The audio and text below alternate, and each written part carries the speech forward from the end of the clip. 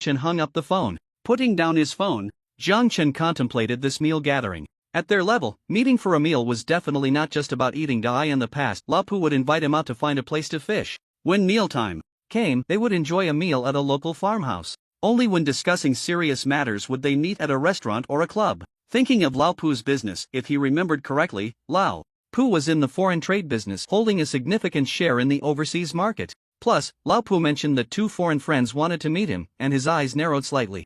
At noon, Jiang Chen brought Jiang Shaoqi to Xianhe Tower. Xianhe Tower is a well-known restaurant in the Magic City. After awakening his memories, it was Jiang Chen's first visit. The only impression he had was that the food prices were exorbitantly high, with a casual meal costing over 10,000. Old Jiang. As soon as he got out of the car, Jiang Chen heard someone calling. Turning around, he saw a middle-aged man in his 40s or 50s, slightly overweight, walking over with a cheerful smile. This was Lao Pu, the chairman of Pu Group. Pu Jiannan. Looking at Jiang Chen's handsome appearance and tall figure, Pu Jiannan touched his belly, feeling a bit envious. How is this guy getting younger as he ages? He remembered that Jiang Chen was only a few years younger than him, right? Now he looked like a man in his 30s. How does he maintain himself? Lao Pu. Jiang Chen smiled and shook hands with him. Old Jiang, those 2 foreign friends have already arrived. Shall we go in now? Pu Jiannan stepped forward and whispered. Jiang Chen replied with a half-smile, Lao Pu, who are those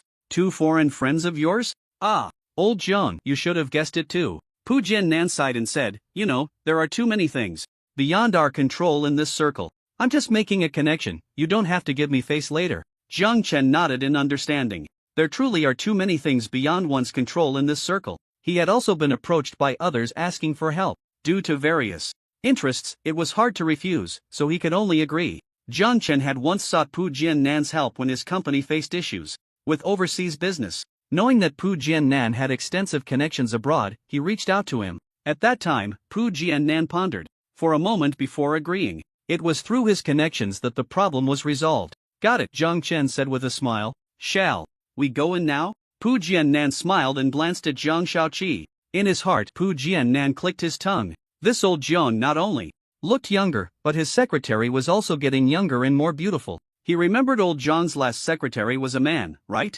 Entering the reserved private room, Jiang Chen saw 2 foreigners. After introductions, he learned that one was named Phyllis and the other Lit, both vice presidents of major multinational corporations from Europe and America. If Jiang Chen remembered correctly, Phyllis and Lit were part of a joint delegation of 56 Western companies. They held a relatively high status within the delegation and had a certain degree of influence. Director Jiang, it's a pleasure to meet you. Cheers. Phyllis raised his glass and spoke in awkward Chinese. Lit remained silent but also raised his glass in a friendly gesture. Jiang Chen lifted his glass to clink with theirs and said, Gentlemen, since you are friends of Lao Pu, I won't be polite. You didn't come to see me just for a simple meal, right? If you have something to say, just say it. Phyllis and Lit exchanged glances, both showing some dissatisfaction in their eyes. They had hoped to follow the Chinese custom, to drink a few rounds and enjoy the food before discussing serious matters when everyone was a bit tipsy. But Jiang Chen was not following the script. What happened to the drinking culture? They looked at Pu Jiannan. Pu Jiannan was happily eating, not meeting their gaze.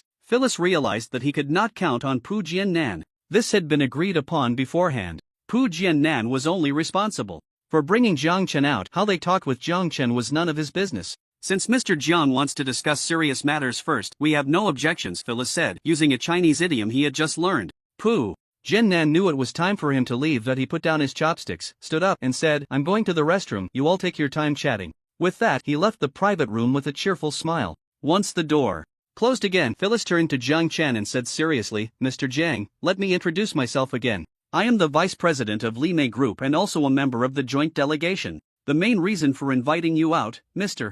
Jiang, is to discuss our cooperation. Upon hearing this, Jiang Chen set down his chopsticks and replied in a calm tone, Mr. Phyllis, I don't quite understand. If it's a matter of cooperation, there's no need to involve me. I've entrusted the company entirely to the president, including negotiations with the joint delegation, which are all handled by the president. Phyllis maintained his expression and said, Mr. Jiang, what I mean is that Mr. Lit and I will help your company facilitate this negotiation. Oh, how so? Jiang Chen became interested. Phyllis explained, we will help the joint delegation agree to your company's terms. Jiang Chen was speechless. They were planning to be traitors. It made sense, after all, the joint delegation consisted of 65 multinational companies. It seemed imposing, but they were hardly united. Among the 65 companies in the joint delegation, all were established enterprises from the Western world, and naturally, there were competitive relationships. Some companies had been embroiled in lawsuits for years over disputes of interest in certain fields. Just because they had come together with great momentum to China didn't mean their conflicts had vanished. During this time, Phyllis and Lit were thoroughly annoyed. Every day, they were either arguing with the people from Sinan Technology at the negotiation table or bickering internally over various conflicts. Just think about it, if they couldn't unify their opinions internally, how could they overpower Sinan Technology at the negotiation table? Phyllis and Lit realized that continuing to drag this out would only waste time without yielding any benefits. They privately discussed and decided to commission Pu Jiannan to invite Jiang Chen out for a private deal, selling out their teammates to reap some benefits. How could they pass up such a lucrative business? In short, they didn't want to continue like this. Jiang Chen understood their intentions but was not surprised. Such betrayal of teammates was commonplace in the global capital circle. When the interests are sufficient, there is nothing that cannot be sold. It's not just these profit-driven Western capitalists, even the emerging capital in the country behaves the same way, right?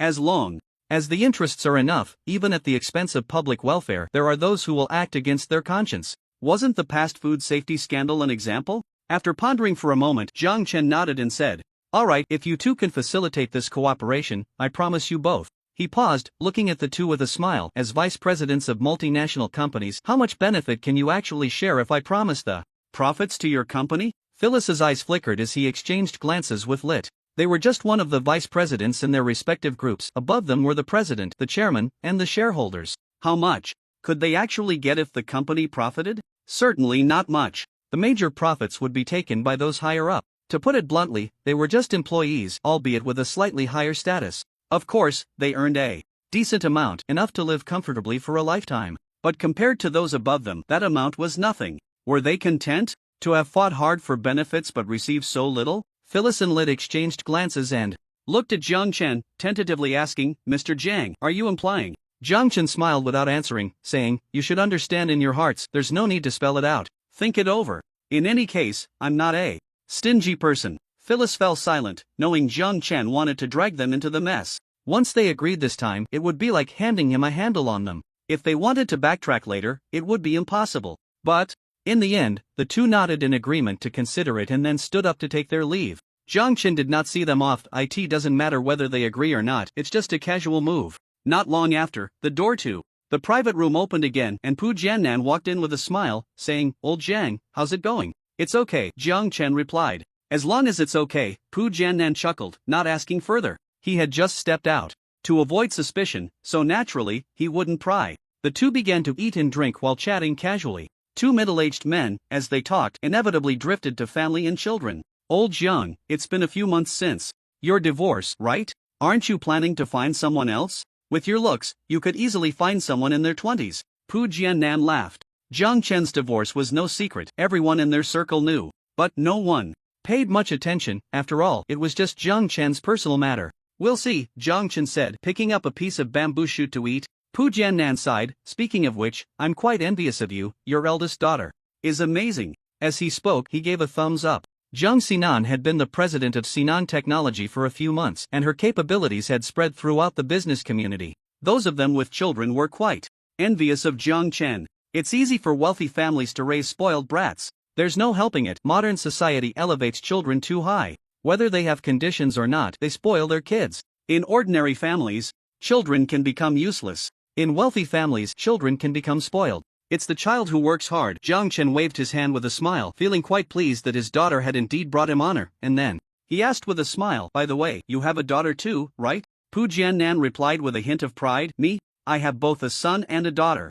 But my eldest son is often abroad, and my second daughter is still in college." "That's great, having both a son and a daughter." Jiang Chen pondered whether he should have another child. Although Jiang Sinan was doing well, having just one daughter, how could he expand the family? The family's growth still depended on him. Oh. Just as he was chatting animatedly with Pu Jiannan, Jiang Chen paused while picking up food, realizing he had entered the Timespace Club. This girl really knows how to pick her moments, Jiang Chen thought, as it was Dai Shui'er contacting him. Dai Shui'er was about to deliver. It was those 100 custom-made androids, on the same level as Jiang Xiuqi. "Old Pu, let's call it a day," Jiang Chen said with a smile. "Ah, is that it? Sigh. I haven't had enough to drink yet. Pu Jiannan downed his glass of liquor, feeling a bit unsatisfied. Jiang Chen shook his head with a smile. If it's uncomfortable to drink here, let's go fishing another day and find a farmhouse to have a good meal. Ah, that sounds good. Pu Jiannan laughed heartily, and he could tell Jiang Chen had something on his mind, so he naturally wouldn't insist on continuing to drink. After saying that, he got up to leave. Watching Pu Jiannan sway a bit, Jiang Chen shook his head.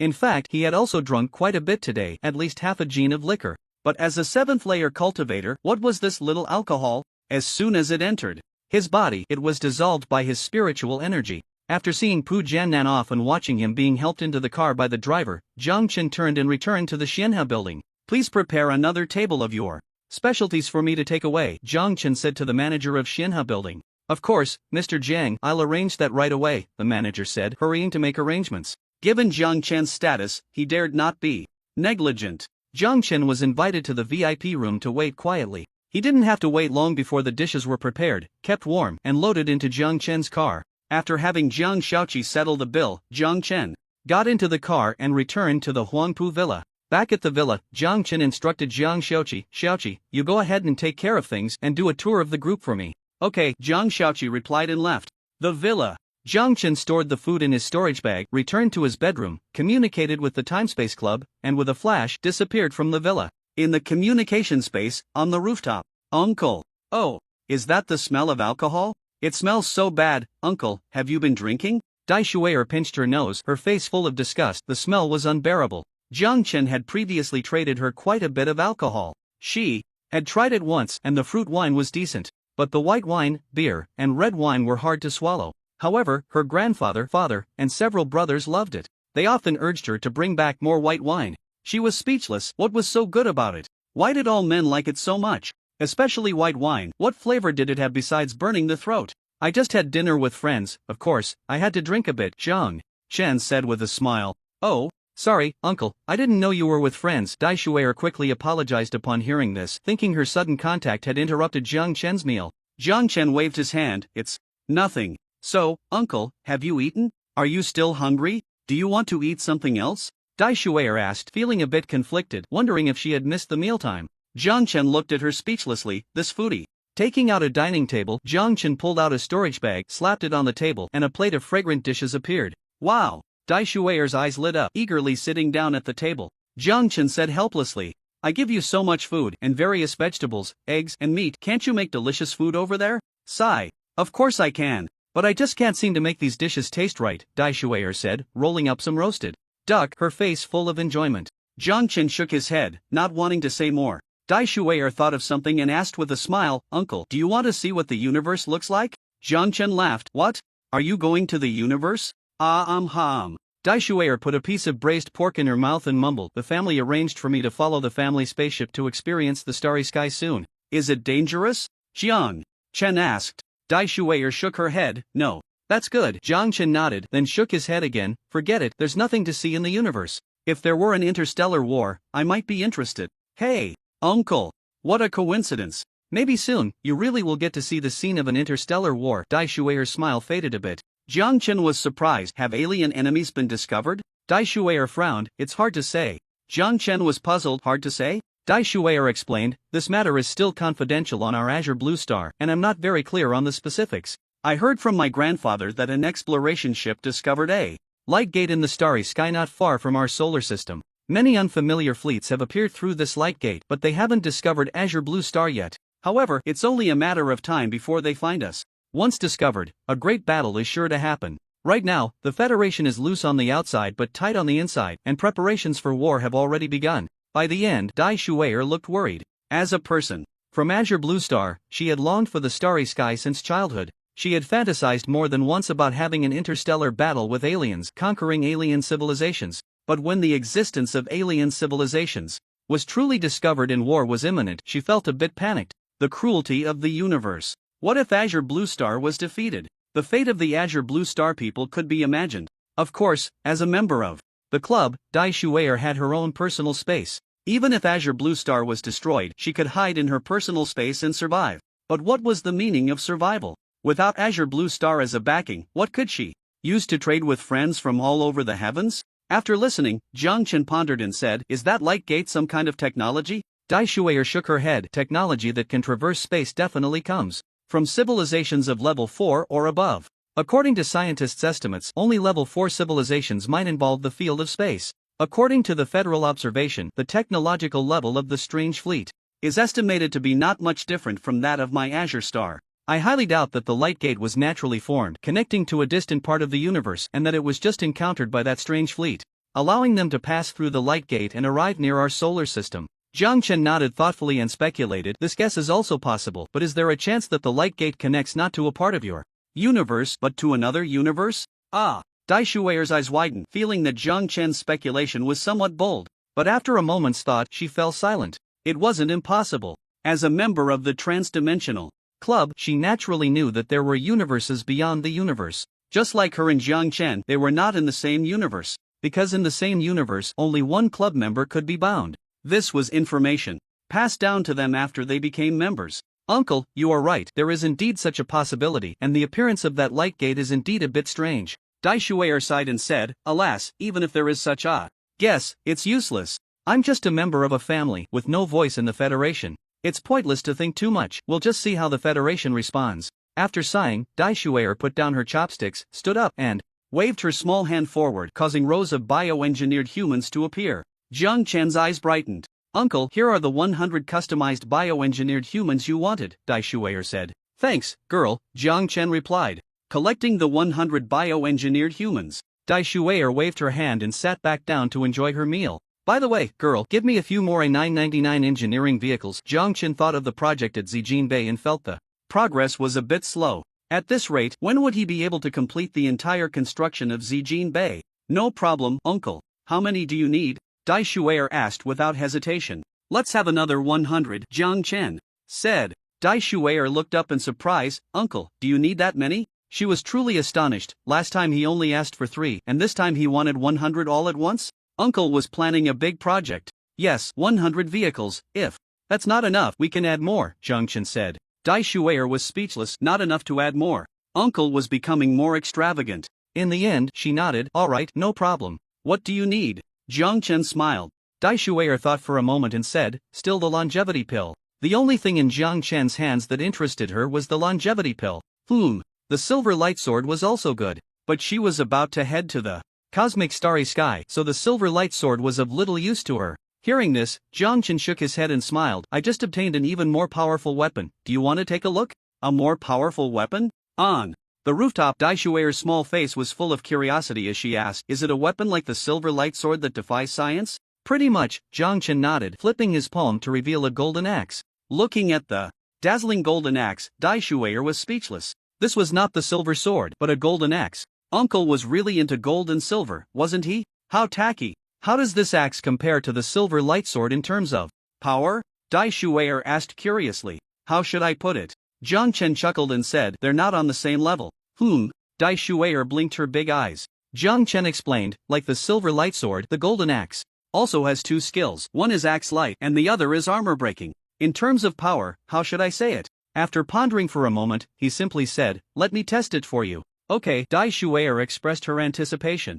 Jiang Chen walked to the edge of the rooftop and looked into the distance. At a glance, tall buildings stood in rows, and flying vehicles darted between the skyscrapers, creating a vivid sci-fi metropolis. But in reality, this was just a space constructed by the club using great power. In this vast city, there were only 2 living people, Jiang Chen and Dai Shuier. Dai Shuier walked up to Jiang Chen, her small face filled with anticipation. Could it be like the last test with the silver light sword, where a whole building was split in half? Uncle, hurry up, don't just stand there. Seeing Jiang Chen not moving, Dai Shuier urged. Jiang Chen was speechless. Was he not allowed to take a moment to prepare for using the golden axe for the first time? Shaking his head, he slowly raised the golden axe and activated the axe light skill, swinging it fiercely forward. A dazzling and terrifying beam of axe light shot out from the blade. The imposing gray axe light rapidly expanded in mid-air. A long arc of axe light, stretching 1,000 meters, formed and swept across the front. Boom! With a loud bang, Jiang Chen felt the ground shake violently. After the loud noise, as the dust settled, Jiang Chen and Dai Shuier stared at the scene before them, swallowing hard, dumbfounded.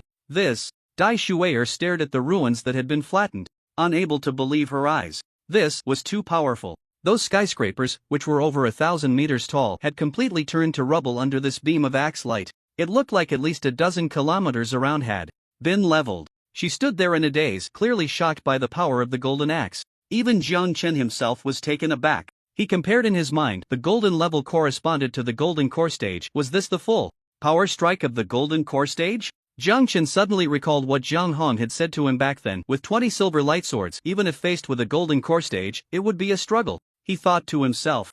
Zhang Hong was overestimating things. If he really encountered a golden core stage, he probably wouldn't even have time to react before being wiped out with a single finger. This power could even break through a spaceship's defenses. Dai Shui'er snapped back to reality, saying in awe. Jiang Chen laughed. I'll give you this golden axe for self-defense. Like the silver light sword, it has a durability of 1,000 uses, and once it's used up, it will be scrapped. Thanks, uncle. Dai Shui'er was not polite, reaching out to take the golden axe, no longer minding its golden appearance. She felt that the design looked better the more she looked at it. This gold color was increasingly pleasing to the eye. After a moment of excitement, Dai Shui'er put away the golden axe and said to Jiang Chen seriously, Uncle, thank you. This gift is too generous. It's worth more than 100 engineering vehicles. Is there anything you need? Just ask. At that moment, Dai Shui'er was quite magnanimous. Jiang Chen thought for a moment and asked, has there been a breakthrough in your gene enhancement technology? Dai Shui'er was taken aback, then smiled. Oh, he. If you had asked me a few days ago, I would have said, no. But now, I can tell you, yes. Really? Jiang Chen was delighted. The primary gene enhancement potion had already brought him such great benefits. If it was intermediate, then it could at least significantly improve his cultivation aptitude. Of course it's true, Dai Shui'er said with a hint of melancholy. Actually, the intermediate gene enhancement potion was developed a long time ago, and even the advanced gene enhancement potion is about to succeed. It just hasn't been made public, it's only circulated in upper circles. This time my grandfather sent me to the starry sky for training. And that's when he told me the secret and applied for an intermediate gene enhancement potion to improve my physical quality. He. Uncle, didn't you notice I've changed? Jiang Chen looked her up and down, shaking his head. I really didn't notice, but you seem to have gained a bit of weight. Gained weight? Dai Shui'er widened her eyes. How could she have gained weight? She clearly ate so little. Noticing Jiang Chen's gaze, her face turned red. And she spat. Pa, uncle, you're being inappropriate. Jiang Chen laughed heartily, then his expression turned serious as he asked, so, does that mean the intermediate gene enhancement potion is hard to get? Dai Shui'er nodded. It's not easy to obtain, but if you want it, uncle, I can ask my grandfather to help. But that golden axe. As she spoke, her eyes blinked, giving a look that suggested he should figure it out himself. Jiang Chen was somewhat speechless. This girl. He then curiously asked, does your family know about the existence of the club? Dai Shui'er nodded slightly, then shook her head. Only my grandfather knows. The rest of the family is mostly curious about where I got so many good things.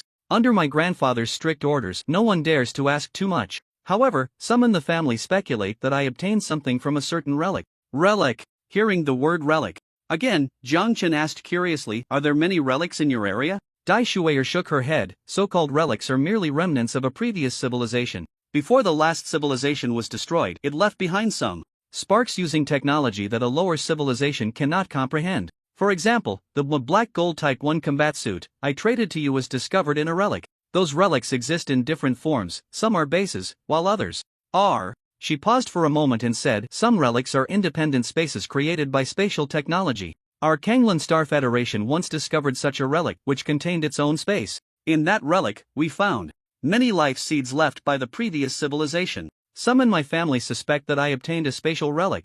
Jiang Chen exclaimed, you mentioned before that a civilization capable of utilizing space is at least a level 4 civilization. It seems your Kanglan star is not simple, but can a level 4 civilization also be destroyed? That's terrifying. Dai Shui'er fell silent, her thoughts heavy. Then she giggled and said, alright, let's not think about that, it's too far from us. Uncle, I can ask my grandfather to get you the intermediate gene enhancement potion, but in the communication space, on the rooftop. Jiang Chen glanced at Dai Shui'er, pondered for a moment, and said, I'll exchange 9 golden axes with you. Why 9? Can't you make it a round number? Dai Shui'er blinked her big eyes, looking innocent. Jiang Chen spread his hands, adding this one makes it 10, right? 10 golden axes for 109.99 engineering vehicles plus 10 intermediate gene enhancement potions, how about that? Dai Shui'er widened her eyes, uncle, that's too much. Those things are hard to get. At most 5. Deal. Jiang Chen said. With a smile. Dai Shui'er was momentarily stunned, unable to help but pout, uncle, I think I lost out. You're overthinking it. Jiang Chen shook his head, I'm the one losing out. In fact, in such a trade, there's no real loss or gain. For Dai Shuier, it was just a few potions. For Jiang Chen, 10 golden axes were still manageable in cost. Dai Shuier huffed and returned to the dining table, eagerly digging in, as if she wanted to make up for her losses. Jiang Chen glanced at the food on the table. After making such a big commotion and stirring up so much dust, the food was still clean. To be precise, the entire rooftop beneath them was spotless, not a speck of dust on it. Because this rooftop is the core of the communication space. No matter how much destruction happens outside, it won't affect this place.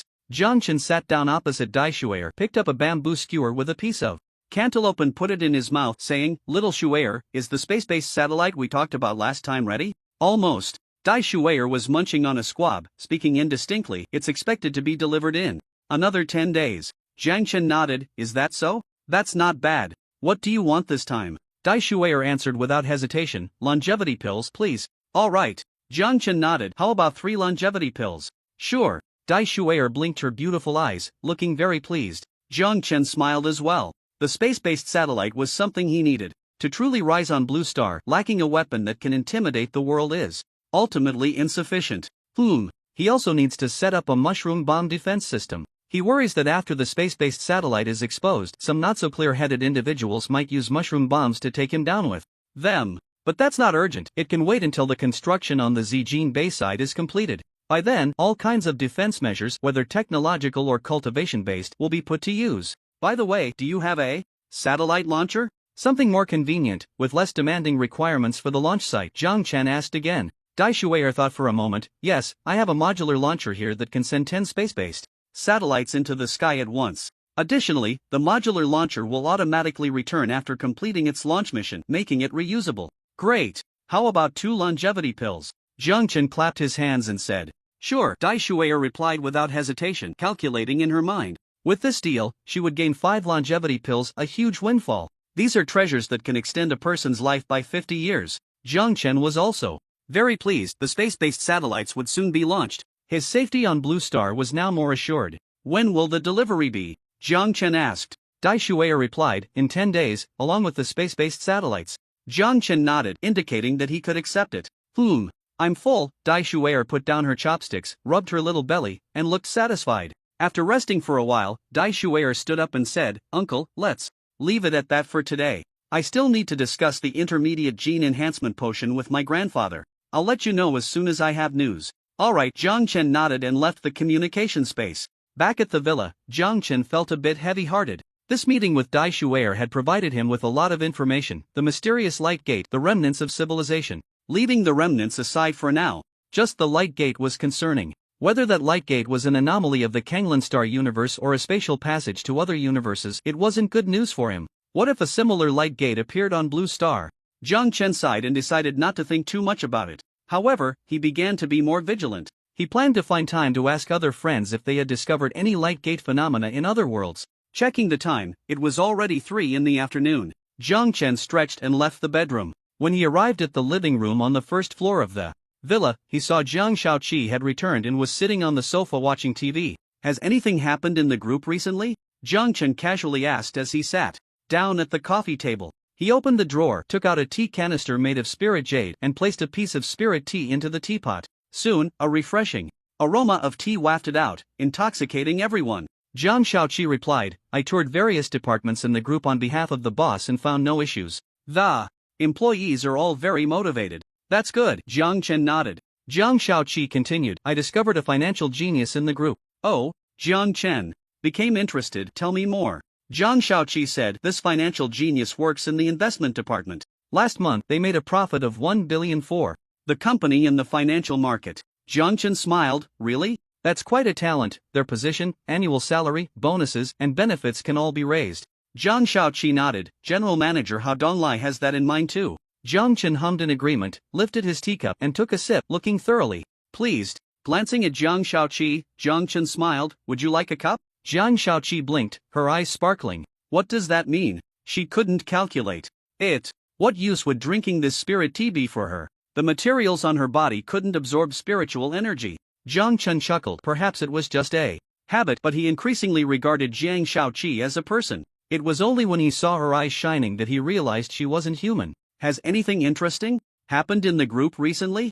Jiang Chen leaned back on the sofa, took a sip of spirit tea, and casually asked, "Interesting things?" "There are many, Jiang Shaoqi said. A girl from the planning department came to the group, and her sweet appearance attracted quite a few male employees. A security guard in the group had a conflict with a rich second generation. Later, it turned out that the security guard was the heir of a company from a neighboring city, and he took the job to experience life. An employee with mediocre performance doubled their results last month. After the investigation, I learned that the employee had some connections at home. Last month, he had his family use their connections, which doubled his performance, all to pursue a female colleague, a female employee."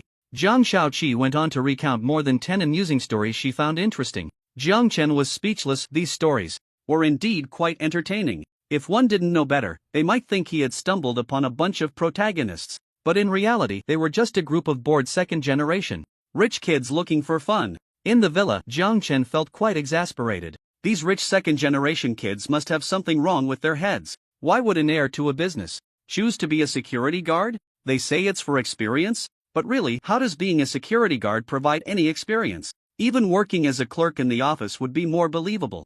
These guys must have read too many novels and wanted to live out their protagonist fantasies. And that young man who used his family connections to boost the Jiang group's performance. Well, good job, keep it up, and shine for the prosperity of the Jiang family. When the year ends, let's give that kid an Outstanding Employee Award. After listening to Jiang Shaoqi's stories about the group, Jiang Chen realized there were indeed quite a few absurd happenings. They say literary stories are the most outrageous, but he thought reality was even more absurd. What's that saying? Magical realism? Dad, I'm back. Jiang Xinan's voice rang out, and Jiang Chen looked up to see it. Was already past 6 in the evening. He had been listening to gossip for several hours. He glanced at his daughter, who was changing her shoes. Jiang Chen noticed that his daughter was becoming less and less proactive at work. Overtime? Not a chance, she always got off work on time. In the past, she would review some documents after work. Now, his daughter expressed, reviewing documents is nowhere near as enjoyable as practicing. If it weren't for the company's workload, she would really want to drop everything and practice. Shaoqi, it's time to cook. After chatting for so long, he had forgotten to ask Shaoqi to make dinner. Okay. Jiang Shaoqi stood up and walked towards the kitchen. Shaoqi, what are we having for dinner? Jiang Xinan casually asked.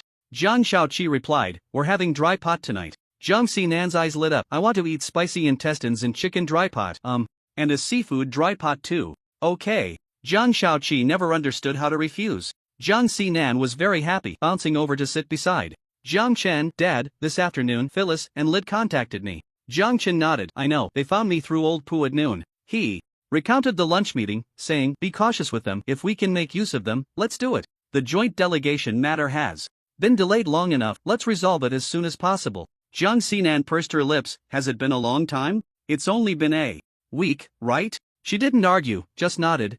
I will resolve this matter as soon as possible. Jiang Chen nodded just as he was about to say something. His expression changed as he accessed the Interdimensional Communication Club and pulled up his friend list. Dai Shuwei.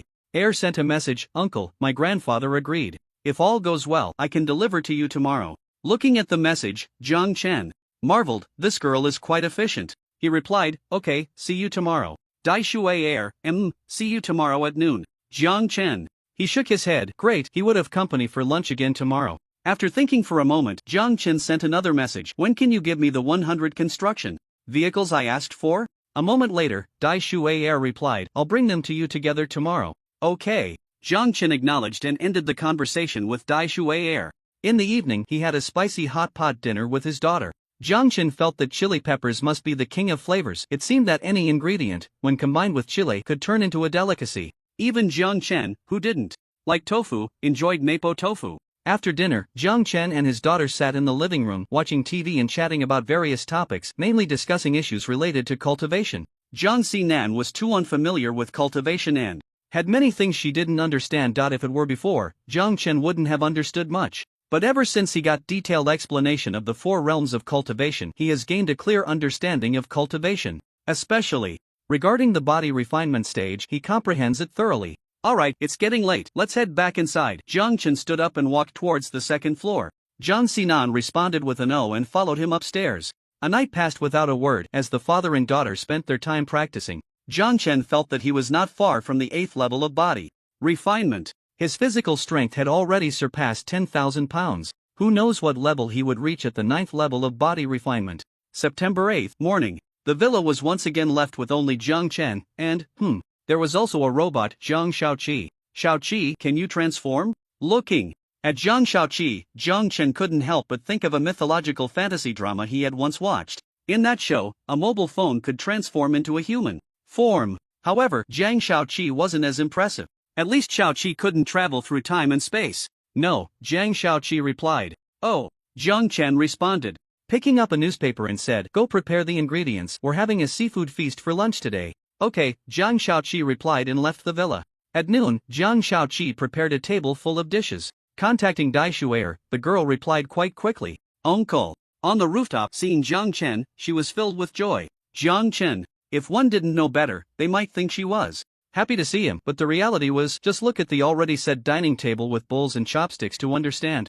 Jiang Chen didn't waste words. With a wave of his hand, plates of fragrant dishes were placed on the dining table. Dai Shuer sat down without hesitation. Jiang Chen wasn't in a hurry to serve, he also sat down to enjoy the meal. Half an hour later, Dai Shuer leaned back in her chair, satisfied, and said, let's take a break. Jiang Chen was speechless. Who takes a break? While eating? Uncle, look. With a wave of her hand, a fleet of giant A999 engineering vehicles appeared on the rooftop. Fortunately, the rooftop was large enough, otherwise, it wouldn't have been able to accommodate so many colossal vehicles. Not bad, let's store them here for now. Jiang Chen nodded in satisfaction. He was preparing to head to Zijin Bay in the afternoon. Dai Shuer waved her hand again, and 5 vials of potions appeared on the dining table, precisely the intermediate gene enhancement potions. Jiang Chen's eyes lit up with anticipation. Uncle, the goods are all here. Dai Shuer blinked, seemingly asking, Uncle, what about the payment? Jiang Chen smiled and waved his hand, and 9 golden axes appeared, adding the one he had given to Dai Shuer yesterday. That made exactly 10. Dai Shuer's eyes sparkled. Yesterday, she had shown the golden axe to her grandfather.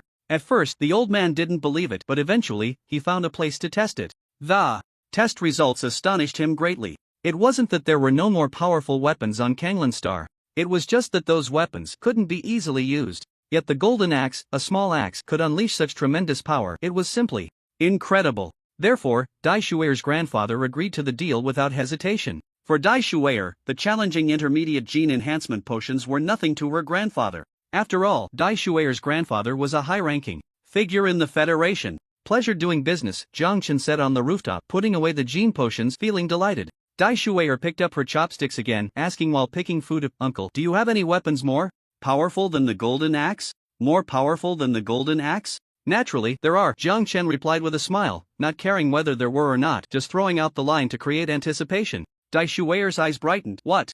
Jiang Chen smiled and shook his head. If there's a chance, I'll show you. Wu Yang had messaged him a couple of days ago, saying they were about to explore a new dungeon which contained platinum-level treasures with a certain chance of having platinum-level weapon crafting templates. Platinum level corresponds to the nascent soul stage. The power would be absolutely astonishing. Oh, Dai Shuer felt a bit disappointed. She wanted to experience it right now. After eating and drinking to their fill, Jiang Chen bid farewell to Dai Shuer. Back at the villa, Jiang Chen went to the bathroom in his bedroom and took out a bottle of intermediate gene enhancement agent. The glinting needle made Jiang Chen frown. With technology so advanced, couldn't they improve the method of use? What era is this, still using injections? The glaring needle, even though he was a small master at the 7th level of body refinement, made him uneasy. Taking a deep breath, Jiang Chen relaxed all his muscles, retracting his physical defenses, allowing his skin and muscles to feel like an ordinary person's. After multiple rounds of body refinement, Jiang Chen, with the strength of 10,000 pounds, had skin as tough as iron.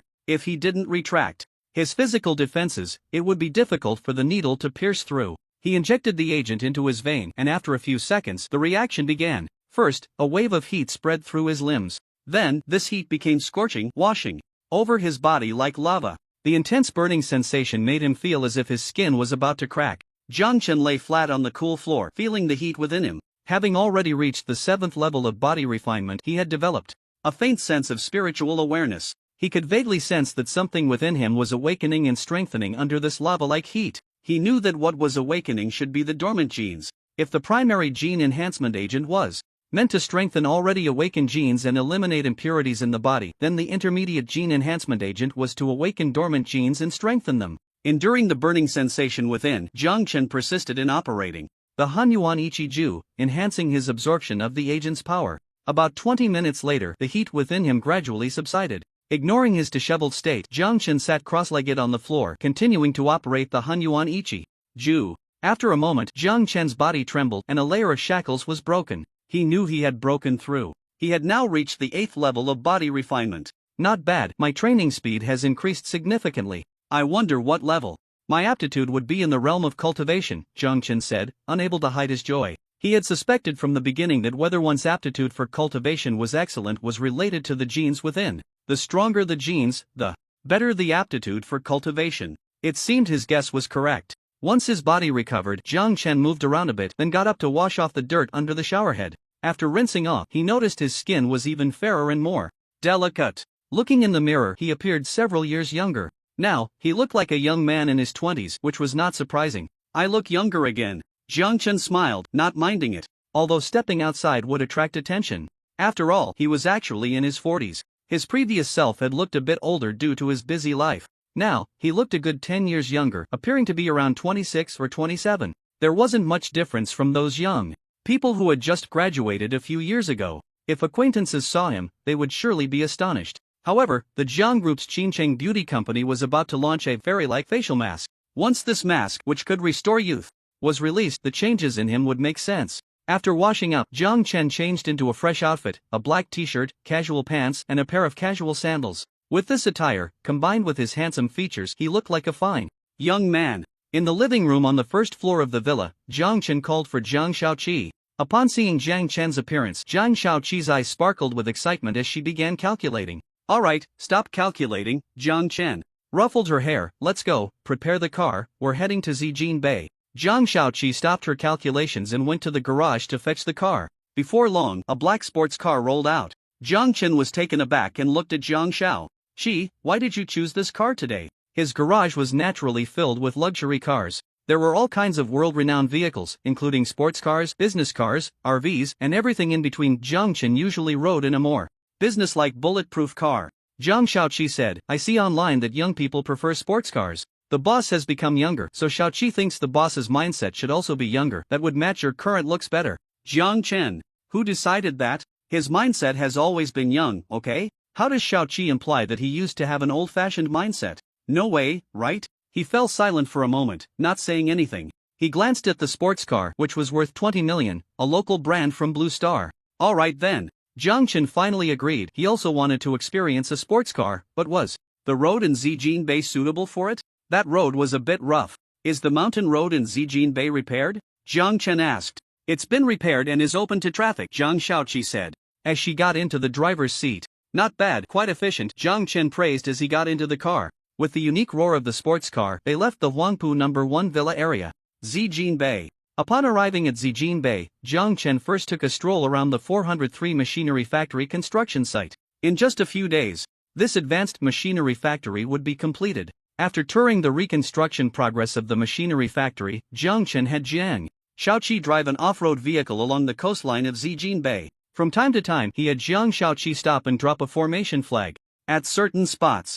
Not bad, he was setting up a formation. He intended to lay down a misty illusion formation that would cover the entire Zijin Bay. Jiang Chen planned to release all 100 units of the newly acquired A999 type engineering vehicles to carry out a massive construction project in Zijin Bay. This area, spanning 5 square kilometers, was about to become a huge construction site. At that time, the commotion would be too great to hide from the outside world. Once the A999 type engineering vehicles and a large number of engineering robots were exposed, it would definitely cause a global sensation. Therefore, he intended to set up a misty illusion formation to temporarily confuse the outside view. When the time was right, it wouldn't be too late to reveal it to the public. Setting up a misty illusion formation that covered an area of 5 square kilometers was no easy task. The required formation flags in various formation patterns were labor-intensive and time-consuming. Fortunately, Jiang Chen had planned ahead and started preparing early, so it wasn't too much trouble.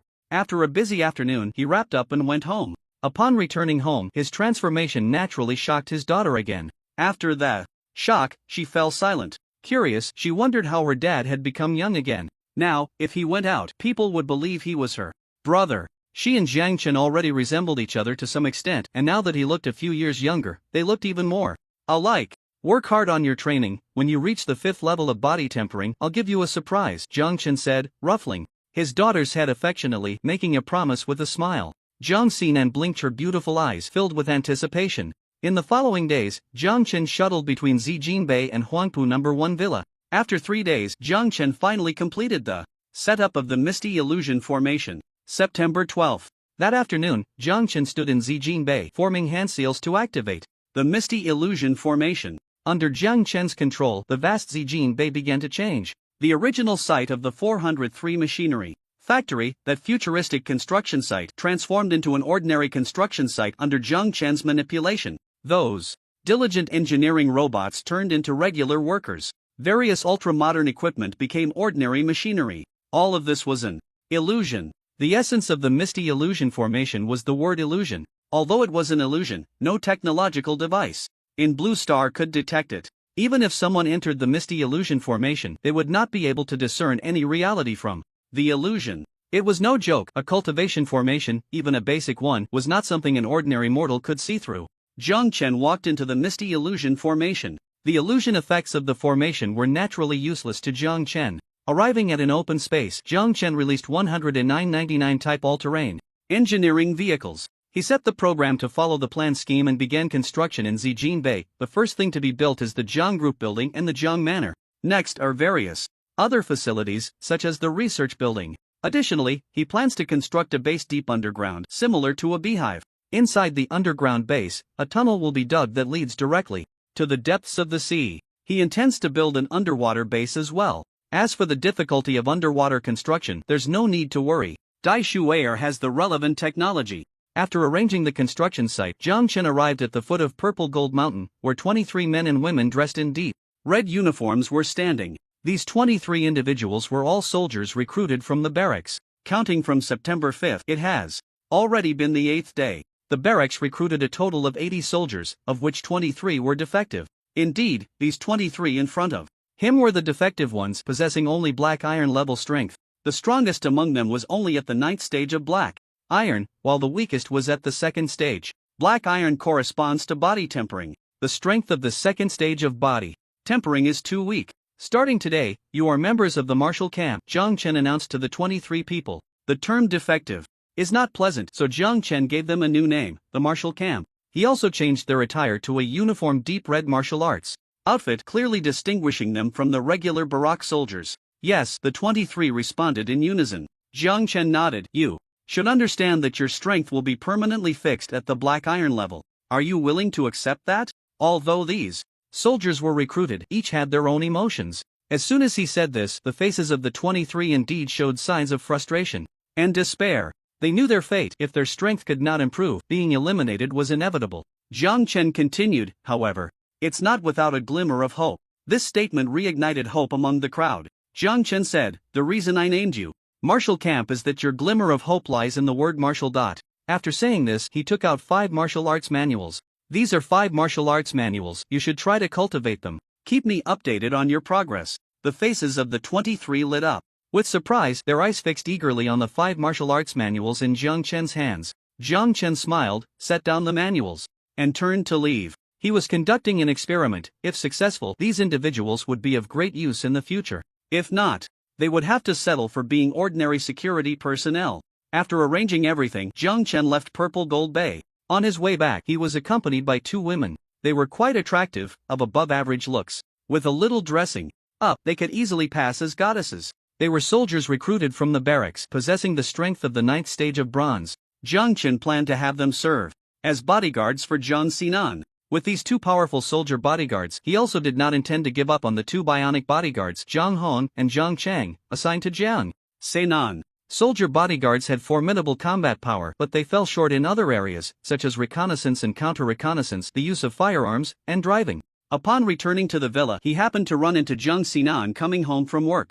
Dad! Seeing Jiang Chen, Jiang Xinan exclaimed happily. These past few days, Jiang Chen had been extremely busy, sometimes even missing dinner at home. He didn't expect his father to come home so early today. Sinan! Jiang Chen called out with a smile, pointing to the 2 female soldiers behind him. From now on, they will be your bodyguards. Ha! Jiang Xinan was taken aback and said, Dad, I already have Jiang Hong and Jiang Chang. Besides, didn't you forget? I've broken through to the first layer of body tempering. I'm not weak anymore, so there's no need for so many bodyguards. After breaking through to the first layer of body tempering, Jiang Xinan had physical strength of several hundred pounds, capable of delivering a punch with a force of 1 to 2,000 pounds. This kind of strength, aside from firearms, truly had few on earth that could harm her. Jiang Chen pondered for a moment, and indeed, he had to agree. And now that my daughter has the power to protect herself with the black gold #1 combat suit and the protective talisman she exchanged from Jiang Hong, there's really no need to arrange for bodyguards anymore. Well, how about this? Your friend Lu Qianquan is coming back to the country soon, right? You can let her take the position of president at Sinan Technology. She will definitely attract attention from various forces. At that time, let them follow Lu Qianquan, Jiang Chen said.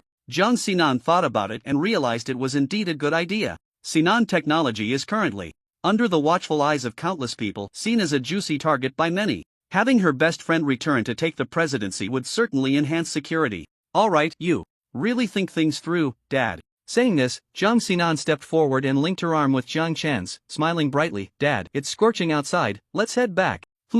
Let's cut a watermelon when we get back. You girl, Jiang Chen chuckled and followed her into the villa. In the villa's living room, Jiang Shaoqi had cut a chilled watermelon. Its red flesh juicy and tempting. So sweet, so delicious. Taking a bite, the mouthful of watermelon juice combined with the cool sensation made Jiang Xinan feel completely refreshed, utterly comfortable. Jiang Chen also took a piece of watermelon, had a bite, and nodded slightly. This watermelon was indeed good, very sweet. When is your friend Lu Qianquan coming back to the country? Jiang Chen casually asked. Jiang Xinan replied, tomorrow afternoon. Jiang Chen nodded and asked, are you going to pick her up? Jiang Xinan affirmed, I'll go pick her up. Jiang Chen said, bring her home, let Shaoqi prepare a feast to entertain her. That's exactly what I was thinking. Jiang Xinan nodded. The father and daughter chatted for a while, and dinner was ready. After dinner, with time still on their side, they decided to go for a walk and enjoy this relatively leisurely time. Old Jiang? No, wait. Are you old Jiang's son? Not long after they stepped out of the villa, a luxury car passed by them and suddenly stopped. The rear window rolled down, and a chubby head poked out, looking curiously at the father and daughter. Old Tao? You live here too? Jiang Chen was surprised. This person was none other than Tao Yang, the chairman of Tao's battery. After the launch of Zhurong #1, it was Tao Yang who represented the battery power industry to seek a collaboration opportunity with Jiang Chen. Is it really old Jiang? Hearing Jiang Chen call him old Tao, Tao Yang was stunned. This mature and magnetic voice was unmistakable. It was indeed old Jiang. At the Sinan Technology product launch, although Jiang Chen looked a bit younger, he hadn't paid much attention. After all, wealthy people are good at maintaining their appearance. Looking younger than their actual age is quite normal. Some celebrities, even in their 50s or 60s, look just like 30-something young ladies. But Jiang Chen, this was a bit excessive, wasn't it? Looking at Jiang Xinan beside him, this must be old Jiang's daughter, right? If one didn't know better, they might think they were siblings. It's me, Jiang Chen smiled. Tao Yang finally confirmed Jiang Chen's identity, got out of the car, and couldn't help but exclaim, Old Jiang, how do you maintain yourself? You've suddenly become so young. Jiang Chen smiled mysteriously. Old Tao, do you want to know? Of course. I do. But it won't do me much good. I can let my wife try it. With my figure, even if I look younger, it won't make much of a difference. As he spoke, Tao Yang looked at Jiang Chen, feeling a bit envious and jealous. Among his peers, many had started to gain weight. Some even had protruding bellies, as if they were 9 months pregnant. But Jiang Chen? His figure could easily rival that of a 20-something young man. Jiang Chen laughed. If old Tao wants to. No, you can pay attention to a new brand established under my Jiang family, Qingcheng. Qingcheng? Tao Yang noted this name in his mind. It seemed old. Jiang's company had developed an impressive new product. Is it cosmetics? Looking at Jiang Chen's face, it didn't seem like makeup. Old Tao, when are you moving into Huangpu #1? Jiang Chen asked with a smile. Tao Yang shook his head and said, I don't live here. I'm here this time to attend a birthday party. Oh, whose?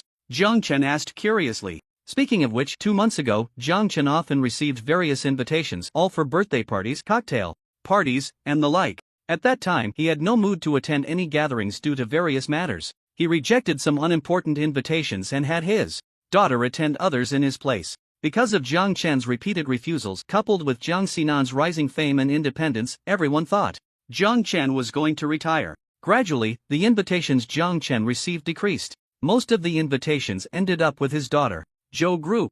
The 18th birthday party of Zhou Jianqing's little princess, Tao Yang said. Zhou Jianqing? He lives here too? Jiang Chen was surprised. The Zhou Group.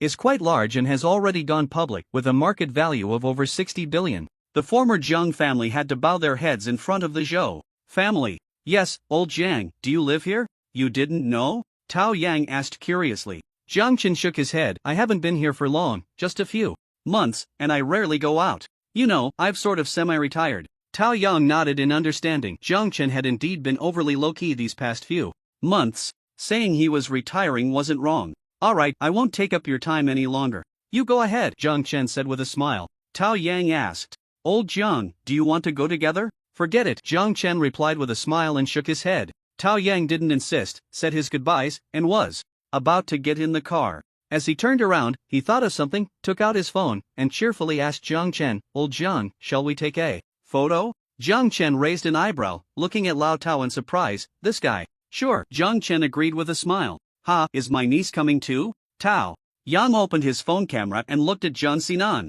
Jiang Xinan smiled slightly, standing next to her father. As a public figure, she wasn't afraid of being photographed. Her pictures could easily be found online. After taking the photo, Tao Yang said they would meet again another day and got into his car to leave. That Lao Tao, Jiang Chen shook his head and smiled, hands in his pockets, strolling leisurely while asking, Sinan, how's the collaboration with the Tao family going? It's alright, Jiang Xinan replied. The battery companies in the country that have partnered with us are quite compliant with the agreements, and there haven't been any issues. That's good, Jiang Chen nodded, then thought of something and asked, did the Zhou family invite you to the birthday party? No, Jiang Xinan shook her head.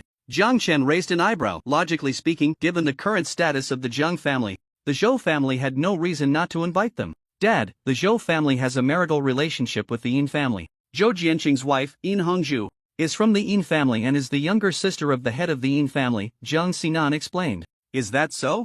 Jiang Chen nodded in realization, then shook his head and smiled. This Zhou Jianqing isn't very capable. If it were the Yin family, they would definitely invite us. Jiang Xinan nodded. That's right. The day before yesterday, the Yin family held a cocktail party and invited me. Did you go? Jiang Chen had been busy with matters regarding Zijin Bei these past few days and hadn't paid much attention to these things. Jiang Xinan nodded. I went. It was a very ordinary cocktail party, nothing happened, so I didn't mention it to you, Dad.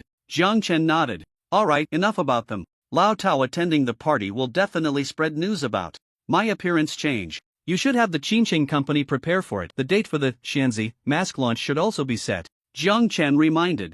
Jiang Xinan nodded. The Xianzi mask has been warming up online for several days now, and the designed advertising slogans are quite appealing. It's just that the market is mixed, with all sorts of exaggerated promotions causing the public to lose trust in such products, which greatly diminishes the warming effect. With the Zhang family's name, Qingqing company has attracted quite a bit of attention. After all, the success of Zhurong #1 has earned the Zhang family a lot of prestige. However, the advertising we designed seems a bit exaggerated to the outside world, and most consumers are just watching and waiting. The date for the product launch has been set. It will be held on the 16th of this month.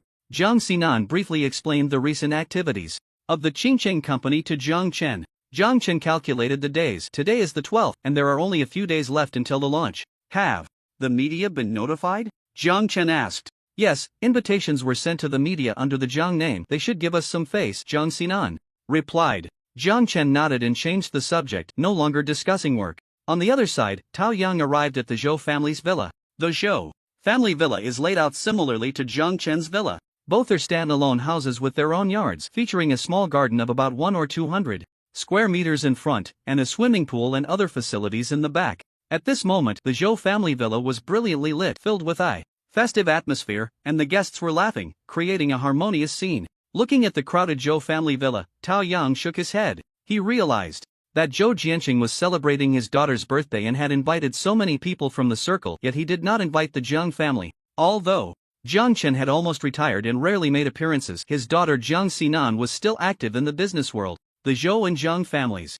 lived in the same villa area. He couldn't believe the Zhou family was unaware of this. Living so close and not extending an invitation, was that a sign of disrespect towards the Jiang family? He couldn't understand what Zhou Jianqing was thinking, but it didn't concern him much. He was just there to show his face and make an appearance. After all, the Tao and Zhou families had some collaborations, and he still needed to give the necessary respect. Old Tao is here. Old Tao, come sit over here. Hey, Old Tao looks more spirited these days. Ha, Old Tao's company has been doing very well lately. It's normal too. Be in good spirits when good things happen. As soon as he walked into the banquet hall, a familiar face called out to Tao Yang. The Tao family, due to their close relationship with the Jiang family, was the first to sign a cooperation agreement with Sinan Technology. Although the Jiang family wouldn't openly support the Tao family had gained quite a few hidden benefits, allowing for rapid development. With the company's success, friends naturally increased. A few men and women who looked like successful individuals gathered around Tao Yang, forming a circle to chat.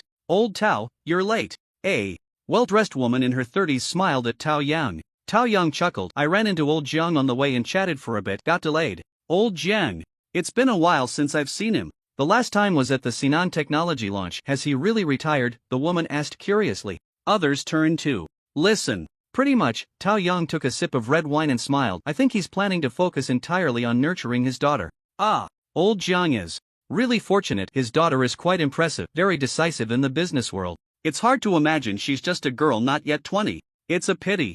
The woman expressed a hint of envy and jealousy. Despite looking around 30, she was nearly 50. She couldn't help but feel jealous of someone as young and beautiful as Jiang Sinan, who held significant power. However, the Jiang family was not to be trifled with, so she wouldn't openly criticize Jiang Sinan in public, leaving only a "what a pity" at the end, which was thought-provoking. Those who were perceptive understood the woman's implied meaning. They shook their heads and smiled, saying nothing. "The Jiang girl is indeed impressive, but I discovered a big secret when I ran into old Jiang this time," Tao Yang said mysteriously. "What?" Everyone's curiosity was piqued. Tao Yang didn't speak. He smiled and took out his phone, opening a photo that was indeed of Jiang Chen. "Look at this." Tao Yang showed the photo to everyone. "What is this?" The crowd was taken aback upon seeing the photo. All of them had met Jiang Chen, but this photo? The young man looked remarkably like Jiang Chen. When did that old rascal Jiang Chen have a son? And he's already this big, a middle-aged man couldn't help but exclaim.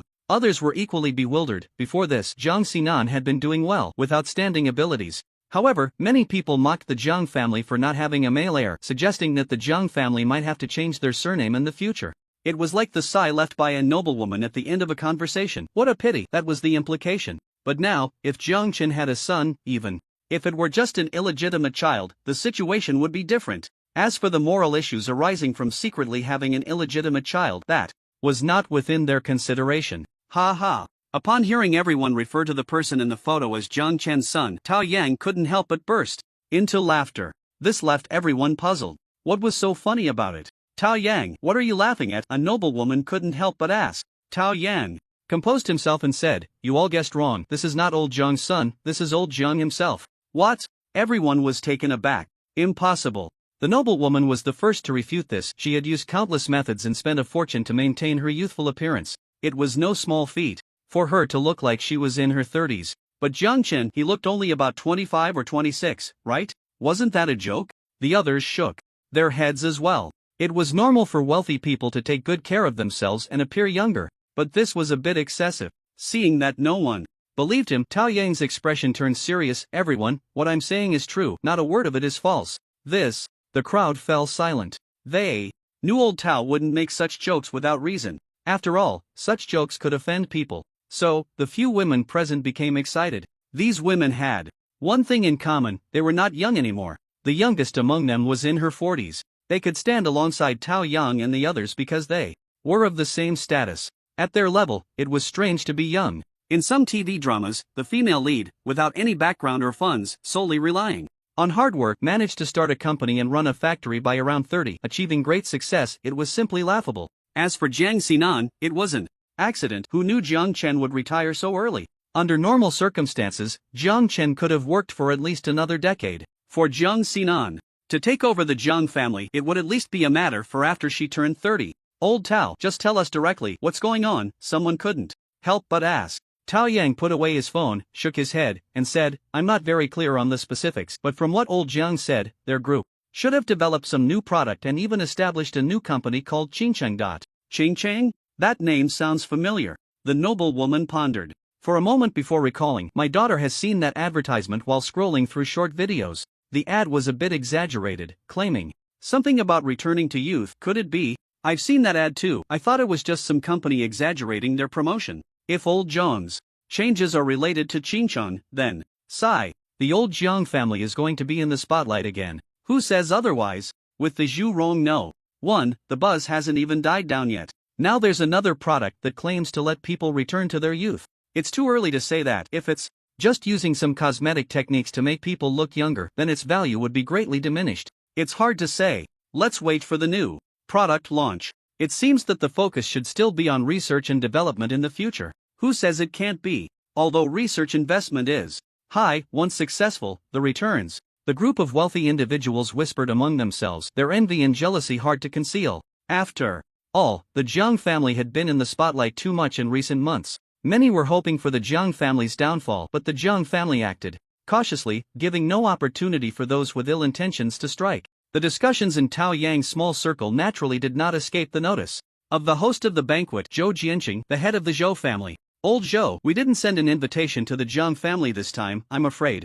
Standing next to Zhou Jianqing was a well-dressed noblewoman, his wife, Yin Hongzhu, who was also the younger sister of the head of the Yin family. She intended to invite the Jiang family to her daughter's birthday party. Regarding the loss of face for the Yin family in front of the Jiang family, and having sent her own nephew into their fold, although it was her nephew's fault, it left her with little fondness for the Jiang family. However, she was a sensible person. No matter how much she resented the Jiang family, maintaining the decorum of the upper class was still necessary. Just like the Yin family, they would wish for the Jiang father and daughter to perish by tomorrow. Yet, invitations had to be sent, so she decided to invite the Jiang family. Unexpectedly, her husband opposed the invitation upon learning of it. She understood her husband's intention to express a stance and deepen the ties with the Yin family. However, she felt that this approach was not very wise. Although the Zhou family and the Jiang family had no collaboration, it still felt somewhat. Nevertheless, she ultimately acquiesced to her husband's decision. It was just a birthday party for a junior. Even without inviting the Jiang family, it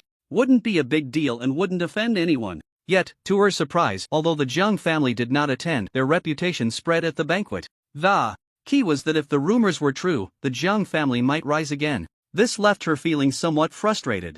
Zhou Jianqing's expression was stoic, revealing no emotion. Listening to his wife's complaints, he said lightly, "Let's not discuss the truth of the matter for now. Even if it's true, would the Jiang family really target our Zhou family over such a trivial issue? At our Zhou family's banquet, who we choose to invite is our own freedom. We have little interaction with the Jiang family, so not inviting them is quite normal." Upon hearing this, Yin Hongzhu thought it made sense, but she shook her head slightly and said, "The Jiang family has moved to Huangpu number 1 for some time now. We should find a time to pay them a visit. Just consider it a neighborly call." Zhou Jianqing pondered for a moment and nodded in agreement. "Dad, you were right. President Tao has spread the word about Qingcheng Company. Now many people at the banquet are trying to find connections to learn about Qingcheng Company. Some even called the company directly for inquiries." After taking a walk and returning to the villa, Jiang Xinan said happily while holding her phone. "Old Tao is a sensible person," Jiang Chen said with a smile. Jiang Xinan nodded. "Let's go home, it's time to practice," Jiang Chen said. Jiang Xinan nodded, looking forward to it. If it weren't for accompanying her old father on a walk, she would have returned home to cultivate long ago. Back in his bedroom, Jiang Chen first took a shower in the bathroom.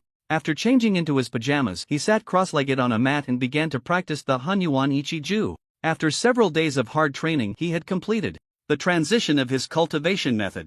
During the transition, his physical body had been refined anew. He estimated that his physical strength was now around 15,000 pounds. Jiang Chen had thought about whether he could replicate the process and refine his body again. However, after asking Jiang Hong, he found out that it was not possible. The reason his body could be refined a second time during this transition was that the Hunyuan Ichi Ju was of such a high level, directly pointing towards the path of immortality. If he were to transition to another cultivation method, even if it were a high-level method in the immortal realm, it wouldn't have the same effect. Otherwise, other cultivators in the body refining stage would all do this to solidify their foundation. The benefits of solidifying one's foundation were immense. Not only would it far exceed the strength of other cultivators at the same level, but it would also enhance the chances of breaking through to higher realms. 3 hours later, Jiang Chen opened his eyes, astonished. He was about to break through again. Counting the days, hadn't it only been a few days since his last breakthrough? Just 3 or 4 days, right?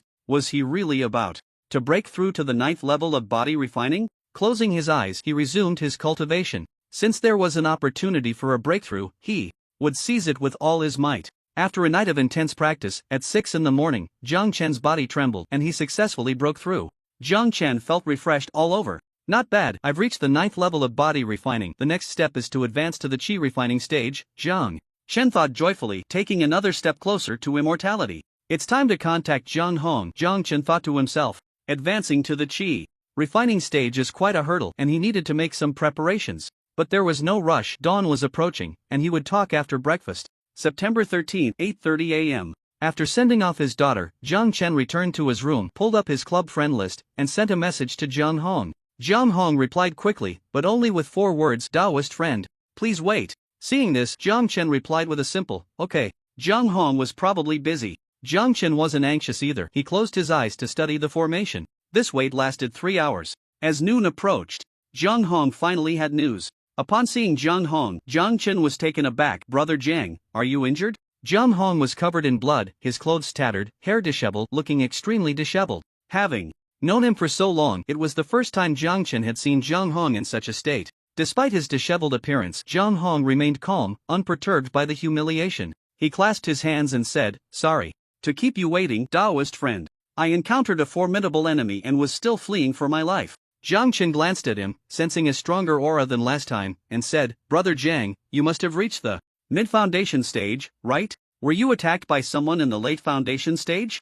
Zhang Hong shook his head. I was pursued by someone in the golden core stage. I used all my means to barely escape with my life. Jiang Chen's eyes widened. Wow, that's impressive. You actually escaped from someone in the golden core stage. In the communication space, by the stream. Noticing Zhang Chen's shock, Zhang Hong explained lightly, it was just a newly promoted golden core. After all, their realm is still unstable. Of course, a golden core is still a golden core. It's not something a foundation stage cultivator can handle. I also have to thank you for the silver light swords. I exhausted all 22 silver light swords just to barely escape with my life. Although I couldn't kill that golden core, they didn't have it easy either. Over 21,000 full force strikes from the peak foundation stage are not easy to take. That guy should be seriously injured and wouldn't dare to pursue me personally. He must be worried that I have other means. Now, only a few mid to late foundation stage cultivators are relentlessly chasing me, so I'm no longer in danger. Zhang Hong briefly recounted his experience. Zhang Chen realized that if it was just a newly promoted golden core, escaping with the help of 22 silver light swords was understandable. Even so, that was still quite strong. Brother Jiang, can you tell me about your battle with the golden core?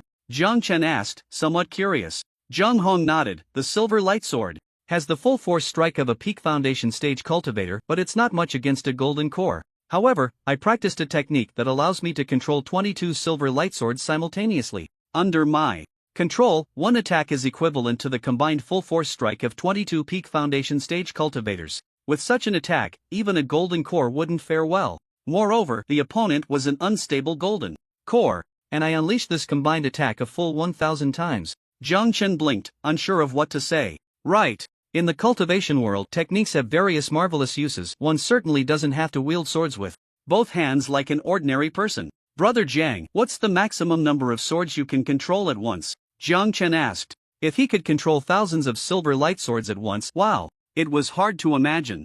Currently, I can control up to 100 silver light swords at once. Saying this, Zhang Hong sighed. If I had 100 silver light swords, even a golden core would have to stay. Zhang Chen expressed that if he had known Zhang Hong was going to deal with a golden core, he would have sent him 100 silver light swords in advance. If he could kill a golden core, the rewards would far exceed what 100 silver light swords could compare to. Not to mention the collections of golden core cultivators, just the golden core they refined would be worth a lot and have many uses. Taoist friend, what did you contact me for this time? Zhang Hong sat cross-legged by the stream, swallowing a healing pill, refining the medicine to heal his injuries while inquiring. In the communication space, he wasn't worried about Zhang Chen harming him. One of the rules of the Transcendental Club, mutual harm is prohibited in the communication space. Brother Jiang, I'm about to advance to the Qi refining stage. I came to seek your advice and ask if there's anything I need to pay attention to. Zhang Chen said with a smile, sitting across from Zhang Hong. Zhang Hong, who was healing from his injuries, suddenly opened his eyes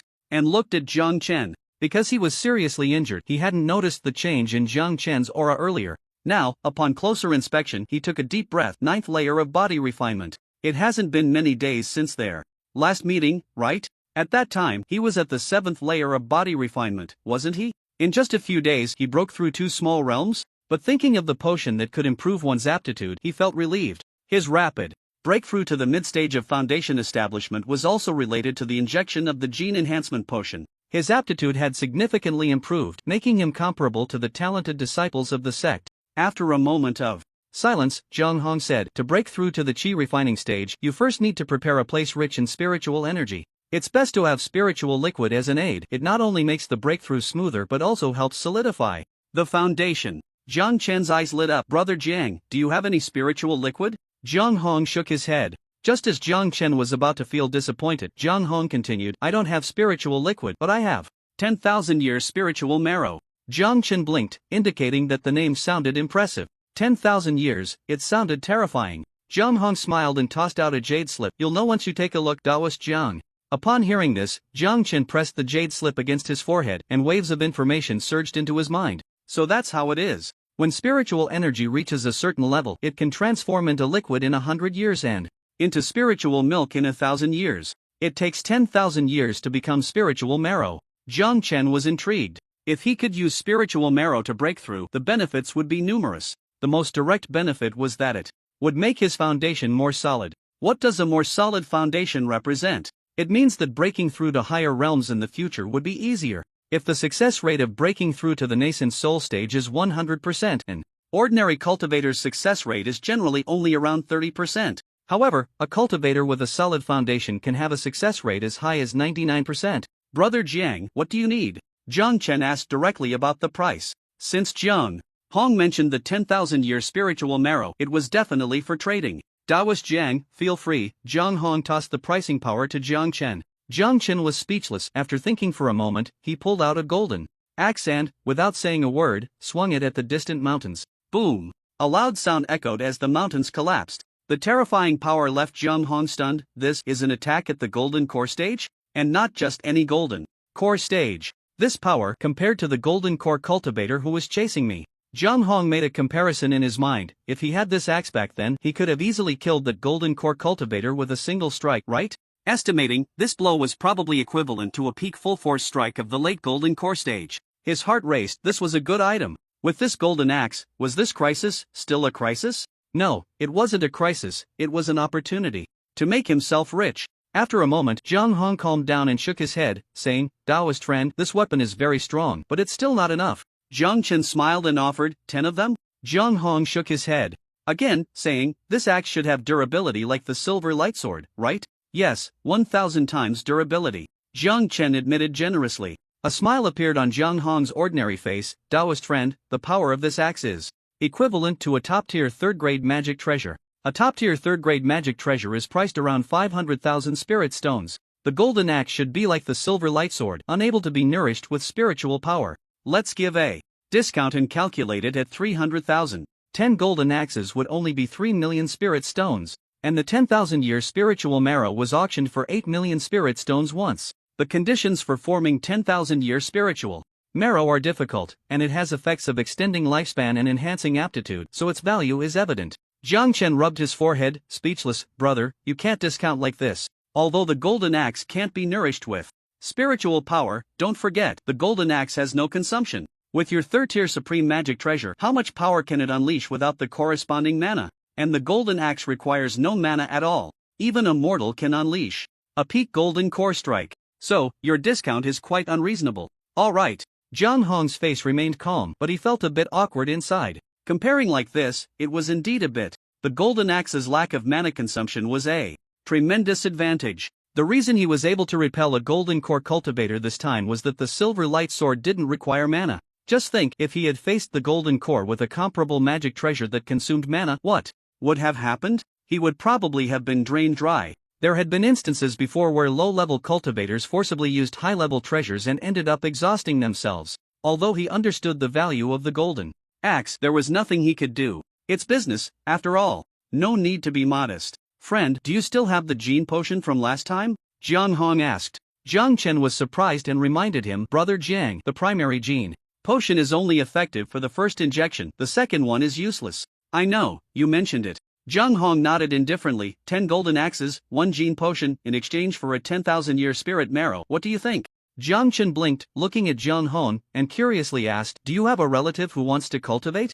Jiang Hong shook his head. It's for a friend of mine. Jiang Chen joked with a smile. A female friend? A miraculous hint of discomfort appeared on Jiang Hong's otherwise ordinary dark face. He didn't speak, which was taken as an acknowledgement. Jiang Chen sighed. It seemed this guy had a partner. Sigh. Where was his own partner? Isn't the 10,000-year spirit marrow supposed to change one's aptitude? Jiang Chen asked in confusion. Jiang Hong replied, I gave it to her, but the aptitude improvement was minimal. The greatest effect of the 10,000-year spirit marrow is to solidify the foundation, enhance combat power, and increase the success rate of breakthrough. All right. Jiang Chen nodded, I still have the gene potion. A smile appeared on Jiang Hong's face. Well, brother Jiang, there's something I'm not sure if I should say. Jiang Chen hesitated before speaking. Please, go ahead. Jiang Hong said. Jiang Chen continued, is your partner reliable? He was worried that this simple little brother might be deceived by a beautiful woman. It would be tragic if Jiang Hong poured his heart out to help her improve her aptitude, only to be stabbed in the back. Jiang Chen didn't like tragedies and just wanted to give a reminder. Jiang Hong understood Jiang Chen's concern and wasn't angry. Jiang Chen was looking out for him, after all. She is my childhood sweetheart, Jiang Hong said. Jiang Chen replied, childhood sweethearts are often the most troublesome.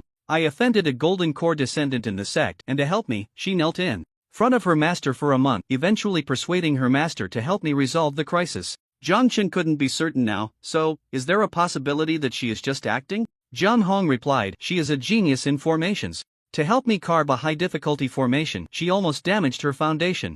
Jiang Chen. Jiang Hong, when I was weak, she silently protected me, helping me resolve hidden dangers multiple times. Jiang Chen. Jiang Hong, no matter what I want to do, as long as I say a word, she will support me unconditionally and do everything she can to help me. Jiang Chen. Jiang Hong, when I faced the annulment of my engagement, she was by my side, comforting and encouraging me. Jiang Chen. When I was unable to advance to the foundation establishment stage and was deemed by the elders to be unable to establish a foundation for life, she took risks to complete tasks and helped me exchange for foundation establishment pills. Jiang Chen. Knowing my aptitude was too poor and one foundation establishment pill might not be enough, she repeatedly put herself in danger just to prepare a few more foundation establishment pills for me. Jiang Chen. She. Stop. Jiang Chen couldn't help but call a halt as he saw this guy going on and on. He couldn't stomach this dog food. Jiang Hong calmed down, took out a healing pill, closed his eyes, and continued to heal. But Jiang Chen could see that this guy was just masking his embarrassment. Clearly, what he had just said was also involuntary, probably something he had been holding back for a long time. In the world of cultivation, where deceit is rampant, such words cannot be casually spoken to outsiders. However, after spending so much time together, Jiang Hong had already regarded Jiang Chen as a friend, so he naturally had no reservations. Jiang Chen pressed his hand against his chest, feeling a bit of tightness. What was going on? He looked at Jiang Hong speechlessly, blaming himself for speaking out of turn. Irritated, he took out a basic gene enhancement potion and tossed it to Jiang Hong, saying, here. Jiang Hong opened his eyes, silently put away the potion, and said, thank you. Jiang Chen then took out 9 golden axes. Jiang Hong accepted the golden axes, handed a bottle of 10,000-year spirit marrow to Jiang Chen, cupped his hands in farewell, and was about to leave. He felt embarrassed after saying so much in a moment of impulse. He didn't want to linger in this place any longer, otherwise he might end up spilling everything. Wait a moment. Seeing Jiang Hong about to leave, Jiang Chen called out. Jiang Hong paused, looking at Jiang Chen with confusion. Jiang Chen smiled and briefly mentioned the anomalies in Dai Shueier's world. Light gate? Jiang Hong frowned, pondering for a moment before saying, I haven't seen a light gate, but recently there has been a rumor in the market that a secret realm has been discovered in the overseas cultivation world, where a massive number of demon beasts have emerged, causing significant losses to the overseas cultivation community. According to their discussions, those demon beasts are very strange. No matter how strong they are, they lack inner cores, which is unreasonable. In the cultivation world, once a demon beast reaches the first level, it will naturally produce an inner core. Moreover, based on their description of the secret realm's entrance, it bears a striking resemblance to the light gate you described, my friend. As he spoke, Jiang Hong's expression grew serious. A light gate had appeared in the world of one of Jiang Chen's friends, and now his own world also seemed to have a light gate. This was not a good omen. Jiang Chen's gaze flickered, and he pondered, Brother Jiang, since you are already a silver member, can you find out some information within the club? Jiang Hong nodded. I should be able to. I will inquire about it. If there's news, I will inform you, my friend. Jiang Chen smiled and nodded. It seemed that the privileges of a silver member were not simple. It was evident from Jiang Hong's use of the word inquire. So, being a silver member was like taking the first step into the club? Recalling the scene he saw on the day he joined the club, would he be joining that place after becoming a silver member? So, after being promoted to silver member, it meant truly joining the club? If that were the case, perhaps he could indeed obtain a lot of information. After chatting with Jiang Hong for a few more moments, the two bid farewell with cupped hands. Back at the villa, Jiang Chen took out the 10,000-year jade marrow. Gently removing the cork, an incredibly rich aura surged out. Hiss! Jiang Chen quickly replaced the cork and activated that Hunyuan Ichiju to absorb the aura that had just erupted. Brother Jiang is quite generous, Jiang Chen murmured as he looked at the jade bottle. In the room, Jiang Chen gazed at the jade bottle. The bottle wasn't large, and pouring out the 10,000-year jade marrow should yield about half a cup. According to the information Jiang Hong provided, this 10,000-year jade marrow was auctioned off by the drop at the auction house. How many drops were in this half cup? This guy has really good luck. Jiang Chen sighed. Jiang Hong's fortune was remarkable. First, he obtained the cultivation method Hunyuan Ichiju, which pointed directly to the path of immortality, and now, not long after, he had acquired the 10,000-year spirit marrow. This guy is increasingly resembling a child of fortune, Jiang Chen muttered. In fact, anyone chosen by the Transdimensional Club had decent luck. Just think about how many people there are on Blue Star, and how vast the universe is. To be selected from countless beings in the universe, saying he has extraordinary luck is not an exaggeration, right? Shao Qi, have you made lunch? Jiang Chen called out to Jiang Shao Qi as he entered the living room on the first floor. It was already noon, it was time for lunch. He wasn't particularly hungry, it was more of a habit. 3 meals a day, a habit cultivated over decades, cannot be changed overnight. Jiang Chen doesn't want to change it either. However, ordinary food is too impure. Once they move to Zijin Bay, their daily meals will have to switch to spiritual food. It's ready. Jiang Shaoqi stood up and walked towards the dining room. The time has come to the afternoon. Sinan Technology, President's Office. Jiang Sinan glanced at the time, adjusted her clothes, picked up her bag, and walked out. President Jiang, the secretary, called out as she saw Jiang Sinan coming out. Jiang Sinan nodded slightly and said, Jiang Hong, Jiang Chang, come with me. Two bionic bodyguards stepped forward, dutifully following Jiang Sinan. At Huanpu International Airport in the Magic City, Jiang Sinan stood at the airport, waiting silently. Her appearance and demeanor attracted quite a few gazes. However, her strong aura and cold expression made it clear that she was not someone to be trifled with, so no one dared to approach her. After an unknown amount of time, when she saw a figure appear, a smile emerged on her face, and she walked over with a slightly cheerful step. Qianquan, Jiang Sinan called out. Her call drew the attention of many, who turned to follow her gaze. When they saw the person approaching, they were all stunned. The newcomer was dressed very simply, wearing a white t-shirt on top and casual long pants below, topped off with a baseball cap. Such ordinary attire gave off an unexpectedly stunning vibe. Sinan, seeing Jiang Sinan come over, Lu Qianquan's lips curled up, revealing a charming smile. Jiang Sinan stepped forward and hugged Lu Qianquan. Sinan, it's been a while since we last met. You've become more beautiful. Your skin looks even better, Lu Qianquan said, looking at Jiang Sinan with some surprise. Jiang Sinan had always been pretty, but her confidence had been somewhat lacking compared to her own. However, upon seeing her today, she realized that Jiang Sinan's looks had surpassed her own. Especially her skin, so tender and dewy, it seemed like it could be squeezed for water, making her a bit envious. Really? I think so too. Jiang Sinan puffed out her chest, noticing that passers-by were looking at them. She helped Lu Qianquan pull over her luggage and said, Qianquan, let's get in the car first. Lu Qianquan smiled and nodded, and they walked out of the airport together. Once they left, the onlookers began to discuss. Who were those two beauties just now? They have such an aura. I don't know, but they seem extraordinary based on their aura. Ha, don't you guys go online? I'm not sure about the one coming later, but I know who the one picking up the flight is. A young man said frivolously. Oh, who is it? Is she a celebrity? It's quite possible. But the young man scoffed and said, a celebrity? What a joke. No celebrity can compare to her. You, your phones are the new models released by Minghua and Dami, right? Think about the features of your new models. Features? It must be equipped with the Zhurong No. 1 battery. To be honest, after being equipped with the Zhurong No. 1 battery, the phone's performance has improved in all aspects. Yeah, no need to worry about battery life anymore. A large part of the performance has been liberated. Wait, we were just talking about those two beauties. How did we end up talking about phones? Oh my god, I just realized that beauty just now is President Jiang of Sinan Technology. Oh, it really is. No wonder she has such an aura.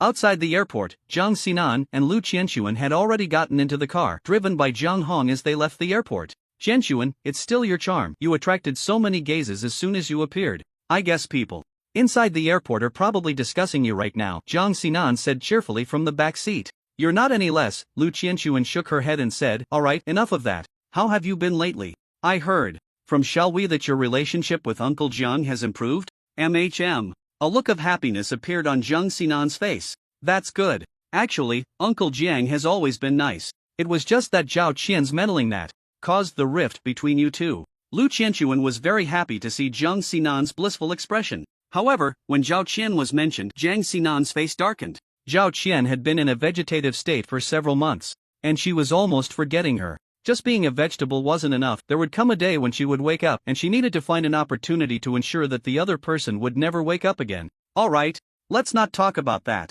Qianquan, since you're back, you should go to the company tomorrow. Once you're familiar with it, I'll step aside for you, Jiang Xinan said with a smile. There's no rush, Lu Qianquan replied with a smile and a shake of her head.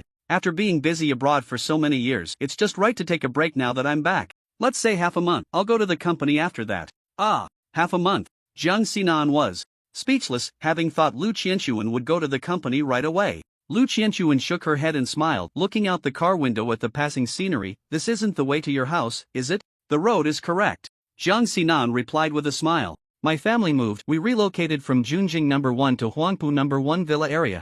I see. Lu Qianquan nodded with a smile. An hour later, the car drove into the Huangpu No. 1 villa area. Arriving in front of the Jiang family's villa, several bodyguards came forward to help with the luggage. Dad, I brought Qianquan back, Jiang Xinan shouted as they entered the villa. Lu Qianquan followed behind, smiling, noticing how much her friend had changed. It seemed she had been doing quite well lately. The old Jiang Xinan, burdened by family issues, had lived a gloomy life and rarely smiled. But today, she noticed that the smile on Jiang Xinan's face hadn't faded at all. It seems Uncle Jiang has really changed, Lu Qianquan thought, wearing a serene smile as she walked into the villa courtyard. As soon as she stepped into the courtyard, a wave of coolness startled her.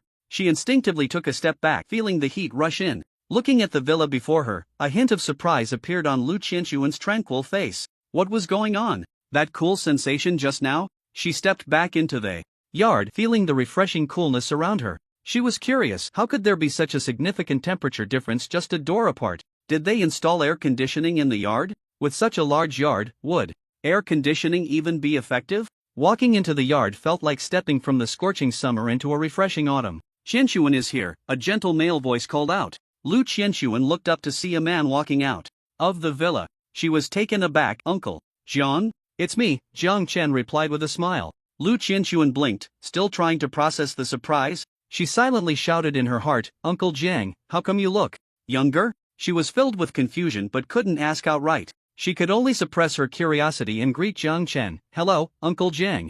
Jiang Chen nodded with a smile. Come in and chat. Okay. Lu Qianquan walked into the villa. Here, have a cup of cool tea to beat the heat. After entering the living room of the villa and taking a seat, Jiang Chen poured a cup of cool tea for Lu Qianquan. Thank you, Uncle Jiang, Lu Qianquan said, taking a sip from the cup, her eyes lighting up. This is good tea. Jiang Chen smiled. This cool tea was made from spiritual tea leaves. How could it not be good? Qianquan, Sinan plans to have you take over as the president of Sinan Technology. What are your thoughts? How do you see the future development of Sinan Technology? Jiang Chen asked with a sip of tea, his gaze admiring Lu Qianquan. Yes, mainly admiring her looks. Lu Qianquan was indeed stunningly beautiful. Saying she was a beauty that could topple kingdoms was not an exaggeration. Jiang Chen could see that she wore no makeup at all, completely natural. There wasn't a hint of flaw on her face. Even with the perception of a cultivator, no imperfections could be detected. In summary, 2 words, perfect. Fortunately, this was a peaceful society, and Lu Qianquan had considerable capital and means. Otherwise, in chaotic times, her face could be a source of trouble. Lu Qianquan was also quietly assessing Jiang Chen. In her impression, Uncle Jiang was a mature middle-aged man. How had he suddenly transformed into a young man? No, how had he become her peer? Peer, Lu Qianquan's eyes sparkled, and beneath her serene expression lay a restless energy. Suppressing her wandering thoughts, Lu Qianquan set down her teacup and smiled gently, saying, Uncle Jiang, I'll be straightforward.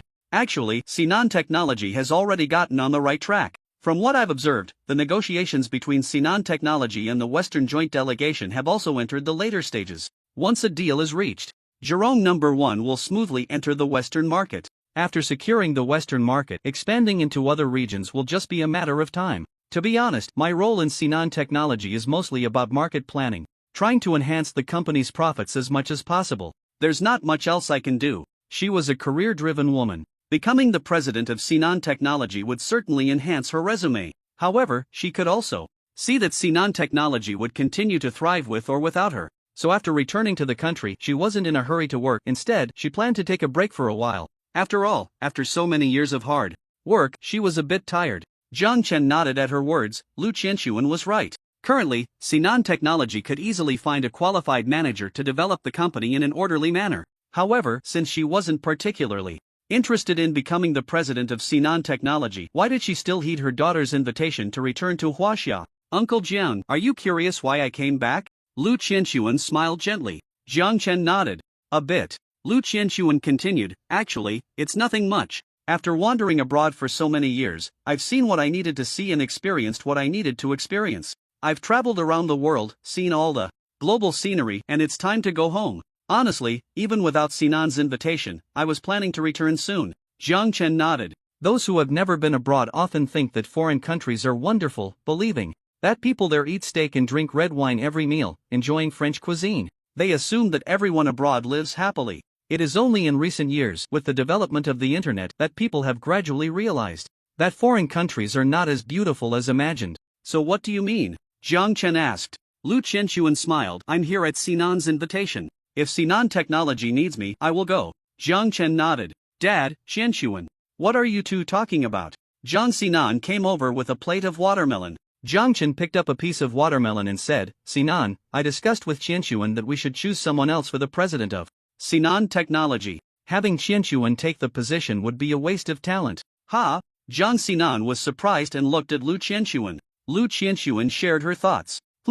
That's true. Qianxuan, you like challenges and, right now, Sinan Technology really doesn't offer much challenge. Jiang Sinan nodded, then sighed, fine, but I'll have to look for candidates again. Jiang Chen said, just promote someone from within the company.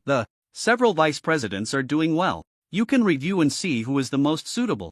All right. Jiang Sinan nodded, deep in thought. After a moment, she looked at Lu Qianxuan. Qianxuan, what do you plan to do in the future? I haven't thought it through. I'll take a break for a while. Lu Qianxuan crossed her arms, resting her hands on her legs, appearing very composed. Jiang Sinan paused, her eyes lighting up. Dad, how about letting Qianxuan go to Ching?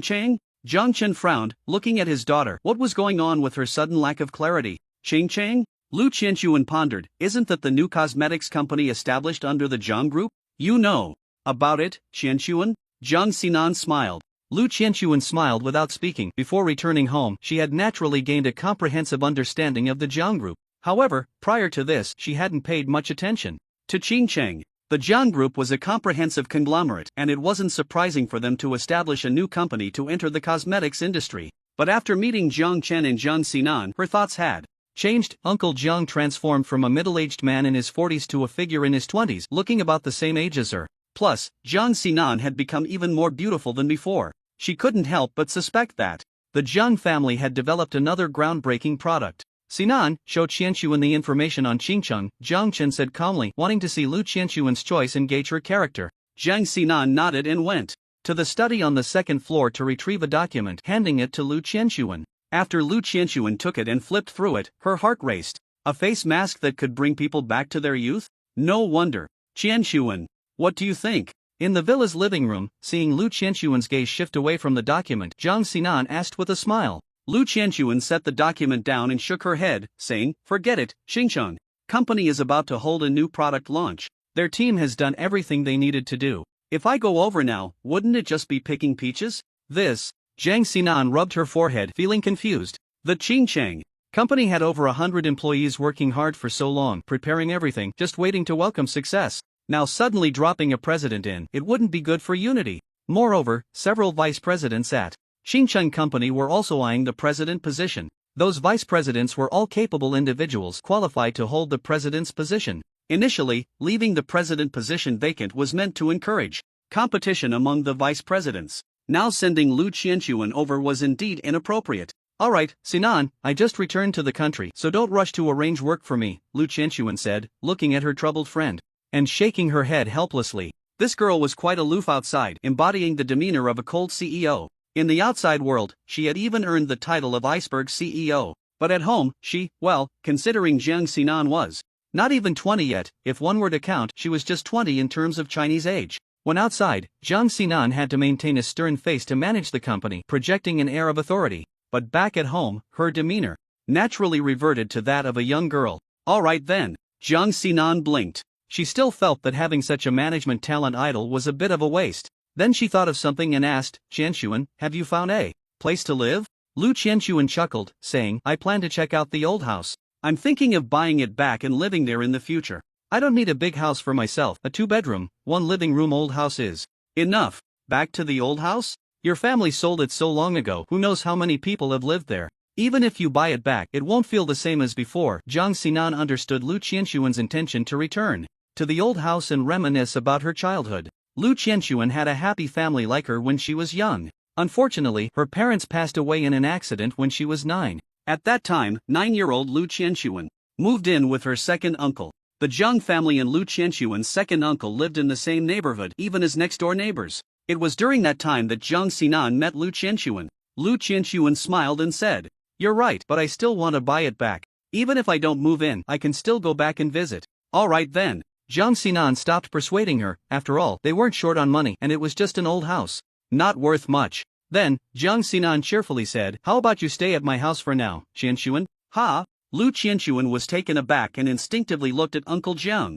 Jiang Chen smiled and said, There are just me, Xinan, and Xiao Qi at home. It's quite quiet. If Qianshuan is willing, she can move in with us for now. Well, okay, then I'll trouble Uncle Jiang. Lu Qianshuan pondered for a moment and agreed. In the living room, Jiang Chen sipped tea while reading the newspaper. Meanwhile, Jiang Xinan chattered away with Lu Qianshuan, mainly discussing Lu Qianshuan's experiences over the years. Lu Qianshuan's time abroad was not just pure tourism. In terms of education, she had a degree from an internationally renowned university. In terms of her resume, she was not taken seriously at first. However, after demonstrating her abilities, she held important positions in several multinational companies and achieved quite a bit. Yet, she never stayed long at any of them, resigning to start anew in a different city. It was precisely because of her capabilities that Jiang Xinan was so eager to bring Lu Qianshuan into the company. Boss, dinner is ready, came Jiang Shaoqi's voice. Jiang Chen put down the newspaper in his hands and stood up, saying, Let's go eat. The two responded and first washed their hands before heading to the dining room. Dinner was lavish, and Jiang Chen even brought out some spirit wine. This wine was brewed from spirit fruits, with a gentle taste and a fruity sweetness, and it wasn't very strong, making it suitable for mortals. Lu Qianshuan realized that her best friend's family had quite a few good things.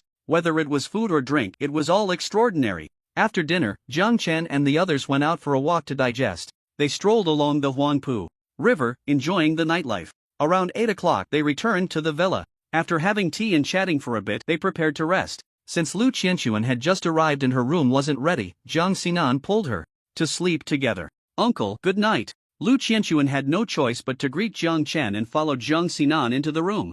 Jiang Chen shook his head, thinking that Xinan's cultivation tonight would probably be delayed. In Jiang Xinan's room, Qianshuan, my dear, I've missed you so much. Once back in the room, Jiang Xinan hugged Lu Qianshuan and spun her around. Lu Qianshuan was startled and also surprised by Jiang Xinan's strength. When did this girl get so strong? Once her feet were back on the ground, Lu Qianshuan pushed Jiang Xinan away and said irritably, You crazy girl, you haven't changed at all. Hee hee. Jiang Xinan giggled. There was a reason why their relationship was so good. When they first met, Lu Qianshuan was 9, and she was 3. At that time, Jiang Xinan's mother had just passed away. 3-year-old Jiang Xinan cried every day, calling for her mother. Jiang Chen, as a father, had no other way but to offer various comforts. 9-year-old Lu Qianshuan felt sorry for the little girl and stayed by Jiang Xinan's side every day, helping her through that difficult time. In the bedroom, the two chatted and laughed for a while. Lu Qianshuan played with her hair and casually asked, Xinan, is Xiaoqi a relative of yours? This? I'm not sure. My dad said she's a distant relative from our hometown, but I don't remember any relatives at home. You know, I haven't seen many relatives come over since I was little, Jiang Xinan replied. Lu Qianshuan nodded thoughtfully. On the other side, Jiang Chen returned to his room, washed up, and sat cross-legged on the cushion, just about to practice when he noticed something and pulled up his club friends list. It's Qinxing. What does she want to contact me for at this time? Seeing that it was Qinxing reaching out, Jiang Chen was a bit puzzled and opened the message. I'm about to attack another base. Do you want to watch? Jiang Chen was surprised. A battle was about to start? What time? Jiang Chen asked. Qinxing, now. Jiang Chen, now? It should be evening over there too, right? He had compared the time differences with Qinxing, Dai Shuier, and others. The differences weren't too significant. When it was evening in Blue Star Huaxia, it was also about evening for Qinxing. Qinqing, yes, evening, surprise attack. In the bedroom, seeing Qinqing's reply, Jiang Chen was speechless. He thought it was a direct confrontation, but now it was a surprise attack? However, considering it was an apocalyptic world, it made sense. In an apocalypse, who still follows the rules of warfare? If you can sneak attack, who would face the enemy head-on? Okay, Jiang Chen replied. Qinqing was also straightforward and directly sent a video invitation. Jiang Chen accepted the video and a screen popped up in front of him. As usual, he projected the screen onto the television. The TV screen flickered, and a cold, beautiful face that seemed frozen for 1,000 years appeared on the screen. The night served as a backdrop, and Qinqing, clad in battle armor and wielding a silver longsword, resembled a goddess of the night, cold, noble, and mysterious. Long time no see, Jiang Chen greeted with a smile. Qinqing nodded slightly, and through the video, she observed the state of Jiang Chen's room. A bright house, a clean bed. Can you take me out to see? Jiang Chen was taken aback for a moment, then quickly understood Qinqing's intention. He nodded and said, wait a moment. With that, he got up, changed his clothes, and left the bedroom, exiting the villa. He arrived at the banks of the Huangpu River. It was already 10 p.m., yet the riverside was still bustling with activity. Many couples strolled hand in hand, leisurely enjoying the night. This is the Huangpu River. In the Magic City, Jiang Chen said to Qinqing, looking at the virtual screen before him. Fortunately, this virtual screen had a hidden function that only he could see, otherwise, it would have caused quite a stir. It's beautiful, Qinqing said, her gaze fixed on the vibrant scene in the video, seemingly lost in some memory. Jiang Chen did not disturb her and continued to show her around. He led her through bustling streets and past food stalls. By the time Jiang Chen returned to the villa, Qinqing let out a long breath and said, it's really nice. Jiang Chen understood Qinqing's state of mind. Born in a time of peace and prosperity, she had just graduated from university before the apocalypse, filled with hopes for the future. But then, a great upheaval occurred and the world faced the end times, living each day amidst various crises. It would be impossible for her not to yearn for peace. By the way, what is your purpose in destroying that base? Jiang Chen changed the subject. Qinqing did not hide her intentions and replied calmly, for no particular reason. Firstly, for resources. The Wild Wolf base rules with brutality, exploiting the lower classes and repeatedly raiding the surrounding weaker settlements, plundering a large amount of divine crystals and vast supplies. I need these divine crystals to enhance my strength and those supplies to develop my base. Additionally, the Wild Wolf base discovered a pre-apocalypse laboratory and seized many confidential documents. According to the information, there are secrets about the apocalypse within them. It's even possible to resolve the apocalypse crisis using those documents. Lastly, the Wild Wolf base. At this point, Qinqing frowned, a flicker of disgust crossing her cold face as she said, they are too cruel to women, and I can't stand it. Especially the leader of the Wild Wolf base, who has set his sights on me, attempting to bribe people in the Qinqing base to scheme against me multiple times. I have endured them for a long time, and I am thoroughly disgusted. Once my strength is sufficient, I will naturally eliminate this group of pests. By the end, Qinqing's expression grew increasingly cold, clearly indicating that her killing intent towards the Wild Wolf base had reached its limit. Jiang Chen sighed, realizing the situation. In the apocalypse, human nature was unleashed and all sorts of scum emerged. It was not surprising. He could guarantee that the Wild Wolf base might not even be the worst. In the end times, the evil of humanity was magnified infinitely, and anything could happen. Alright, it's about to begin. Seeing that her subordinates had already dealt with the hidden sentries of the Wild Wolf base and blocked all exits, she ended her conversation with Jiang Chen. Looking at the Wild Wolf base, Qinqing floated, standing in mid-air, her cold face lifting the silver sword in her hand, activating her sword light skill. A brilliant beam of sword light sliced through the night sky, striking fiercely at the Wild Wolf base. The terrifying sword light instantly destroyed the core buildings of the Wild Wolf base. The sudden attack threw the Wild Wolf base into chaos. Those who were not affected by the sword light rushed out, grabbing weapons to flee the base. But as soon as they reached the exit, they were met with various attacks. There were supernatural assaults, laser gunfire, and bullets flying. Qinqing paid no attention to the others. She hovered in the air, watching the destroyed building. In the next moment, she saw a figure burst out from the ruins of that building. Qinqing frowned, as expected, not dead. Well, that beast is also at the second tier, so it's normal for it to survive. You bitch, how dare you! A furious roar came, and the next moment, a figure shot up into the sky, charging towards Qinqing. Without a word, Qinqing swung the silver light sword again. Watching the dazzling sword light, the newcomer's pupils constricted. Having suffered once, he dared not be careless and attempted to evade the sword light. But there was nowhere to hide, as if he had been locked on, and he could only brace himself for the blow. Puff! The newcomer spat out a mouthful of blood midair, his body sent flying like a meteor. Bitch! The shrill curse sent chills down one's spine. Chinching looked at the silver light sword in his hand, a slight smirk on his lips. This thing was really useful. Who was that just now? Jiang Chen asked. The leader of the wolf base, Wolf. As Chinching flew towards Wolf, he continued, as for his real name, I don't know. Jiang Chen asked again, are you and that wolf both second tier? Can you fly at second tier? Chinching nodded, it depends on what ability is awakened. My ability is telekinesis, which allows me to fly using mental power. This wolf awakened the Wind Wolf ability, which allows him to beastify and also grants him wind manipulation. Jiang Chen understood. At this moment, Chinching had already approached Wolf. Wolf was a second-tier expert, and theoretically he should be equal in power to the Silver Light Sword. However, the power of the Silver Light Sword belonged to the peak of the second tier. This wolf should only be at the early stage of the second tier, withstanding a full-force strike from the peak of the second tier. Left Wolf severely injured and unable to resist. Looking at the approaching Chinching, Wolf's face was filled with anger and hatred. Bitch! Wolf cursed angrily. Chinching said nothing, simply swinging her sword. The silver light swept through, severing Wolf's legs cleanly. This time, she did not use her sword light skill. At this moment, Wolf was not worthy of her wasting a skill. Ah! Bitch! Wolf cried out in pain. Chinching frowned and jabbed the sword tip into Wolf's mouth, twisting the long sword, mangling the latter's mouth so that he could no longer utter a single filthy word. The sword light swept through again, this time cutting off Wolf's arms, and then she stood silently waiting. Not going to kill him? Jiang Chen asked with a smile, not feeling it was cruel. Although he had not experienced the apocalypse, he understood that Chinching's actions were merely the survival rules of the end times. I need to search his soul, Chinching replied succinctly.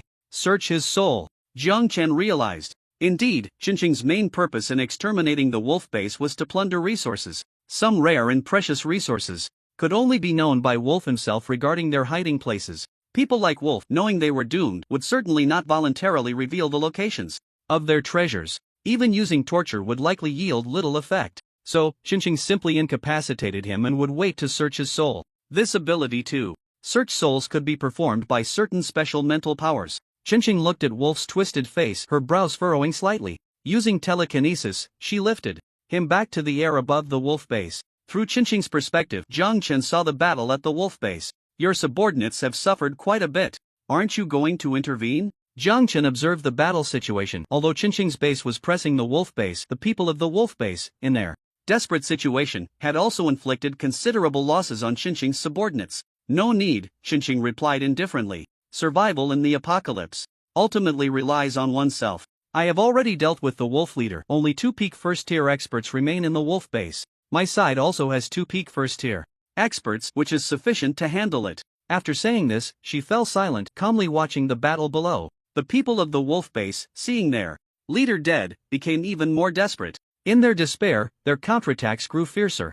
Jiang Chen finally witnessed the battle of extraordinary beings. As for the fight between Chinching and Wolf, he didn't see a thing. He only saw Chinching swing the silver light sword a couple of times, and the battle was over. An hour later, the battle concluded. Chinching landed on the ground, tossing half of Wolf's body aside, and began arranging for people to clean the battlefield and scavenge supplies. At the same time, she sent out a portion of her people to be on guard against other forces. The recent battle had certainly alarmed nearby factions, and they had to be cautious. Everything arranged, Chinching called over a seemingly petite girl, a psychic adept at mind reading and soul searching. Let's stop here for today, Chinching said, looking at Jiang Chen. On the video, Jiang Chen smiled and said, you've already encountered second-tier experts over there. It won't be long before the silver light sword won't be enough. I have weapons here that are even more powerful than the silver light sword. Would you like me to introduce them to you? Chinching's eyelids twitched, her heart stirred. The power of the silver light sword was comparable to that of a peak second-tier psychic. Weapons more powerful than a peak second-tier? That would be third-tier, right? Honestly, she was tempted. What kind of trade? Suppressing her excitement, Chinching asked in a nonchalant tone, as if she were not very interested.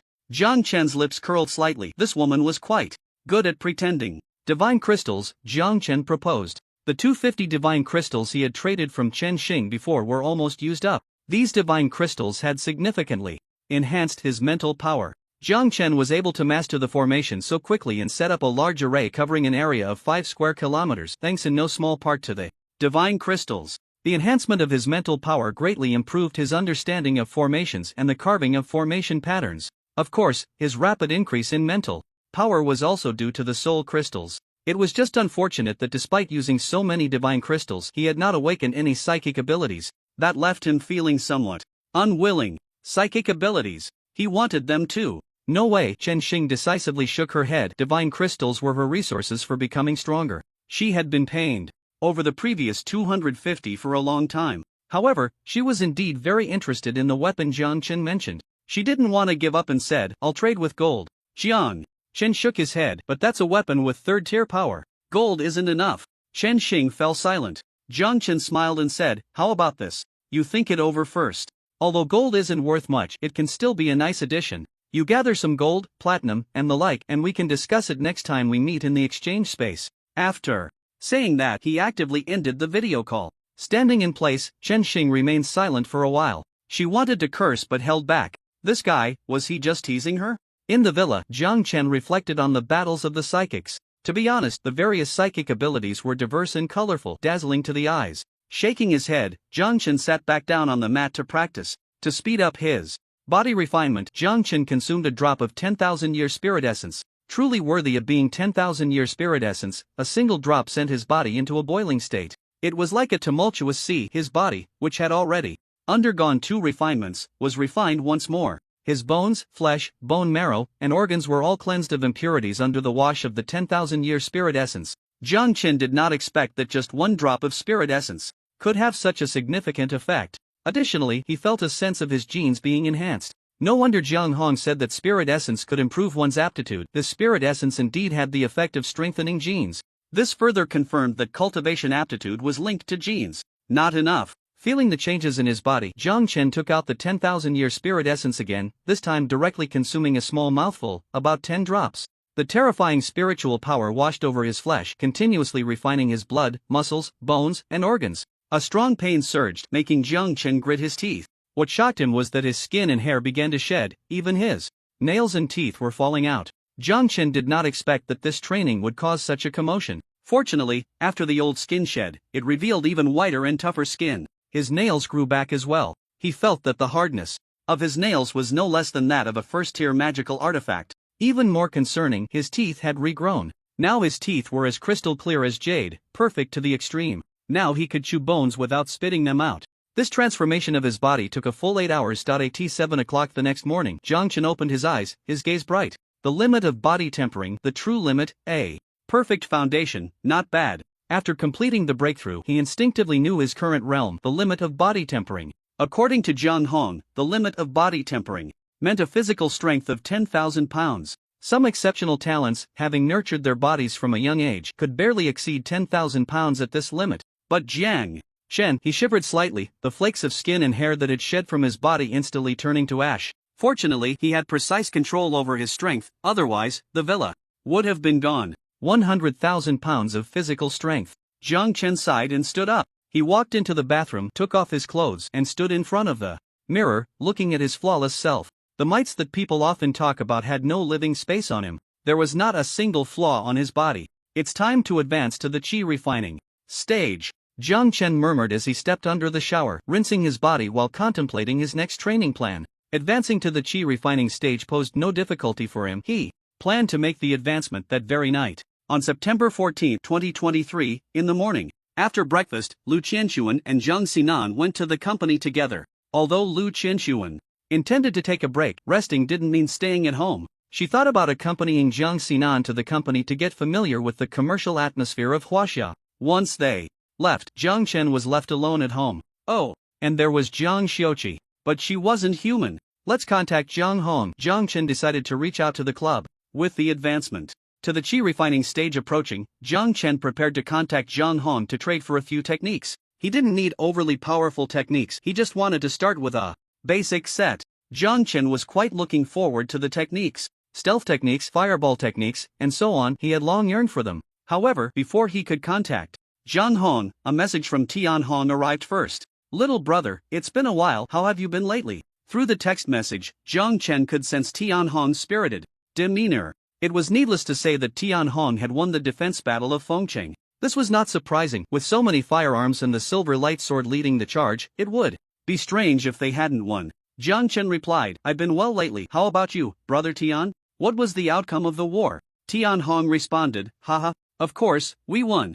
Those officials and soldiers are just a bunch of soft shell shrimp, and the royal family is useless. Jiang Chen smirked. If the officials and soldiers were soft shell shrimp, how could they have fought for so long? Let's count the days. The war started on September 6th, right? Today is the 14th. But thinking about the ancient modes of warfare, it seems not too long to have lasted only 8 or 9 days. What were the results? Jiang Chen didn't want to idle. He was curious whether Tian Hong could establish a foothold after this battle. Tian Hong replied, the results are great. We've already taken the entire Fengyang County. We could have taken another county, but our foundation is too shallow. Taking too large a territory would not only bring no benefits but could also lead to problems.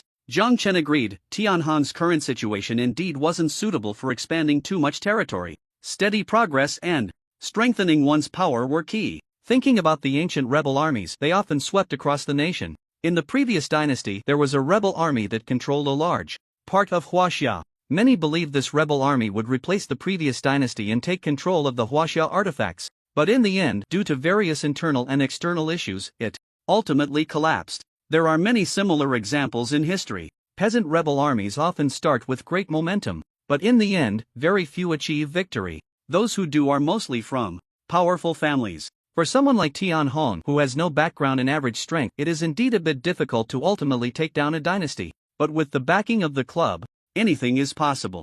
Brother Tian, is there something you wanted to discuss when you contacted me? Jiang Chen asked, not believing that Tian Hong reached out just to boast about his achievements. Tian Hong's tone became serious as he said, little brother, do you still have the silver light sword? Jiang Chen was surprised. Brother, isn't one silver light sword enough? Tian Hong replied, it's not for me, it's needed by Han Feng from the strange world. Jiang Chen thought for a moment and said, sure, you know the power of the silver light sword. 5,000 second-tier soul crystals for one, what do you think? Soul crystals also have levels. The soul crystals traded for nutrient solutions are all first tier. In Feng City, Tian Hong looked at Jiang Chen's quote, somewhat speechless. This little brother is asking for a lot. The exchange rate between first-tier and second-tier soul crystals in the bizarre world is roughly around 10 to 1. That is to say, 5,000 second-tier soul crystals are equivalent to 50,000 first-tier soul crystals. He had communicated with Yuer, a descendant of the ancient gods from the immortal spirit world, and learned that soul crystals greatly enhance the cultivation of immortal techniques, speeding up the training process. He suspected that Jiang Chen's cultivation system should be similar to the immortal techniques of the immortal spirit world, focusing more on soul cultivation. Alright, I'll report the price to Brother Han Feng, and we'll see how it goes. Wait for my news. Tian Hong didn't haggle. After all, he was just an intermediary. He needed to ask Han Feng's opinion first. Jiang Chen replied with a okay. Then he asked, is the silver light sword very effective against the bazaar? Tian Hong didn't hide it and sent a message. Brother Han Feng encountered a powerful bazaar attack and contacted me in a critical moment for help. In a hurry, I lent him the silver light sword. You should have guessed the result. He easily slayed the bazaar. According to Brother Han Feng, bazaars below the peak of the second tier find it hard to survive under the sword's light. Only peak second tier bazaars can save their lives, but they will still be injured. Jiang Chen blinked, reassessing the value of the silver light sword, raising it a few notches. Weapons that deal damage to bazaars are definitely bestsellers in the bazaar world. On the Shenzhou continent, in a certain dynasty, Feng City. After ending the contact with Jiang Chen, Tian Hong immediately contacted Bazaar World Han Feng. Han Feng replied quickly, and Tian Hong's figure flashed, arriving in a communication space. In the dark space, ghostly flames flickered around, and from time to time, the sounds of wailing and howling could be heard, sending chills down one's spine. Tian Hong's figure appeared, looking at the surrounding environment, feeling quite uneasy. If one didn't know better, they might think he had entered a ghostly realm. But in reality, this was just the communication space between him and Han Feng. The first time Tian Hong came here, he was scared out of his wits. It's still better to communicate with Brother Jiang. That peach blossom forest, that beautiful scenery, just looking at it is comfortable. It's just that Brother Jiang has a bit of a destructive tendency, always wanting to use the silver light sword to flatten the peach blossom forest. Looking at the bizarre scene around him, Tian Hong couldn't help but mutter, this wretched place is really uncomfortable. But he had no way to change it. This was a space constructed by the club combining the bizarre world and the Shenzhou continent's environment, and no one could alter it. Brother Tian. At that moment, a voice came. Tian Hong looked over to see a young man. It was Han Feng. Brother Han. Tian Hong greeted him cheerfully, saying, I've inquired about the silver light sword, and there is stock. Han Feng's face lit up. How do we trade? Tian Hong smiled, soul crystals. Han Feng nodded, he had guessed it. In his world, the most valuable and abundant resource was indeed soul crystals. Alright, what's the price? Han Feng asked. 10,000 second-tier soul crystals for one, Tian Hong said, feeling a bit anxious. I only doubled the price. That's not too greedy, right? Just being fair, right? Han Feng frowned upon hearing this. He glanced at Tian Hong and suddenly felt that this cheerful brother Tian might not be as straightforward as he imagined. Although he didn't know what the seller's quote was, he was sure that Tian Hong had quoted high. No way, that's too high. Han Feng shook his head. Tian Hong chuckled and said, then brother Han, what price do you offer? Han Feng opened his mouth, wanting to state his psychological price. But after thinking for a moment, he said, 3,000 second-tier soul crystals. Tian Hong's eyes widened. This kid is quite greedy. At this price, would he not lose his shirt? No way. Tian Hong decisively shook his head. Damn it, brother. Jiang is asking for 5,000 second-tier soul crystals, and you want a counteroffer with 3,000 second-tier soul crystals? What do you mean, the gap of 2,000 second-tier soul crystals, does that mean I, as the middleman, have to take a loss? Han Feng knew that his price cut was a bit harsh, exceeding Tian Hong's limits. He continued to probe, then how about 4,000? Tian Hong shook his head again. 5,000, no more. Han Feng said decisively. No way. Tian Hong continued to shake his head, feeling quite speechless. Damn it, can't you let me earn a little? Am I working for nothing as a middleman? Sigh, I really offered too low a price. If I had quoted 100,000, Han Feng wouldn't have haggled so fiercely. That demolition effect that Chang Jianjun mentioned is really good. I'll use that method next time. Seeing Tian Hong refuse once more, Han Feng smirked. With his strong soul perception, he sensed that Tian Hong's attitude had softened slightly, which gave him confidence. He smiled and said, then how about 5,200? Tian Hong couldn't refuse again. This time, Han Feng didn't raise the price. Tian Hong frowned and said, 9,000 second-tier soul crystals, no bargaining. Han Feng shook his head, indicating that he couldn't accept that price. After some back and forth, they finally settled on a price of 5,500 second-tier soul crystals. Tian Hong felt helpless. Being a middleman was a bit of a failure. I really am not cut out for business. Negotiating a deal is more exhausting than the defense battle in Feng City. After all that, I only made a profit of 500 soul crystals. It's also because this communication space doesn't allow outsiders in. Otherwise, I could have let my strategist and this Han Feng kid hash it out. Tian Hong realized that he really wasn't suited for business. The last nutrient solution deal was the same, although he made some profit. Negotiating with Han Feng, he ultimately didn't meet his psychological expectations. Han kid, tell me, how many do you want? Tian Hong said unhappily. Han Feng smiled slightly, not minding. He knew that at 5,500 Tian Hong made a profit, but it shouldn't be much. 1,000 pieces. Han Feng said. Tian Hong was surprised. So many? Han Feng sighed. Logically, I shouldn't be haggling with you, brother. But there's no choice. The anomalies have been getting more rampant lately, and if the human defense line falters, it could lead to a breach. Once the human defense line is breached, millions of anomalies will flood into the city. Can you imagine that situation, brother? People living in misery, corpses everywhere, and that's just the light version. 1,000 silver light swords is just the beginning. We might need more later. So, brother, don't complain about earning less. The more you sell, the more you'll earn. Hearing this, Tian Hong also became solemn. Hang in there. Tian Hong didn't know how to comfort Han Feng, so he could only pat the latter's shoulder and offer verbal blessings. I hope Han Feng's world can hold on. After all, it's the source of soul crystals, and losing it would be a great pity. Blue Star, Magic City, Huangpu No. 1 Villa. It wasn't long before Jiang Shen received a message from Tian Hong. Little brother, the price is too high. Han Feng's side is having a hard time accepting it. Jiang Chen raised his eyebrows. Is this guy trying to haggle? That won't do, brother. The production cost of the silver light sword is too high. It can't go lower.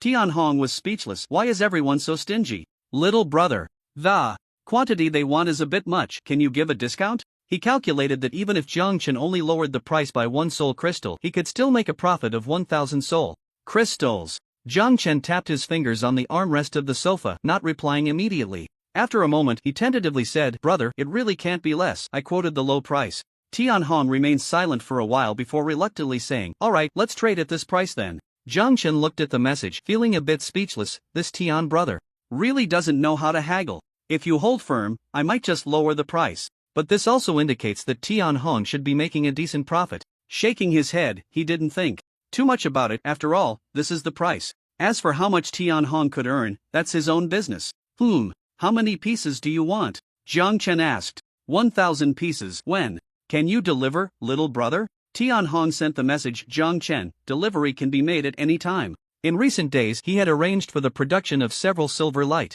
swords which could be extracted at any moment. Tian Hong was surprised, his younger brother had quite a stock.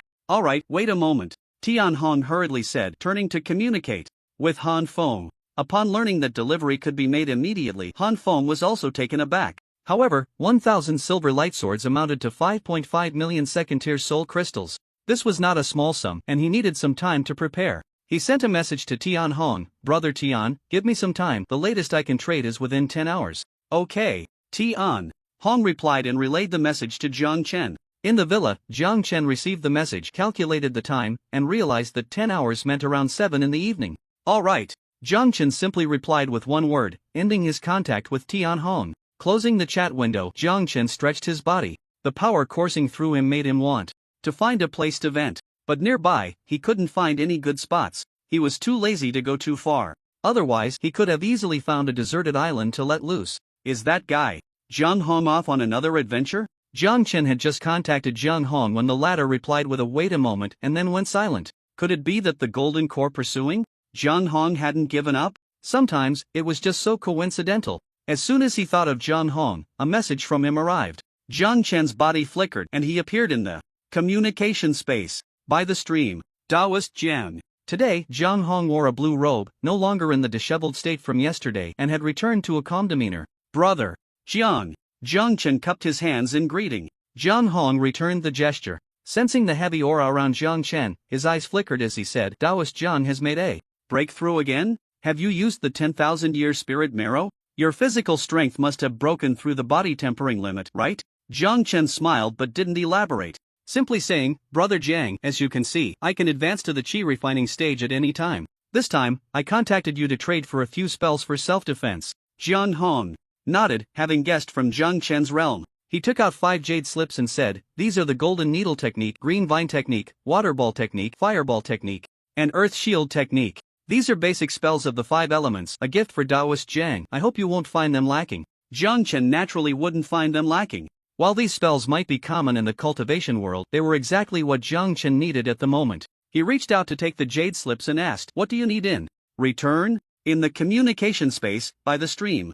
Zhang Hong shook his head and said, no need, these are all basic introductory spells, a free gift for you. Zhang Chen smiled but didn't respond. Instead, he took out 1,000 soul crystals, saying, I've accepted the spells. Please don't find these soul crystals lacking, Brother Jiang. Zhang Hong was tempted. He had experienced the benefits of soul crystals. The feeling of enhanced soul power was too wonderful. These 1,000 soul crystals could significantly boost his soul strength. After pondering for a moment, Zhang Hong took out 3 more jade slips, saying, these are the wind control technique, invisibility technique, and sword control technique. Please accept them. Zhang Chen blinked, took the jade slips to check, and exclaimed in surprise, first-tier advanced spells? This sword control technique is a top-tier first-tier spell, right?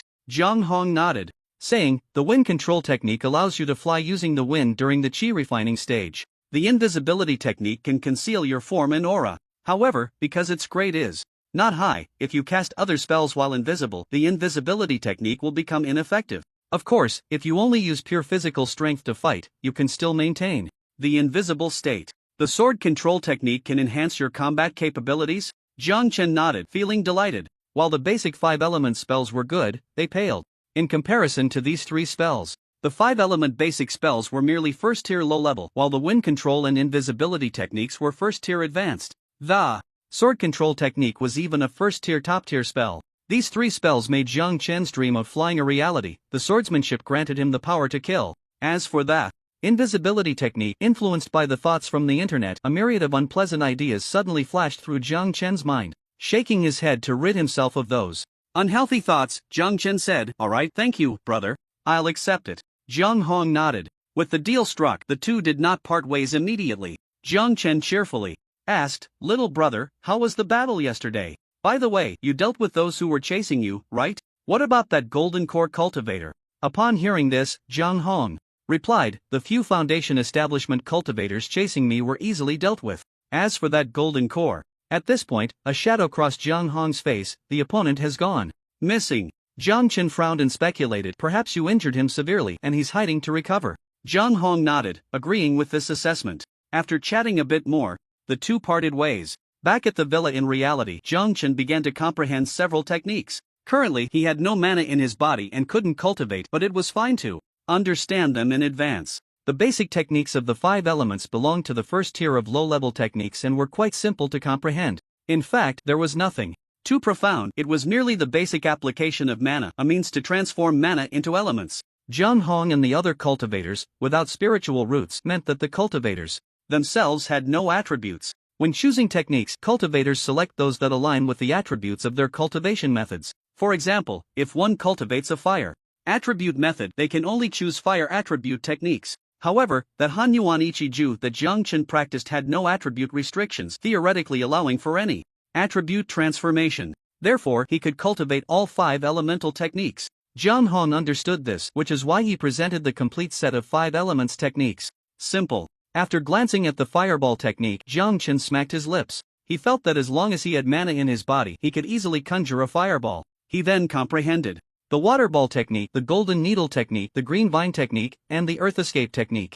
The most powerful was the golden needle technique.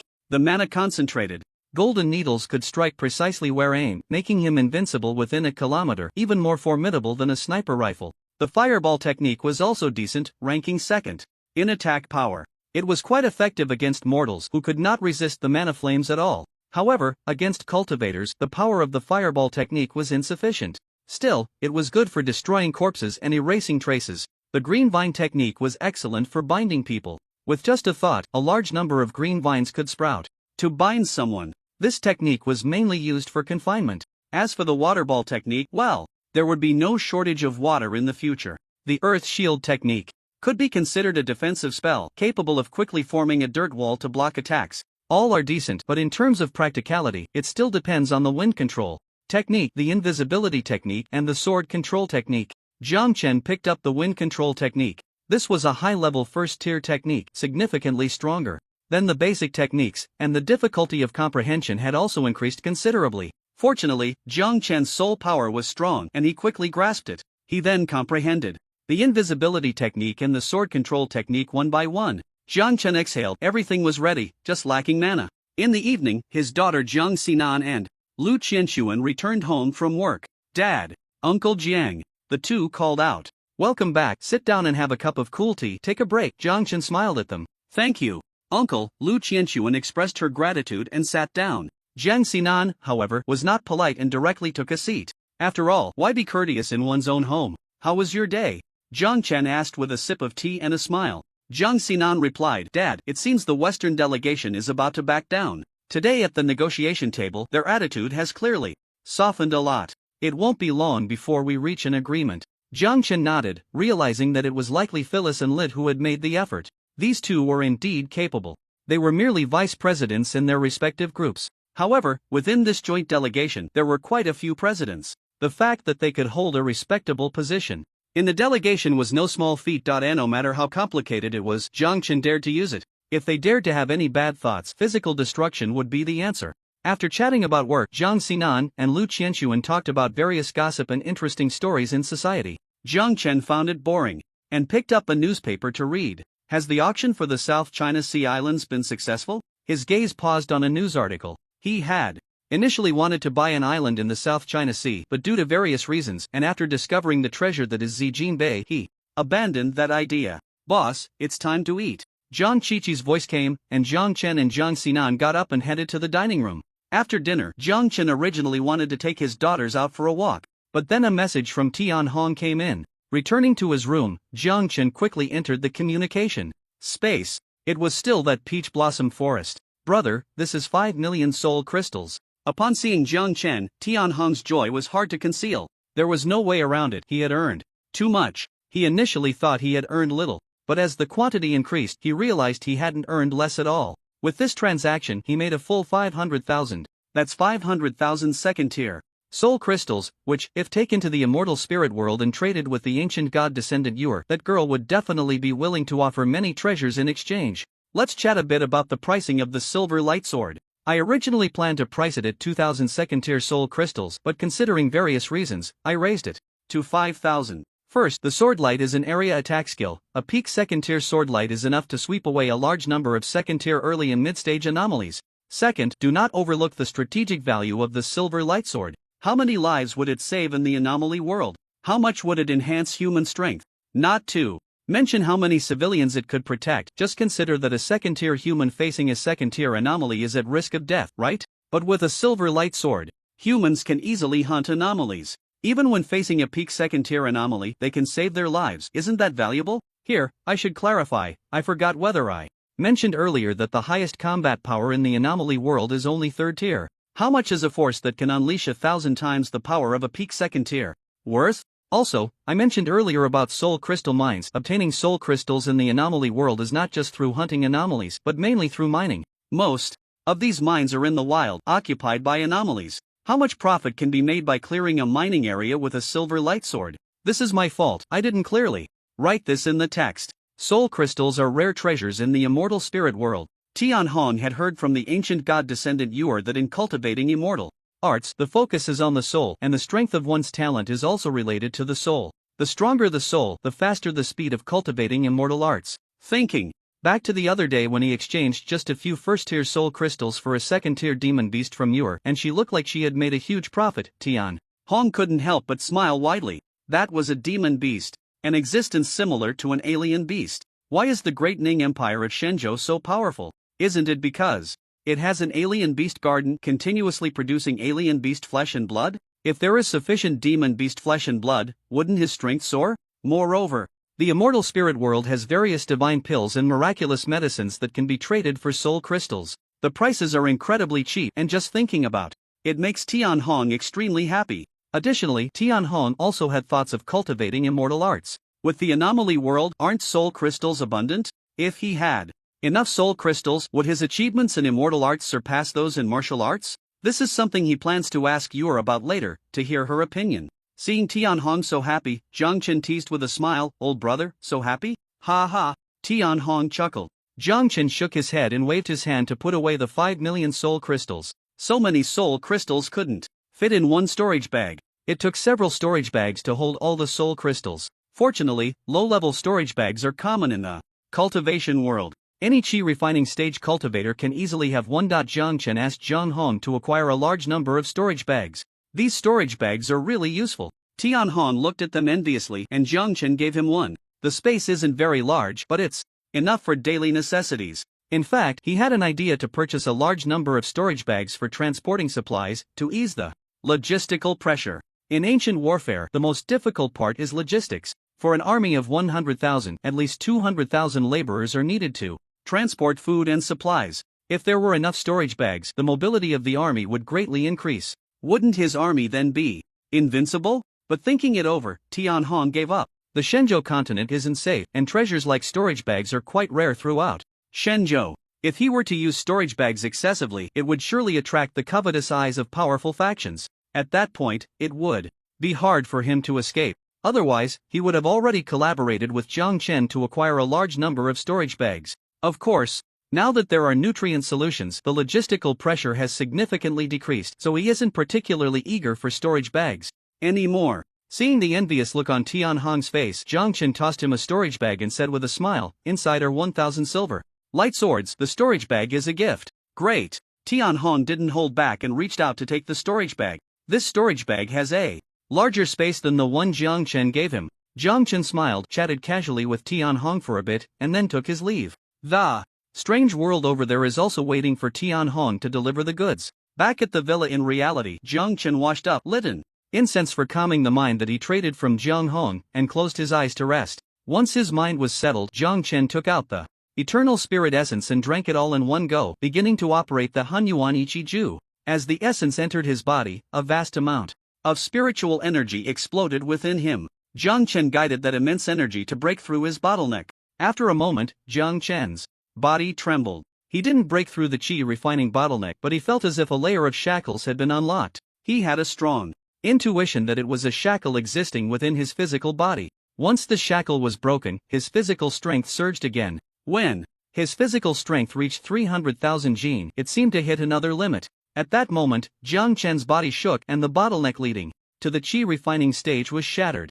Jiang Chen's dantian was quickly opened up and a mist-like magical power slowly took shape within it. At the same time, another shackle was unlocked in his physical body, and under the overwhelming energy of the eternal spirit essence, his magical power and physical strength rapidly increased. His physical strength surged from 300,000 gene to 400,000 gene, then to 500,000 gene. It only stopped when it reached 1 million gene. Meanwhile, the mist of magical power in his dantian was also rapidly transforming. The transformation of magical power represented Jiang Chen's rapid advancement in the Qi refining realm. Qi refining first layer, Qi refining second layer, Qi refining third layer, until it finally stopped at the peak of the Qi refining sixth layer. It was only at this moment that Jiang Chen finally completed his breakthrough.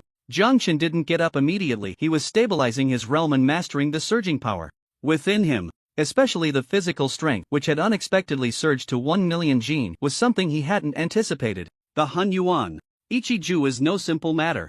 About an hour later, Jiang Chen opened his eyes, his gaze bright as if radiating light. He had discussed with Jiang Hong, and according to Jiang Hong, after switching to the Han Yuan Ichi-Ju, although his physical strength had increased significantly, it was nothing as exaggerated as his own. Thinking about how Jiang Hong only switched to the Han Yuan Ichi-Ju after reaching the foundation establishment stage, he gained some insight. The Han Yuan Ichi-Ju emphasizes the foundation, making it most suitable for cultivation during the body refining stage, which helps to solidify the foundation better. By the time one reaches the foundation establishment stage, the foundation is already fixed, and continuing to enhance it becomes extremely difficult. It seems it's time to pass the Han Yuan Ichi-Ju to Sinan, Jiang Chen thought to himself.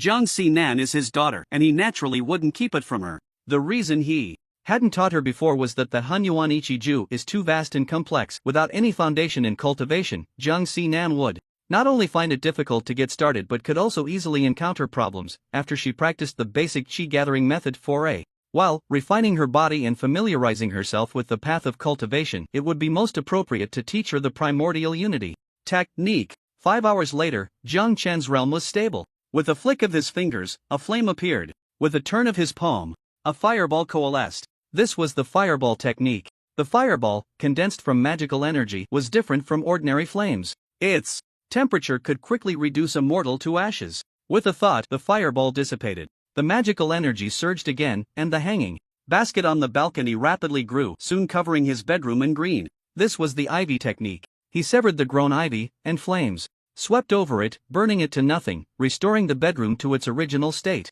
Under his control of magical energy, neither the ivy nor the flames caused any damage to the bedroom. Jiang Chen raised his left hand, and a water sphere appeared. As the magical energy surged, a wall of earth materialized out of thin air. He brought his right fingers together, transforming them into a sword-like gesture, pointing forward, and a beam of golden light shot from between his fingers, piercing the earthen wall. Finally, with a wave of his hand, the water sphere, earthen wall, and golden light all dissipated. That last beam of golden light was the golden needle technique. After experimenting with all 5 elemental basic techniques, Jiang Chen stood up, satisfied, and headed to the bathroom for a wash. In fact, he wasn't dirty. The grime from his breakthrough had already been washed away by the magical energy. But showering was a habit. During the body refinement stage, Jiang Chen had thought that once he broke through to the Qi refinement stage, he would learn some practical techniques, such as cleaning spells. However, by the time he reached the Qi refinement stage, it seemed unnecessary. Using water-based magical energy could achieve the cleaning effect.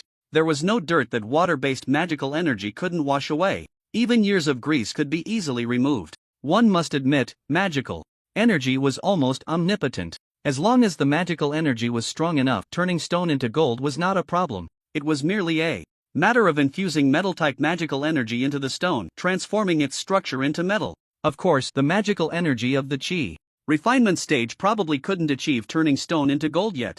Looking out the window, the sky was already tinged with dawn. Jiang Chen exhaled a breath of stale air. It was another morning, another sleepless night. It's the 15th. Jiang Chen glanced at the date. Tomorrow was the day of the fairy appearance facial mask launch event. Also, the martial arts camp had been established for so many days, it was time to go see the results. According to Shao Qi's report, the martial arts training plan was progressing smoothly, and the results were quite gratifying. The old members of the martial arts camp had all stepped into the path of martial arts. After showering for a while, Jiang Chen dried himself off. He changed into a black t-shirt and a pair of black 3/4 pants and walked out of the bedroom. Arriving in The living room on the first floor, the two girls were still asleep. Zhang Xiaoqi was busy in the kitchen making breakfast. Xiaoqi, what are we having for breakfast? Zhang Chen casually asked. We're having soy milk and fried dough sticks, Xiaoqi replied. Soy milk and fried dough sticks. Not bad, Zhang Chen said, feeling a bit tempted. The crispy fried dough sticks soaked in soy milk, one bite, and it was simply delicious. He walked over to the sofa and sat down, picking up the freshly delivered newspaper to see if there was any news. The newspaper he subscribed to had no entertainment news or advertisements. It published only social current events, business consultations, international news, and so on. Zhang Chen saw news about Sinan Technology in the paper, analyzing the negotiations between Sinan Technology and the Western joint delegation. The analysis was well-reasoned and not far from the actual situation. The person who wrote this article was not simple. Dad. Not long after, Zhang Sinan came down, rubbing her eyes. Zhang Chen put down the newspaper and said, "You're awake. Where's Qianshuan? Still sharing a room with you? Did you practice last night?" Zhang Sinan shook her head. "No, Qianshuan is in the room next to mine. She practiced last night." Zhang Chen replied, "That's good. Don't delay your practice." "Don't worry, Dad." Zhang Sinan nodded, knowing the importance of practicing. She wanted to achieve immortality too. She wanted to be by her father's side forever. At that moment, Lu Qianshuan also came down. "Good morning, Uncle Jiang." Zhang Chen hummed in agreement and smiled. "Go wash up first. Breakfast will be ready soon." Jiang. Sinan and the others responded and went to the washroom. After breakfast, Zhang Sinan and Lu Qianshuan left the villa. Zhang Chen was preparing to find a place to practice his techniques. He had already comprehended several techniques thoroughly. Theoretically, he had mastered them, but he still needed to apply them in practice. "Xiaoqi, let's go to Zijinbei." Zhang Chen stood up and said. Zijinbei was set up with a misty array, so no matter how he played around, no one would notice. Xiaoqi nodded. "Boss, what car are we taking today?" "I remember. There's a curry nan in the garage? Let's just take that," Zhang Chen said and walked towards the villa's exit. Zhang Xiaoqi responded and went to the garage. September 15, 2023, morning. Zhang Chen arrived at Zijinbei, and the first thing he did after getting out of the car was to test the wind control technique. As he performed the technique, strands of magical power were mobilized and invisible wind swirled around Zhang Chen, responding to his every command. Under his control, his body slowly began to float. Zhang Chen spread his arms, finally experiencing the sensation of floating in the air without any technological assistance. It was a feeling of complete freedom. "Xiaoqi, you go to the 403 machinery factory first, I'll join you later." After giving the instruction, Zhang Chen flew above Zijinbei using the wind control technique. There was not a single living person in the entire Zijinbei, and satellites in the sky couldn't capture this place either. He could act without restraint, even showing off some tricks. The speed of flying with the wind control technique wasn't very fast, but it wasn't slow either, roughly equivalent to 300 kilometers per hour. Yes, about the same speed as a high-speed train. After leisurely flying several laps above Zijinbei, Zhang Chen finally satisfied his craving and slowly descended near the 403 machinery factory. Zhang Xiaoqi was already waiting there. Zhang Chen calculated the days. It was around August 25 when the reconstruction of the 403 machinery factory began. Today was September 15, and only 20 days had passed, yet the factory had already been completed. Various supporting buildings, including interior and exterior decorations, were all finished. The 3A999 engineering vehicles used for constructing the 403 machinery factory had also been withdrawn and were now working on other projects. It wouldn't be long before the group headquarters building in Zhang's manor would rise from the ground. Zhang Chen and Zhang Xiaoqi strolled around the factory area, seeing some bionic people doing the final finishing touches, such as cleaning up construction debris and landscaping. In the factory area, the buildings were arranged in an orderly manner, and the research building had a strong sense of technology. The dormitory, canteen, medical room, entertainment room, and other supporting facilities were all complete, just waiting for personnel to move in. "Boss, it's built so quickly." Looking at the grand yet technologically advanced research building, Zhang Xiaoqi covered her mouth in astonishment. Zhang Chen glanced at her. "Are you feeling emotional again? What was this robot pretending to be surprised about?" Zhang Xiaoqi tilted her head in confusion. According to Xiaoqi's calculations, constructing such a large complex in 20 days shouldn't warrant surprise. Zhang Chen was speechless. A normal person would indeed be surprised, even shocked. "But are you a normal person?" Not wanting to waste time arguing with her, Zhang Chen walked to the square in front of the research building, waved his hand, and figures in white lab coats appeared. These were research-type bionic people, a total of 300, responsible for weapon Research. In the future, Jiang Chen would also bring out other technological weapons and they would need to analyze them. With another wave of his hand, 10 custom bionic people in suits appeared. These individuals would be responsible for managing the machinery factory. After thinking for a moment, Jiang Chen also summoned 200 combat-type bionic people to ensure the factory's security. Finally, he summoned 1,000 ordinary bionic people to handle various tasks in the factory, such as office staff, workshop workers, canteen chefs, cleaners, and so on. Soon, 1,510 bionic people appeared in the vast square.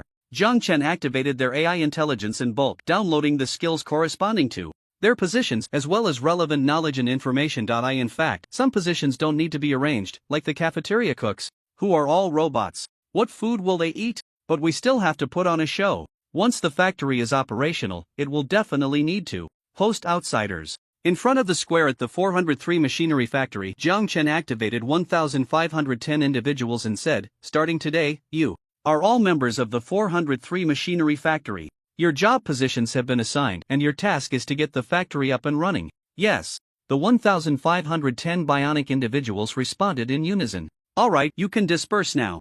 Jiang Chen waved his hand. The 1,510 bionic individuals orderly left the square. Some entered the research building, some went into the factory, some into the office building, some into the security booth, some into the cafeteria, and some into the warehouse, heading to their respective posts. Jiang Chen watched, very satisfied. The 403 weapons manufacturing factory would soon be operational. Let's go check out the production workshop. Jiang Chen took Jiang Shaoqi to a large factory building. Inside the factory, the fully automated production line traded from Daishui Air had been installed, and several bionic individuals who had taken their positions were making final adjustments to the production line. During this time, Jiang Chen had traded for 10 production lines from Daishui Air, and with a slight adjustment, these lines could produce various types of technological weapons. However, 8 of the production lines were in storage and couldn't be used for now. For the time being, 2 production lines were sufficient. One was for producing laser guns and the other for producing laser cannons. The daily output of laser guns was 5,000 units, which amounts to 150,000 units a month. The daily output of laser cannons could reach 100 units, totaling 3,000 units a month. It must be said that the production lines traded from Daishui Air were indeed advanced. They were all fully automated, capable of processing various precision parts automatically. Only a few bionic individuals needed to be assigned to oversee the process. Are the materials ready? Jiang Chen asked. Ready. We can start trial production at any time, Jiang Shaoqi replied. Jiang Chen nodded and said, then let's begin. Jiang Shaoqi nodded and gave the order. The production line quickly started operating. Before long, the first laser gun was freshly produced. Jiang Chen played with the first laser gun. Its appearance was impeccable, with a specially designed shape that exuded a strong sci-fi vibe. As for its power, Jiang Chen went to the shooting range of the 403 machinery factory. As a weapons manufacturing factory, a shooting range was naturally essential. Upon arriving at the shooting range and testing the power, Jiang Chen nodded in satisfaction. Its power was on par with the laser gun sample that Chen Xing had given him. In fact, it might even be superior. Although the design blueprint for the laser gun was provided by Chen Xing, after handing the blueprint to the research-oriented bionic individuals, Jiang Chen optimized the design, naturally enhancing its power. Not bad, a good weapon. Let Chen Xing check the goods. Jiang Chen nodded and sent a video invitation to Chen Xing. In the apocalyptic world, Chen Xing, who was counting supplies at the base, received Jiang Chen's video invitation and felt a bit curious. Jiang Chen suddenly sending a video invitation at this time, could it be? She didn't think much and accepted the video. The next moment, Jiang Chen's figure appeared on the virtual screen. From Jiang Chen's perspective, Chen Xing could see that he was in a shooting range. Is there something you need? Chen Xing asked. Jiang Chen replied, the laser guns you wanted can be mass-produced now. This is the first laser gun produced, let me show you its power. Chen Xing became interested. As time passed, the zombies and mutated creatures in the apocalyptic world grew stronger. And even humans had second-tier experts. Against second-tier experts, laser guns posed little threat. However, against first-tier ability evolvers, laser guns remained a deadly weapon. I'm looking forward to it. Chen Xing sat up straight. Jiang Chen smiled and had the shooting range personnel replace a steel plate, raising his hand to test fire. Watching the power unleashed by the laser gun, Chen Xing was intrigued. Good, how many can you provide me? Chen Xing asked cleanly and decisively. Jiang Chen replied, the daily production of laser guns is 5,000 units. Chang Xing felt joy in her heart, but her long-cultivated cold demeanor left her expression unchanged as she nodded indifferently. How many can be delivered in the first batch? Jiang Chen said, my situation is a bit special. I can give you 1,000 units in the first batch. Once the materials are all in, you can have as many as you want. Alright, Chang Xing said. Jiang Chen added, if you can provide raw materials on your side, the production speed will be even faster. If Chang Xing could provide raw materials, that would be even better.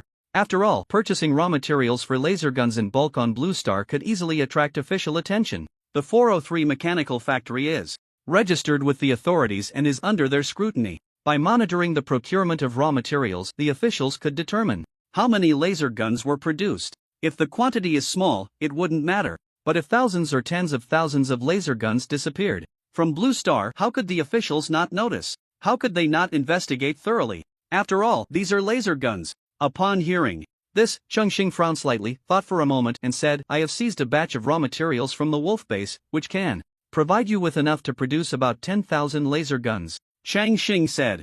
Jiang Chen was surprised. The Wolf Base collected so many raw materials, could it be? Yes, Chang Xing replied, the Wolf Base has wild ambitions. They not only secretly plundered a large amount of raw materials for laser guns but also gathered a lot of machinery, attempting to mass-produce laser guns. Fortunately, I eliminated them in advance, otherwise, it would have been a disaster.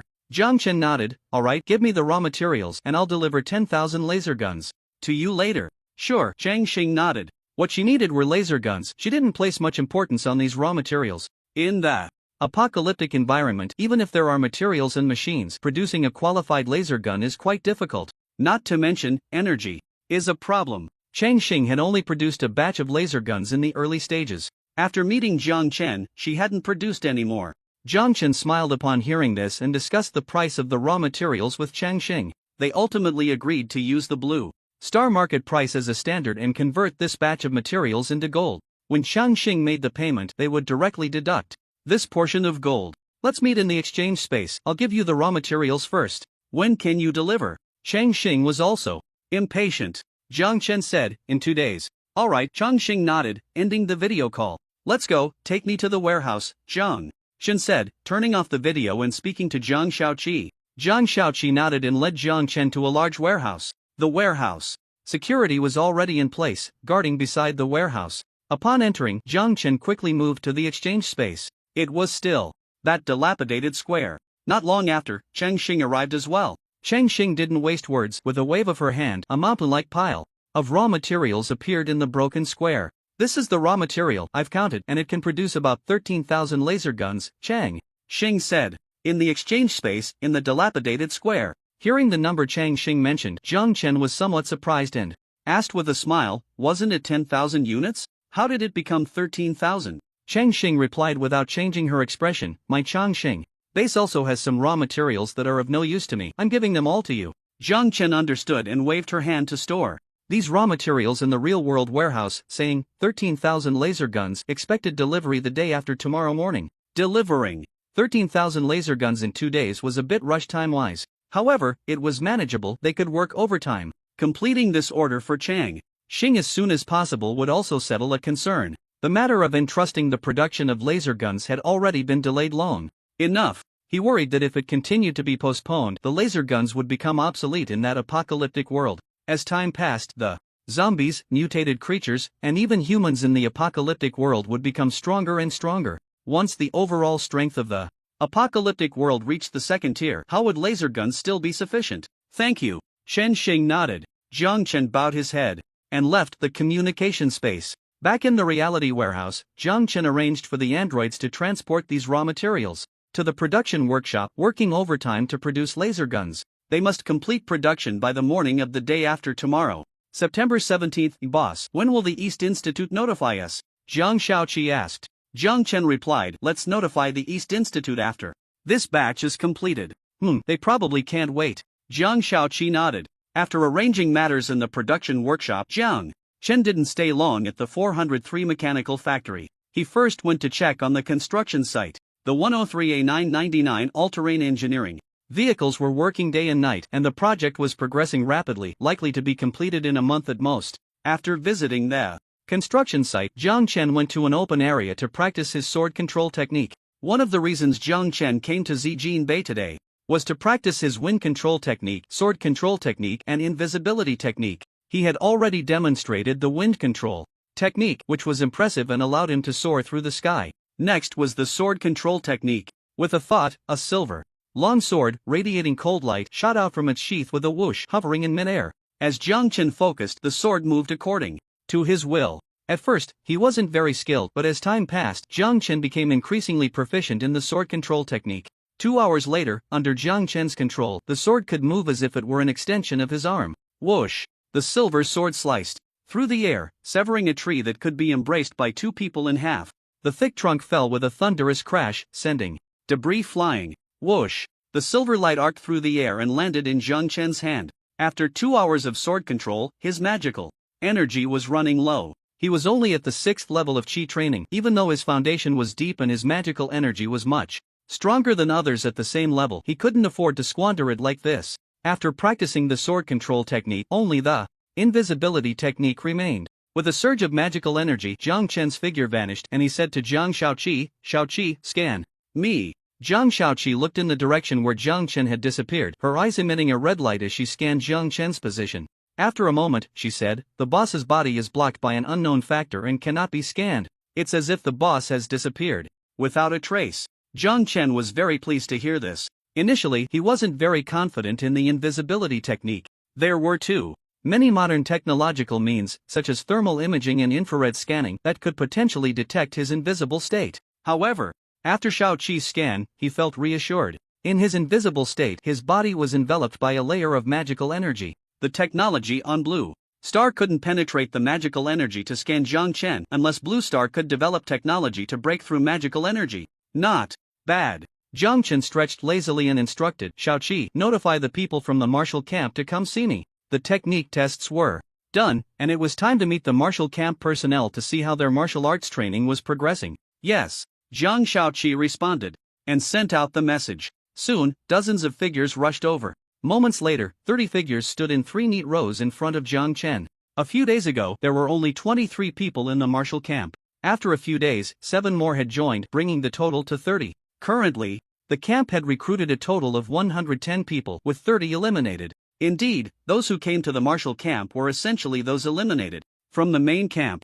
Jiang Chen extended his perception, sensing the vitality within them. Among them, 23 had particularly strong vitality, not far from advancing to innate martial artists. The other 7 had weaker vitality, which was due to their later entry into the martial camp and shorter training time. Not bad, they can indeed enter the martial way. Jiang Chen was very pleased. The key was that these individuals had decent martial arts aptitude. In Tianhong's small empire, they could be considered geniuses. You two form a pair and spar for me to see, Jiang Chen said. Yes. The absolutely loyal warriors of the martial camp, without a word, quickly formed groups and began to exchange blows. Jiang Chen watched, feeling as if he were observing children fighting. Their strength was too weak. However, sensing the vitality and blood energy within them, Jiang Chen was still quite satisfied. Shaoqi, have the biomedical research laboratory prepare a batch of cleansing marrow pills and strength pills to send over, Jiang Chen instructed Jiang Shaoqi. When his daughter Jiang Xinan established the research lab, she analyzed the components of the cleansing marrow pills and strength pills, using materials from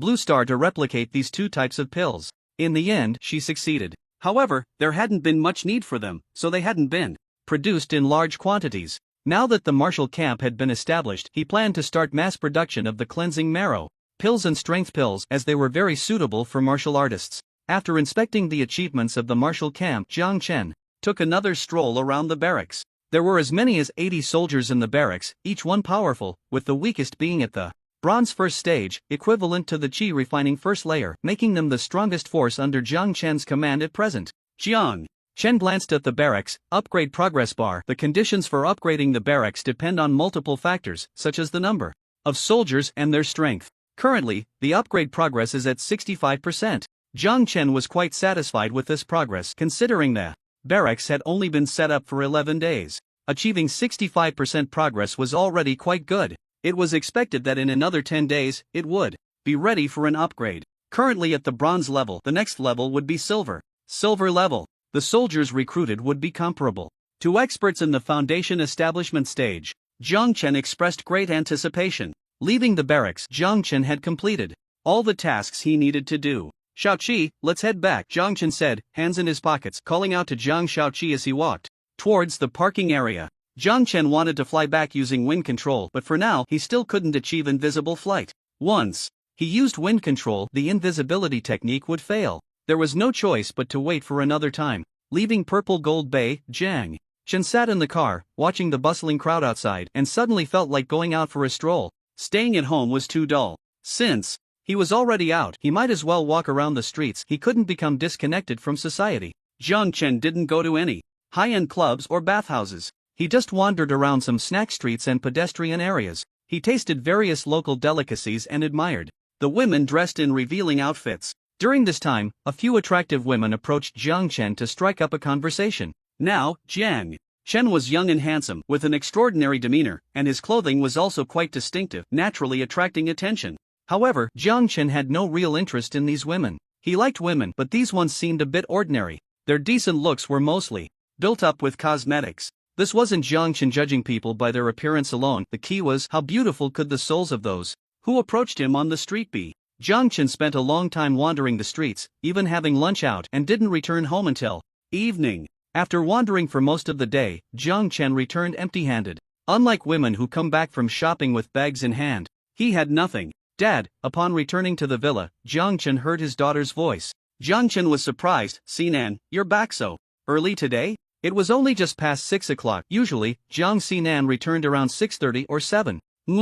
Not busy today, Jiang Sinan said, looking at her father with a cheerful smile. Dad, where did you go? Usually, whenever she returned, her dad would be at home. Today, she was quite surprised to find him absent. Just wandering around the streets, Jiang Chen replied casually. Jiang Sinan blinked and smiled. Dad, not bad, you're finally not so reclusive anymore, making progress. Jiang Chen was speechless and gave her a light tap on the forehead. Girl, what are you saying? No respect. It's just that I saw you finally willing to go out, so I'm happy, Jiang Sinan said, pulling on Jiang Chen's arm and acting cute. Jiang Chen shook his head, sat down on the sofa, and asked, how was work today? Jiang Sinan smiled and said, the joint delegation has compromised and we can sign the contract tomorrow. Jiang Chen replied, that's not bad, but tomorrow is the day of the new product launch for Qincheng Company, so don't let it delay anything. Don't worry, Dad, the contract signing with the Western delegation is in the afternoon. I'll be there for the morning launch, Jiang Sinan assured. Jiang Chen nodded and asked, who is hosting the Qincheng Company launch? Vice President Lu Yuqing, Jiang Sinan replied. Jiang Chen had never met Lu Yuqing, but he had all the management profiles of Qincheng Company on his desk. He had read through them and memorized them well. Recalling Lu Yuqing's profile, he thought, Lu Yuqing, female, 35 years old, divorced, with a 10-year-old son, of above-average appearance, with a good image, very career-oriented, outstanding work ability, and a rather tough workplace style, resembling an iron lady. Her divorce was also related to her strong personality. It's quite suitable for her to host the new product launch, Jiang Chen nodded, considering that since it was a cosmetics company, having an excellent-looking woman host was certainly better than having a bald old man do it. Are you considering having Lu Yuqing take the position of company president? Jiang Chen asked. Qincheng Company had 3 vice presidents, all of whom were qualified to be president. I do have that idea. In terms of ability and strategy, Lu Yuqing is the strongest among the 3 vice presidents. Having her as president would be quite appropriate and could also keep the other 2 vice presidents in check, Jiang Sinan said. Jiang Chen nodded and said, since a decision has been made, let's implement it as soon as possible. We can't hesitate. If we hesitate too long, internal issues may arise. Jiang Sinan agreed, nodding. Indeed, the issue of leadership could not be delayed. Over time, people's hearts would become unstable. She planned to hold a meeting to finalize the presidential candidate after the new product launch. Dad, are you going to the launch tomorrow? Jiang Sinan asked. Jiang Chen nodded. I'll go, but like last time, I'll just watch from the audience. Alright, Jiang Sinan had anticipated this and said nothing more. The father and daughter chatted for a while until Jiang Xiaoqi called for dinner. Jiang Chen wondered, where's Qianshuan? I haven't seen her. Ah, I forgot to mention. Qianshuan bought back her old house today and said she was going to tidy it up, so she'll be back later, Jiang Sinan explained. Jiang Chen nodded, make sure to save her some food. Jiang Sinan agreed. After dinner, the father and daughter returned to their rooms to practice. Another sleepless night. Jiang Chen couldn't help but sigh. It seemed that his sleep time would only decrease in the future. As his cultivation improved, he might not sleep for decades or even hundreds of years. After a night of hard practice, Jiang Chen felt he was one step closer to reaching the 7th level of Qi training. In just a few days, he would break through the bottleneck and advance to the 7th level. Once he reached the 7th level of Qi training, it would be the later stage of Qi training, and his internal magical power would surge significantly.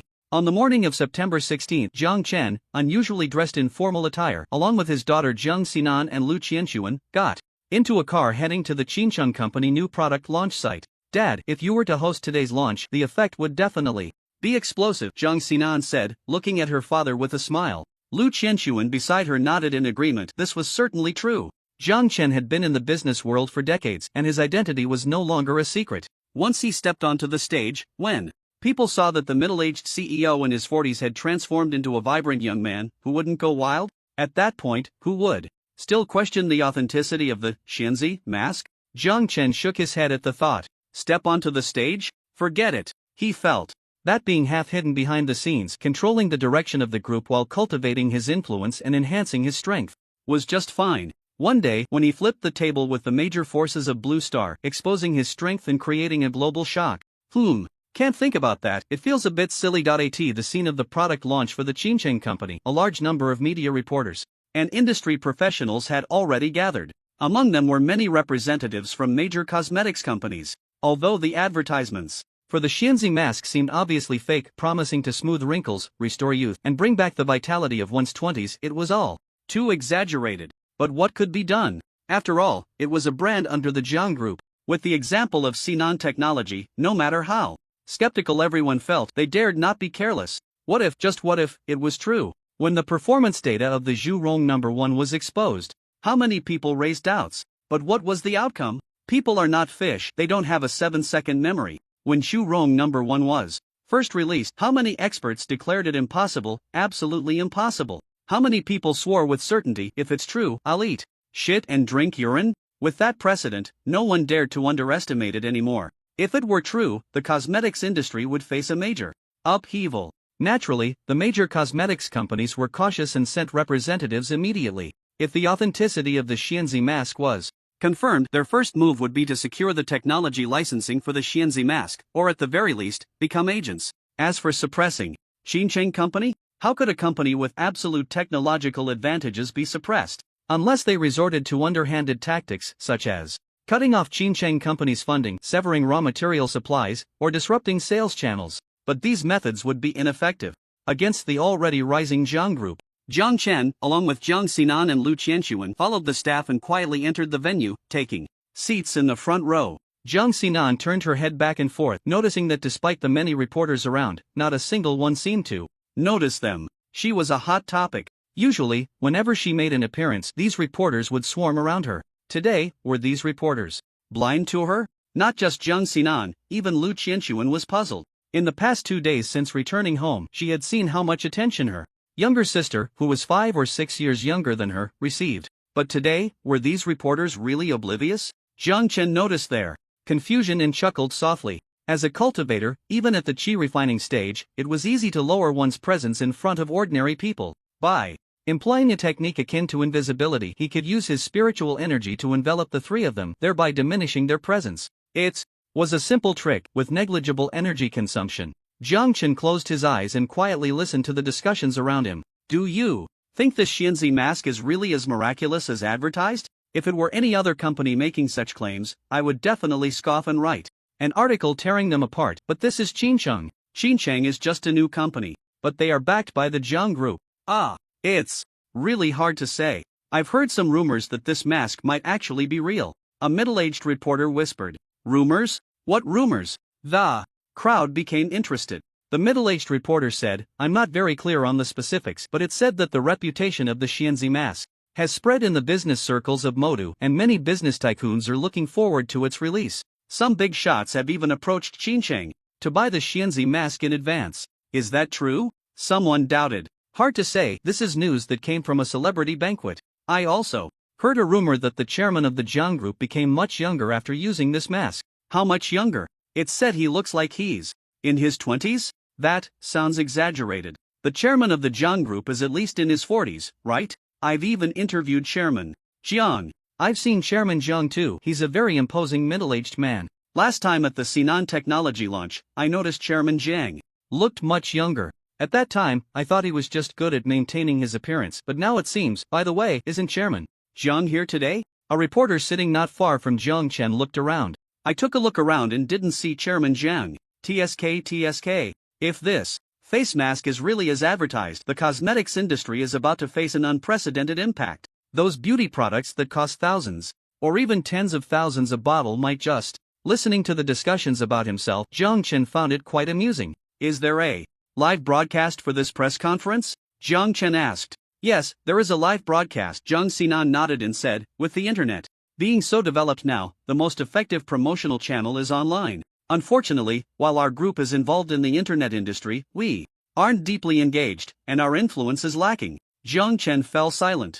Back when he started his business, the internet in Huaxia was just beginning. Unfortunately, at that time, he didn't understand the internet. He was completely focused on the real economy and paid little attention to the internet. By the time he noticed the internet industry, various fields like social media and e-commerce had already been occupied by major capital. It was too difficult to get involved again. Those internet giants had funding in the tens or hundreds of billions. A single money-burning battle could consume billions. At that time, the Zhang family really couldn't afford to play that game. As for now, the Zhang family does have the capital to enter the internet industry. The simplest way would be to make games. Whether it's the world of Daishuer or the apocalyptic world where Chengxing is, there is a local gaming culture. If they directly copy some classic games, they are sure to be a hit. If not, bringing over games like Crossfire, LOL, or Warcraft from Earth should also create a wave of popularity. Soon, Zhang Chen shook his head, temporarily setting this matter aside.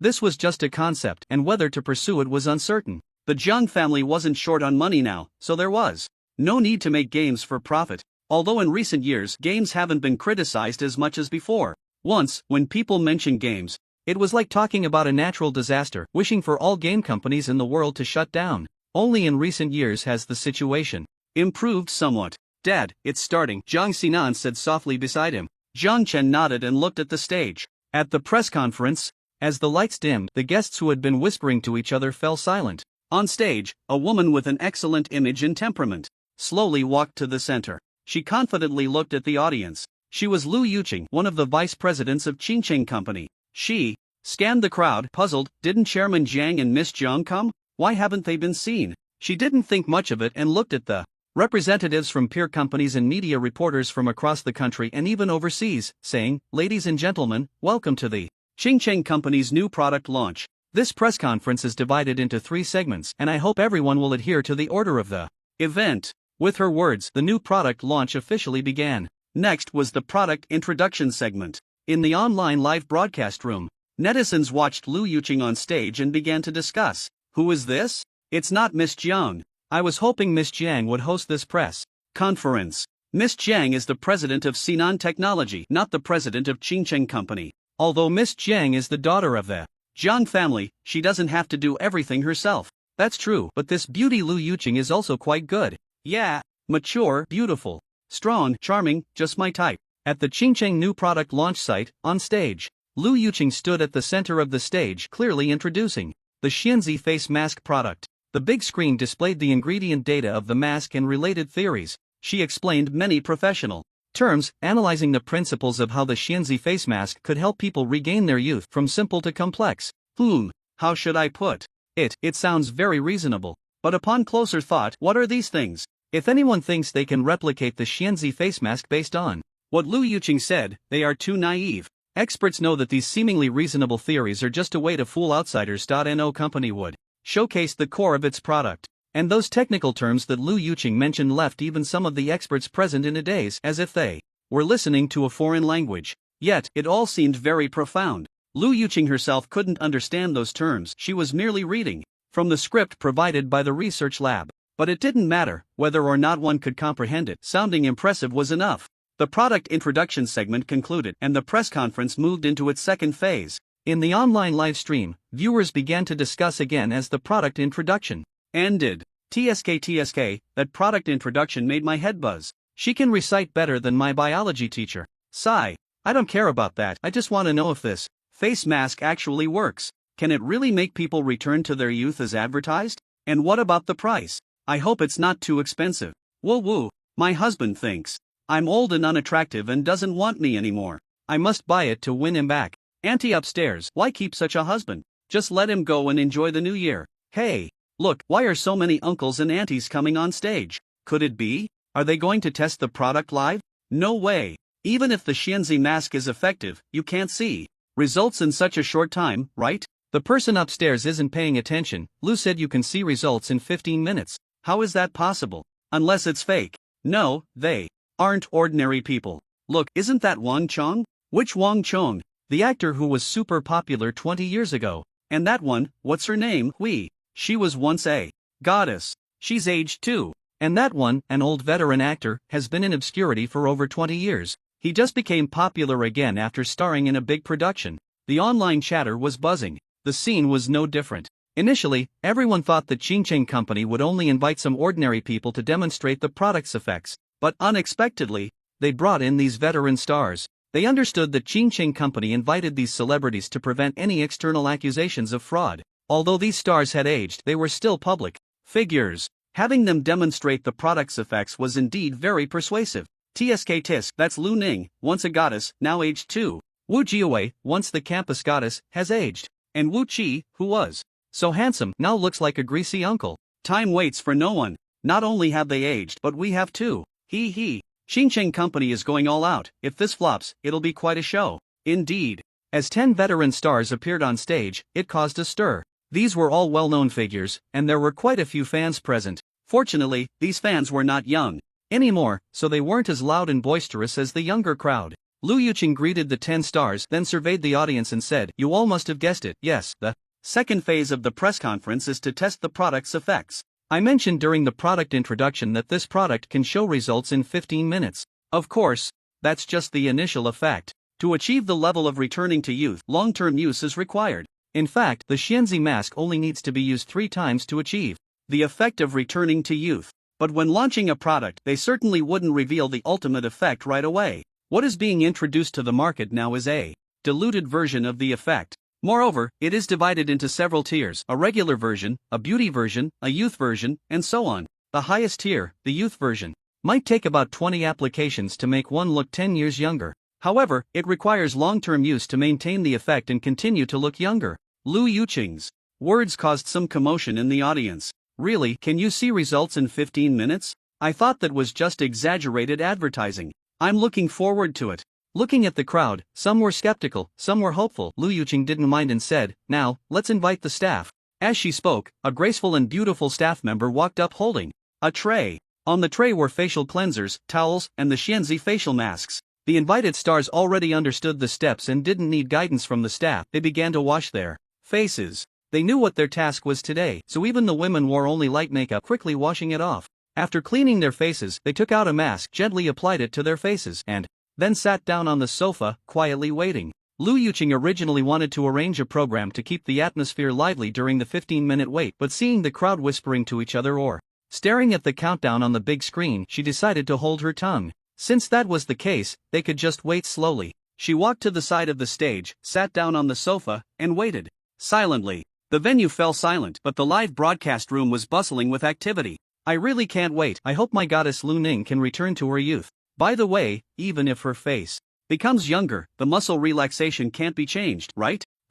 Stop talking, just look at the face. Exactly, just look at the face. The other parts are covered by clothes, so we can't see them. Why care about that? Hee, but goddess Lu Ning has always been diligent in exercising. Her figure is well maintained. If the wrinkles on her face are smoothed out and she returns to her youth.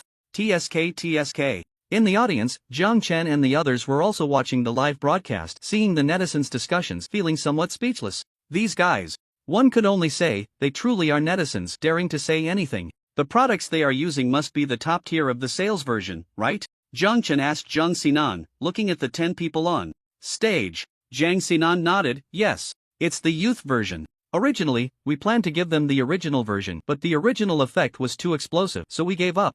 Jiang Chen responded with an O. The father and daughter chatted quietly, and soon the 15 minutes passed. At the press conference, the countdown on the big screen ticked down second by second. At first, everyone was still relaxed, but as the countdown was about to end. The atmosphere in the venue grew increasingly solemn. Whether it was the guests present or the viewers in the live broadcast room, they all stared intently at the countdown. Ding! The countdown ended. Whether it was the crowd on site or the netizens in the live broadcast room, everyone perked up, their eyes focused on the 10 stars on stage, eagerly awaiting the results. The most anxious were the stars and the wealthy. They really hoped that this facial mask was as effective as advertised. Who wouldn't want to hold on to their youth forever, especially the rich? Spending a lot of money every month on maintenance was just to keep themselves looking young and healthy, right? This was the psychology of consumers. Meanwhile, the peers watching the live broadcast were hoping for a failure in the effect demonstration. That way, they could breathe a sigh of relief.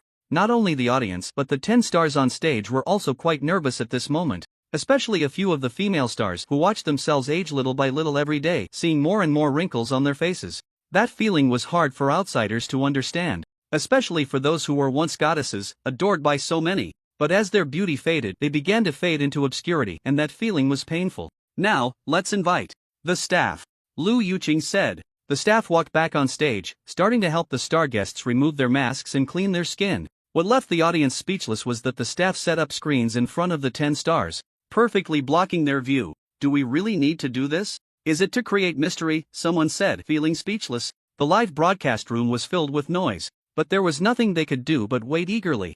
They didn't have to wait too long. In about a minute, Lu Yuqing said, "All right, now it's time to witness the miracle." After saying that, she instructed the staff to slowly move the screens aside, and the next moment, the scene fell silent. In the live broadcast room, the dense barrage of comments also disappeared, as if the pause button had been pressed. About half a minute later, an uproar erupted at the press conference. There was no way around it. The changes in the 10 celebrities were simply too dramatic. To provide a clear comparison of the before and after changes of the 10 stars, Lu Yuqing displayed their photos using the Xianzi facial mask on the big screen. Suddenly, the changes became apparent. It was clearly visible that several of the female celebrities had noticeably faded crow's feet, and their somewhat sallow skin had become fairer. It was as if they had instantly regained several years of youth. The 10 celebrities also held mirrors, staring in disbelief at their own faces. They were worried that the Qingqing company had tampered with the masks. Was the current change just an illusion? But when they rubbed their faces vigorously, there was no change at all.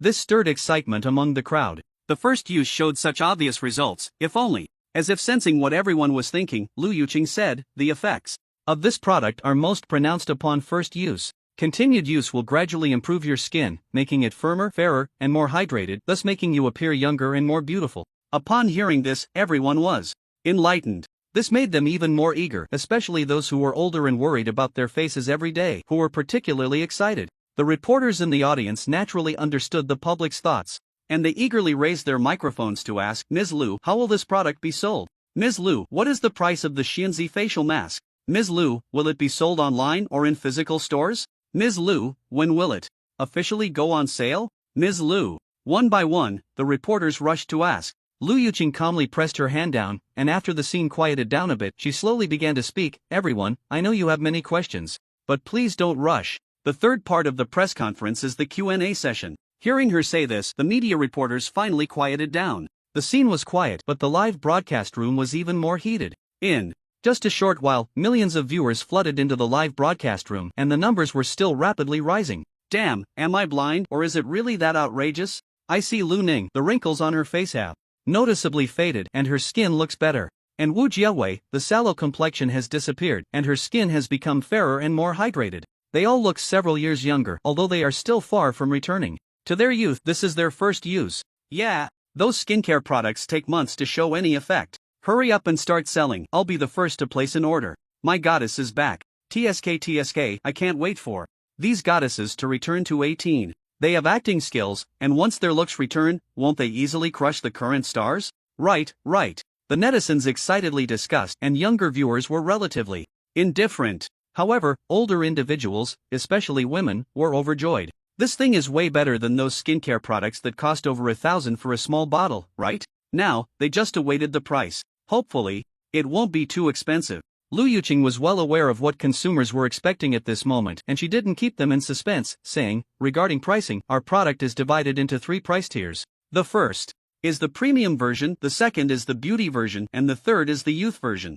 Lu Yuqing explained the effects of the 3 price tiers. The premium version is just the regular version. The regular version didn't have a very appealing name, so it was changed to the premium version. Premium sounds better than regular, right? As for the pricing, Lu Yuqing also didn't keep it a secret. The prices appeared directly on the big screen. The three products were priced as follows: premium version at 1,299 yuan per box, beauty version at 5,999 yuan per box, and youth version at 13,999 yuan per box. Each box of masks contains 6 sheets. The premium version is mainly aimed at the general public. The beauty-enhancing version targets mid-range consumers. The youth version is aimed at high-end consumers. This pricing isn't too high, nor too low. High-end facial masks on the market are generally priced around 3 to 5,000 yuan. Setting the premium version at 1,299 yuan makes it acceptable for ordinary consumers. If it were any higher, it might be hard to accept. After all, facial masks are consumables. Using one a day means needing 5 boxes a month. Based on the premium version, that would amount to 6,495 yuan a month. Once the price was announced, some people breathed a sigh of relief, feeling that this price point was acceptable. Others frowned, finding it a bit hard to accept. And then there were those who didn't care. Like the wealthy, who never pay attention to prices when shopping, and those high-income earners making tens of thousands a month also expressed that they could accept it. Even if they couldn't afford the highest-end products, the mid-range beauty-enhancing version was still acceptable. It's just under 30,000 a month. The press conference ended, but the shock was just beginning. At this moment, whether in reality or online, there was intense discussion about Qingqing Company and Xianzi facial masks. Competing companies grew anxious and held emergency meetings. This press conference made competitors abandon any hope. They began to think about how to respond to this crisis. Yes, a crisis. Once Xianzi facial masks entered the market, it would undoubtedly impact other beauty products. Consumers are not foolish. With the more effective Xianzi facial masks available, who would still choose their skincare products? Especially among older consumers, Xianzi facial masks would surely be the first choice, because this product can make them look younger, even return to their youth.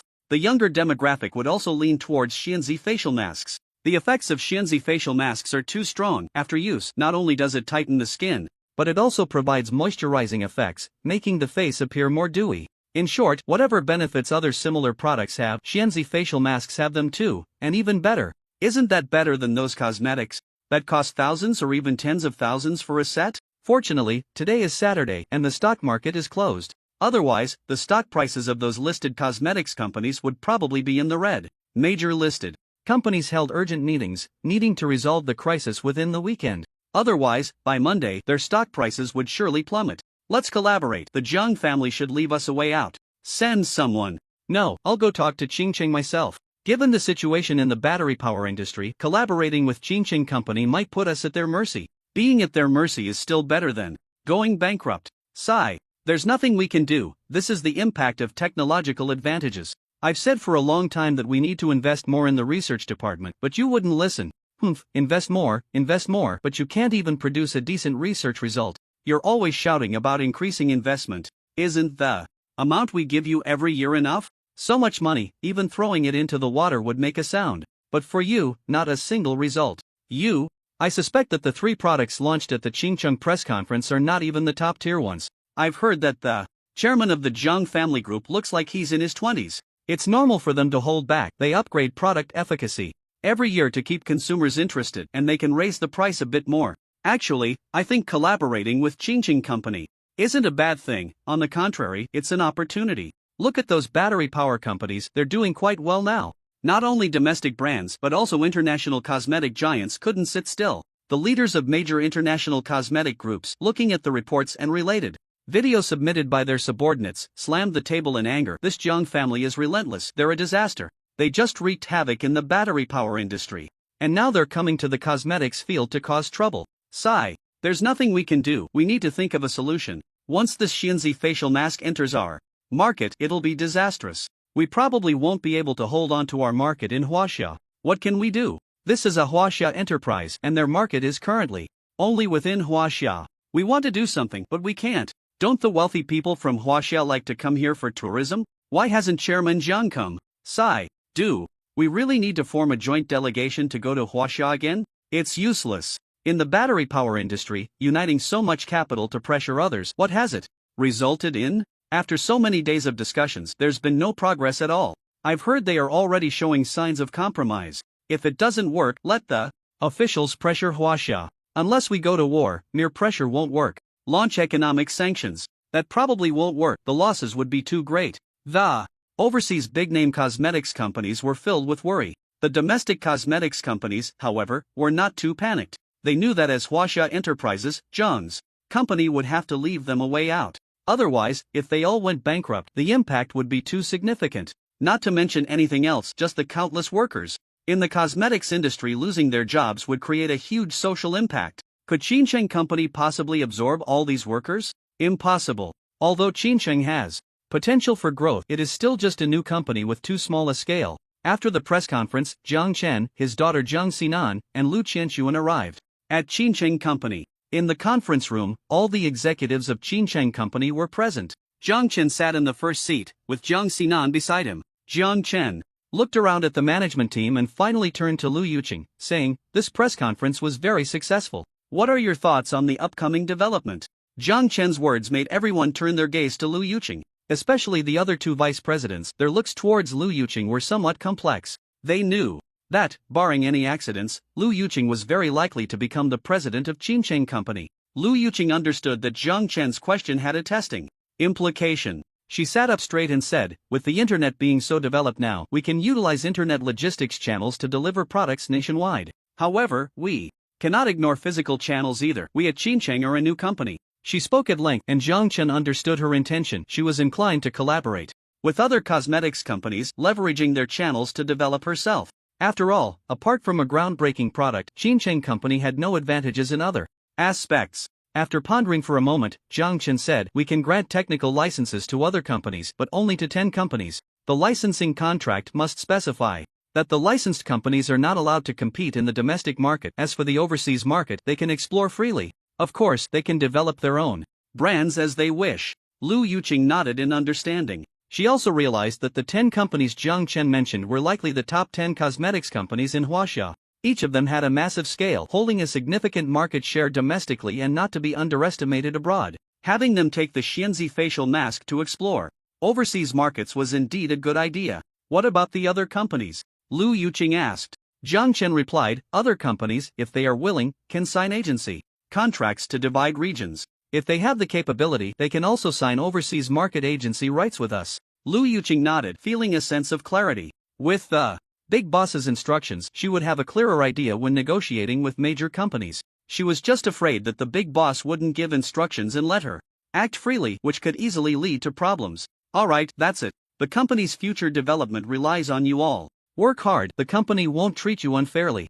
After saying this, Jiang Chen stood up, preparing to leave. In the Qinsheng Company conference room, Jiang Chen stood up and said, "Alright, let's wrap it up for today. You all discuss the specific plans and organize them into a proposal to submit to the group." After saying this, he prepared to leave. Lu Yuqing and the others quickly stood up to see him off. Jiang Chen waved his hand at them, signaling that they didn't need to see him off. He left the conference room with his daughter Jiang Xinan and joined Lu Qianxuan in the lounge. Jiang Chen smiled and said, "It's noon, let's find a place to eat." Jiang Xinan and the others nodded in agreement and found a nice restaurant nearby. After lunch, Jiang Xinan and Lu Qianxuan went to Sinan Technology. This afternoon, Jiang Xinan was to sign a contract with the Western United Delegation. After parting ways with his daughter, Jiang Chen didn't go home but took Jiang Shaoqi to Zijinbei. Originally, they had planned to deliver 13,000 laser guns to Qinsheng tomorrow. However, not long ago, Jiang Shaoqi reported that the machinery factory would complete the production of the 13,000 laser guns tonight. So he decided to check out the 403 machinery factory. If they could deliver early, then they should. On the way to Zijinbei, Jiang Chen took out his phone and opened Weibo. He found that 6 of the top 10 trending topics were related to Qinsheng Company. The key point was that these 6 trending topics occupied the top 6 spots. The 4 trending topics that followed were also related to Xianzi facial masks. One of them, #GoddessesBack #discussed several female celebrities like Lu Ning and Wu Jiawei.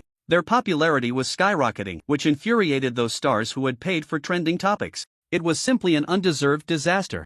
But there was nothing they could do about it. Could they rally their fans to attack Qinsheng Company? That would be suicidal, right?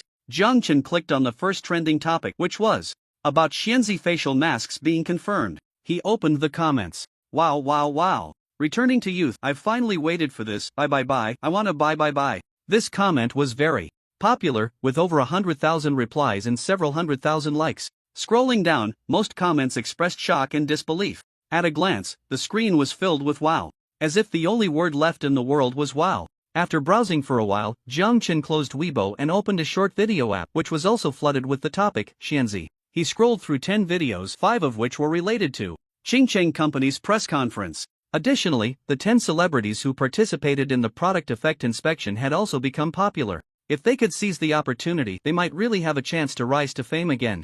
Boss, we've arrived. Time flew by while he was watching videos. Before he even realized it, the car had reached Zijin Bay, stopping in front of a factory at the 403 Machinery Factory.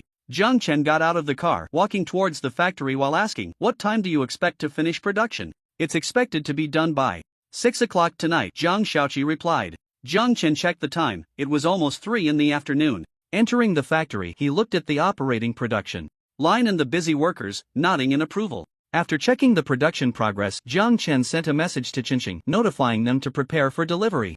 Around 6 o'clock. After receiving a reply from Qingcheng, Jiang Chen left the 403 machinery factory and headed to the Wuying training ground. The so-called training ground was a temporary courtyard. Once the Jiang Manor was completed, Jiang Chen planned to build an underground training base near the manor for the Wuying. Upon arriving at the training ground, Jiang Chen noticed that 2 new members had joined the Wuying. Jiang Chen shook his head helplessly. The elimination rate in the barracks was indeed high, with 3 or 2 being eliminated every day. Fortunately, these people could practice martial arts, otherwise they would only be able to do some menial work.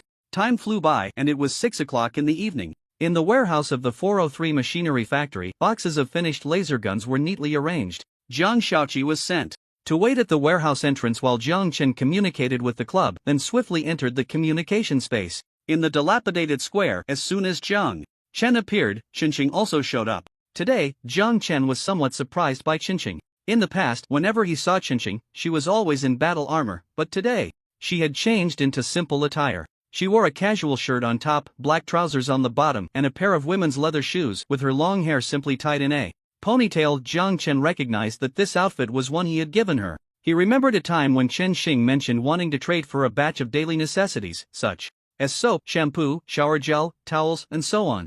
During that transaction, Jiang Chen had also helped her pick out some clothes.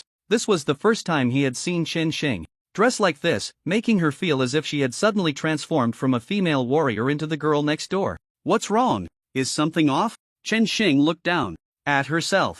"No," Jiang Chen shook his head, doubting whether she could see her toes. A faint smile appeared on Chen Xing's cold, indifferent face. "You're surprised by my outfit today, aren't you?" Jiang Chen nodded, then shook his head. "It's a bit unexpected. After all, you're usually in full battle armor." Chen Xing replied, "I have to thank you for providing the Silverlight Sword, which made it easy for me to wipe out the wild wolf base and deter surrounding forces.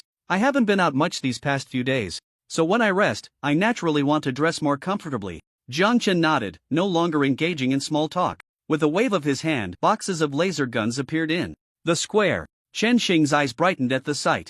With this batch of laser guns, the strength of the Chen Xing base would increase significantly. She didn't hesitate. And according to their agreement, with a wave of her hand, a pile of gold appeared. Jiang Chen glanced over, estimating it to be at least over 10 tons. "Have you deducted the material costs?" Jiang Chen asked. Chen Xing replied, "I won't be polite with you." Jiang Chen blinked. Chen Xing pressed her lips together and put away the laser guns. Jiang Chen also stored the gold and said, "Shall we call it a day?" Chen Xing nodded. Jiang Chen's figure flickered and disappeared from the spot. Chen Xing watched, her lips slightly pursed, her gaze flickering, lost in thought. After a while, she finally left the communication space. Back in reality, Jiang Chen did not leave but instead contacted Wu Yang. In the communication space, on the small island, "Brother Jiang," Wu Yang called out. Jiang Chen nodded. "I just got a batch of gold, it's for you." With that, he waved his hand and over 10 tons of gold appeared. Wu Yang was very happy. With this batch of gold, his strength would definitely soar. He estimated that it wouldn't be long before he had a chance to challenge for the platinum level island lord. "Brother Jiang, this is for you." After saying that, Wu Yang waved his hand and a large golden object appeared. "What is this?" Jiang Chen was surprised. Wu Yang grinned and said, "A template for making a golden axe." Jiang Chen was astonished. He had brought out a template for a golden weapon. Could it be? Did the new dungeon exploration you mentioned last time end? Jiang Chen asked. He remembered it was about 10 days ago, when Wu Yang had messaged him about exploring a new dungeon, a platinum level one. At that time he had mentioned that there might be a template for making platinum level weapons in the new dungeon. Could this guy really have found it? He. Brother Jiang guessed it right. Wu Yang shyly scratched the back of his head, a hint of lingering fear in his expression, clearly indicating that this dungeon exploration was not easy. What exactly happened? Jiang Chen expressed his curiosity. Wu Yang didn't hide anything and spoke with some trepidation. The platinum level dungeon is really dangerous. I almost didn't make it back this time. The boss of the platinum level dungeon was terrifying. Luckily, before we set out, I made a lot of golden axes and equipped each of my troops with 2 unleashing skills desperately, which ultimately allowed us to kill the dungeon's big boss. Otherwise, I probably wouldn't have come back this time. At that time, I led my troops into the dungeon, and as soon as we entered, we were attacked by golden level man-eating flowers. All the way. Wu Yang detailed the process of the dungeon exploration, and even as Jiang Chen listened, he felt a chill run down his spine. It was no wonder it was platinum level. That corresponded to the existence of the nascent soul stage. Just thinking about the dangers of exploring a nascent soul cave in the cultivation world made it clear. However, Jiang Chen also picked up on the fact that the bosses in the dungeon were subject to various restrictions and were not as terrifying as the platinum level powerhouses from the outside. After all, the existence of dungeons was meant to help island lords like Wu Yang level up. The behind-the-scenes controller of the island world certainly wouldn't set up a dungeon that couldn't be cleared. Jiang Chen couldn't help but marvel at how lucky Wu Yang was. Back when he was still a bronze-level island master, he had already obtained a silver-level weapon crafting template. Soon after reaching silver level, he got his hands on a gold level weapon crafting template. And now, at gold level, how much time had passed? He had already acquired a platinum-level weapon crafting template. Jiang Chen had heard Wu Yang mention that the other island masters who had descended into the island world were generally still bronze level. Only a few outstanding individuals had advanced to silver level island masters. Those silver level island masters barely had a few pieces of silver equipment. But what about Wu Yang? Not only had he become a gold level island master himself, but he also had the template to mass produce platinum level weapons. With Jiang Chen's support, it was simply going against the heavens. Jiang Chen wondered if the controller of the island world had noticed this bug with Wu Yang. If discovered, Wu Yang would be in trouble. Brother Jiang, look. Wu Yang's hand flashed, and a platinum-colored spear appeared. Jiang Chen blinked. This time it was a spear. He had thought it would be a sword. This platinum spear is a bit different from the golden axe and silver sword. The spear also has 2 skills. One is Shadow Strike, and the other is Armor Break. Jiang Chen raised an eyebrow, wondering what was different. Wu Yang knew he couldn't explain it clearly, so he simply demonstrated for Jiang Chen. He lifted the platinum spear and thrust it forward sharply, unleashing a chilling shadow of the spear that shot towards the sea surface thousands of meters away. The calm sea erupted with a thunderous roar. Towering waves surged, creating a terrifying scene as if the world was turned upside down. Fortunately, this was a communication space, protected by the club. Otherwise, the small island where Jiang Chen and Wu Yang were located would definitely have been overturned by the terrifying waves. Jiang Chen swallowed hard. Was this a weapon comparable to the nascent soul stage? It was indeed impressive. Although the shadow of the spear wasn't as dazzling as the sword light or axe light, it was far more powerful. Or rather, it was worlds apart. Very impressive. Jiang Chen gave a thumbs up. Wu Yang smiled and said, as for the armor break skill, it's the same as the silver sword and golden axe. With one thrust, as long as the defense doesn't exceed platinum level, it will break. As for durability, it's still 1,000 uses. Jiang Chen nodded. A spear that could unleash an attack comparable to the nascent soul stage 1,000 times was quite good. With the precedence of the silver sword and golden axe, Jiang Chen estimated that the power of the platinum spear should rival a peak nascent soul's full force strike. Brother Jiang, these 10 platinum spears are for your protection, Wu Yang said, taking out 10 spears and handing them to Jiang Chen. Jiang Chen didn't hesitate and accepted them directly. Seeing this, Wu Yang smiled. Jiang Chen put away the spears and asked seriously, "Are you sure? The materials for crafting the platinum spears are definitely platinum?" Wu Yang nodded solemnly. "That's right, these spears are made from the platinum you gave me, brother." Jiang Chen was quite surprised. He really didn't know what secrets the island world held. He could barely understand gold and platinum for now. After all, they were precious metals. But what about diamond level?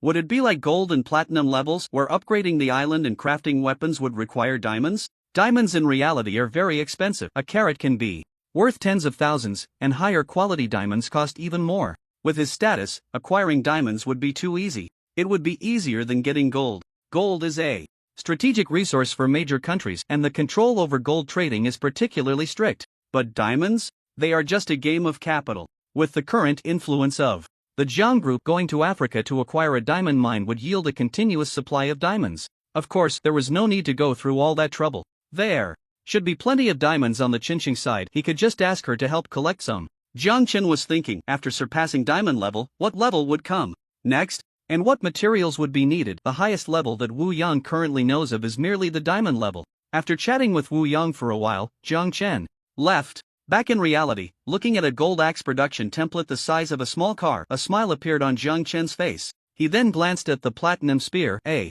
weapon comparable to the nascent soul stage. It might even unleash a full-force strike at the peak of the nascent soul stage, if he took it to the cultivation world and gave it to Jiang Hong. Jiang Hong would be unstoppable. What nascent soul old monsters, one shot for each. Of course, Jiang Hong is currently just at the foundation establishment stage, and facing a nascent soul, he probably wouldn't even have the courage to lift the spear. The pressure of the nascent soul is not something to be taken lightly. Right now, for Jiang Hong to withstand the pressure of the nascent soul stage, he would at least need to advance to the golden core stage. Xiaoqi, let's go home, Jiang Chen said, putting away the template, smiling as he walked out of the warehouse, waving to Jiang Xiaoqi as they headed towards the parking lot. Back at the Huangpu No. 1 villa, Jiang Xinan and the others had already returned. Dad, this is the contract signed with major Western companies, Jiang Xinan said, taking out a document in the living room of the villa. Jiang Chen took the document, flipped through it casually, placed it on the coffee table, and said, not bad. Since the contract is signed, our group should also venture into the Western market. Who do you plan to send over to oversee the Western business? Upon hearing this, Jiang Xinan instinctively looked at Lu Qianxuan. In the villa's living room, Lu Qianxuan, who was drinking tea, saw Jiang Xinan looking over and waved her hand, saying, don't look at me. I've had enough of being abroad. I don't plan to go overseas in the next few years. Alright, Jiang Xinan said, her action merely instinctive. She just felt that Lu Qianxuan was the most suitable to oversee the overseas business. Firstly, Lu Qianxuan had been abroad for so many years and was quite familiar with the overseas market. Secondly, Lu Qianxuan had the capability. However, Lu Qianxuan had indeed just returned to the country not long ago, and she had been called back by Jiang Xinan. Now asking her to go abroad again seemed a bit unreasonable. Let's pick someone from the vice president of Sinan Technology, Jiang Xinan finally said. Jiang Chen nodded, that works. They then discussed the construction of the overseas branch of Sinan Technology. They ultimately decided to divide the overseas market into 9 major parts: North America, South America, Europe, Australia, Africa, Central Asia, the Peacock Peninsula, Southeast Asia, and others, establishing 9 overseas regional headquarters. After that, they would set up branches step by step. Alright, let's settle on that. The specific plan can be discussed in a company meeting, Jiang Chen said. Jiang Xinan nodded. After discussing company matters, Jiang Xiaoqi had also prepared dinner. At the dining table, Lu Qianxuan said, Uncle, Sinan, I've almost finished tidying up the old house. I'm planning to move over in the next couple of days. Jiang Chen was taken aback and smiled, no need to rush. Yeah, Qianxuan, stay a little longer. There aren't many people at home. If you leave, I'll be bored. Again, Jiang Xinan urged. Lu Qianxuan shook her head with a smile. She had a very good relationship with Jiang Xinan, akin to that of sisters, so staying at her sister's house for a while was no issue. But if she were to live long-term at the Jiang family, it would be inappropriate. If it were just Jiang Xinan, it wouldn't matter much. But with Uncle Jiang around, many things would be inconvenient, especially during the summer. She felt it would be more comfortable to move to the old house. In her own little nest, she could do whatever she wanted. For instance, when it came to dressing, she could wear whatever she liked without too much consideration. But it was different at the Jiang family. She had to be mindful in all aspects. Seeing Lu Qianxuan's attitude, Jiang Xinan understood her personality and stopped insisting. After all, they were both in the Magic City, and they could always meet up for meals, shopping, and chatting, so there was no need to live together. Alright, but Qianxuan, I'll keep a room for you. Feel free to come over and stay for a couple of days, Jiang Xinan said. Lu Qianxuan chuckled and nodded. After dinner, the 3 of them went out for a walk. Jiang Chen had grown fond of the feeling of walking after a meal, but it was a pity that this was in a big city. If it were in the countryside, they could still hear the unique sounds of frogs and insects in the summer. Director Jiang.as Jiang Chen strolled leisurely with his daughter and Lu Qianxuan. He suddenly heard a shout. Looking up, he saw a family of 3, a middle-aged couple and a girl of about 18 or 19. The girl was blinking her big eyes, curiously watching Jiang Chen and the others. After a moment's hesitation, Jiang Chen recognized the middle-aged couple. Weren't they Zhou Jianqing and his wife? The very same Zhou family that held a birthday banquet for their daughter. The Xianzi facial mask had spread so widely in the wealthy circle thanks in part to the banquet hosted by the Zhou family. Mr. Zhou, Mrs. Zhou, is this your precious daughter?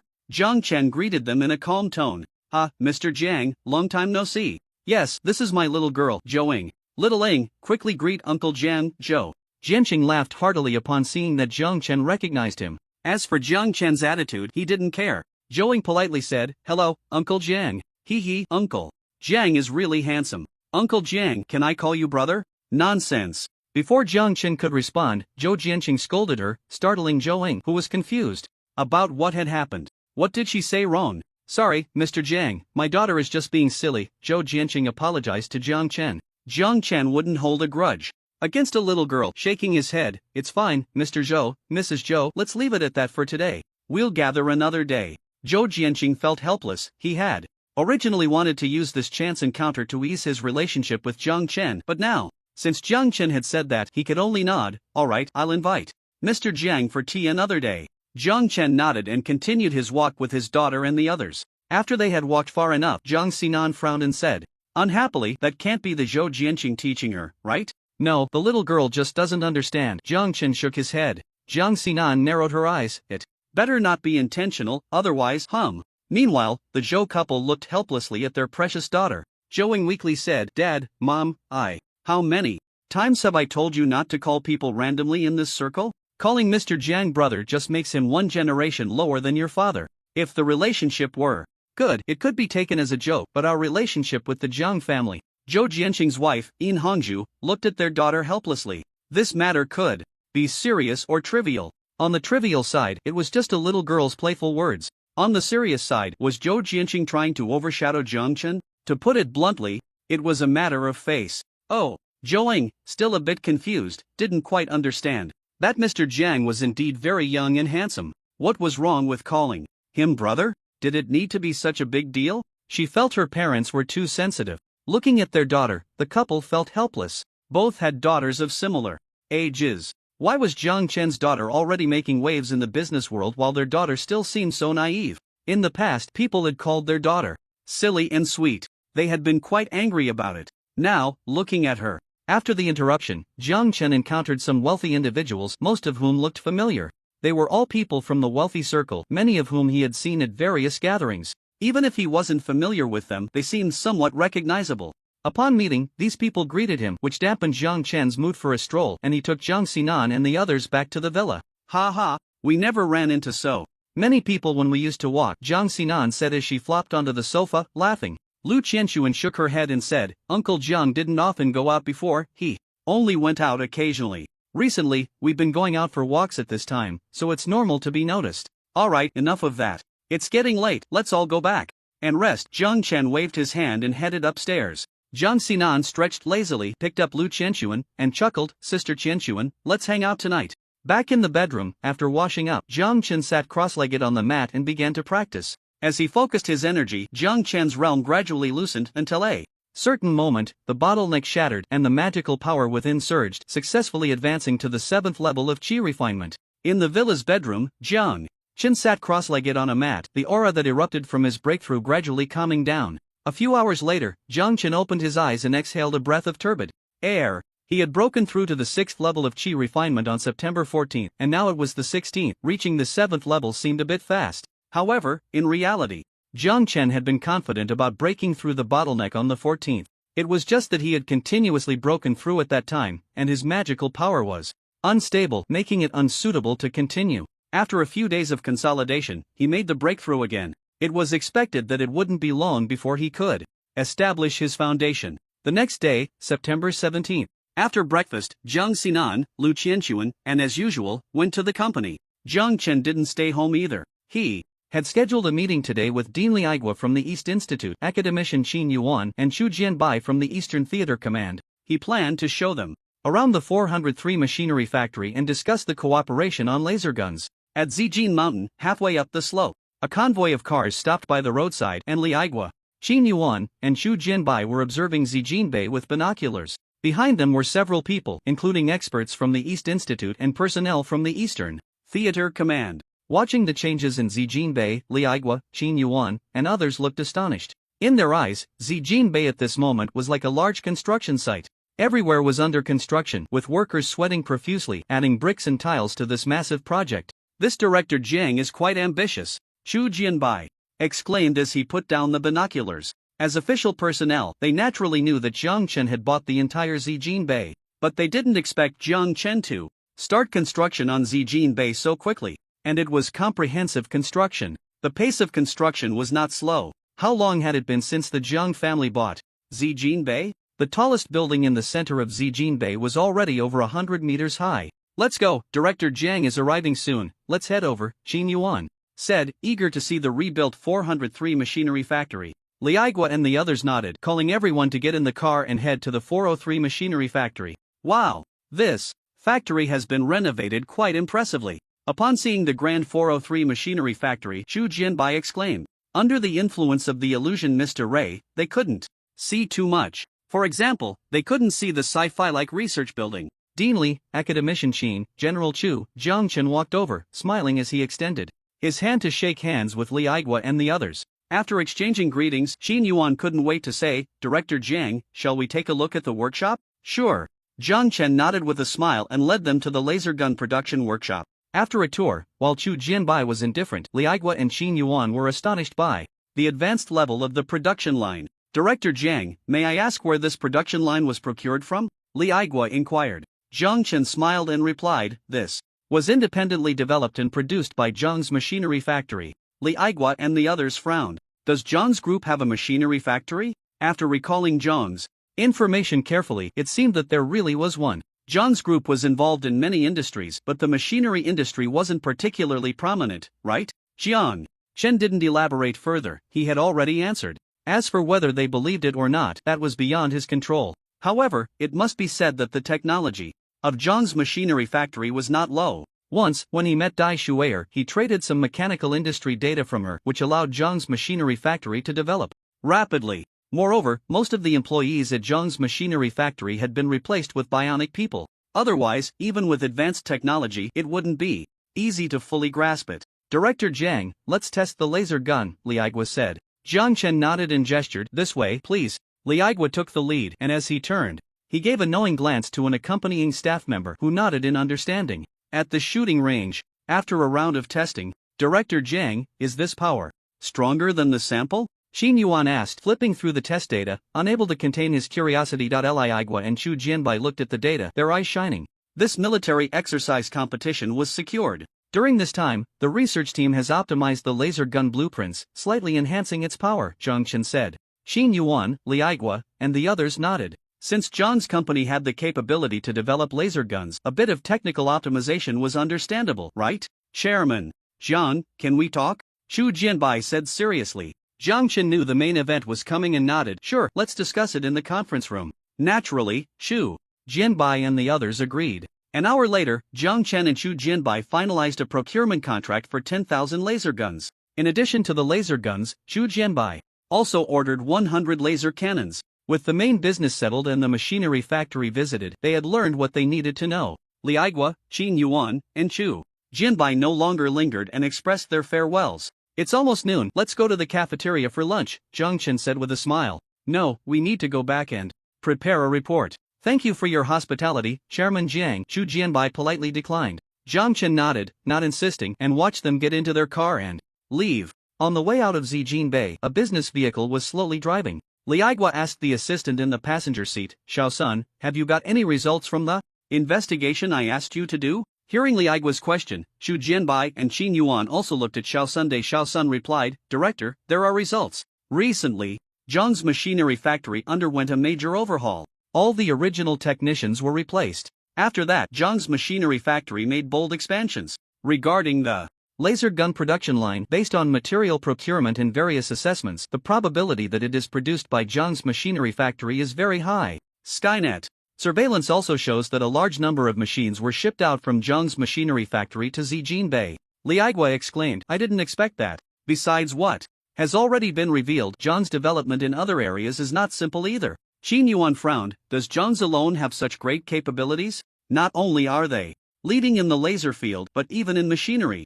Alright, let's not discuss this anymore. Chu Jianbai interrupted Qin Yuan with a wave of his hand. The higher-ups have confirmed that there are no issues with Zhang's. As for other matters, it's not for us to worry about. He knew what Qin Yuan and Li Aigua were concerned about. He had worried about it too at first. But since the higher-ups had confirmed it, they should trust their judgment. Fine, Li Aigua and Qin Yuan said, no longer saying anything more. As researchers, these issues were indeed not their concern. By the way, Academician Qin, what is the progress of your research on the laser gun samples at the East Science Institute? Chu Jianbai asked. Although they had reached a cooperation with Zhang's, they had not given up on independent research. Qin Yuan sighed and shook his head. It's a bit difficult. Chu Jianbai was speechless. After sending off Li Aigua and the others, Jiang Chen said to Jiang Shaoqi, arrange for production. Jiang Shaoqi replied, it's already been arranged, with an expected production time of 2 days. Jiang Chen said, remind me on the 27th of this month. Regarding the output, Jiang Chen did not explicitly mention it to Chu Jianbai and the others. For 10,000 laser guns and 100 laser cannons, he had given a delivery date of the 27th, which was 10 days later. Understood, Jiang Shaoqi nodded. Jiang Chen checked the time, it was almost mealtime. Let's go back, he called to Jiang Shaoqi as he headed towards the parking lot. Just then, Jiang Chen paused, looking somewhat speechless. It was Dai Shui'er contacting him. Jiang Chen had originally ordered 10 space-based satellites and module launchers from Dai Shui'er. Counting the days, it was indeed time for delivery. But did it have to be so close to mealtime? Shaoqi, are there any ingredients in the cafeteria? Jiang Chen asked. Jiang Shaoqi shook his head, only some ordinary ingredients. I see. Jiang Chen nodded, walking towards the parking lot while saying, you call first and have someone send some seafood to the villa. Okay, Jiang Shaoqi nodded. Sitting in the car, Jiang Chen sent a message to Dai Shui'er, girl, what's up? Dai Shui'er replied, uncle, the delivery is here. Jiang Chen, I'm outside, let's talk when I get back. In a warehouse on Kanglan Star, Dai Shui'er lay on the sofa, and upon seeing Jiang Chen's reply, she pouted. Uncle wouldn't have eaten out, would he? Uncle, have you eaten? Dai Shui'er asked directly. She had heard Jiang Chen mention that in his hometown, the common greeting among acquaintances was, have you eaten? Asking like this not only avoided awkwardness but also highlighted her politeness. Jiang Chen was speechless, and replied, not yet, have you eaten? Ha ha, what a coincidence, I haven't eaten either. Uncle, let's eat together later. Dai Shui'er laughed heartily. Jiang Chen rolled his eyes and replied, just wait. Seeing this reply, Dai Shui'er knew that this big meal was secured and she happily sent a message, alright. Jiang Chen shook his head, ending the conversation with Dai Shui'er. Back at the Huangpu No. 1 villa, the ingredients had already been delivered. Jiang Shaoqi went to the kitchen to cook, while Jiang Chen stood in the villa courtyard, taking out the platinum spear to practice a few moves. He hadn't had the chance to study the platinum spear he received from Wu Yang last night. Looking at the slender spear body, Jiang Chen found it hard to imagine that this thing could unleash a full-force strike at the nascent soul stage. After practicing for a bit, Jiang Chen put the spear away. He was worried that if he wasn't careful, he might accidentally unleash a spear shadow skill, which would be a big deal.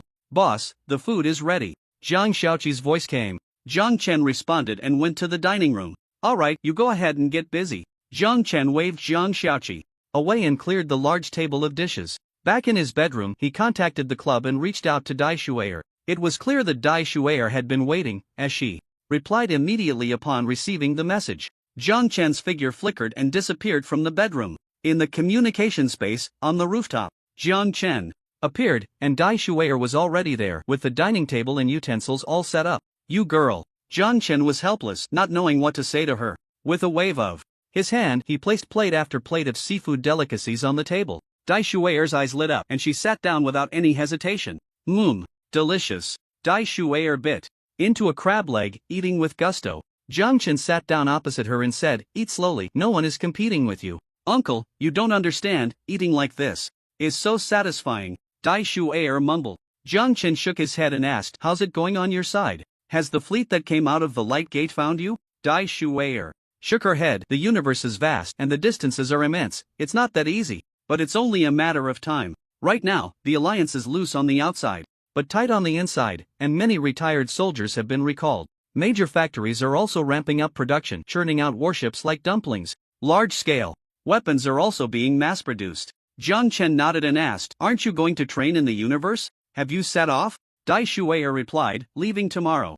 Jiang Chen nodded, not saying anything further, and began to eat in peace. It must be said that eating with this girl had greatly improved Jiang Chen's appetite. Half an hour Later, they finished the meal. Dai Shuier rubbed her little belly, half lying on the chair, looking like a salted fish. After resting for a while, Dai Shuier finally stood up. With a wave of her hand, a series of sci-fi-looking machines appeared, 10 space-based satellites and a module launcher. Uncle, I've sent you the manual and precautions. Dai Shuier said while operating her wristwatch. When the time comes, you can download the manual to the bionic person and it can complete the launch task by itself.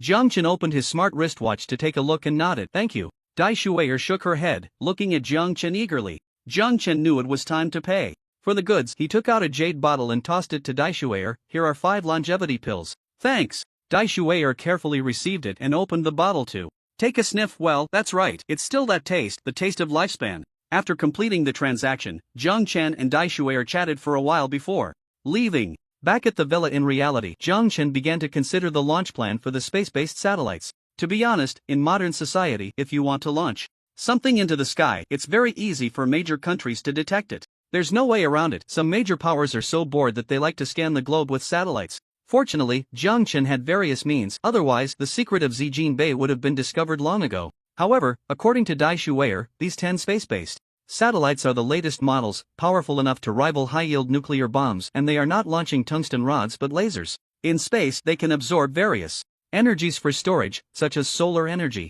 Additionally, this type of space-based satellite has stealth capabilities. It's not stealth in the traditional sense, but rather it can shield itself from satellites, radars, and all technological detection methods. With this, Jiang Chen felt reassured. Xiaoqi, get ready, tomorrow we're sending 10 big guys into space. Jiang Chen tapped a few times on his smart wristwatch and instructed Xiaoqi, I've sent you the manual and precautions, prepare the site according to the manual's requirements. Jiang Xiaoqi's eyes flashed with a red light as she received the manual and precautions sent by Jiang Chen, and she immediately began analyzing it, saying, okay, boss. With a response, she issued the instructions to Zijin Bei. Over there, upon receiving the instructions, they quickly sprang into action. They would level out a site that met the requirements in the shortest time possible. Time flew by and the next day arrived. On the morning of September 18, Jiang Chen, alone with Jiang Xiaoqi, returned to Zijin Bay. Arriving at the prepared site, Jiang Chen waved his hand, and a massive cube 15 meters long and wide and 20 meters high, composed of countless modules, appeared. Xiaoqi, let's begin. Jiang Chen said. Yes. Jiang Xiaoqi replied, stepping forward. Through the AI smart brain, she issued the activation command to the module launcher. As the command was given, countless modules were activated, seemingly coming to life. The enormous cube, originally the size of a basketball court, began to disassemble and reassemble. A few minutes later, the module launcher was fully reconfigured. The cube, which was already the size of a basketball court, now measured 50 meters in length and width, with a height of 30 meters. In the center of the massive 50-meter platform stood a cylindrical structure 45 meters tall, resembling a rocket. Boss, activation complete, Jiang Xiaoqi reported. Truly amazing. Looking at the vast launch platform, Jiang Chen marveled. It was clear that this module launcher was composed of the launch platform and the launcher itself. That cylindrical structure was the launcher. It would send the 10 space-based satellites into space. Let's move on to the next step, Jiang Chen said. Upon receiving the command, several bionic humans stepped out. They climbed the launch platform using the steps made of modules and installed the 10 space-based satellites onto the launcher. About 10 minutes later, everything was ready. Boss, preparations are complete, just press this button to complete the launch, Jiang Xiaoqi said, pointing to a red button on the platform. Jiang Chen replied, does this thing still require manual operation? Jiang Xiaoqi shook her head, no, boss, this is for the sense of ceremony. Jiang Chen glanced at her. She had even learned about the sense of ceremony. Over time, he found that Jiang Xiaoqi was becoming more and more like a person. Sometimes, Jiang Chen would overlook the fact that she was a robot. Shaking his head, he knew that Jiang Xiaoqi's personality was all simulated. The chance of her developing a true personality now was almost zero. All right then. Jiang Chen stepped forward and gently pressed the button with his finger. V-room. The module launch platform emitted a faint humming sound. The next moment, the cylindrical launcher on the platform began to glow. A 10-second countdown appeared on the launch platform. 10, 9, 8, 3, 2, 1. The countdown ended, and the cylindrical launcher carrying 10 space-based satellites emitted a blue light from its base, roaring as it detached from the launch platform and soared into the sky, disappearing in the blink of an eye. Is that it? Jiang Chen looked at the sky, wondering if launching satellites could be this easy. This is the power of technology. Boss, it is expected to enter space in 5 minutes, reported Jiang Qi. Jiang Chen nodded. It was a bit faster than an ordinary rocket. An ordinary rocket takes about 10 minutes to reach space. Boss, the space-based satellites have been successfully deployed and are now in the Blue Star orbit. The launcher is returning. Boss, the launcher has been successfully recovered, Jiang Qi reported in succession. A smile appeared on Jiang Chen's face as he gazed at the sky. The space-based satellites, they have finally ascended. Let's wrap it up, Jiang Chen instructed. Jiang Qi nodded and sent commands to the module launcher. The massive launch platform disassembled and reassembled once more, quickly returning to a state of 15 meters in length and width. Jiang Chen waved his hand, storing the module launcher in his storage bag and placing it in his personal space. Looking at his personal space, it remained as simple as ever: a double bed, a desk, a bookshelf, a cabinet, and other furnishings. The difference was that his desk was piled high with storage bags. These are all wealth. Just tossing out one of these storage bags could create a protagonist-level adventure. Gathering his thoughts, Jiang Chen withdrew his gaze from his personal space. He raised his wrist and pressed a button on his smart brainwatch, causing a virtual screen to pop up. He could control the 10 space-based satellites through the smart brainwatch. As long as he wished, he could carry out precise strikes on any corner of the Earth, comparable to a high-yield mushroom strike. Who could withstand that? The key is, this thing has no pollution. A weapon comparable to a mushroom bomb strike. If this got out, many people on Blue Star would probably lose sleep over it. Let's go home. Jiang Chen stretched lazily, called out to Jiang Qi, and walked toward the parking lot. For a while, everything was calm. The Jiang group was developing rapidly, and Sinan Technology had begun to lay out its global strategy, establishing regional headquarters in various parts of the world. For the Qinsheng Company, Jiang Chen had officially appointed Lu Yuqing as the president. With the title of president, Lu Yuqing worked even harder, earning the nickname the Relentless Woman within the company. The cooperation between Qinsheng Company and major cosmetics enterprises was also progressing smoothly. They successfully signed a technology licensing contract with one of the top 10 cosmetics groups in Huaxia. Regarding the licensing, it was similar to the Zhurong No. 1 model. Although it was licensed, it wasn't fully authorized. The situation was probably similar to Zhurong No. 1. During this time, major overseas cosmetics groups also began to make moves. They first attempted to obtain the formula for the Xianzi facial mask through various means. After failing, they sought cooperation. Next came the negotiations and disputes. If covert actions didn't work, they wanted to collaborate openly. It wasn't that simple. Qinsheng wouldn't let them off easily. The overseas cosmetics giants were also helpless. Qinsheng Company, or rather Zhang's, was like that stone in Huaxia, stinky and hard. Targeting them was too difficult. Even using underhanded tactics such as infiltration, bribing core personnel, or kidnapping was completely ineffective. The people they sent out seemed to vanish without a trace. It was a joke. Jiang Chen had arranged bionic bodyguard protection around important management personnel under the group, like Lu Yuqing and Hao Donglai. How could those so-called assassins or mercenaries deal with all-purpose bionic bodyguards? Thus, amidst all the chaos, time swiftly passed to September 27th, and 9 days had gone by since the launch of the space-based satellites. During this time, Jiang Chen often thought about testing the power of the space-based satellites. To see if they truly had the power of a high-yield mushroom. He aimed a space-based satellite at a certain island multiple times. Jiang Chen almost pressed the launch button several times. In the end, he held back. It wasn't that he was unwilling, it was mainly because the impact would be too great, and he wasn't ready to confront the whole world yet. Sooner or later, I'll have to fire a few shots at you. Jiang Chen looked towards the east, pursed his lips, and thought, does this mean possessing a powerful weapon stirs the desire to kill? This was indeed true. It hadn't been much before. But ever since the space-based satellite was launched, Jiang Chen's murderous intent grew stronger by the day. On the morning of September 27th, at Zijin Bay, General Chu, 10,000 laser guns and 100 laser cannons are all here. In a warehouse at the 403 machinery factory, Jiang Chen said to Chu Jianbai. Good, good. Looking at the weapons in the warehouse, especially the dark cannon barrels, Chu Jianbai's eyes sparkled, repeatedly saying good. With a wave of his hand, the accompanying personnel stepped forward to inspect the goods. After confirming everything was in order, they began loading the vehicles. Director Jiang, I have a question. How accurate are the laser cannons? What's their performance in actual combat? Looking at the laser cannons, Chu Jianbai asked with concern. These things had great power. One shot could obliterate a mountain. But what if they missed the target? Laser cannons strike in a straight line, but Blue Star is a sphere. Long-range strikes would definitely not work. After thinking it over, these things were most suitable for airstrikes. But the question was, could they accurately hit attacks coming from the sky? Of course, lasers were also very effective for ground strikes. If a few could be installed in orbit around Blue Star, At this thought, Chu Jianbai swallowed hard. He dared not imagine further. Don't worry. Jiang Chen knew what Chu Jianbai was concerned about. He smiled and said, each laser cannon is equipped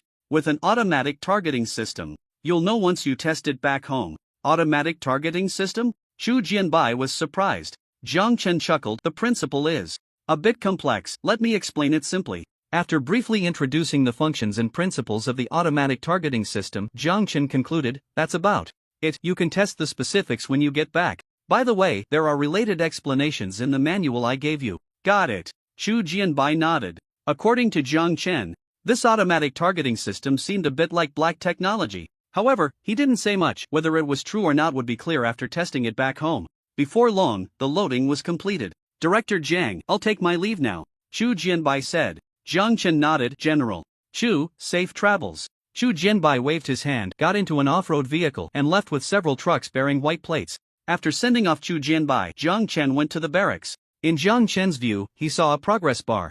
99.9%, it won't get stuck, will it? Looking at the progress bar, Jiang Chen's expression was strange. Once upon a time, downloading a file and waiting for hours only to get stuck at 99%? That was truly frustrating. Should he give up after waiting for hours? But if he didn't give up, who knew how much longer he would have to wait? That kind of discomfort made him want to smash the computer. Fortunately, such surreal phenomena as the barracks wouldn't encounter that kind of situation. Before long, the progress bar jumped to 100%. The barracks have met the upgrade conditions. Would you like to upgrade? A mechanical voice echoed in the barracks. Jiang Chen did not immediately proceed with the upgrade but called all the soldiers back. Well, excluding those in the martial camp. The people in the martial camp, strictly speaking, no longer belonged to the barrack system. After issuing the order, it didn't take long for all 165 soldiers to gather. Jiang Chen looked pleased. These 165 were his strongest combat forces, with the weakest being at the bronze first tier. Jiang Chen said, upgrade. Upgrading. A countdown appeared before Jiang Chen, requiring 10 minutes. He wasn't in a hurry and waited silently. 10 minutes passed quickly, and when the countdown reached 0, the barracks, with its blue bricks and tiles, suddenly erupted with brilliant light. This light initially was bronze-colored, gradually transforming to silver as time passed. Not only the buildings but the neatly arranged 165 soldiers also transformed their glow from bronze to silver. At the same time, their aura was rapidly surging. The most obvious was Zhang Yi, whose entire aura had turned silver, the color becoming increasingly rich, and his presence deepening. Another 10 minutes passed, and whether it was the buildings or the soldiers, the glow had all turned silver. This also represented a successful upgrade. Ding! Upgrade successful. Looking at the completely transformed barracks, Jiang Chen surveyed his surroundings. Boss. With the upgrade complete, the soldiers awakened. Under Jiang Yi's lead, they all knelt on one knee before Jiang Chen. Jiang Chen nodded. Rise. After saying this, Jiang Chen began to stroll around the barracks. The most significant change in the silver-level barracks was its larger area. The bronze-level barracks only covered a few hundred square meters. The silver level, however, spanned the size of a standard football field. Compared to the bronze level, the silver-level barracks were also more luxurious. Originally just one courtyard, it was now divided into multiple areas. Facilities such as training grounds, dormitories, and canteens were all arranged. After touring the changes in the barracks, Jiang Chen turned his attention to the soldiers. The change in their aura was the most apparent, especially Jiang Yi, whose strength had reached silver level 9, comparable to the late stage of Foundation establishment. This strength was already formidable on Blue Star. Many firearms could no longer pose a threat to Jiang Yi. Besides Jiang Yi, the others were not weak either. The weakest had also reached silver level 2. Is this what it means to be remade? Truly amazing, Jiang Chen murmured to himself, saying, not bad, everyone take your positions. These soldiers were not idle. Every day, besides training, they patrolled various areas of Zijinbei. In the outskirts of Magic City, at a heavy weapons testing ground. Xiao Chu, this thing is great. With this, our eastern region will definitely shine. In this military exercise competition, an amiable old man said with a smile as he approached. Upon seeing the old man, Chu Jianbai quickly raised his hand in greeting. The old man waved his hand and picked up a laser gun to play with. Chu Jianbai said, Old Su, this laser weapon is indeed good. But it's a pity. A pity about what? The old man chuckled, looking at Chu Jianbai. It's a pity that we didn't develop and produce it ourselves. Chu Jianbai sighed, stating this was his only regret. Old Su shook his head and smiled, putting down the laser gun. Xiao Chu, you're being narrow-minded. Chu Jianbai was unconvinced. How was he being narrow-minded? Old Su saw his discontent and chuckled, saying, Don't be upset. Let me ask. You, Jiang Chen is a Huaxia person, right? Chu Jianbai nodded. His relatives haven't immigrated, have they? Old Su asked again. Chu Jianbai nodded. Once more, the data showed that Jiang Chen's ex-wife Zhao Qian had repeatedly proposed immigration, but Jiang Chen had always refused. His past experiences are also quite clear, right? Old Su continued. No, Old Su, what are you getting at? Chu Jianbai was speechless, wondering what exactly he was trying to say. You, still too impatient, Old Su gazed into the distance and slowly said, from his past experiences, it can be seen that Jiang Chen is satisfied with Huaxia and loves the land that raised him. That is enough. Chu Jianbai lowered his head in contemplation. In the outskirts of Magic City, at the heavy weapons testing ground. Seeing Chu Jianbai silent, Old Su patted his shoulder and did not continue. In fact, there had been considerations regarding the Jiang group. There had been meetings and discussions. After all, the technology mastered by the Jiang family was quite astonishing. Not to mention the Zhurong No. 1 battery technology, just this laser gun was a formidable weapon. How could the authorities easily trust a civilian enterprise with such power? Even if the factory producing the weapon was officially registered, it wouldn't suffice. However, considering various factors, the authorities decided to prioritize cooperation for now. As for the future, that would be discussed later. Xiao Chu, come tell me about this laser cannon, Old Su said, looking at the several large machines in the testing ground with great interest. Chu Jianbai, after organizing his thoughts, he said. Old Su, the laser cannon is equipped with an automatic aiming system. According to Director Jiang, this automatic aiming system can independently lock onto targets and attack automatically. Oh, is that so? Didn't you say we needed to test it? Well then, let's start. Let this old man witness it, Old Su said with great interest. Yes, Chu Jianbai saluted, turned around and went to prepare. Soon, one laser cannon was fully charged, ready to fire a laser attack at any moment. Drone 1, take off, Chu Jianbai commanded. Naturally, he wouldn't start with missile testing, he would test with drones first. Understood. Receiving the command, a drone flew up from a nearby hilltop and headed toward the laser cannon's location. The test proceeded quickly. First, a single drone was used for testing and was inevitably destroyed by the laser cannon. Following that, Chu Jianbai mobilized more than a dozen drones. None of them could escape destruction. They couldn't even manage to evade it. This led Old Su, Chu Jianbai, and the others to discover a key characteristic of the laser cannon: its extremely fast rate of fire. As long as the energy was sufficient, there was practically no firing interval. As for the energy, they just needed to plug it into a power source. With a nuclear power plant supplying it, why worry about insufficient energy? Old Su, missile testing is next, Chu Jianbai said. Old Su nodded. Chu Jianbai issued the command, and a missile flew towards the designated target. The result was as expected. Before even approaching the strike target, the missile was aimed at, locked onto, and destroyed by the laser cannon. Following that, Chu Jianbai conducted several more rounds of testing. After these rounds, Chu Jianbai was genuinely impressed. This automatic aiming system was truly remarkable. It hit whatever it aimed at without the slightest hesitation. Identify the target, a laser beam fires, and the target is directly destroyed.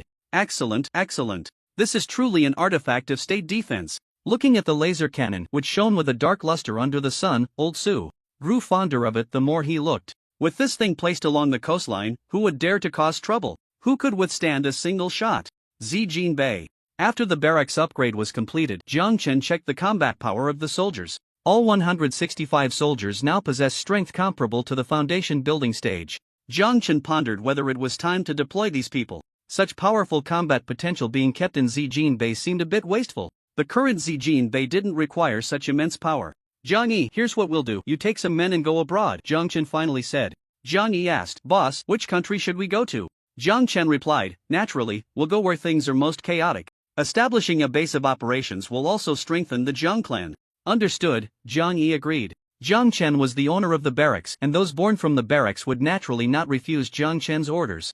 Jiang Chen acknowledged this, noting that the overseas underground world was quite turbulent, especially in places like Africa, where warlords and mercenaries ran rampant and ordinary people lived in misery. It was the perfect opportunity for Jiang Yi and his men to go clean things up and restore peaceful lives for the people of Blue Star. If they could control the underground world, that would be even better. He heard there was something called the dark web. He wondered if they could gain control of it. Controlling the dark web. Isn't that little cheese forte? After checking the combat power of the barracks soldiers, Jiang Chen went to the martial arts camp. The martial arts camp had reached 65 members. Apart from a few who joined recently, most had already entered the martial arts Hotian, acquired, realm. This realm, corresponding to body tempering, was not weak. Their rapid progress was also related to their original black iron level strength unique to the barracks system. After practicing martial arts, the black iron level power unique to the barracks system would gradually convert into martial arts power, boosting their martial arts foundation. After inspecting the martial arts camp, Jiang Chen turned his attention to the construction of Zijin Bay. After 103 A999 model engineering vehicles worked non-stop, day and night, the massive Zijin Bay project had entered its final stages. The Jiang clan group building at the center of Zijin Bay had reached 600 meters. Looking at the skyscraper that seemed to pierce the sky, Jiang Chen's thoughts began to turn. On the rooftop of the building, a garden was being constructed, a proper sky garden. Tired of living on the ground, it seemed nice to spend a few days in that sky garden. Shaking his head, Jiang Chen stopped thinking further and turned his gaze to the newly built Jiang Manor. After wandering around the manor, Jiang Chen took out a formation flag, preparing to set up a spirit gathering array. Setting up the spirit gathering array early would allow for the gathering of spiritual energy sooner. The spiritual energy on Blue Star was thin, and gathering a large amount into the manor would take time. By setting up the spirit gathering array now, he could enjoy the benefits of the rich spiritual energy once he moved in. Jiang Chen had already carved the formation flags for the spirit gathering array. After spending a few hours, he completed the setup of the spirit gathering array. Making hand seals, the formation was activated. With a buzzing sound, the spirit gathering array enveloped the 100-acre manor. The thin spiritual energy in the surrounding area began to flow continuously towards the manor. Next, he just needed to wait. With the spirit gathering array set up, Jiang Chen's business in Zijin Bay was considered complete. Taking a car back to Villa Number 1. In Huangpu, it was already past 6 in the evening. The villa's yard was lively. Besides his daughter Jiang Xinan, her two friends, Lu Qianxuan and Chen Hui, were also there, tidying up ingredients while chatting and laughing. "Dad, you're back," Jiang Xinan exclaimed, happily upon seeing her father. "Hello, Uncle Jiang." Lu Qianxuan and Chen Hui also stood up to greet him. Jiang Chen smiled and nodded, looking at the table full of seafood and meat. With a barbecue grill nearby, he joked, "Are we having a barbecue?" Yes.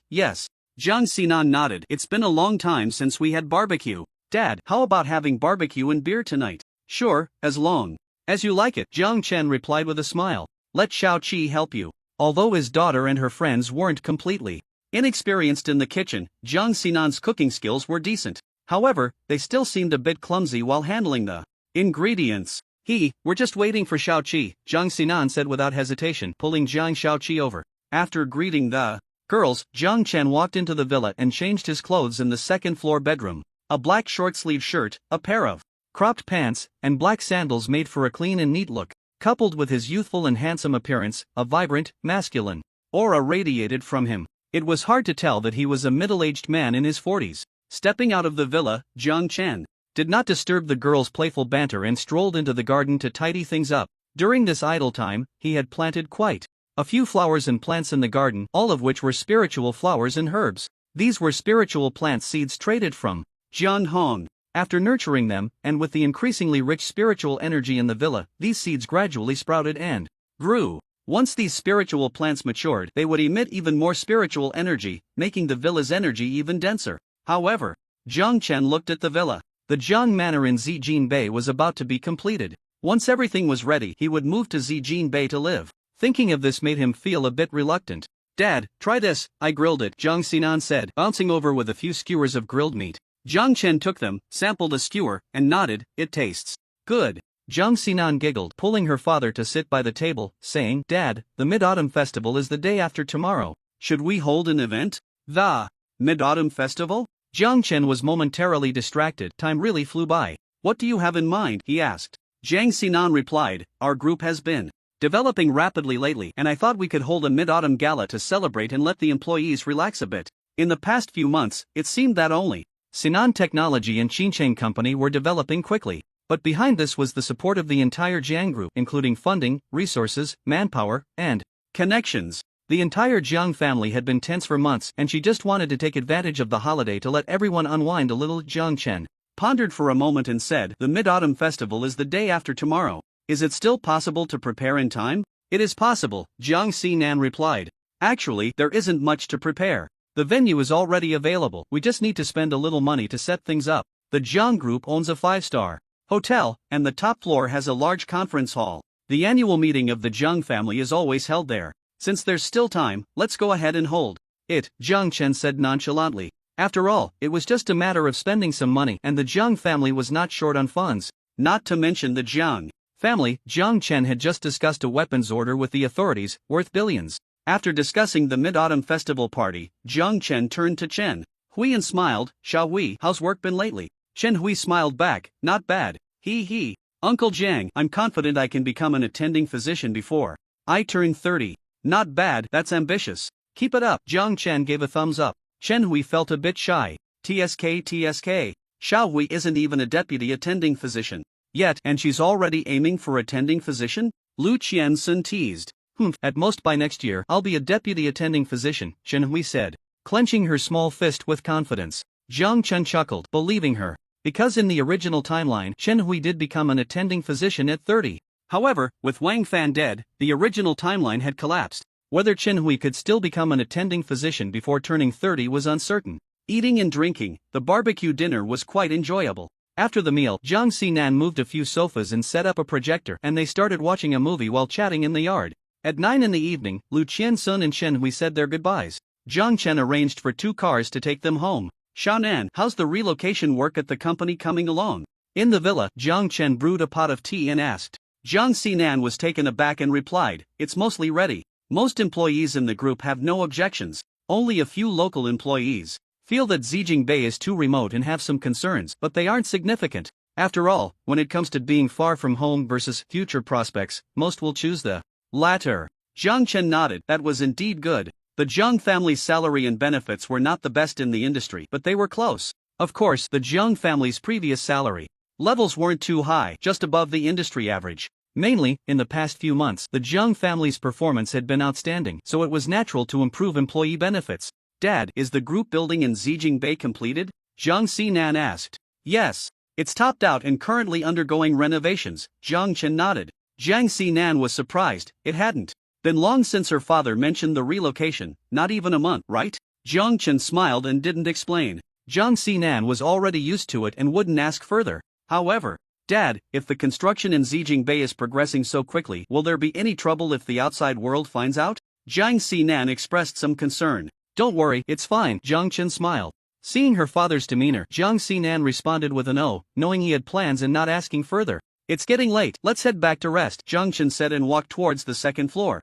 Another night of practice. In the morning, after his daughter left for work, Jiang Chen sat on the sofa contemplating whether there was anything to do today. Then he thought of something and said to Jiang Xiaoqi, "I heard there's some dark web in the underground world. Can you find out about it?" Jiang Xiaoqi's eyes flashed with a red light as she nodded. "I can. Come on, tell me about this so-called dark web. Who established it?" Jiang Chen became interested. Gathering almost all the outlaws from the underground world in a dark web was no small feat. Jiang Xiaoqi said, "The dark web is not established by a single force but is a joint creation of multiple forces. The purpose is to grasp the dynamics of the underground world in order to control it." Listening to Jiang Xiaoqi's slow narration, Jiang Chen began to understand why the dark web had continued to exist. If it weren't for its powerful backing, it would have likely been eradicated long ago. How could it have developed to this point? It makes sense. The world has a bright side, and it also has a dark side. Since it is impossible to completely eliminate the darkness, one must grasp it to the greatest extent, even control it.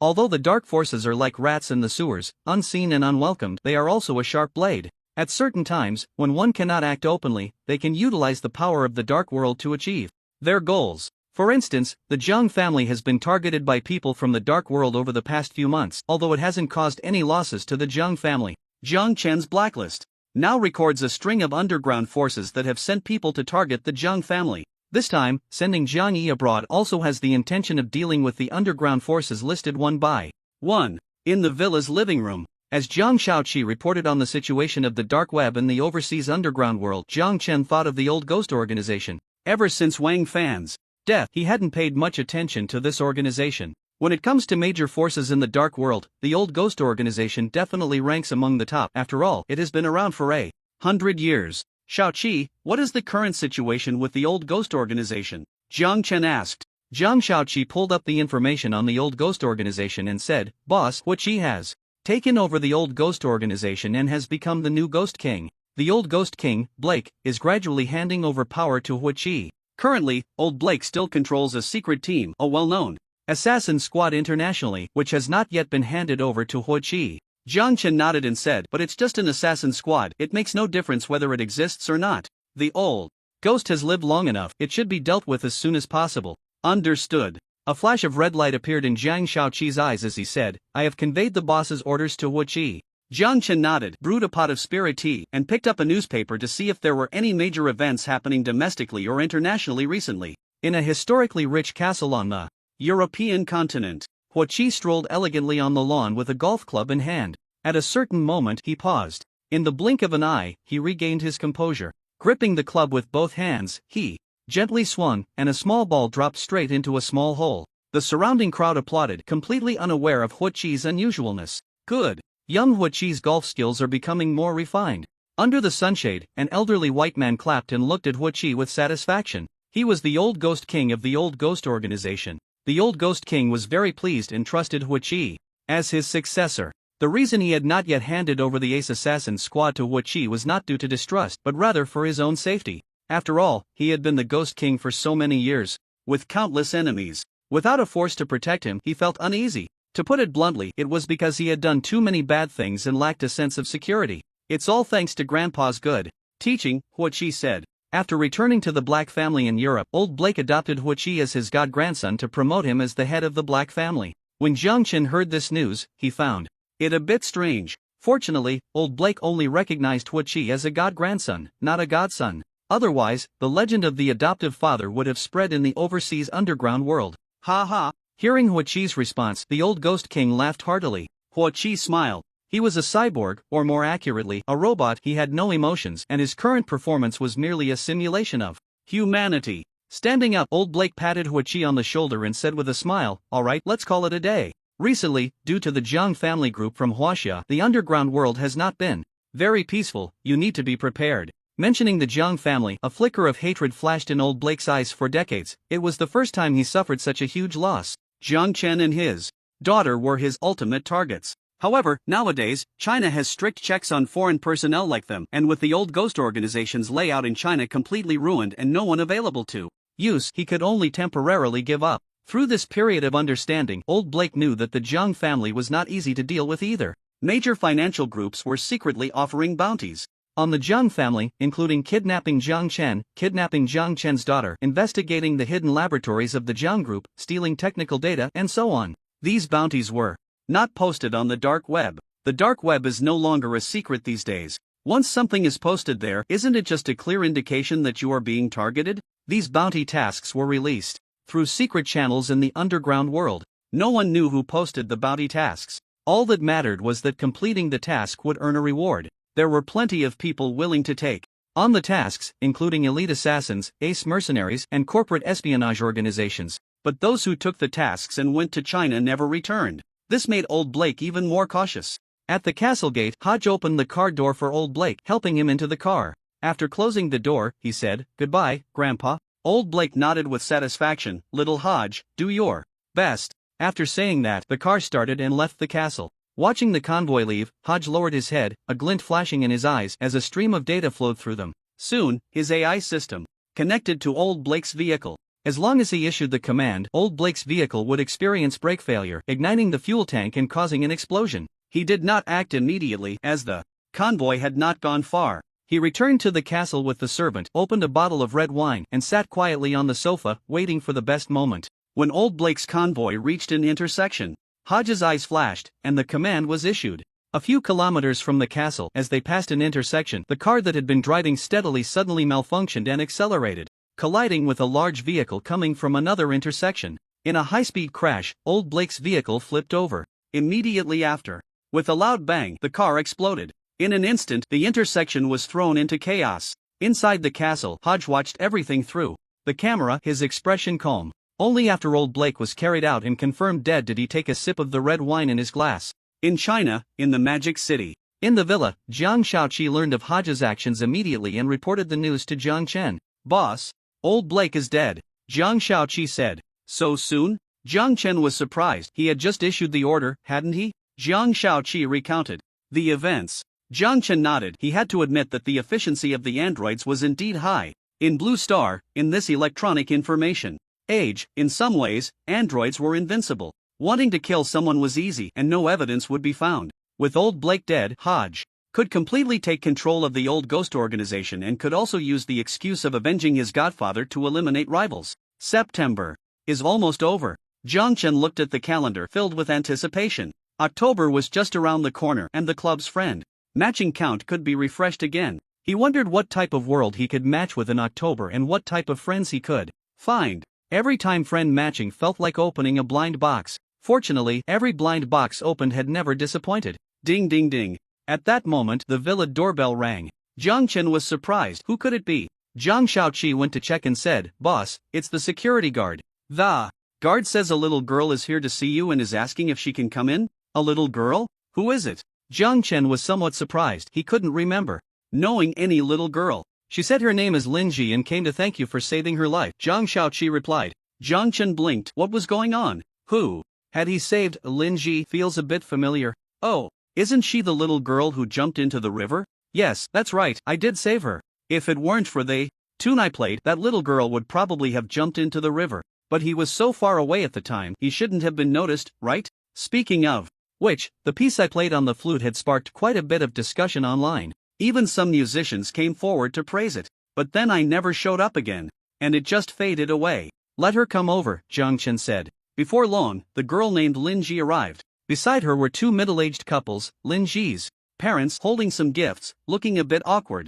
Jiang Chen glanced over. The gifts were those health products that cost a few dozen yuan a box. Are you Director Jiang? Lin Ji looked at Jiang Chen, somewhat in disbelief. Wasn't it said that Director Jiang was an uncle? How did he become a brother? Could he be Director Zhang's son? It's me. Do you want to see me? Jiang Chen said with a smile. Upon receiving a positive response, Lin Ji no longer doubted and suddenly knelt down with a thud, her parents following suit.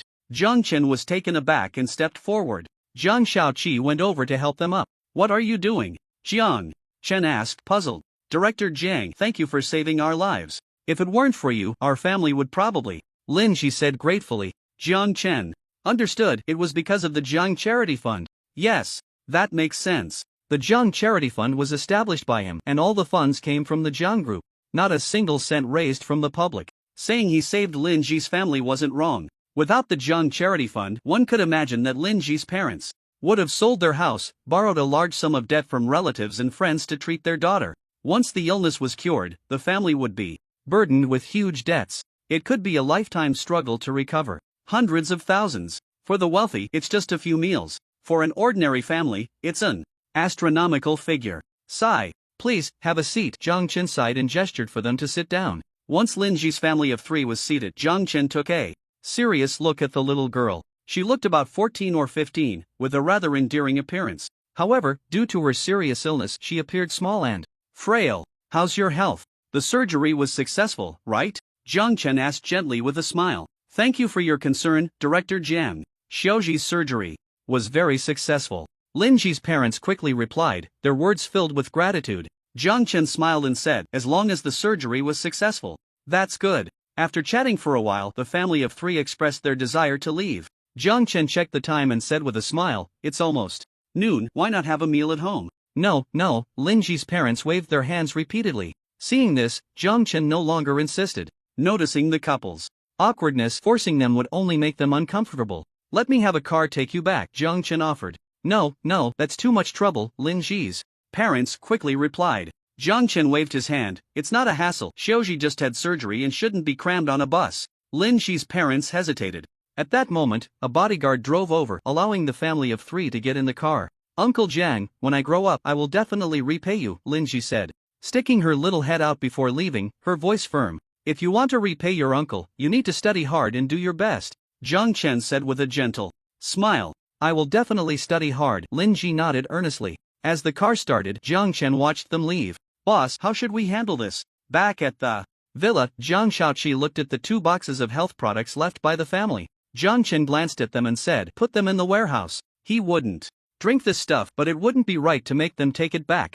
Zhang Shaoqi nodded and took them to the villa's warehouse. In the blink of an eye, it was September 29th. This day was the Mid-Autumn Festival, a day for eating mooncakes and admiring the moon. Unfortunately, with the development of modern society, air pollution has somewhat affected the enjoyment of the Mid-Autumn moon. The Mid-Autumn Festival has a holiday this year and it coincides with National Day allowing for a break from the day of the festival until October 6. The Jiang family is no exception. Aside from a few staff members on duty, most are on holiday. In the evening, at the Zhang's Mingyue Grand Hotel, a 5-star hotel. Although it is rated 5 stars, its facilities are comparable to a 6-star hotel, just short of applying for an extra star. The hotel has a total of 62 floors. The 62nd floor is very lively tonight as the Jiang Group's Mid-Autumn Festival Gala is being held here. Sinan, you go ahead and get busy. I'll wait for you with Jiansun and Xiaohui in the rooftop garden. After stepping out of the elevator and seeing the bustling venue, Zhang Chen said to his daughter, "Okay, I'll head up in a bit."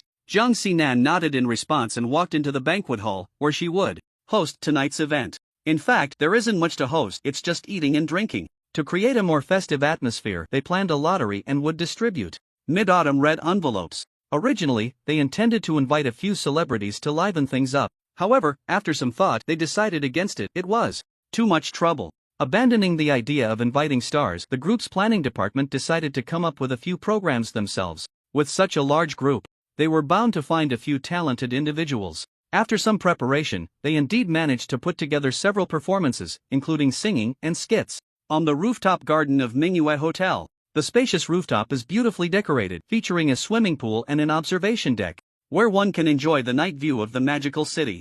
At this moment, the rooftop is also bustling with Jiang Group employees. Dad. After finishing her tasks in the banquet hall, Zhang Sinan arrived at the rooftop. Zhang Chen nodded and asked, "Is everything arranged? Downstairs?" "All set," Zhang Sinan replied. "Dad, the performances downstairs are fantastic.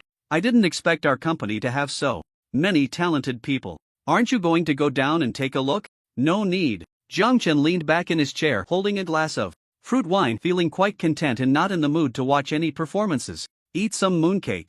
Zhang Chen pushed a plate of cut mooncakes toward her. "Thank you, Dad." Zhang Sinan picked up a piece of mooncake, took a bite, and glanced at the bright moon in the sky, feeling very satisfied. The weather is perfect. Tonight's moon is particularly clear, surrounded by twinkling stars, very beautiful. When the Jiang Group's Mid-Autumn Festival Gala came to an end, Zhang Chen made an appearance, wishing everyone a happy Mid-Autumn Festival before announcing the end of the event. Zhang Chen's appearance caused a small stir. No one expected the young chairman to be so handsome, making many young women's hearts flutter.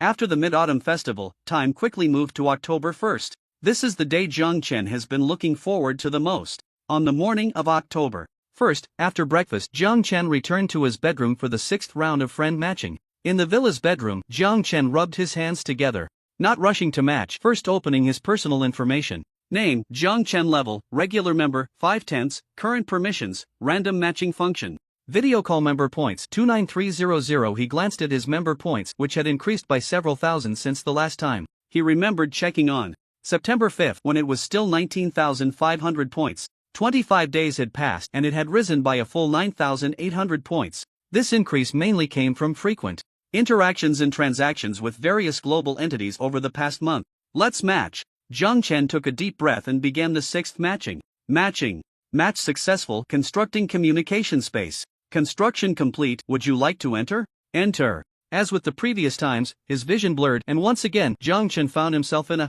how to put it, somewhat chaotic scene. Zhang Chen blinked and noticed where he was standing. Looking down, he saw a blanket floating high in the air. It resembled the rumored magic carpet. This blanket is about 200 square meters. In size, quite spacious. Zhang Chen looked up and saw below him a forest of skyscrapers, resembling a modern metropolis. However, this metropolis feels somewhat abnormal. The artistic style seems to have been sliced into several parts, like a jigsaw puzzle. There is a strong sense of visual disconnection. The urban aesthetic has been fragmented into anime style, dark and eerie style, and sci-fi magical style. And what about those angels, demons, and monsters? Zhang Chen's curiosity about the world he matched with grew stronger. Having matched with so many worlds, this was the first time he encountered such a uniquely styled environment. Why hasn't my friend arrived yet? Zhang Chen realized he had been there for a while, but the friend he matched with had not shown up. "I'm already here." A voice suddenly sounded beside him, startling Zhang Chen.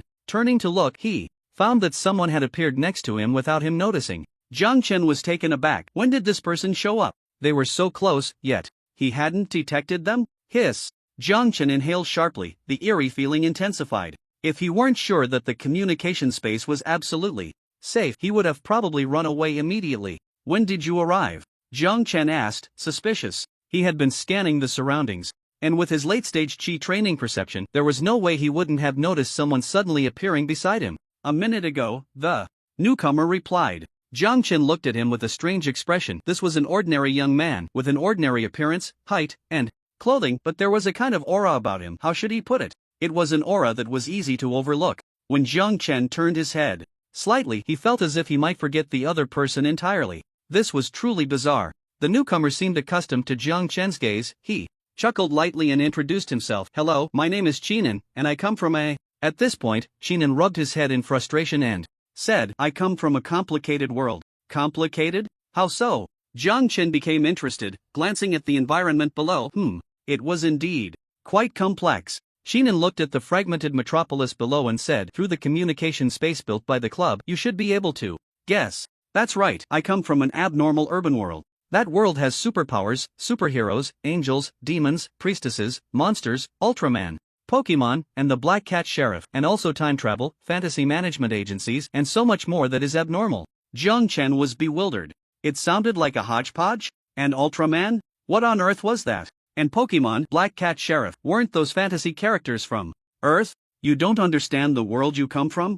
Jiang Chen found it hard to comprehend. In his view, Qinan had grown up in that world, so he should be used to it. No matter how abnormal that world was, a native like Qinan shouldn't feel such confusion about it. It should be quite ordinary. He should find a world with a normal artistic style like Blue Star to be abnormal instead. Unless, yes, you should have guessed it, I am a traveler from a very normal modern technological world. My identity as a traveler is not surprising in that world because there are many travelers there. Some claim to have traveled from ancient times, while others say they came back from the future. There are even those who say they traveled to the past, took longevity pills, and lived to the present. However, I haven't heard of anyone coming from other worlds. I am the first. As he spoke, Qinan chuckled self-deprecatingly. Perhaps it's because I come from another world that my presence feels so low. You also felt it. I stood beside you for a minute, and you didn't even notice me. Hiss.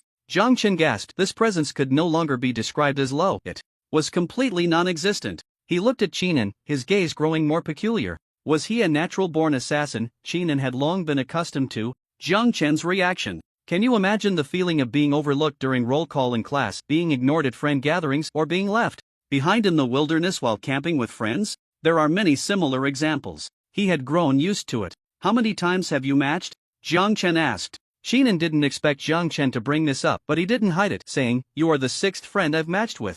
Jiang Chen nodded, just like me. Qinan sighed with melancholy. It's a pity that despite matching so many friends, unless I take the initiative to contact them, not a single one will remember me. Jiang Chen was speechless. With your ability to be overlooked even when standing right next to someone who would think of you on a regular basis. Jiang Chen worried whether he would forget this friend in the future. He probably wouldn't. After all, he was a cultivator with a strong soul and spirit. Since he had remembered this person, he wouldn't easily overlook him. At worst, he could just check his friend list more often. Such an interesting world shouldn't be ignored. Alright, enough about me. Looking at your outfit, you must be from a technological world, right? Qinan looked at Jiang Chen. Jiang Chen's outfit today was very simple, a black t-shirt and a pair of long pants, a very ordinary urban youth look. Jiang Chen nodded, yes. A very ordinary technological world, in the information age, with a well-developed internet. That's great, Qinan expressed his envy. His hometown before the crossing was also an ordinary technological world.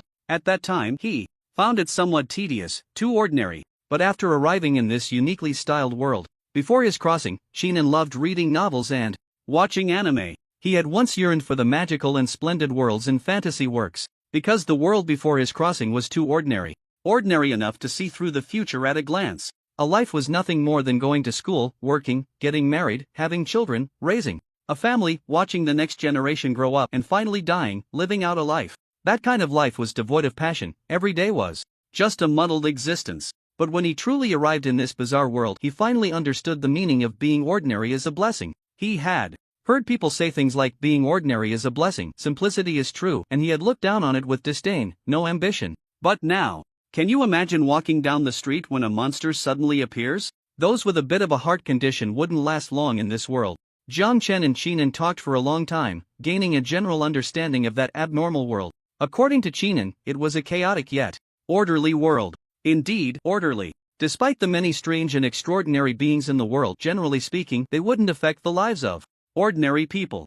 unless a monster suddenly descended upon a city, leading to a real-life Ultraman battling little monsters. Aside from the mindless monsters, other beings like demons, angels, and elves typically wouldn't disrupt the lives of ordinary people. Even the so-called righteous angels often maintained humanity, and many people among humans believed in angels. There were also Ultramen who were classified as part of the righteous order because they good fought monsters. Do you need anything? Having learned what needed to be learned, Jiang Chen asked. Need anything? Shinan scratched his head in frustration, saying, I don't need anything. It would be great if I could just become stronger. Jiang Chen curiously asked, in such a fantastical and colorful world, isn't there a way for you to become stronger? Shinan shook his head, unless one awakens a special ability, but awakening a special ability relies on luck, no one can control it. As for angels, demons, and the like, they are inherently powerful. If an ordinary person cannot awaken a special ability, then they are destined to live an ordinary life. Jiang Chen suddenly understood, then looked at Shinan strangely. Perhaps the quality that made him easily overlooked was a kind of special ability? You've matched with so many worlds and haven't found a way to become stronger? Jiang Chen asked. Hearing this, Shinan became even more dejected. The first time I matched, I ended up in a cultivation world and obtained cultivation techniques. At that time, I was very excited. Cultivating immortality. Who wouldn't be tempted? But after trying, I found that world had magical powers, elemental forces, etc., but it lacked spiritual energy. The second time, I matched with a high martial world and obtained martial arts techniques, but the situation was similar. Martial cultivation also required spiritual energy. The third time, I matched with a wasteland world and successfully traded for a few pieces of black technology, which could barely ensure my survival. As for the fourth and fifth matches, Shinan waved his hand, expressing his disdain. Let's not even mention it. I matched with 2 martial arts worlds. Those 2 friends were the kind who were deeply entangled in various grievances and vendettas. After Shinan finished speaking, Jiang Chen asked in confusion, in your world there's no spiritual energy, so you didn't exchange for some spirit stones? Using spirit stones for cultivation should work, right? Shinan replied, I tried, but unfortunately, when spirit stones arrived in my world, the spiritual energy would gradually dissipate. It's not just spirit stones, other immortal cultivation treasures are similar. Once they enter my world, they become useless and can't retain spiritual energy at all. Jiang Chen was speechless. This world was a bit strange. It could accommodate so many extraordinary beings, yet it couldn't hold spiritual energy? Have you tried cultivating in your personal space? Jiang Chen asked again. Shinan said, I have, but the spiritual power cultivated would also gradually dissipate when returning to my world. The key point is that spiritual energy in my world is like a light in the dark of night. Very conspicuous and easily attracts various monsters. Once, I was cultivating with spirit stones and was ambushed by a monster. If that monster hadn't been blind and didn't see me, I would have died. Jiang Chen was speechless. Was that monster really blind? After thinking for a moment, he said, what about purely external body training techniques, like iron cloth shirt or copper skin iron bones? Shinan's expression grew even more bitter as he shook his head, saying, no, body training is too grueling, and just refining the physical body has no survival rate against those angels and demons. It can only show off in front of some low-level superpowered beings. The most critical point is that in my world, the difficulty of body refining is far higher than in other worlds. In fact, the humans in my world are not willing to remain at the bottom forever. There were those who attempted to refine their bodies to reach a level where they could contend with angels and demons, but the result was failure. It even provoked the dissatisfaction of extraordinary beings like angels and demons. Those extraordinary beings are known as gods. How dare weak humans attempt to resist the lofty gods? Even the so-called righteous angels descended their so-called divine punishment because of this. Shinan spread his hands, his tone filled with helplessness. Alright then. Jiang Chen was somewhat convinced by this world. It not only denied any chance for martial and immortal paths, but even pure body refining was impossible. After thinking for a moment, Jiang Chen flipped his palm and produced a silver sword. Here, take this and give it a try. What is this? Looking at the shimmering silver long sword, Shinan was curious. Jiang Chen said, it comes from a special world. How should I put it? It's similar to a game item and can activate skills 1,000 times. There are 2 types of skills. One is swordlight and the other is armor piercing. Listening to Jiang Chen's introduction, Shinan's eyes lit up as he looked at the silver sword. He had a feeling that this thing might really work, because it fit the style of his world perfectly. Yes, that kind of unreasonable style. I'll go try it. Shinan couldn't wait. Just be careful, find a place where no one is around, Jiang Chen reminded. Don't worry, Shinan said, taking the silver sword and leaving the communication space. Jiang Chen let out a breath and waited. A few minutes later, Jiang Chen looked around, feeling a bit lost. Where is this? What am I doing here? Oh, this is the communication space. Waiting for that friend to test the weapon. Jiang Chen shook his head. It was really bizarre. Not long after, Qinan returned with a beaming face. Did it work? Jiang Chen asked with a smile. Seeing Jiang Chen still there, Qinan blinked. You didn't leave? Jiang Chen was speechless. Could he say he almost did? Qinan awkwardly smiled, then happily said, it's useful, very useful. This attack is equivalent to the level of a second-tier ability user. Quite impressive. Jiang Chen smiled, but said nothing. Qinan was troubled. This item was indeed good, but what could he offer in exchange? After pondering for a while, Qinan looked at Jiang Chen and whispered, how about an angel? A female one. In the communication space, a blanket floated high in the air. Jiang Chen looked at Qinan, doubting he had heard correctly. What was this? What was this guy talking about? An angel? Of course, he wanted that. Ahem. Jiang Chen cleared his throat, looking at Qinan, speechless. Are you serious? Qinan nodded. Yeah, recently I discovered that an angel moved nearby. She concealed her identity and her wings were hidden. I accidentally saw her unfold her wings. I was not far from her at the time, and she didn't notice me. To be honest, Jiang Chen felt a bit envious of this guy's ability. This power was even more impressive than invisibility. Forget it. Jiang Chen shook his head, although he was quite curious to see the legendary angel. But bringing a bird person over would be a bit troublesome. The key issue was obedience. Could a high and mighty angel easily obey a human? Who knows how much effort it would take to tame her? Alright then. Qinan also felt that bringing an angel might cause trouble. He was relying on the silver light sword, otherwise he wouldn't dare to think about binding an angel for trade. Jiang Chen pondered. By the way, after hearing you talk so much, why does it feel like your world is deliberately suppressing humanity? The paths of immortality and martial arts are not allowed, and even body refinement is incredibly difficult. Qinan nodded. I feel that way too, but I'm too weak right now. Even if I have suspicions, I can't prove them. Jiang Chen shook his head, no longer discussing this. His gaze turned to Qinan, as if asking, the silver light sword is here, what will you trade for it? Qinan thought for a moment. How old are you this year? Jiang Chen was puzzled, wondering why he was asking about age. He didn't hide it. In my 40s. Ah? Qinan was taken aback, looking Jiang Chen up and down. He didn't look like someone in their 40s at all. I practice immortality. Jiang Chen said. Qinan suddenly understood. Filled with envy, he wanted to practice immortality too. Unfortunately, that damned world didn't allow the path of immortality. Then I'll call you Big Brother. Qinan said, Big Brother, since you practice immortality, I have a batch of resources for cultivating immortality. Can I trade them for this silver light sword? Jiang Chen nodded. Let me see. These resources for cultivating immortality were, of course, what Qinan had exchanged from another world of immortality. In fact, the world where Qinan was located clearly had many good things. After all, with so many extraordinary beings around, there must be plenty of strange items. But for now, he couldn't think about it. Qinan was too weak to obtain anything good. This was somewhat similar to the situation with Tianhong. Both were worlds rich in resources, yet their friends were weak. Qinan didn't hesitate, waving his hand to take out a large pile of items. Jiang Chen took a glance. There were spirit stones, spirit talismans, spirit herbs, spirit pills, and various materials, etc. After a rough look, most were low-tier resources. Only a few spirit herbs were decent. Jiang Chen calculated, based on the trading prices he had with Jiang Hong, these items were worth a silver light sword. That's fine. Jiang Chen nodded. Great. Qinan was very happy.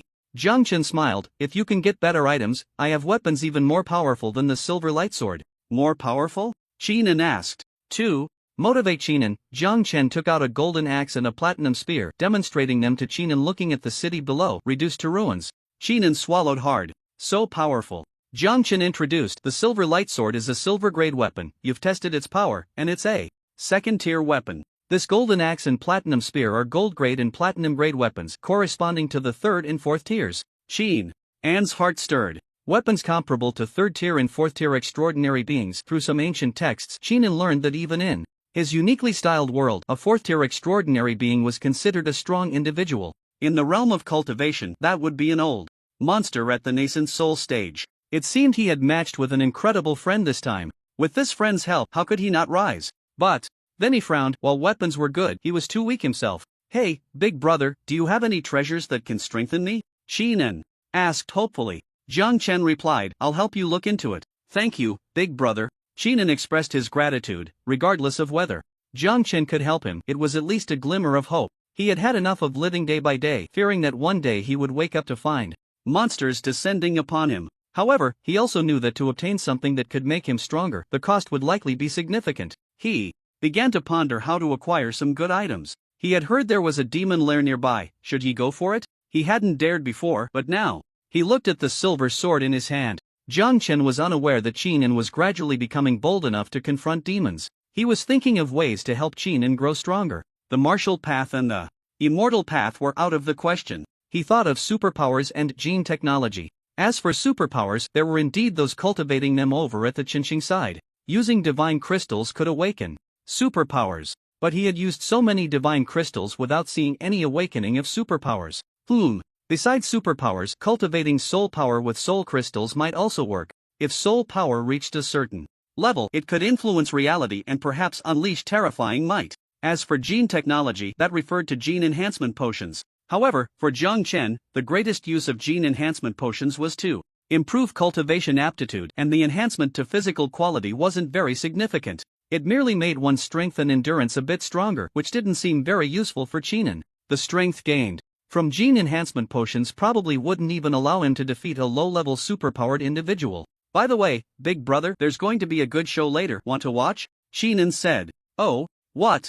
Good show? Jiang Chen asked curiously. Qin replied, I have a neighbor who married into a wealthy family 3 years ago. I heard he was often bullied, and later he was even kicked out of the wealthy family, after which he went missing. Today I saw him return, and he seems to have awakened superpowers. It looks like he's planning to go back to that wealthy family he married into for revenge. Jiang Chen blinked. This plot. Your neighbor isn't some protagonist, is he? Jiang Chen said, speechless. Qin laughed. Looks like Big Brother has read some son-in-law novels. I thought he was a protagonist too, but later I found out. Found out what? Seeing Qin's strange expression, Jiang Chen was curious. Qin said oddly, I found out that the reason he was able to awaken superpowers was that he was, well, you heard me right, he was with a male creature. Yes, Big Brother, you heard correctly, he was with a male creature. Does this fit the protagonist vibe? Which protagonist suffers like this? Jiang Chen.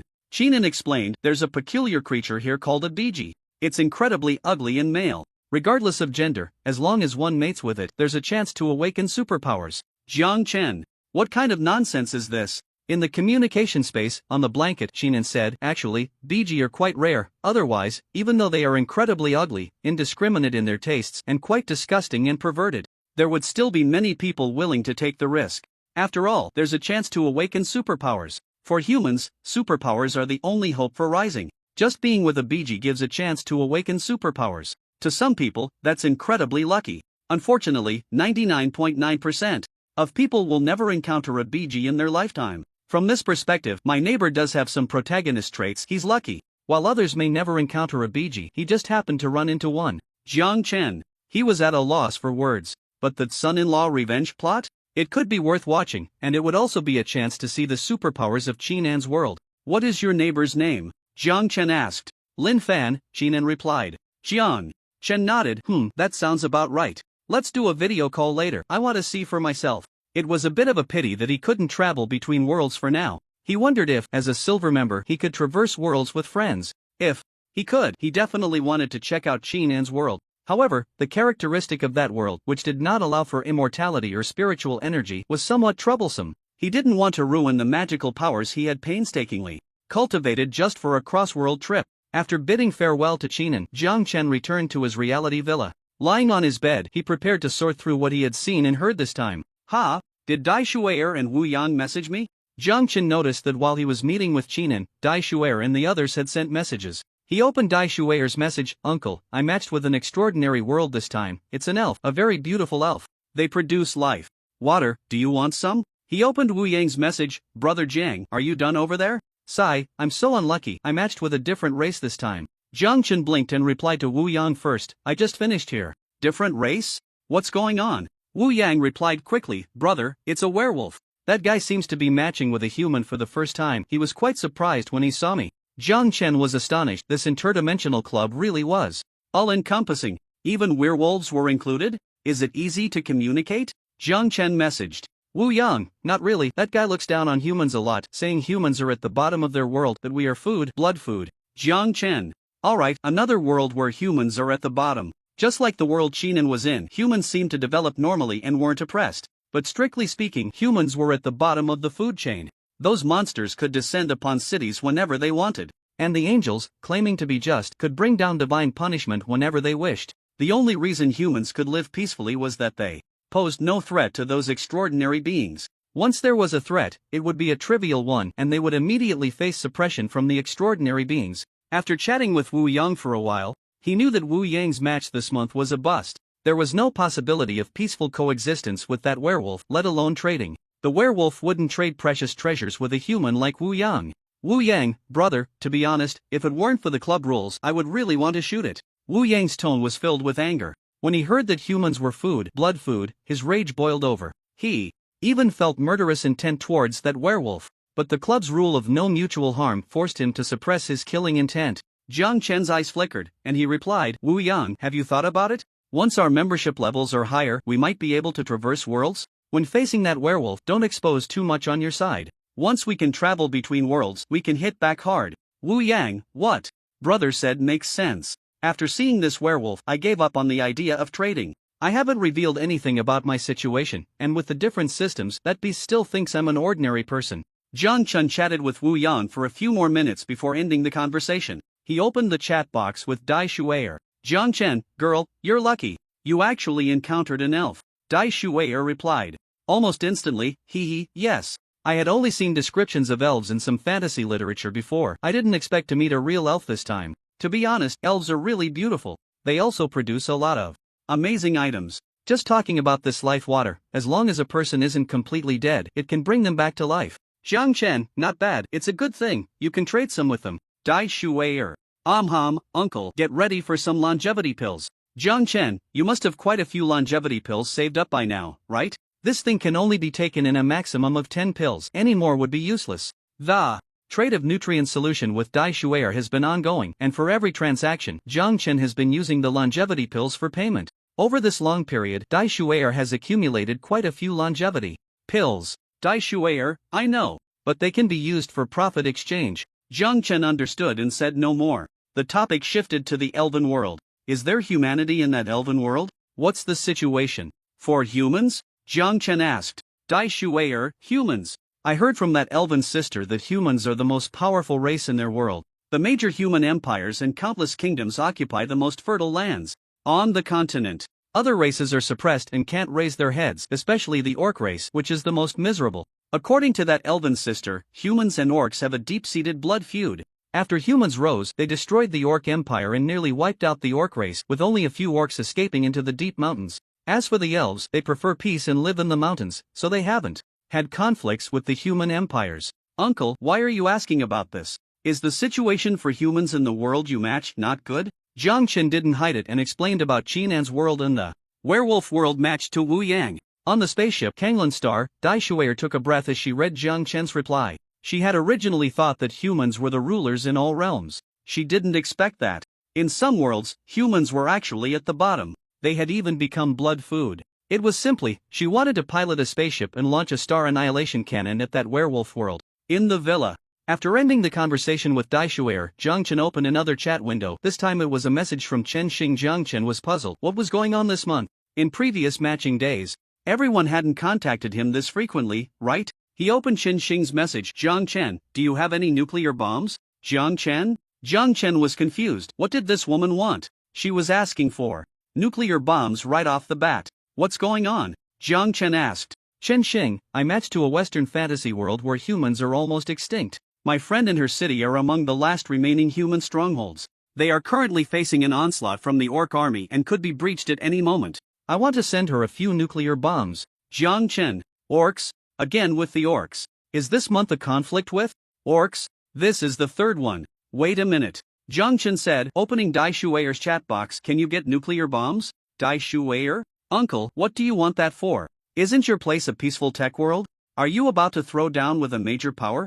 Are you going to drop nuclear bombs? Uncle, you need to calm down. Nuclear bombs have too much pollution. Didn't the space-based satellites go up? Their power isn't any less than nuclear bombs. Just blow them up. Jiang Chen? What was this girl thinking? With his current strength, even if he were to throw down with the major powers, would he really need to drop nuclear bombs?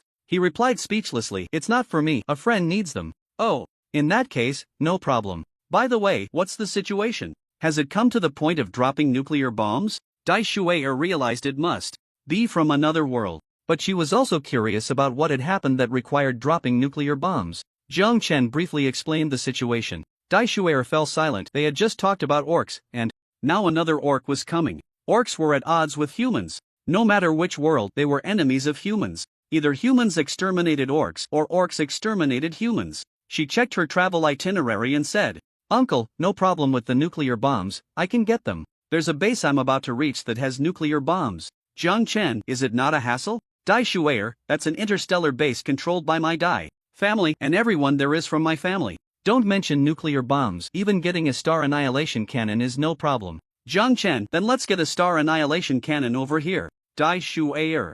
Jiang Chen sent a laughing emoji, "Just kidding." Dai Shui'er replied with a head-smacking emoji, saying, "To be honest, I can get the planet-destroying cannon for you, but it requires my grandpa's involvement, which is a bit troublesome." "Jiang Chen, no need, we don't need that kind of weapon for now."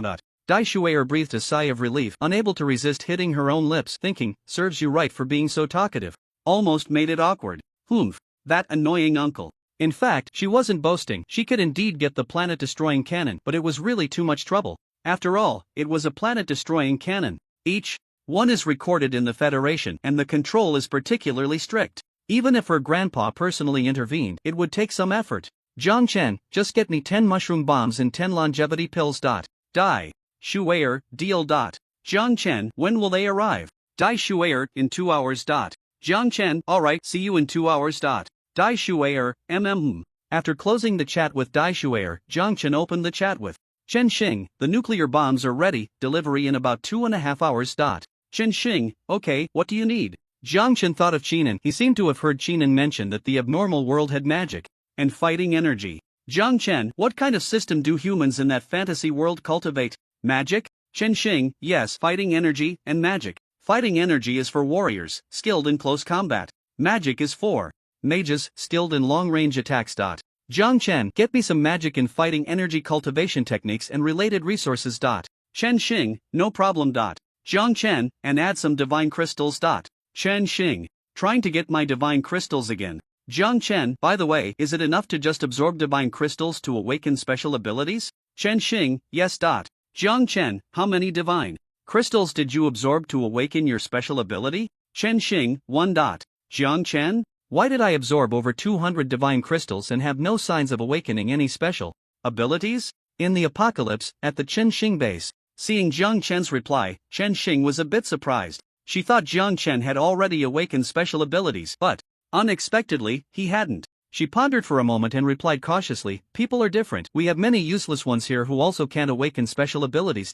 Jiang Chen, although she didn't explicitly say she was useless, wasn't that an implication? Seeing Jiang Chen at a loss for words, Chen Xing's lips curled up. Not continuing to belittle Jiang Chen, she replied seriously, "It might be due to the different worlds, generally speaking. Here, absorbing up to 100 divine crystals will definitely awaken special abilities. Since you've absorbed over 200 without awakening, it should not be your problem, but rather a problem of the world. Your cultivation has a different system. It doesn't matter whether you have special abilities or not, don't worry about it." Jiang Chen, "Alright then." The two chatted back and forth, and soon 2 hours passed. Dai Shui'er contacted him on time. "The mushroom bombs you wanted have arrived. I'm going to pick them up." Jiang Chen said. Chen Xing, "Okay." After closing the conversation with Chen Xing, Jiang Chen flashed his body and arrived at the exchange space. On the rooftop. "Uncle, here are the nuclear bombs you wanted. The launch vehicles and ultra-long-range strike systems are all set up, and they can be used even without satellite positioning. Here's the manual, just follow the instructions." Dai Shui'er wasted no time and directly took out the nuclear bombs and the manual. "Not bad, quite thoughtful." Jiang Chen chuckled, took out a porcelain bottle, handed it to Dai Shui'er, and said with a smile, "This is the longevity pill." "Thanks." Dai Shui'er happily accepted it. Jiang Chen looked at the 10 nuclear bomb launch vehicles. To be honest, this was Jiang Chen's first time seeing the real deal up close. They looked quite imposing. "Girl, what's the yield of these?" Jiang Chen asked. Dai Shui'er replied, "I heard about the situation over there. These 10 have different yields. The smallest one has a yield of at least 1 million. It's enough to clear out the orcs. Jiang Chen nodded, took out several large storage bags and stored the nuclear missile launchers. Alright, I'm off to deliver, Jiang Chen said. Uncle, go ahead and we'll contact each other later, Dai Shuer nodded. Leaving the communication space with Dai Shuer, Jiang Chen hurriedly contacted Chen Xing. In the ruined square, Jiang Chen saw Chen Xing. Today, Chen Xing was clad in silver battle armor, looking heroic, and with her stunning beauty, she resembled an unparalleled female warrior. Here, there's a manual inside. Jiang Chen handed the storage bag containing the mushroom bombs to Chen Xing. Chen Xing recognized the storage bag and knew how to use it, nodding. Thanks, I'm off now. Jiang Chen smiled. By the way, can you broadcast the footage? I've never seen a nuclear explosion. Sure, Chen Xing replied and left the communication space. In the villa's bedroom, after handling various matters, Jiang Chen checked the time. It was already noon. He went to the living room on the first floor and rubbed his stomach. Although he wasn't hungry, he felt something was missing if he didn't eat something by noon. After all, it was a habit of decades. Shao-Chi, let's have some hand-grab lamb chops for lunch. The spiritual chives in the garden have grown. Let's make some chive flour sauce to go with the lamb chops, Jiang Chen said to Jiang Shao-Chi. Okay, Jiang Shao-Chi replied and went to the kitchen. With nothing to do, Jiang Chen picked up his phone and opened a short video platform, scrolling through. Since it was the National Day holiday, he watched several videos, all about various tourist spots. Watching the crowded scenes in the videos, the throngs of people on the Great Wall, and the flow of people on the mountain paths, Jiang Chen shook his head. Travel? Forget it. There's no place more comfortable than home. Your friend Chen Xing has sent you a video request. Do you accept? The Transcendental Club suddenly popped up a prompt. Jiang Chen sat up straight and chose to accept. The next moment, a virtual screen appeared before him. On the screen, Chen Xing had changed into casual attire, sitting in a room with cool tones. It's about to start over there, Chen Xing said. Jiang Chen nodded. By the way, can they understand the manual? These nuclear bombs come from interstellar civilizations. There's some black technology involved. Chen Xing replied, my friend has a powerful mental strength. After she got the manual, she scanned it with her mental power and understood everything. Jiang Chen asked, is she a magician? Chen Xing affirmed, magicians specialize in mental power, and the strength of their magic is also related to mental power. Plus, her comprehension ability is strong, so she easily grasped how to use the launch vehicle. Jiang Chen nodded in agreement. It was said that magicians were all knowledgeable scholars. Although it was their first encounter with technology, with a detailed explanation in the manual, it shouldn't be hard to understand. Are you at home? Chen Xing asked Jiang Chen. Through the video. Jiang Chen nodded. Yes. Can you show me around your house? Chen Xing said. Jiang Chen was a bit surprised but didn't refuse, getting up to give her a tour of the villa. Is that person in the kitchen your daughter? Chen Xing asked, knowing Jiang Chen's actual age and that he had a daughter. Jiang Chen shook his head. She's a synthetic being. My daughter went to the company. Chen Xing nodded and fell silent. Jiang Chen felt the atmosphere was a bit awkward. Just as he was about to find a topic, Chen Xing spoke up. Aileen sent me a video invitation. Jiang Chen swallowed what he wanted to say and replied, then let's connect. Chen Xing nodded and connected the video with the fantasy world Aileen. Through Chen Xing, Jiang Chen saw the situation on Aileen's side. When he saw the scene clearly, he took a deep breath. To be honest, he was a bit shocked. It seemed they were about to showcase something to Jiang Chen. The footage could rotate. Following the footage, he could see countless warriors standing on the majestic city walls, tall and imposing, clad in armor, holding weapons, and staring resolutely towards the outside of the city. Outside the city, an endless horde of orcs was densely packed, lined up neatly, glaring at the human giant city. These orcs include werewolves, Taurun, tiger-headed people, giant elephant people, fox people, cat people, rabbit people, dog-headed people, and so on, a variety of strange and exotic orc races that are truly eye-opening. Jiang Chen's gaze lingered on the fox girls and rabbit girls for a moment. To be honest, the fantasy was somewhat shattered. In some anime, the fox girls and cat-eared girls are depicted as incredibly beautiful. Just pulling one out would be enough to make anyone nosebleed. But seeing the living fox girls and cat girls with the fur on their faces and their cat noses and fox mouths, it was hard to see what was beautiful about them. There are just too many of them, Jiang Chen couldn't help but say while watching the video. A quick glance revealed there must be over 1 million, and that was just one direction. With 4 directions combined, wouldn't that mean at least 4 million elite orc troops? How many people are there in this human city? This time, the orc army totals 5 million. The humans, including the old and young, total 3 million. The warriors and mages combined are just over 1 million. A cold voice came through. It wasn't Chen Xing's voice, it was from the fantasy world. In the video, the scene shifted to reveal a blonde girl with blue eyes. "Hello, my name is Aaron." Aaron was clearly greeting Jiang Chen. Through Chen Xing, Jiang Chen could see Aaron, and Aaron could naturally see Jiang Chen as well.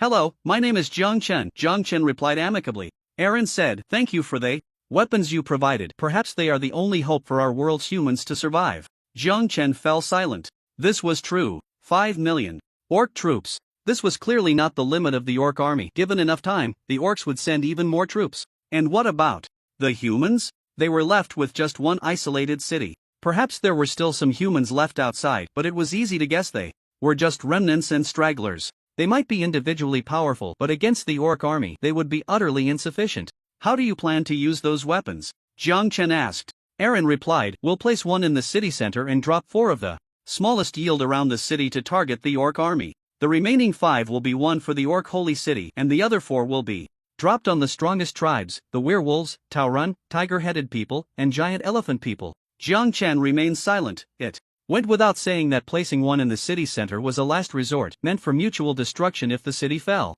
The radiation from the nuclear bomb is very strong, and the orc army is too close to you. If you drop it around the city, you will also be affected. In my opinion, you should first target the orc holy city and the 4 strongest tribes. Once their base is struck, the orc army is likely to retreat. At that point, you will have a chance to breathe. After the orc army has retreated to a certain distance, you can then drop the nuclear bomb to eliminate the orc army's living forces. Jiang Chen shared his thoughts. The radiation from the nuclear bomb was too strong. Dropping it near the city would definitely affect the humans. After listening, Aaron fell silent, seemingly considering the feasibility. "I think Jiang Chen's suggestion is good," Chen Xing spoke up. "Of course, how to proceed depends on your own decision." Aaron said, "I need to discuss this with the Council of Elders. They should agree." "Your Excellency, Jiang Chen's opinion does not conflict with our plan. If the orc rear is struck and the orc army has not retreated, it won't be too late to drop the nuclear bomb on them." With that, she quickly descended from the city wall and entered a castle, where she met a group of elders.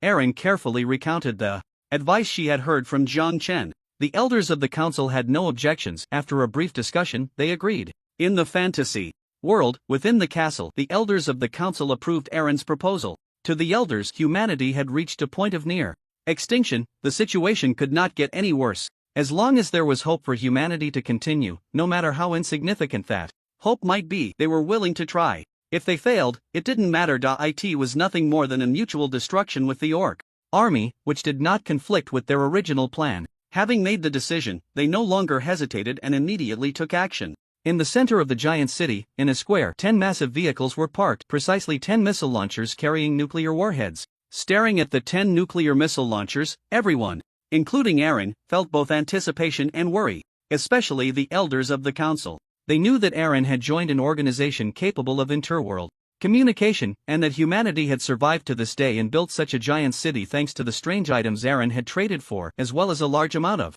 resources. Otherwise, humanity would have long been trampled by the orc army. Even if they weren't trampled, the orc army could still starve them or trap them. Aaron had said that these 10 so-called nuclear missile launchers came from an interstellar technological civilization. They didn't understand much about interstellar technology, but through Aaron, they learned that these 10 nuclear missile launchers possessed the power to destroy cities and nations, to annihilate the world. Such a weapon of mass destruction was exactly what they needed, and the council agreed to the nuclear missile trade without any hesitation. As for the price, it was merely the magical and martial knowledge from their treasury, along with the remaining resources. If humanity could not continue, those things would be useless anyway. If they could deliver a devastating blow to the orcs and ensure humanity's survival, then there was hope for a resurgence, and those things would mean nothing. Following the instructions, Aaron operated the launcher. The launcher she was operating carried a nuclear warhead with a yield of 50 million tons. The elders of the human council stared at this weapon of mass destruction with hopeful eyes. Regarding the power of the nuclear bomb, Xinxing had provided a video to Aaron. Aaron did not hide it and made the video public to the elders. After watching the video, the council members understood the weapon's power, but whether it could deliver a devastating blow to the orcs and give humanity a glimmer of hope, they would only know after trying. It must be said that the weapons provided by Daishuaer were absolute black technology. Even in a world without satellites, they could scan the globe and lock onto the location of the orc holy city through black technology. Elder, the orc holy city has been locked on. Aaron took a deep breath and said to an elder, "Then, launch it." The elder's expression was serious. Aaron looked at the red button and pressed it down with force. Whoosh! A nuclear missile with a yield of 50 million tons shot through the sky, disappearing into the horizon. The humans watched. This was humanity's hope, hoping for success. Outside the city, the orc army looked at the rainbow streaking across the sky, exchanging glances, unsure of what had happened. Kyle, I suddenly have a bad feeling. In front of the orc army's command tent, a werewolf frowned at the sky. Corey, what are you worried about? Humanity is destined to be trampled by the orc warriors. Unless a true God descends, there can be no miracle. Another tiger-headed man, Kyle, said dismissively. The werewolf Corey looked at the horizon. What just flew across the sky? The tiger-headed man Kyle shook his head. Perhaps it's some kind of magic from humanity, nothing to worry about. It seems to be heading towards the holy city. The werewolf Corey furrowed his brows. The tiger-headed man Kyle's heart skipped a beat. The werewolf Corey took a deep breath and said, contact the holy city immediately. Seeing Corey so serious, the tiger-headed man Kyle also became solemn. Corey was the strategist of the orc army and had never made a mistake. He dared not hesitate and immediately returned to the tent, activating the communication magic array to contact the orc holy city. As the two waited anxiously, the communication magic array responded and a projection of an old werewolf appeared. Corey, Kyle, have you breached humanity's last city? The old werewolf asked. Kyle shook his head. We are about to launch an attack, Elder, just now. He briefly explained the situation. The old werewolf shook his head. You are overthinking it. Nothing has happened in the holy city. The tiger-headed man Kyle and the werewolf Corey both sighed in relief, just about to say something when they saw the old werewolf's projection shake violently before disappearing. Not good. Kyle and Corey were alarmed. They knew something might have happened in the holy city, otherwise, the communication magic circle wouldn't have easily disconnected. Leaders for unidentified objects have flown out from the human giant city, reported a werewolf warrior. Kyle and Corey were shocked and hurried out of the tent. When they saw the direction the four unidentified objects were flying towards, their expressions changed completely. Not good. That's the direction of my werewolf clan, the bull-headed clan, the tiger-headed clan, and the giant elephant clan. Corey stared intently at the sky. Corey, what should we do now? Should we continue attacking the human giant city or retreat for support? Kyle asked. Corey remained silent, his gaze fixed on the distant human giant city, feeling uneasy. This giant city was not easy to conquer. Even with 5 million orc warriors, the humans would fight desperately in a dire situation. It would be difficult to take this human giant city in a short time. Even if they could capture it, the orc army would suffer tremendous losses. In the past, it hadn't mattered. No matter how great the losses, reinforcements would continuously arrive from the rear. But now, with the situation in the holy city and the tribes unclear, if something major happened at the rear, notify the leaders of all major armies to come to the tent for a discussion, Corey said. Understood, Kyle replied and walked out of the tent. In the human giant city. I wonder what the result will be. Aileen looked at the sky. 3 massive weapons from the technological world had already been deployed. But the result? Construct a communication magic circle to contact our scouts near the orc holy city, werewolf clan, tiger-headed clan, bull-headed clan, and giant elephant clan to inquire about the results, an elder said. Just as Aileen and the others were about to agree, a figure ran over with a joyful expression. Elders, Miss Aileen, good news, great news. The nuclear missile deployment was successful. There was a massive explosion in the orc holy city. Werewolf clan, tiger-headed clan, bull-headed clan, and giant elephant clan. A huge mushroom cloud rose, exactly like the video Miss Aileen provided. The foundation of the 5 major orc powers will be destroyed in an instant. Now the various orc tribes are in chaos. This turmoil will definitely affect the army outside the city. In the fantasy world, in the central square of the human giant city, the ruling elders of the human council showed joy upon hearing the news that the core of the 5 major orc powers had been destroyed. This was truly great news. Aileen also showed joy on her face. She looked at the remaining 5 nuclear missiles, her eyes bright and fervent. Not only Aileen, but the others felt similarly. They gazed eagerly at the nuclear missile launchers. If a few more of these massive weapons were deployed, wouldn't the orcs be easily wiped out? Without the orc threat, humanity might be able to rise to the peak once again. On Blue Star, in the Magic City, Jiang Chen learned through video that the nuclear missile had been successfully launched. Unfortunately, he couldn't see the explosion seen with his own eyes. Xinqing, do you think the orc army will retreat? Jiang Chen asked cheerfully while watching the video. Xinqing shook her head. I don't know, they might or they might not. Jiang Chen shook his head. What you said is no different from saying nothing at all. You're just wasting my time, mentor. Xinqing shot Jiang Chen a glance, about to speak when her expression changed, looking towards Aileen and saying, there's movement. Jiang Chen also looked over. At this moment, Aileen climbed the city wall once again. It's could be seen that the orc army outside the city was showing signs of movement. It didn't seem like they were preparing to attack, it truly looked like there were signs of a retreat. They really are retreating. Jiang Chen breathed a sigh of relief. Before, it was just a guess whether they would retreat.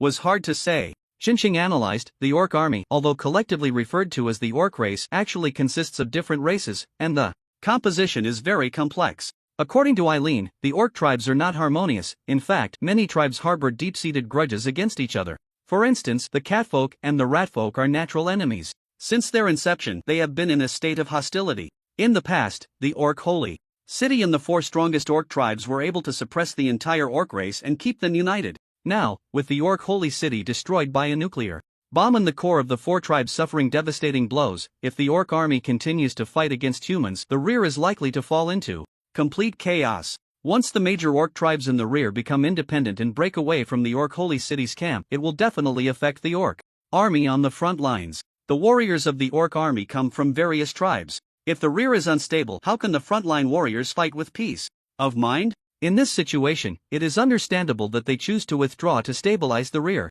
Jiang Chen looked at Chen Xing and chuckled lightly. Not bad. A female Zhuge Liang. But doesn't this count as hindsight Zhuge? Chen Xing's cold, delicate face flushed slightly. She maintained a stern expression and shot him a glare without saying a word. Seeing this, Jiang Chen laughed heartily, finding it quite amusing. Chen Xing clenched her fist, feeling an urge to turn off the video. This guy was a bit infuriating. She noticed that after Jiang Chen became younger, his personality had also changed somewhat. She remembered that when they first met, Jiang Chen gave her the impression of being steady and serious. Later, as his appearance became younger, his personality seemed to have youthful traits as well, and he learned to joke. Your Excellency Jiang Chen, it's a bit ungentlemanly to speak like that about a girl. At that moment, Eileen, who was worlds away, spoke up. With the crisis averted, Eileen felt a bit more relaxed. Jiang Chen was speechless and said, speaking of which, this 5 million orc army is also a threat. Once they return to stabilize the situation, they will definitely come back. Upon hearing this, Eileen became serious and said, Your Excellency Jiang Chen is right, so we have decided to deploy another nuclear bomb to completely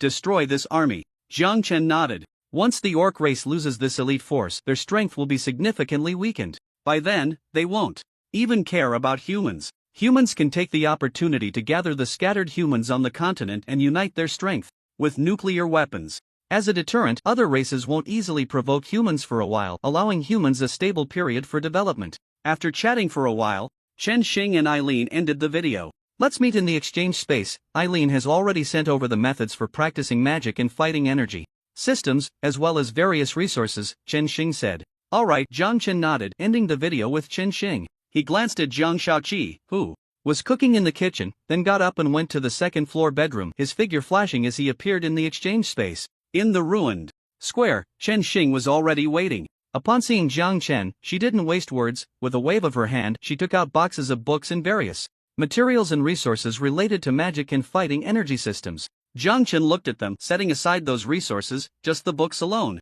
represented countless years of accumulation by humans in this fantasy world. Logically speaking, they were invaluable. Yet, in times of life and death, they could still be traded. Aren't you keeping some for yourself? Jiang Chen asked Chen Xing. Chen Xing replied, I've scanned these books with my mental power. The content is already imprinted in my mind. Are you a psychic ability user? Jiang Chen inquired. Sort of, Chen Xing answered ambiguously. Jiang Chen didn't press further. He noticed a black bag on top of one of the book boxes, picked it up, and looked at Chen Xing in surprise. Is this a divine crystal? Yes. The divine crystals you wanted, 100 pieces, Chen Xing said. Jiang Chen looked at her and said, I was joking before. To be honest, unless he could awaken a psychic ability, divine crystals wouldn't be of much help to him, at least not as much as soul crystals. Chen Xing blinked her eyelashes and said, I took you seriously. Alright, keep it. I have things to attend to, so I'll leave first. I hope you can awaken your psychic ability. After speaking, without waiting for Jiang Chen to react, the figure of Chen Xing disappeared. Jiang Chen shook his head and looked at the divine crystal in the bag. After putting away this harvest, Jiang Chen returned to the reality villa. He picked up a book which was an introduction to the 2 systems of magic and fighting spirit. With the power of the club, the text was translated into Chinese characters, making it understandable. The book recorded the cultivation levels of magicians, which were Magic Apprentice, Junior Magician, Intermediate Magician, Senior Magician, Great Magician, Great Magus, and God of Magic. The fighting spirit system was similarly divided. Jiang Chen didn't know much about the magic and fighting spirit systems, making it difficult to judge the comparison of realms. He wondered what realm the strongest god of magic corresponded to in the cultivation of immortals. Boss, it's time to eat. Zhang Shaoqi's voice came, pulling Jiang Chen, who was engrossed in the book, back to reality. He put the book away and got up to go to the dining room on the first floor, where Jiang Shaoqi had already prepared hand-grabbed lamb chops. After washing his hands, he entered the dining room. Smelling the fragrant lamb, Jiang Chen sniffed and sat down. He picked up a lamb rib, spread a bit of chive flour on it, and took a bite. It was delicious. No wonder it was spirit chives, the taste was quite good. Your friend Qinen has sent you a video request. Do you accept? At that moment, a prompt popped up. In the villa's dining room, Jiang Chen, who was eating meat heartily, was taken aback. He then remembered Qinen, who had promised to take him to see a revenge drama of a son-in-law. Sigh, how could he have forgotten? Jiang Chen shook his head and accepted the video. The screen flashed, and Qinen appeared. Qinen hadn't changed much. He was standing in front of a mansion, surrounded by many people. Each one was well-dressed, the men in suits and the women in beautiful gowns. Dressed plainly, Qinen stood out in the crowd. There was no way around it. A guy in short sleeves and shorts mixed in with a group of suited individuals was bound to be conspicuous. Yet, strangely, the people around seemed not to see him at all. If it were some protagonist, he would probably have been ridiculed by now. Big brother, are you eating? Looking at the lamb on Jiang Chen's table, Qinen swallowed. He wasn't hungry before, but suddenly felt a bit hungry. Yeah, just finished up.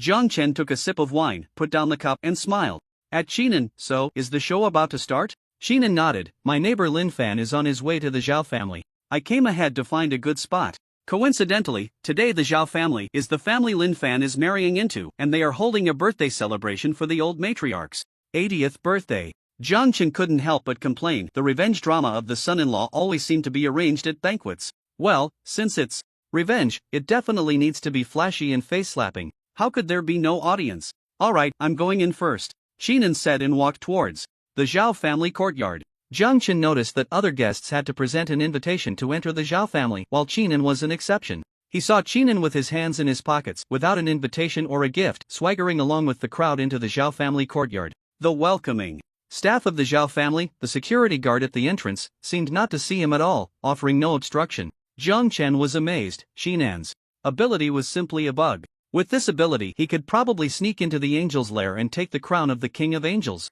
With this ability, you're doing well at mooching, Jiang Chen joked. Qinen smiled wryly, walking to the dining area with a tray, selecting his favorite food while saying, Indeed, I'm an orphan. When I was a child and had no food to eat, I liked to sneak into some banquets to eat and drink for free, and no one noticed. Or maybe someone did notice me, but they always subconsciously ignored me. To be honest, if it weren't for my low presence, I probably wouldn't have grown up this well. Jiang Chen shook his head. That's not necessarily true. If your presence weren't so low, perhaps you would have been noticed by an orphanage when you were a child and raised. Perhaps. Qinen didn't care. He felt that everything was just fine now, alone, without any attachments, free and easy. Jiang Chen chuckled. I've got some good news for you. I've obtained the inheritance of magic and fighting energy systems. Once you're done with your business here, you can give it a try. Qinen's eyes lit up. That's really good news. Jiang Chen poured cold water on him, saying, Don't get too excited too soon. Since your world has magic, fighting energy, elemental power, and other energies, do you think humans haven't tried to develop a cultivation system of their own? I think they must have tried, but it probably failed. Qinen fell into deep thought. Jiang Chen's words made him wonder. Damn it, could it be that the paths of magic and fighting energy would be blocked for him too? Shaking his head, Qinen held his plate, took a glass of red wine, found a corner to sit down, and said, No matter what, I have to give it a try. Besides, the magic and fighting energy inheritance from other worlds might just work in this one. Jiang Chen nodded. Yeah. Later, I'll pass the magic and fighting energy inheritance to you. I hope you can succeed. If Qinen could become stronger, relying on the other party's almost bug-like abilities, he would definitely be able to get a lot of good things. Big brother, look, that's Lin Fan's wife, Zhao Wanqiu. TSK, she's a beauty. Qinen looked in one direction, and the video angle shifted there too. Jiang Chen looked over and saw a woman in a red dress, with a seductive figure and exquisite features, around 26 or 27 years old. Isn't she the ex-wife? Jiang Chen chuckled. This woman was indeed quite beautiful, with a bit of leading lady potential. However, having seen many beauties, Jiang Chen felt she was somewhat average. Among the women he had seen, Chen Xing's looks could rank first. Compared to Zhao Wanqiu, she wasn't even worthy of carrying Chen Xing's shoes. Not to mention, even when compared to slightly less attractive women like Dai Shuer and Lu Qianxuan, she fell far short. Not the ex-wife, Qinan chuckled. Although Lin Fan was kicked out of the Zhao family, he and Zhao Wenqiu never actually divorced. Legally, they are still a married couple. Zhang Chen said, "Oh, you know this so well. Are you trying to be a Chao thief?" Qinan shook his head. "Forget about being a Chao thief. This woman isn't my type. She seems proud and aloof, but she's just a green tea." Just as Zhang Chen was about to say something, a commotion erupted in the video. He was a bit curious and asked, "What happened?" Qinan stood up, went out to take a look, and said helplessly, "Lin Fan is here. But the security is blocking him outside, and he's being mocked by the guests." Saying this, he pointed the video camera at the entrance of the Zhao family. Zhang Chen then saw Lin Fan's appearance. He looked to be in his 20s, with a buzz cut, wearing a set of faded clothes, holding a red plastic bag, and was confronting the Zhao family security. "It's starting to feel like it." Zhang Chen was surprised. This outfit, this demeanor, was almost identical to some protagonists from Dragon King and Son-in-Law novels. Qinan held his plate, eating while watching the show. Yeah, maybe this guy really is the protagonist. But so what? Even if there is a so-called protagonist in this world, he can't turn the tide. Just Lin Fan, he probably can only show off in human society. Clearly, he was indifferent to Lin Fan. Although Lin Fan had awakened his abilities, he was still a weakling, yet Qinan still looked down on him. Zhang Chen shook his head. It seemed Qinan had gotten used to being overlooked, indifferent to everything around him. It made sense. Given Qinan's nature, wherever he went, he was ignored. Over time, it was no surprise that he developed such a nonchalant personality. "You are just a dog of the Zhao family. How dare you stop me? I haven't divorced Zhao Wenqiu yet. I'm still half a master of the Zhao family." Lin Fan shouted loudly. But what he drew was a wave of ridicule. Zhang Chen could already guess the subsequent developments. It would be nothing more than Lin Fan using his abilities, causing people to gasp in surprise. Sure enough, when the security guard was about to throw Lin Fan out, Lin Fan unleashed his power. With a single hand raised, a ball of flame appeared, incinerating the guard's clothes and hair. In this abnormal world, at the entrance of the prestigious Zhao family, Lin Fan's display left the scene momentarily silent, as if the pause button had been pressed. Then someone exclaimed, "Ability user, oh my god, he's an ability user, oh my god." This shout brought everyone back to reality. Suddenly, the way people looked at Lin Fan changed. From mockery, disdain, and contempt, it shifted to envy, respect, and fear. This transformation made Lin Fan feel quite pleased, and he couldn't help but stand tall with his head held high. The Zhao family members who had come out upon hearing the commotion were also stunned to see Lin Fan demonstrating his abilities. Those who had once bullied Lin Fan trembled, filled with jealousy and fear. How could this waste awaken abilities? Zhao Wenqiu's face showed regret. She never expected that Lin Fan, who had been looked down upon by the Zhao family and even driven out of the house, would awaken his powers. An ability user. There are hardly a few in all of humanity. Each one is incredibly noble. If she had known earlier that the family was going to drive Lin Fan away, she would have intervened. Finally, Lin Fan dropped a pretentious line. "Ha, Zhao family? If you don't value me as a son-in-law, I don't value you either. Zhao Wenqiu, consider our marriage over." With that, he turned and left gracefully, leaving the Zhao family members in shock and Zhao Wenqiu filled with regret. After watching this scene, Zhang Chen clicked his tongue, feeling a sense of boredom. It was like watching a play that had ended, leaving him feeling unfulfilled. Mainly, the performance was too straightforward, lacking depth. "Qinan, let's leave it at that for now. We'll meet in the communication space later," Zhang Chen said. Qinan agreed and turned off the video. Communication space. Zhang Chen's figure appeared on a floating blanket high in the sky. Moments later, Qinan also appeared. This time, Zhang Chen deliberately paid attention and immediately noticed Qinan. In fact, despite Qinan's peculiar traits being somewhat of a bug, as long as one was attentive and didn't forget about him, it was still possible to notice him. This is the basic knowledge of fighting spirit and magic, along with related legacies, Zhang Chen said, taking out several books. "Thank you, big brother," Qinan said excitedly as he took them, then fell into contemplation. What should he offer in exchange with Zhang Chen? After thinking for a while, he realized it could only be those two items. "Big brother, do you know about the blue fat guy?" Qinan asked, smiling at Zhang Chen. Zhang Chen was surprised. Blue fat guy? He suspected that the blue fat guy Qinan mentioned was the same one he was thinking of. "Yes, it's Doraemon. It seems that the world you're in also has this anime." Qinan laughed. Zhang Chen took a breath. "So, your world has Doraemon?" Qinan nodded. "Yes, it's actually quite normal. My world is a big mix. I've told you before that there are many travelers in my world, some coming from the past and others from the future to the present. This blue fat guy is one who traveled back from the future.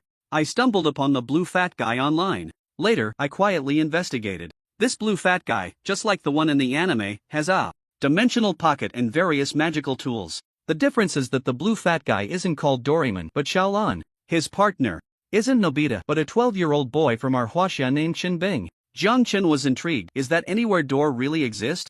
Xinan nodded. Yes, it really exists. I've seen the blue fat guy and Qinbing use it. Jiang Chen clicked his tongue in amazement. The blue fat guy. There are so many magical tools, including those that can alter causality, allowing one to change their stance unreasonably. There are also time-related, space-related, and mind-related tools, etc. If he could get a few of those unreasonable tools, wouldn't that be against the heavens? Calming down, Jiang Chen pondered. Can you be sure? Is the blue fat man from your world created by humans, or? Qinan understood Jiang Chen's meaning inside. I was also shocked when I first discovered the blue fat man. Because of the influence of anime, my first impression was that future technology had developed to this extent. They can already create so many unreasonable gadgets? If that's the case, how could humans still be suppressed by various extraordinary beings? To figure this out, I stayed at Chen Bing's house. In the end, I found that this blue fat man, although similar to the one in the anime, is actually not created by humans. Rather, how should I put it? To be precise, this is a race.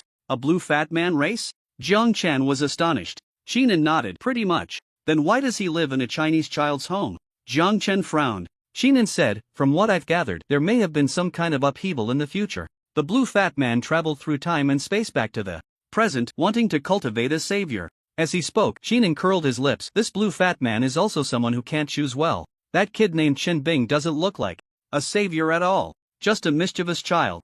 Jiang Chen shook his head. It seemed that Qinan's world was very dangerous. Initially, he thought about traveling to Qinan's world, when he could traverse worlds. Now it seemed better to forget it. That world was a bit too deep. The Time-Space Club was impressive, even infiltrating such abnormal worlds and silently binding a member.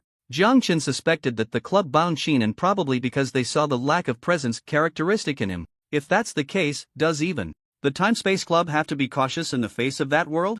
Jiang Chen's mind raced, and in that moment he thought of many things. After a moment he shook his head. He was just a small fry, and thinking too much was pointless. By the way, you suddenly mentioned the blue fat man. Could it be? Jiang Chen looked at Qinan. If he remembered correctly, this guy had said before that he had lived at Qinbing in the blue fat man's house for a few months. Could it be? Qinan stopped being cryptic and took out a flashlight and a badge. What is this? Jiang Chen was surprised. Qinan said, this is a size-changing flashlight and a weather badge, which I managed to get from the blue fat man. Jiang Chen was astonished. He didn't expect Qinan to have such gadgets. Qinan continued, the size-changing flashlight, I don't need to explain, can make an object, whether living or non-living, grow or shrink. The weather badge, when worn, allows you to freely choose the weather. To be honest, both of these gadgets are quite good and magical, but they aren't much use to me, so I traded them to Brother Jiang. A size-changing flashlight. Jiang Chen exclaimed, this thing is very practical. How can it be useless? Qinan replied,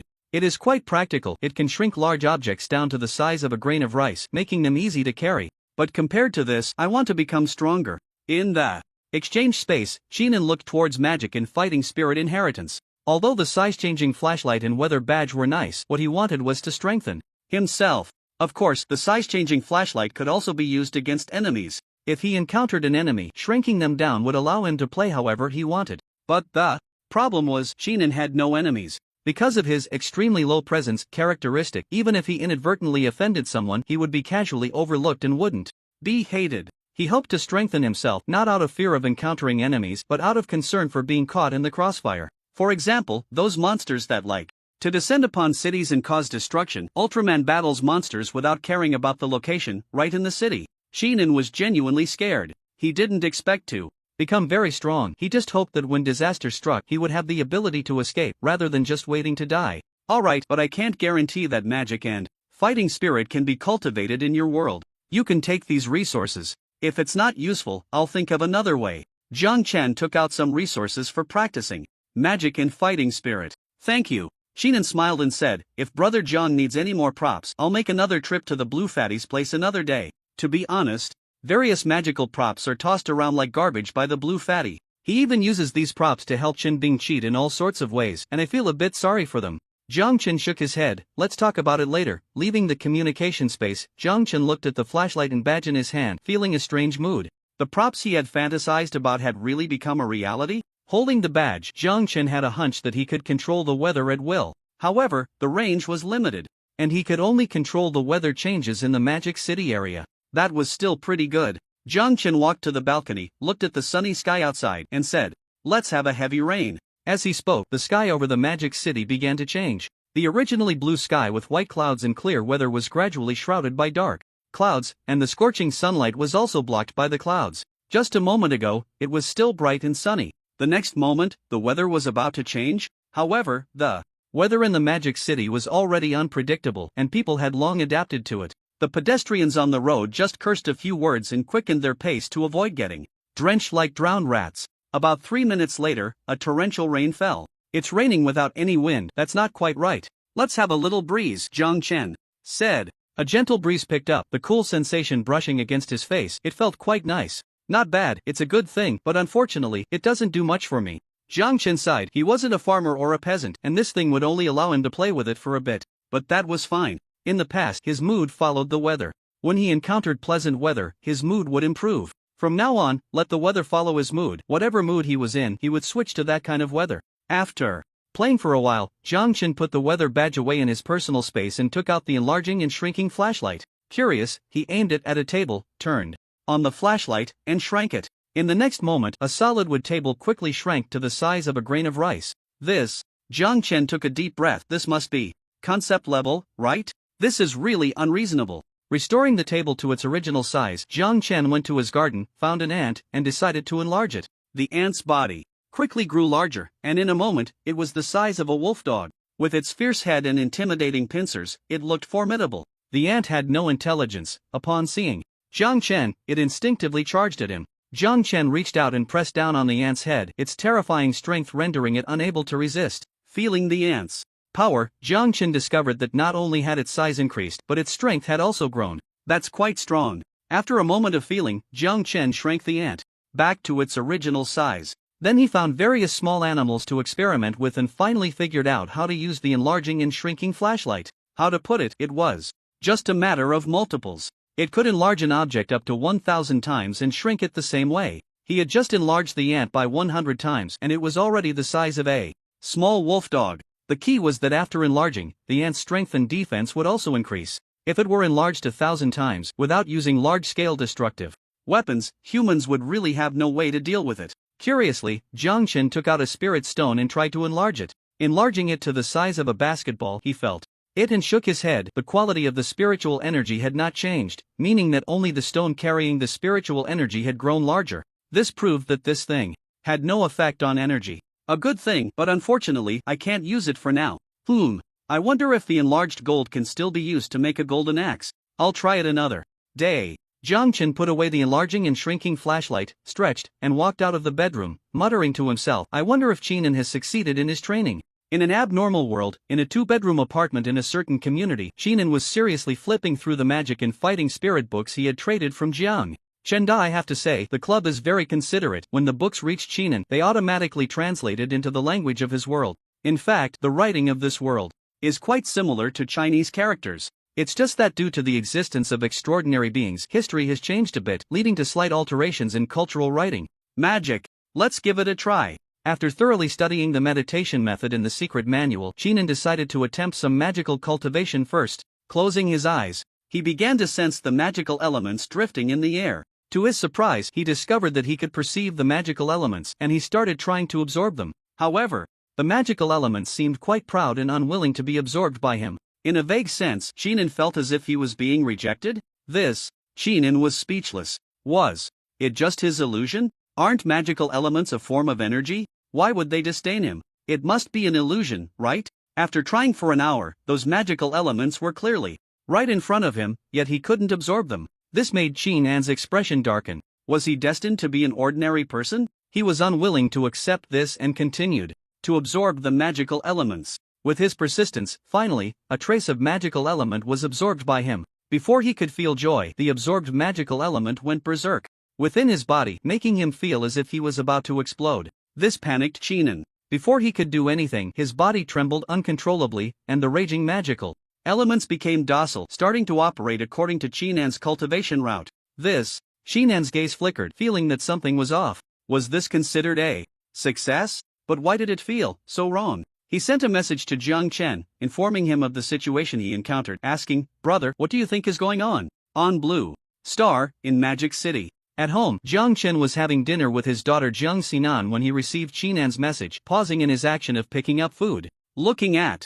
the situation Qinan described, he fell into deep thought. This situation was a bit strange. He carefully recalled what Qinan had mentioned about the abnormal world. After a moment, he thought of a possibility. Organizing his thoughts, he conveyed this possibility to Qinan. Is there a chance that the magical elements, fighting energy, and other energies in your world can only be absorbed by extraordinary beings and not by humans? So, when you meditated, you clearly sensed the magical elements, but when you tried to absorb them, those magical elements resisted you, and you even felt a sense of disdain in your intuition. Perhaps this is because you are not an extraordinary being? But, ultimately, it might be due to the cultivation method, or perhaps your physical constitution, that allowed you to successfully absorb the magical elements into your body. However, the magical elements were unwilling to be absorbed and refined by you, which caused them to riot within you, trying to make you explode. The result might be due to your physical constitution suppressing the raging energy, ultimately leading to your successful cultivation. In the abnormal world, inside the house.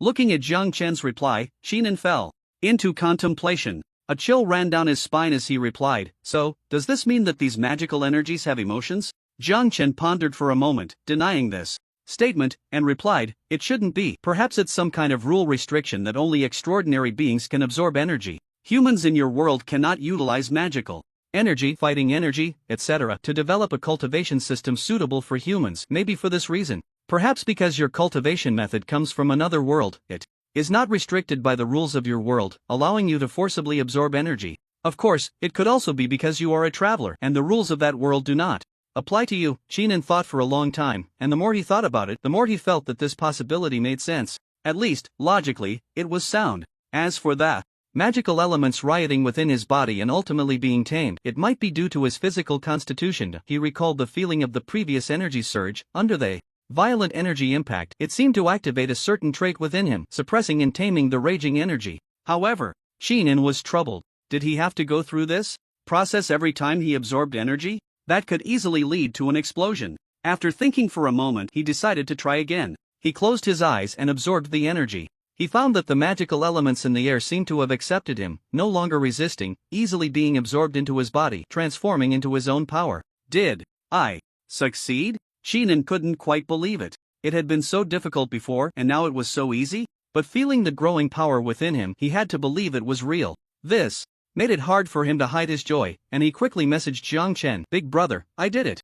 Starting today, I am a magician." Jiang Chen looked at Qinan's message and smiled. This guy finally had hope of becoming stronger. Before he could reply, another message from Qinan came, "Big brother, I really hit the jackpot this time. Those 2 items are not worth that price at all. Just wait, in a couple of days, I'll go find the blue fat guy and try to get the anywhere door for you." The anywhere door. Jiang Chen couldn't help but feel tempted. With the anywhere door, he could go wherever he wanted, right? He just didn't know how far the anywhere door could actually travel. Jiang Chen replied, "Take it slow, don't get carried away. Even if you become a magician, you're still very weak." Alright. Qinan felt a bit embarrassed. He had just absorbed the magical elements into his body. At most he was a magic apprentice. With this level of power, he probably couldn't even defeat a newly awakened ability user like Lin Feng. But once he stabilized his magic apprentice level and learned a few spells, he could easily crush someone like Lin Feng, who was just beginning to awaken his abilities. Magicians are a bit fragile.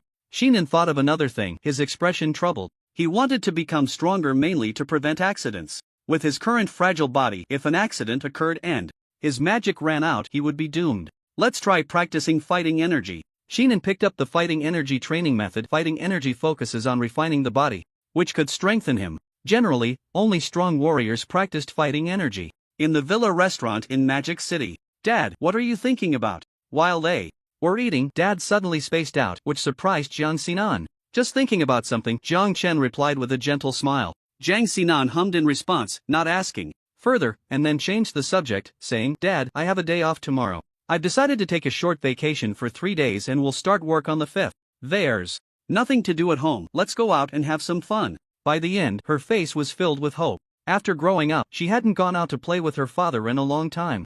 Jiang Chen smiled and asked, "Where do you want to go?" "Amusement park," Jiang Xinan answered without hesitation. Jiang Chen was speechless, glancing at her. How old are you? Still wanting to go to an amusement park? Hee hee. Jiang Xinan giggled, sitting next to Jiang Chen, grabbing his arm and acting cute. No matter how old I am, I'm still your little cotton-padded jacket. Is that okay, Daddy? Jiang Chen found it hard to resist. Kids were indeed troublesome. Alright then. In the end, Jiang Chen agreed. Jiang Xinan was excited, but before she could fully enjoy it, Jiang Chen continued, forget the amusement park. During the National Day holiday, places like that will definitely be crowded. This holiday, let's go out to sea. Ah, out to sea.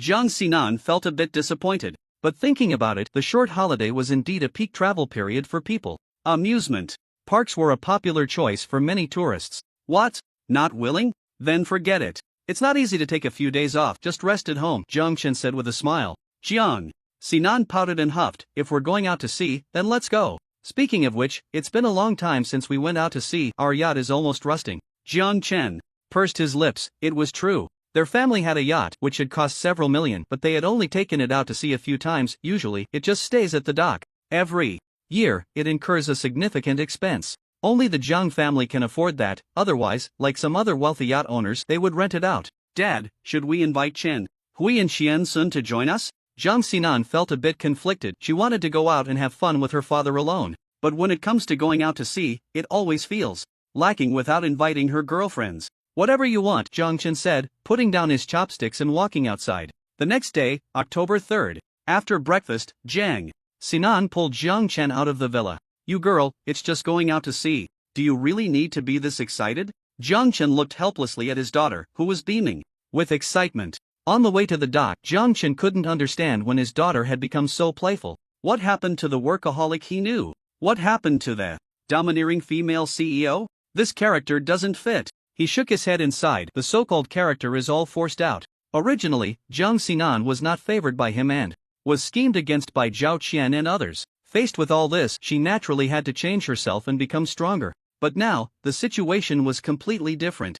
Zhao Qian, Wang Fan, and others had long been dealt with, and her relationship with him had eased, while the company was developing better and better. Naturally, she wouldn't force herself to be unapproachable like in the original storyline. Jiang Xinan had no idea that her father was associating so much in that moment. She excitedly took out a map and said, Dad, I've planned the itinerary. We board the ship at 9 in the morning, fish along the way, and enjoy the sea breeze. We expect to arrive at Feng Tai Island by noon. I've arranged a seafood feast on the island. In the afternoon, we'll continue on the yacht and expect to reach Listening Wind Island by evening. The scenery there is really nice. And there will be a bonfire party at night. We'll stay overnight at Listening Wind Island, play some activities there in the morning, have lunch, and then head back in the afternoon, expecting to be home around 6 or 7 in the evening. What do you think? Jiang Xinan looked at her father with anticipation. This was her plan that she had stayed up late to prepare. Only 2 days planned? Jiang Chen laughed. Jiang Xinan replied, yes, 2 days at sea, and on the 3rd day, we'll go to the amusement park. By then, it will already be the 4th, and there should be fewer visitors at the amusement park.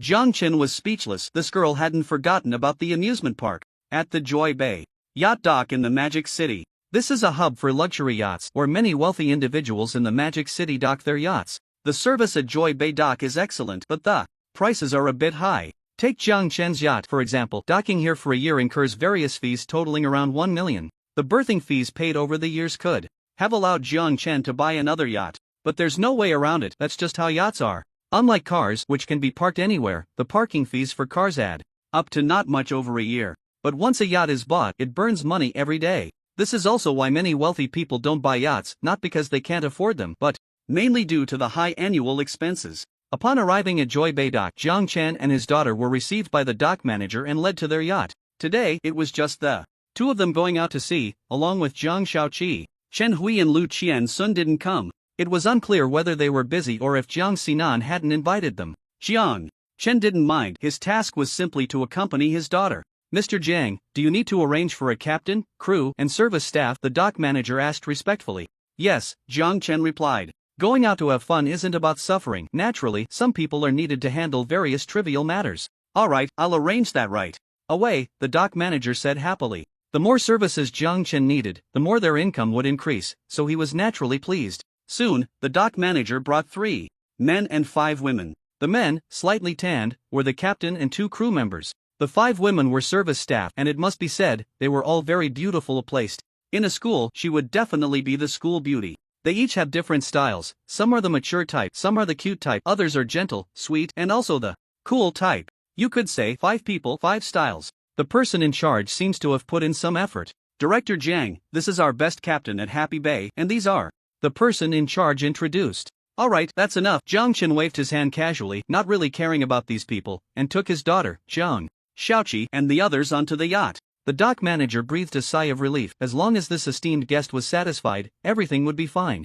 Upon arriving on the yacht, Jiang Chen first wandered around. The yacht was quite spacious, with bedrooms, a media room, a kitchen, a dining room, and more. After a tour, Jiang Chen went to the deck, lying back on a chair like a salted fish, wearing sunglasses and enjoying the sea breeze, feeling quite content. The yacht set sail, leaving the shore behind. Looking at the endless sea, Jiang Xinan was initially excited, pulling Jiang Chen to take various photos. After a while, she lost interest and lay down on a chair next to Jiang Chen, also wearing sunglasses. A few beautiful waitresses brought them fruit drinks. Jiang Xinan asked the waitresses to leave the deck, picked up a glass of juice, and said, "Dad, I'm about to reach the 5th level of body refinement. You said before that when I reach the 5th level, you would give me a surprise. What is it?" Jiang Chen chuckled, "It's nothing, just passing on a more profound technique to you." "Oh, I see." Jiang Xinan felt a bit disappointed. This so-called reward was just more homework, right? It's no different from saying, if you study hard and get 100, I'll buy you a set of review books.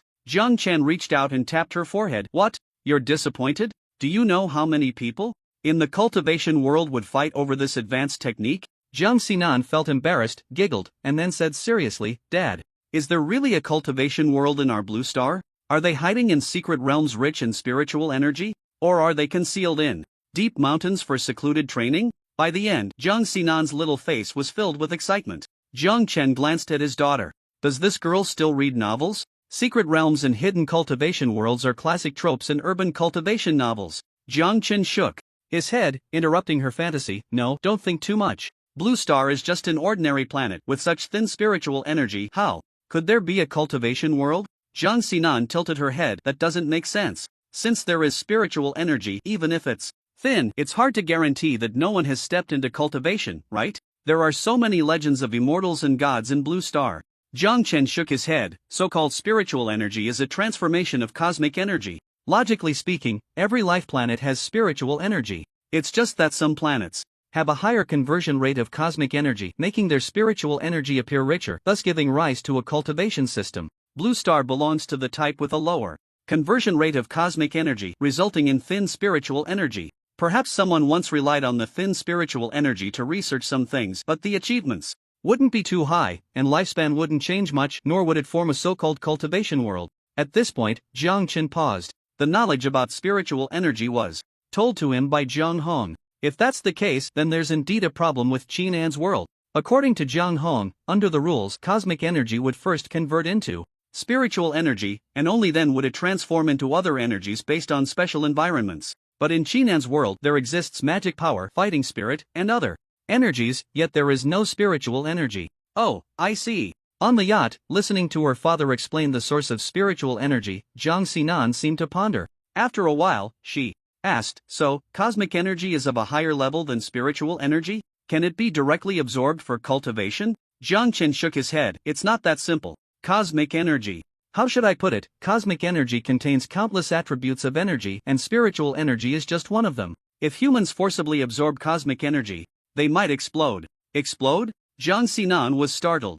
"Alright, you're just in the body refinement stage, so don't worry about these things. Focus on your training, and when your realm improves, you'll naturally understand everything." "Oh, okay," Jiang Xinan replied, no longer asking questions. However, her eyes flickered, feeling that this had significant research value. When she returned, she would set up a research lab to study cosmic energy. The father and daughter didn't discuss cultivation much. After all, there were outsiders on the yacht. At noon, the yacht arrived at Fengtai Island. "Director Jiang, Miss Jiang, you're reserved. Seats have been arranged. This way, please." As they disembarked from the yacht, an elegant woman in her 30s approached to greet them. "Thank you, Manager Zhou," Zhao Xinan said. "Not at all. It's my honor to host Director Jiang and Miss Jiang." Manager Zhou smiled as she welcomed Jiang Chen and the others onto the island. Jiang Chen looked around. The scenery on the island was indeed quite nice. Following Manager Zhou, they arrived at a villa facing the sea. In the villa's dining room, manager Joe clapped her hands, and a platter of seafood delicacies was served.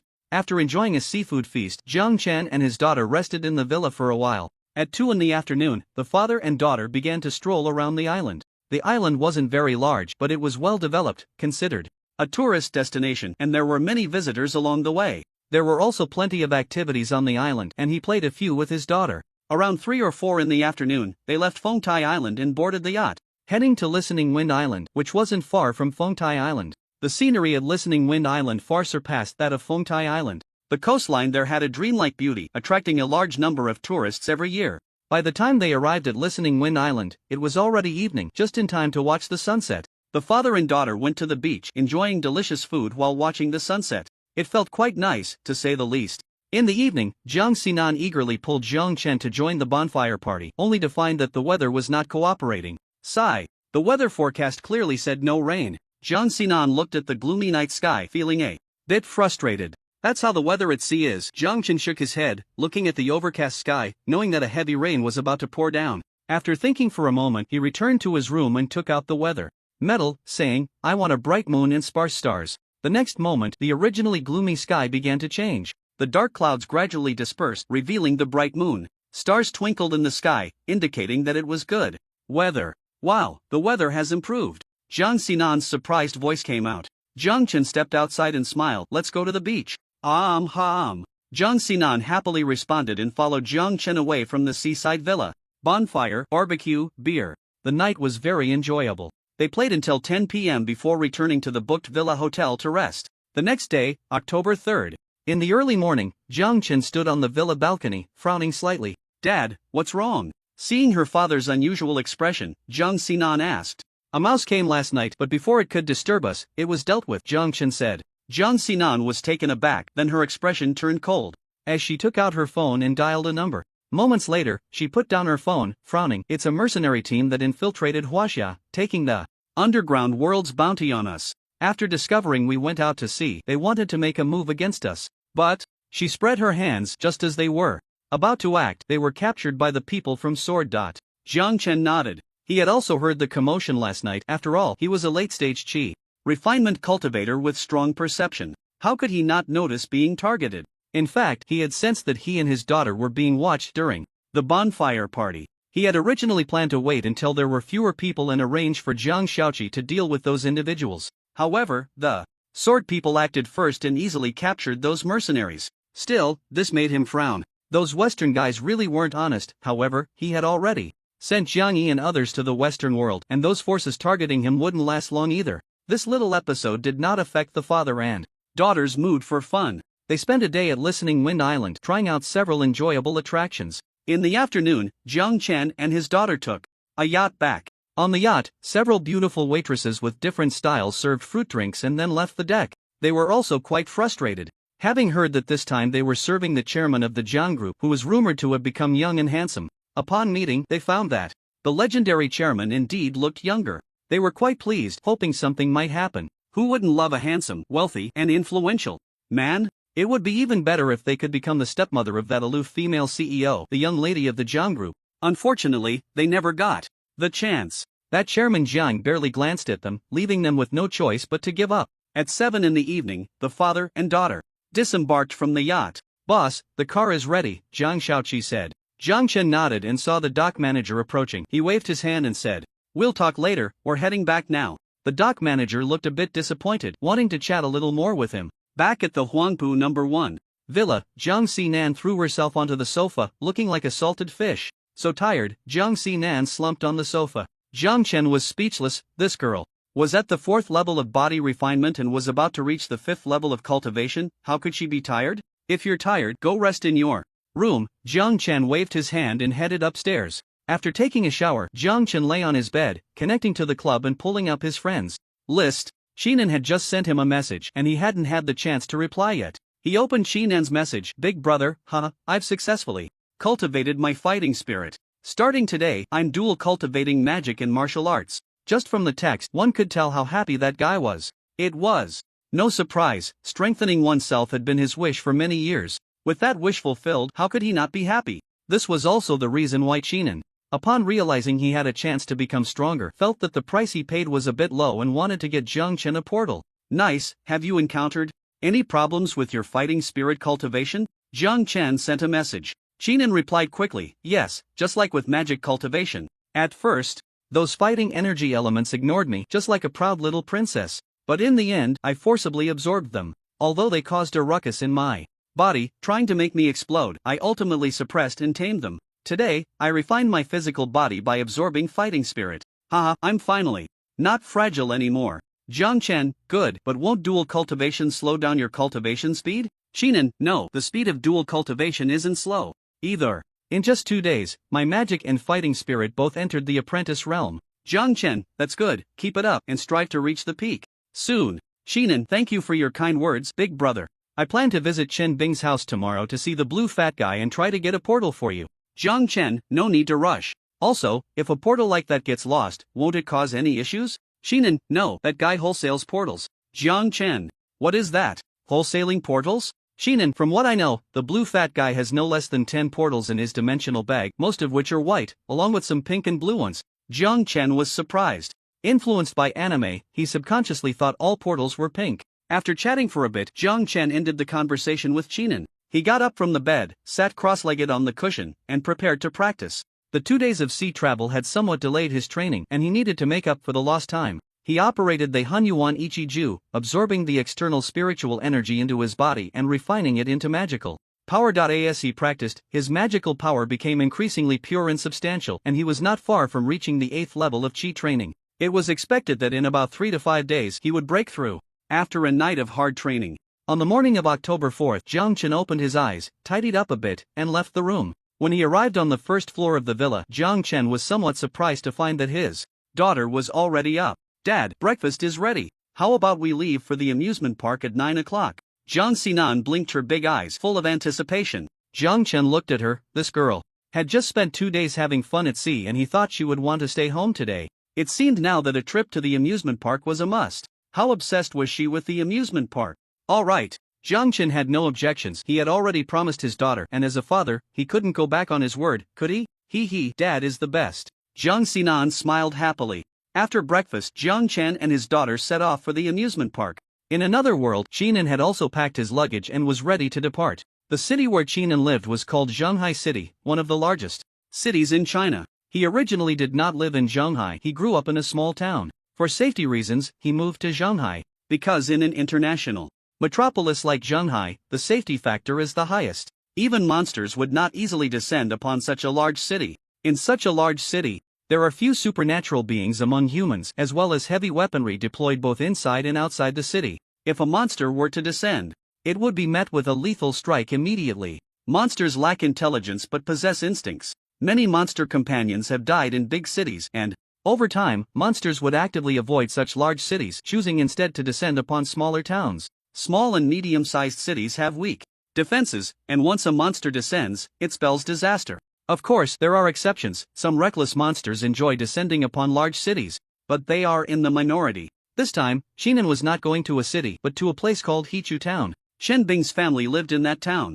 Hechu Town. Qinan, carrying a travel bag, walked through the town. He was quite familiar with this place. Initially, he had stayed in this town for several months to acquire some props for self-defense from the blue fatty. He arrived at Chen Bing's house without hesitation and knocked on the door. After a while, the courtyard door opened and a small head peeked out. It was a boy who looked about 11 or 12 years old. Who are you? The little boy looked at Qinan with confusion, feeling that this big brother looked very familiar. But, who was he? Shinan's eyelid twitched. Although he had experienced this countless times, he was still quite annoyed. He reached out and tapped the little boy on the head, saying, "Little guy, have you forgotten your Qin big brother? Qin big brother?" The little boy covered his head, his eyes wide open. "Qin big brother? Is it you, big brother? Oh no, how did I not recognize you?" The little boy scratched his head in embarrassment. This big brother had bought him a lot of delicious food back then. How could he have forgotten him? "Qinan, you're here." Just then, a round head emerged from the house, a blue and white robot. It was the blue fatty, Xiaolan. "Doraemon, long time no see." Qinan greeted with a smile. Xiaolan replied angrily, "I've told you many times, I'm not called Doraemon. I'm called Xiaolan." Alright, Xiaolan is fine," Qinan said. "Big brother, come in quickly. The little boy, Chen Bing, pulled Xinan into the courtyard, closing the door behind him, eagerly looking at Xinan's backpack. Xinan helplessly thought, indeed, he was just a child. With so many magical props around, he was only eyeing the snacks in his bag. But trading snacks for magical props was not a loss. Once inside the house, Xinan emptied all the snacks from his bag. There were some that Xiaolan liked and some that Chen Bing liked, which delighted the little boy Chen Bing. Xinan, what happened to the props I gave you? Xiaolan opened a bag of donuts and popped one into his mouth. Xinan was taken aback and looked at Xiaolan. You can sense them? Of course. Just 2 days ago, I sensed that the shrinking and enlarging flashlight and the weather badge disappeared, as if they vanished from this world. It's so strange. Xiaolan scratched his head in confusion, not understanding why the items would suddenly disappear. Xinan hadn't expected that Xiaolan had this ability either. Does the disappearance of the items affect you? Xinan asked nervously. Not at all. Xiaolan shook his head. They're not important things, just toys brought for the little soldiers. Xinan. What a toy, just that. He looked at Chen Bing, this little brat. Xiaolan, can you give me a random door? Xinan said with a shameless grin, completely unembarrassed, directly asking. Xiaolan was puzzled. What do you want a random door for? Are you planning to go somewhere? Xinan replied, not really, but you know, monsters like to descend upon the city at any moment. With a random door, I can escape in time when the monsters arrive. All right. Xiao Lan believed Xinan's words. Those monsters were indeed despicable, always descending upon cities. It was as if they had a grudge against the cities. He really wanted to blow up the dark monster space, but his power was too weak to do that. The Ultraman in the light space, opposing the dark monster space, was also useless. He clearly had the ability to blow up the monster space but chose not to. He only fought the monsters after they descended. Didn't he know that many innocent humans would die that way? What you said makes sense, but I'm worried that if I give you the random door, it will disappear again, Xiaolan said with distress. Xinan blinked and said, it's just a toy. If it disappears, it disappears. You have plenty here anyway. Xiaolan shook his head, even though it's a toy, making these toys consumes a lot of my essence. Xinan didn't understand what essence was and didn't ask further, just said, Xiaolan, actually the shrinking and enlarging flashlight and the weather badge haven't disappeared. I've just hidden them somewhere. Really? Xiaolan expressed disbelief. As long as his items were still on this planet, it was impossible for him not to sense them. Even if they were destroyed, he would still be able to sense it. Really, if you don't believe me, just wait a moment, and I'll show you, Xinan said. Xiaolan, curious, nodded, okay, if the shrinking and enlarging flashlight and the weather badge are still here, I'll give you a random door. Xinan secretly thought he had it made, while communicating with the club to send a message. To Jiang Chen, he cheerfully asked, by the way, Xiaolan, how far can your random door travel? Xiaolan replied, the white random door can travel a light year, the pink random door can travel 10 light years, and the blue random door can travel up to 100 light years. Xinan couldn't help but swallow. Wow, 100 light years. He remembered that in the anime, Doraemon's random door could only travel up to 10 light years, right? Yes, that was the pink one. Xinan blinked and asked, Xiaolan, can you give me the blue random door? Xiaolan shook his head, no, I only have one blue random door. I still need to take the little soldiers to a life planet 60 light years away to play. Xinan, a life planet 60 light years away? Xiaolan, can you take me with you? I've never been to an alien planet. Xinan said with anticipation, this little broken ball was too dangerous and he wanted to go to outer space. Xiaolan replied, of course, but you can't stay on the alien planet for too long. Otherwise, you'll be expelled by the planet's consciousness. Xinan, what did he just hear? Planet consciousness? So, this little broken ball beneath his feet might also have consciousness? It was really possible. Could it be that humans can't become stronger because of the planet's consciousness? The more he thought about it, the worse his expression became. He didn't dare to think too much, nor did he dare to ask Xiaolan. If the planet's consciousness noticed him, he would be done for. Xinan changed the subject. Xiaolan, can't you create many random doors? Why not? Just make another blue random door? Xiaolan sighed. Creating a blue portal is very difficult. I need to return to that future era to make it. In this era, it can't be manufactured. Well then, how about giving me a pink portal? Xinan said. Xiaolan scratched his head and thought for a moment before agreeing. Okay, but I want to see the size-changing flashlight and the weather badge. Wait a moment, Xinan said, turning to Chen Bing. Xiao Bing, is my room still available? Big brother, your room is still there. Chen Bing pointed to a room. Xinan nodded and went to the room. Blue Star, Magic City, Joyful Amusement Park. Upon seeing the message from Xinan, Jiang Chen rubbed his forehead. Wasn't this deceiving the kids? But a portal. I want one. Planet consciousness? Does Blue Star have planet consciousness? Jiang Chen looked at the planet beneath his feet, deep in thought. He believed it did not. Blue Star was just an ordinary planet. The rules of each universe are different. The universe where Qinan resides allows planets to develop consciousness, but that might not be the case in other universes. Perhaps it was precisely because the planet where Qinan resides developed consciousness that the world had such a unique style? Speaking of which, that planet consciousness, could it be a traveler? Transforming into planet consciousness, wielding power, and materializing the anime and novel works seen in a past life? Jiang Chen's imagination ran wild, thinking of many possibilities. He quickly shook his head. These were not things he could concern himself with at the moment. Not wanting to think further, he said to his daughter, "Sinan, you play for a bit, I need to use the restroom." Jiang. Sinan looked a bit puzzled but nodded. "Okay, Dad." Passers-by around them found their conversation a bit strange. This young man has such a big daughter? Someone recognized Jiang Sinan and then recognized Jiang Chen, looking bewildered. Isn't that Director Jiang? Is the Xianzi facial mask really that magical? Director Jiang has become so young? I remember Director Jiang must be in his 40s, right? Someone exclaimed. Yes, that's Chairman Jiang Chen. Someone confirmed. This made the passers-by even more astonished. Jiang Chen ignored the onlookers, greeted his daughter, and quickly left. Arriving at the restroom, he walked into a stall and Jiang Chen's figure disappeared. In the communication space, on the blanket. Here. As soon as Jiang Chen appeared, he saw Qinan. Without any small talk, he handed the size-changing flashlight and the weather badge to Qinan. Qinan took them and smiled. "Big brother, just wait, I'll get the portal for you soon. You can travel within a range of 10 light years. 10 light years? Jiang Chen's eyelids twitched. 10 light years. That distance was unimaginable. Hey, what's 10 light years? The blue fat guy has a 100 light year one.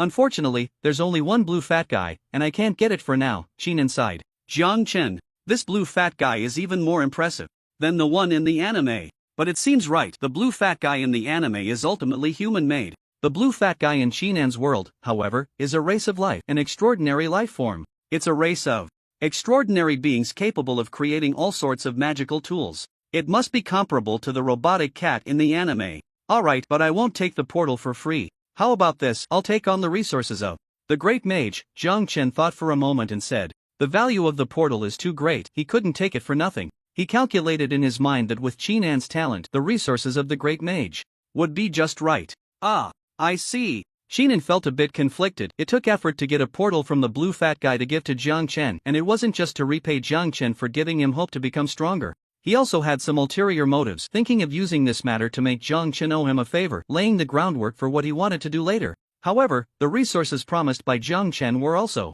very tempting. The Great Mage. That was the sixth realm of the magic system. The classification of mage realms: Magic Apprentice, Junior Mage, Intermediate Mage, Senior Mage, Great Mage Tutor, and God of Magic. This is equivalent to directly training him to the peak. Just one step away from becoming a mage god. Although this last step is extremely difficult. Alright. In the end, Qinan accepted it. The resources from a magic apprentice to a grand sorcerer are too enticing. Unfortunately, what Jiang Chen promised was resources for magic cultivation, not resources for both magic and fighting energy, otherwise, it would be even more enticing. Of course, he was just thinking about it, he wouldn't be greedy. A portal's value doesn't compare to that much. If he could get the blue portal, or some other magical items, like a time machine, perhaps he wouldn't have to worry about cultivation resources in the future. Qinan stroked his chin, lost in thought.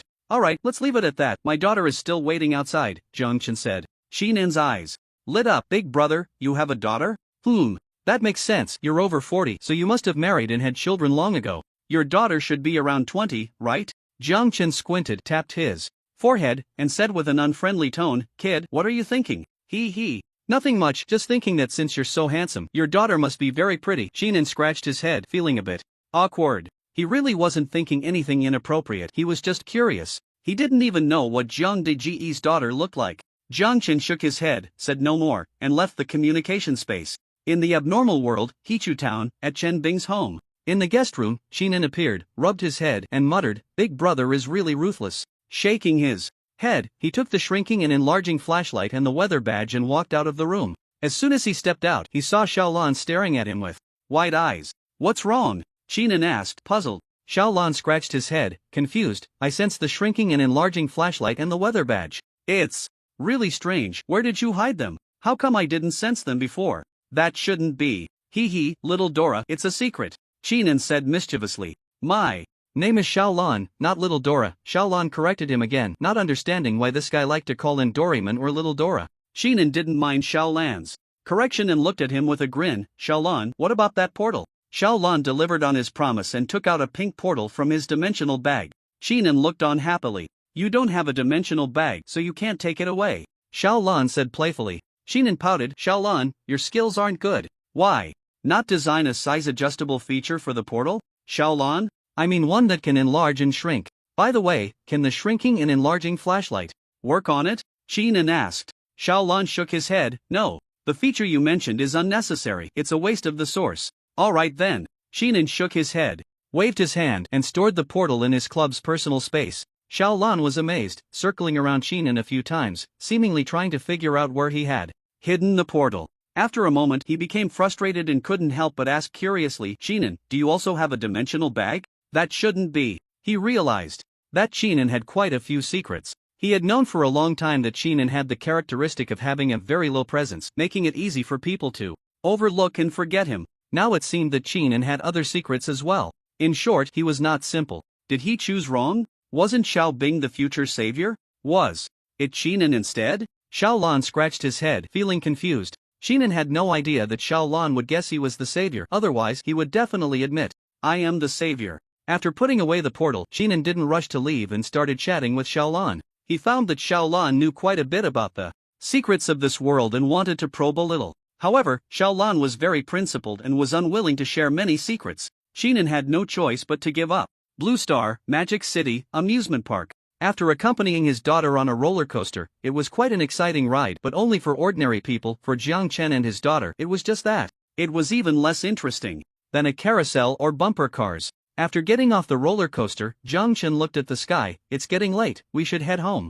Jiang Xinan checked the time and realized it was already past 6 in the evening. She felt a bit unsatisfied as time seemed to fly by. Dad, can we ride the Ferris wheel? Jiang Xinan said, blinking her bright eyes. Forget it, Jiang Chen waved his hand. Daddy, Jiang Xinan tugged at her father's arm, acting cute. Alright, let's go, Jiang Chen said, feeling a headache. Kids could be quite troublesome. Hee hee, Daddy is the best, Jiang Xinan said happily. Jiang Chen shook his head and walked towards the Ferris wheel with his daughter. After riding the Ferris wheel and having dinner outside, they returned home at 8 o'clock. Did you have fun? Jiang Chen said, looking at his daughter sprawled on the sofa like a lazy fish. I had fun, Jiang Xinan yawned and smiled. Get some rest early, Jiang Chen said, shaking his head as he walked upstairs. Jiang Xinan responded with an "oh," yawning as she followed him upstairs. Back in the bedroom, Jiang Chen's figure flickered and disappeared from the spot. In the communication space, floating on a blanket high in the air. Big brother, this is the random door, along with a resizing flashlight and a weather badge, Xinan said, taking out 3 items upon seeing Jiang Chen appear. Looking at the pink random door, Jiang Chen was quite pleased. After putting away the 3 items, he waved his hand and produced a large pile of resources. These are resources for a magic apprentice to advance to a high-level mage. You can use them first, Jiang Chen said. These resources were traded from Chen Xing's friend, Aaron, from the fantasy world. They were enough for 2 or 3 magic apprentices to advance to Great Magus. As for the Divine Mage, resources alone weren't sufficient. Back then, Aaron's world was also pushed to the brink by the Orc army. Otherwise, Aaron wouldn't have offered so many resources for trade. Thank you, Xinan said without hesitation. With these resources, he would soon have the power to protect himself and even hope to reach the pinnacle of the world. Just thinking about it was exciting. By the way, what level does your magic apprentice realm correspond to in your world? Jiang Chen asked. Xinan shook his head. Compared to ability users, it would probably be considered unranked. I estimate that only reaching the junior mage level would count as ranked. A junior mage should correspond to a first-tier ability user. Jiang Chen nodded. So that means a mid-level mage corresponds to second tier, and so on. A great magus corresponds to 5th tier? 5th tier corresponds to the transformation stage in the cultivation world? If that's the case, does the divine mage correspond to the strong in the cultivation system? Last time during the video call with Chen Xing, Jiang Chen heard Aaron mention that the fantasy world hadn't seen a divine mage in thousands of years. As for the reason, it was probably due to a lack of some key factor. A factor essential for becoming a god. What exactly it was, he didn't know. Shaking his head, Jiang Chen stopped, thinking about the fantasy world. Changing the subject, he started chatting with Xinan. They talked about planetary consciousness. Jiang Chen shared his speculation. After hearing it, Xinan's expression turned somewhat grim. So, the consciousness of the planet I'm on is likely that of a predecessor traveler? Jiang Chen laughed. It's just my guess, it's not accurate. Xinan had no words. The more he thought about it, the more he felt that this speculation might just be the truth. This made his expression serious. If it were true, it wouldn't be good for him. Encounters with travelers might not always be tearful reunions.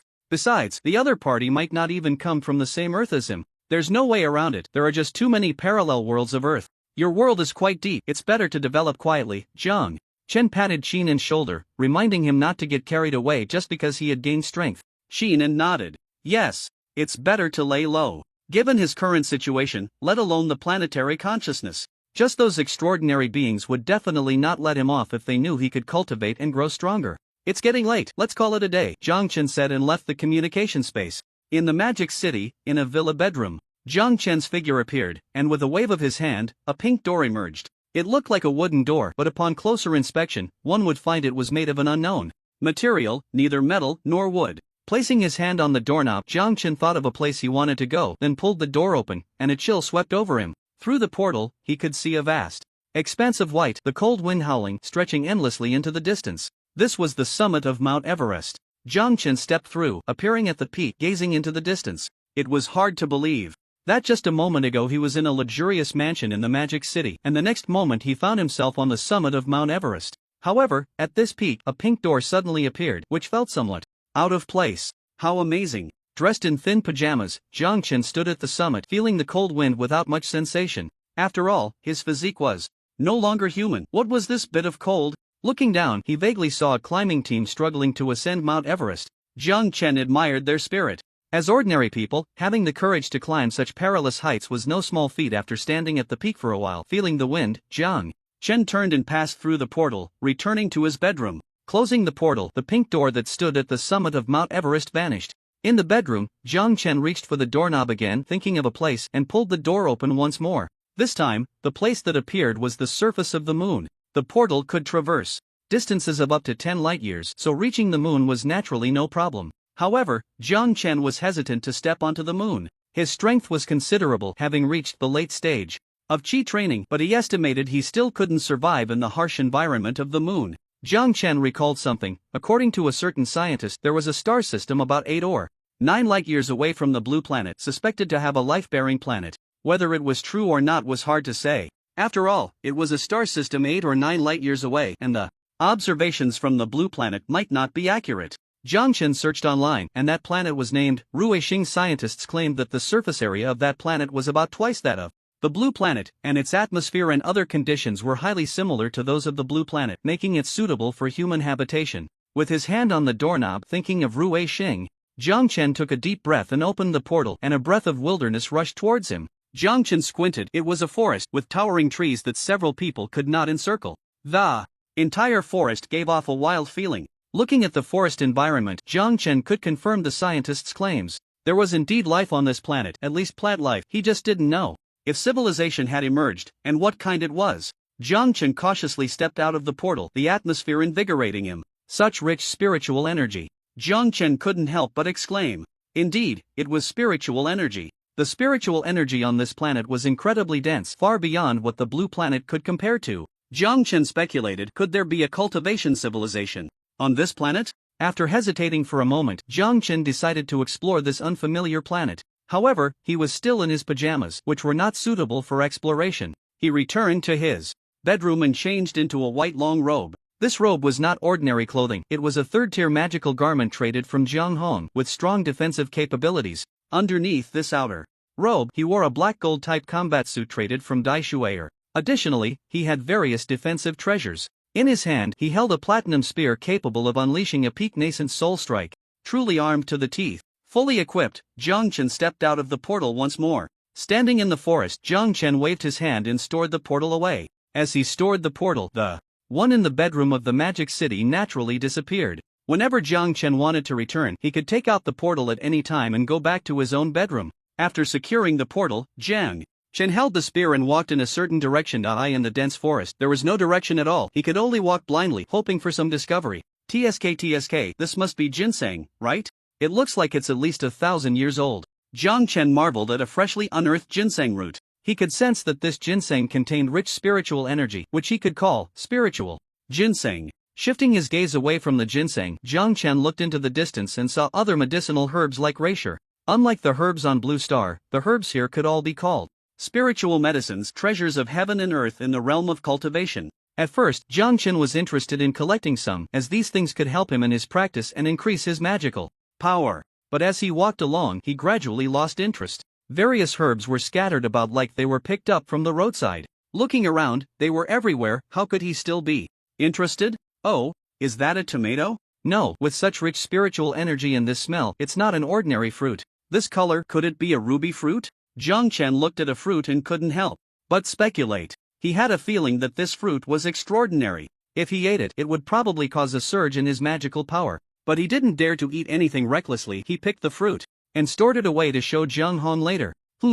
As if sensing something, Jiang Chen's expression turned serious and his spear shot out like a sharp arrow, pinning it to a large tree. Ruishing, the forest. Jiang Chen focused his gaze and saw a giant snake's head the size of a water bucket pinned to the tree by the spear, its eyes as big as copper bells, quite eerie. The giant snake was not yet dead. Jiang Chen took out a long sword, used his sword technique, and a streak of light cut through, severing the giant snake in two. Only when the giant snake was completely dead did Jiang Chen have the mood to observe it closely. The giant snake had a deep color, blending seamlessly with the forest environment coiled around the tree, making it hard to notice, which was why Jiang Chen hadn't paid attention to it before. It was only when the giant snake moved, seemingly wanting to attack Jiang Chen, that he sensed it and threw the spear without hesitation. The true use of the platinum spear was for skill attacks, but it could also be used as an ordinary weapon, and there was no conflict. Jiang Chen's expression was solemn. He was somewhat surprised by the size of the giant snake but could accept it. After all, this was an alien planet, a planet rich in spiritual energy. It wasn't unusual for a snake to grow this large. This snake is equivalent to a chi refinement stage demon beast, Jiang Chen estimated, feeling the aura emanating from the giant snake. This made him very alert. It hadn't been long since he encountered a giant snake equivalent to the chi refinement stage. If he continued forward, would he encounter even more powerful demon beasts? He looked at the giant snake, pondering how to deal with it. He didn't dare to easily bring the giant snake back to Blue Star. What if it carried some viruses or bacteria? After thinking for a moment, he contacted Jiang Hong. He knew too little about spiritual energy, demon beasts, and spiritual medicines and wanted Jiang Hong to identify it. In the cultivation world, Jiang Hong was sitting cross-legged in his cave practicing, when he suddenly received Jiang Chen's message, somewhat surprised. He didn't think much of it. His figure flashed and he disappeared from the cave. In the communication space, by the creek.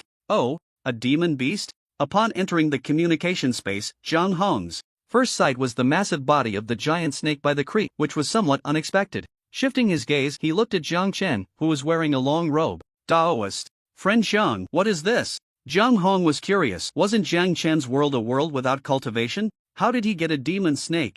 Judging by its aura, it was at least at the late chi refinement stage. The key was that the giant snake seemed to have been killed instantly by Jiang Chen, which was a bit terrifying. How long had Jiang Chen been cultivating? He could kill a late chi refinement stage demon beast? Hiss. Only then did he notice Jiang Chen's aura. Was this the 7th layer of chi refinement? This growth rate was astonishing. Brother Jiang, sorry to disturb your cultivation. Jiang Chen cupped his hands in apology. No worries, cultivators don't talk about these things. Jiang Hong waved his hand. Jiang Chen nodded and explained the situation with the giant snake. A treasure that can traverse space? After listening, Jiang Hong's eyes widened. Such a treasure is rare even in the world of cultivation. In the cultivation realm, long-distance teleportation can only rely on teleportation arrays. He had heard that some ancient teleportation arrays could transport over tens of millions of kilometers. Dao friend, how is a light year calculated? Hearing Jiang Chen say that the Ruishing star is 9 light years away, Jiang Hong was somewhat confused. Jiang Chen replied, 1 light year is about 94.607 billion kilometers.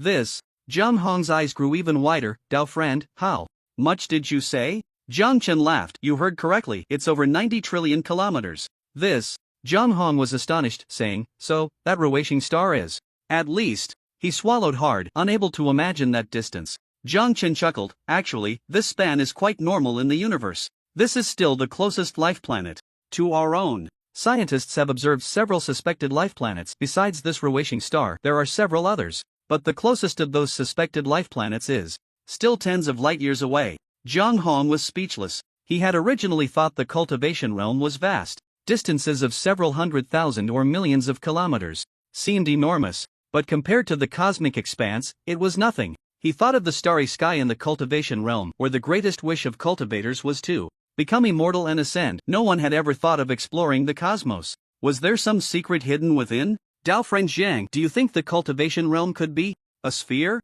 Jiang Hong asked. Jiang Chen shook his head. It shouldn't be. Your cultivation realm is too large. If it were a planet, it would be unimaginable. Not to mention anything else, just the gravity alone would be unbearable for ordinary people. Your world should be a continent. After he traversed to Ruweixing, he clearly felt the difference in gravity. It was only because of his strong physique that he wasn't affected. An ordinary person would definitely struggle. From this point, it could be seen that the scientists' observations were correct. Ruweixing was indeed larger than Blue Star. Of course, inferring a planet's size solely from gravity is somewhat unscientific, as it also relates to the planet's mass. The exact size of Ruweixing would need to be explored further to know. Alright then. Upon hearing this, Jiang Hong stopped thinking too much. Becoming a member of the Transdimensional Club and encountering so many worlds, he understood that each world has its own worldview. Perhaps the cultivation realm is not part of the cosmic worldview. Brother Jiang, do you see this giant snake? Is there any problem with it?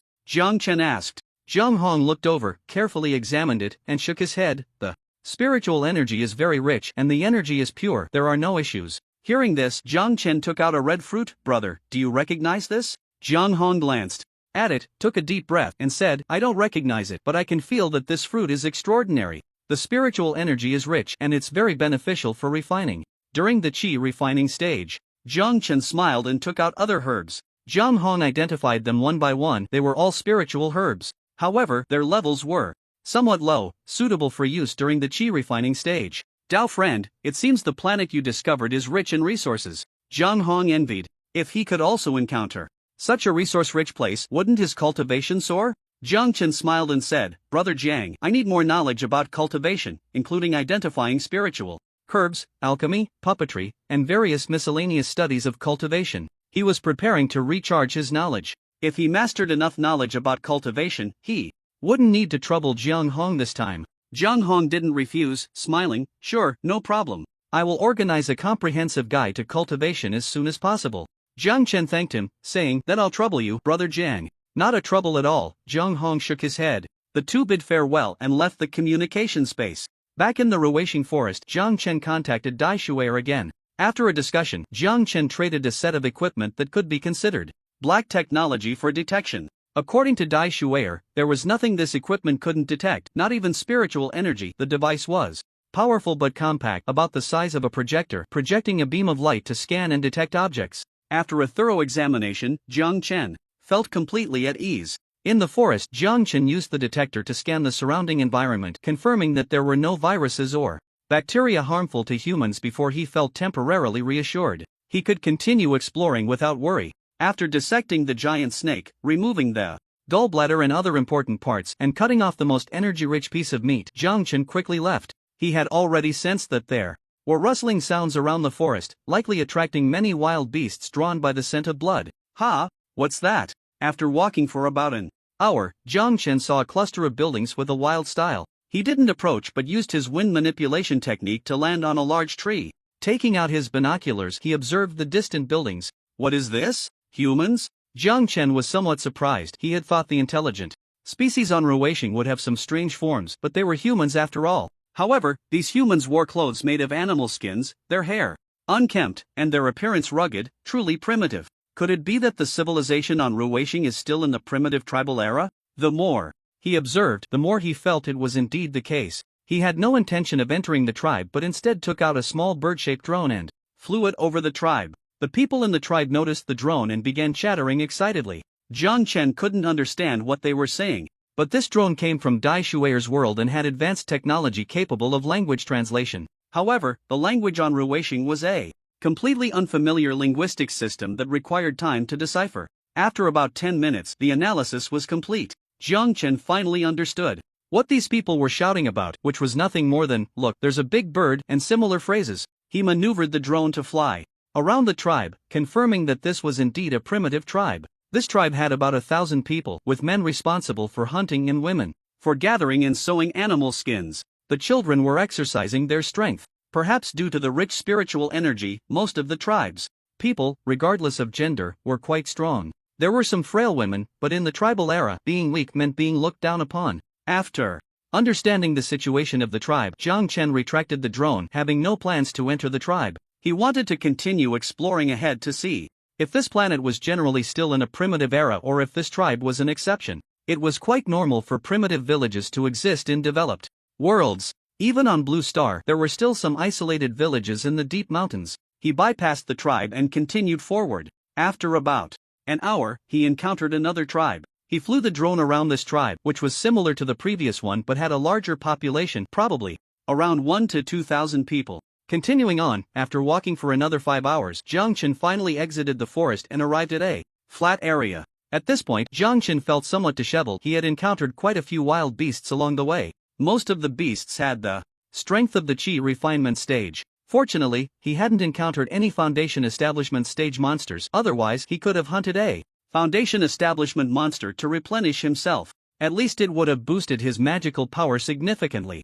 Joking aside, with a platinum spear in hand, he could handle not just Foundation Establishment monsters but even those at the Golden Core or Nascent Soul levels. After exiting the forest and walking for about half an hour, Jiang Chen stopped by a river. He gazed across the river where there was a large tribe. The scale of this tribe was far beyond that of the tribes in the forest. He took out the drone to investigate. This large tribe had at least 20 to 30,000 people. The largest tribe in the forest had only about 3 to 5,000 people, which was incomparable. The drone silently landed in the tribe. After observing for a long time, Jiang Chen finally learned the name of this tribe. The Fire Tribe. It is said that the tribal chief can unleash fire attacks. More than once, the tribal chief has used flames to kill invading beasts. Jiang Chen speculated that this tribal chief either awakened a fire ability, similar to a supernatural power, or discovered a way to utilize spiritual energy to cast fire attacks, much like the fireball technique in cultivation systems. Jiang Chen leaned towards the former, estimating that the dense spiritual energy stimulated and activated a certain gene, granting the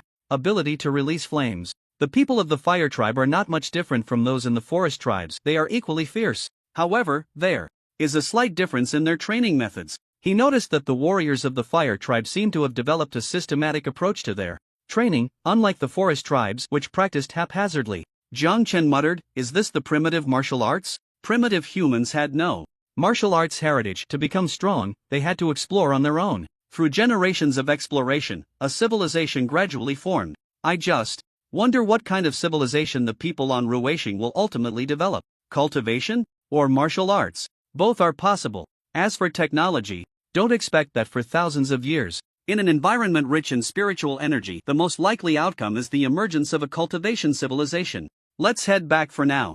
Jiang Chen exhaled, having no plans to engage with the Fire Tribe at the moment. Given his current attire, entering the tribe would surely cause a commotion. He wasn't one to seek trouble, so he naturally wouldn't go stir up excitement. Finding a good spot, Jiang Chen opened a portal and returned to Blue Star. In his bedroom, he went to the bathroom to wash up and changed into fresh clothes. Checking the time, it was already around 5 or 6 in the morning. Jiang Chen wasn't feeling sleepy and had no mood to practice, so he went to his personal space to sort through his gains. The biggest harvest was various spiritual herbs. Next were the different parts of the demon beasts, as well as the meat of the demon beasts, which contained immense energy. The meat of demon beasts at the Qi refining stage was of limited help to Jiang Chen. However, it would greatly benefit his daughter, accelerating her body refinement speed. Looking at these resources, Jiang Chen's eyes sparkled. He had always been unsure how to arrange things for the martial camp, so he could only have them stay at the base to practice and patrol every day. Now that he had discovered Ruweixing, it was a natural training ground for the martial camp. The martial camp now had over 100 people, all at least at the 4th or 5th layer of postnatal strength, with the strongest having already entered the innate realm. Sending these people to Ruweixing, with resources everywhere, their growth speed would undoubtedly be astonishingly fast. The key was that Ruweixing also had no shortage of battles, various beasts, demon beasts, and those tribes would all become opponents for the martial camp to hone their skills. With these thoughts in mind, Jiang Chen left his personal space and began to practice. He planned to visit Zijin Bay once dawn broke. On the morning of October 5th, after 3 days of rest, his daughter was finally going back to work at the company. Jiang Xinan had now stepped down from her position as president of Xinan Technology and moved to the group, taking on the role of president of the Jiang Group, overseeing everything. On the morning of October 5th, at the villa, Shaoqi, "Let's go, we're heading to Zijin Bay," Jiang Chen called out. "Okay," Jiang Shaoqi replied, driving off. Getting into the car, Jiang Chen left the Huangpu No. 1 villa. Normally, he could instantly reach Zijin Bay by opening a portal. But when not in a hurry, Jiang Chen preferred to drive. He enjoyed weaving through the crowd, appreciating the bustling scenery along the way. At Zijin Bay, standing halfway up the mountain, what ordinary people saw was a massive construction site. Through the illusion mist great array, Jiang Chen could see that Zijin Bay had completely transformed compared to a month ago. It was now a bustling commercial district, rivaling the central area of the Magic City. Tall buildings stood side by side, with lush greenery providing shade, and the towering building at the center of Zijin Bay, reaching several hundred meters, sparkled brilliantly in the sunlight. Not bad, Jiang Chen said, a smile spreading across his face as he looked at the completed Zijin Bay. He glanced at the scene revealed by the illusion mist great array. Even though it was an illusion, the Jiang Group building had already reached its final height. Other construction facilities are also being built rapidly. Using the wind control technique, Jiang Chen flew a circle over Zijin Bay before finally landing in the completed Jiang family manor. The manor, covering hundreds of acres, is divided into several areas, including a spirit beast park, a spirit herb field, a spirit rice field, and a living area. About 500 meters from the coast, there is a Chinese-style residence covering 1 to 2 acres, which serves as the living area. The main building of the residence is a Chinese villa, designed with elegance and grandeur. Within the manor, there are pavilions and towers, and a small river flowing through, making it very beautiful. Jiang Chen landed in the residence, looking at the villa before him, filled with joy. This would be his home in the future. For a long time to come, he would live in this villa and reside in this manor. After touring the various areas of the manor, Jiang Chen arrived at the martial camp training base. The martial camp had just reached a full count of 100 people, who stood in neat rows, waiting for Jiang Chen to give orders. Next, I will take you to a place. There, treasures of heaven and earth are abundant, and your tasks will be to gather spirit herbs, search for treasures, and hunt beasts and demon beasts to hone your skills, Jiang Chen said to the members of the martial camp. His voice contained magical power, though not loud, it resonated throughout the area. Yes, the members of the martial camp responded loudly, their faces unable to hide their excitement. They were all martial artists, full of energy, eager for a chance to fight. However, at the Zijin Bay training base, they could only spar with each other, unable to truly engage in battle. Now, Jiang Chen had arranged a place where they could fight freely. How could they not be happy? Next, Jiang Chen briefly explained the situation regarding Ruishing and then let them prepare to go. Shao Qi, have the construction vehicles you requested been brought in? After watching the members of the martial camp disperse, Jiang Chen asked Shao Qi. They've been brought in, there. Outside, Shao Qi replied. Jiang Chen nodded and walked out of the martial camp training base, seeing 5 massive A999 all-terrain construction vehicles. Jiang Chen took out a size-adjusting flashlight and shrank the 5 vehicles down to the size of ordinary chairs, then returned to the martial camp, opened a portal, and entered Ruishing with Shao Qi carrying the 5 construction vehicles. The vehicles were too large to pass through the portal. At this moment, the size-adjusting flashlight came in handy. No matter how big they were, shrinking them would suffice. Ruishing. Jiang Chen's figure reappeared, looking around. This location was consistent with where he had left. Let's build it right here. After glancing at the river, which was at least 5 or 6 kilometers wide, Jiang Chen made a decision to construct the martial camp base by the river. This location was excellent, rich in resources. The downside was that it faced the fire tribe across the river. Once the martial camp base was built, it would surely attract the attention of the fire tribe. Nevertheless, Jiang Chen had no intention of changing locations. Not to mention whether the fire tribe could easily cross the river. The 100 or so people in the martial camp were not weak. Perhaps when the fire tribe came over, they could even make contact and take the opportunity to learn about the surrounding situation. The fire tribe had lived here for so long, they must know a lot. Even if the fire tribe had any ill intentions, he was not afraid. Setting aside the martial camp's strength, the laser guns they carried were not something those primitive tribes could deal with. Choosing a flat area, Jiang Chen enlarged the 5 construction vehicles, set the construction plan, and began the major construction.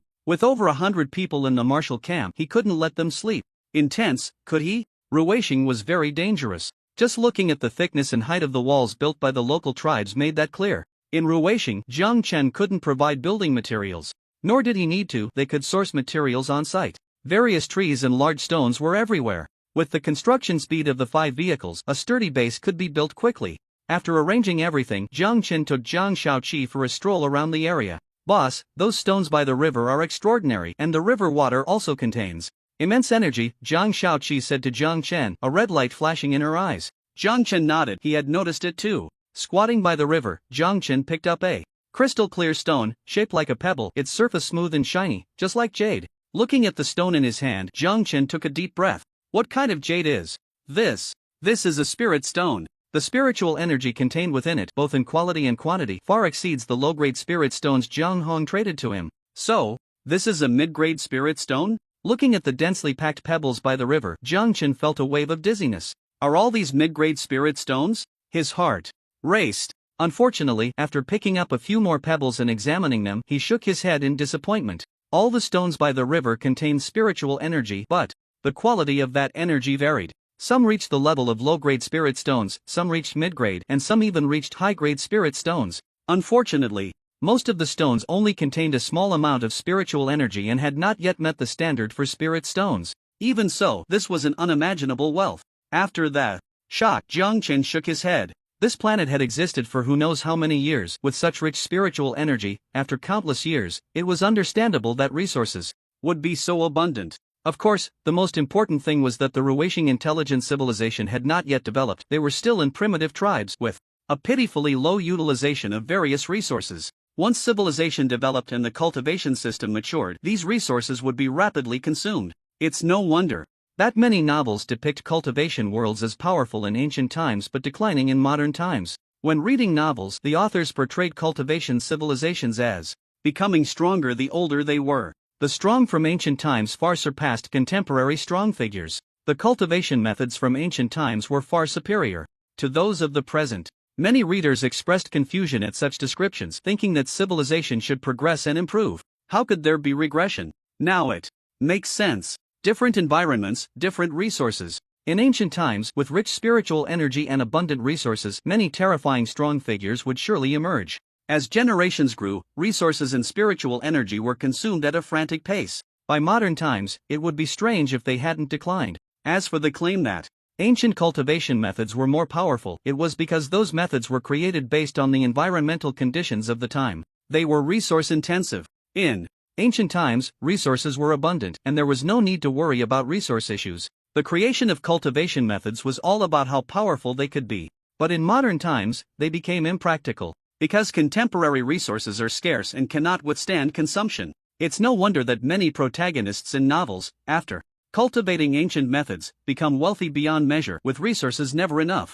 Even this river water is a treasure. Jiang Chen scooped up a handful of river water, feeling the spiritual energy contained within. This could be called spiritual water. What an undeveloped treasure trove. Jiang Chen stood up, gazing around with a sense of wonder. With such a treasure, how could one not become powerful? While feeling delighted, he also grew wary. In an environment with such rich spiritual energy and abundant resources, who knows how many monsters have been born on this planet? Just in the forest, there are numerous chi refining stage beasts. He didn't believe there weren't stronger beasts, just that he hadn't encountered them yet. Perhaps this area is still a barren land? Jiang Chen pondered. If this is barren land, what would a more fertile area look like? As Jiang Chen explored the surroundings, the martial camp had already fully entered Ruweixing. These people, fully armed, quickly formed 10 teams of 10 after arriving at Ruweixing and set off to explore the surrounding area. Jiang Chen decided not to continue exploring Ruweixing. He would let his subordinates handle the next phase of exploration. However, the number of people in the martial camp was a bit small, so he should send another batch of biosynthetic beings over. With an idea in mind, Jiang Chen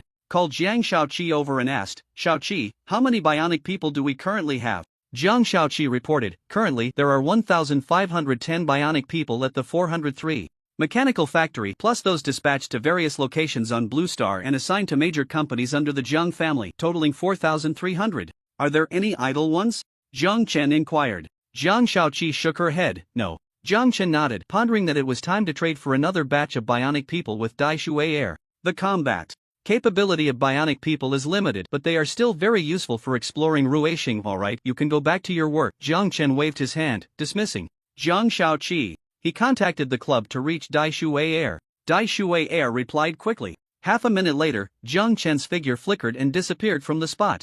In the communication space, on the rooftop, "Uncle." Seeing Jiang Chen, Dai Shui Air smiled and called out, waving her hand to pull out 2 sofa chairs, lazily sinking into one.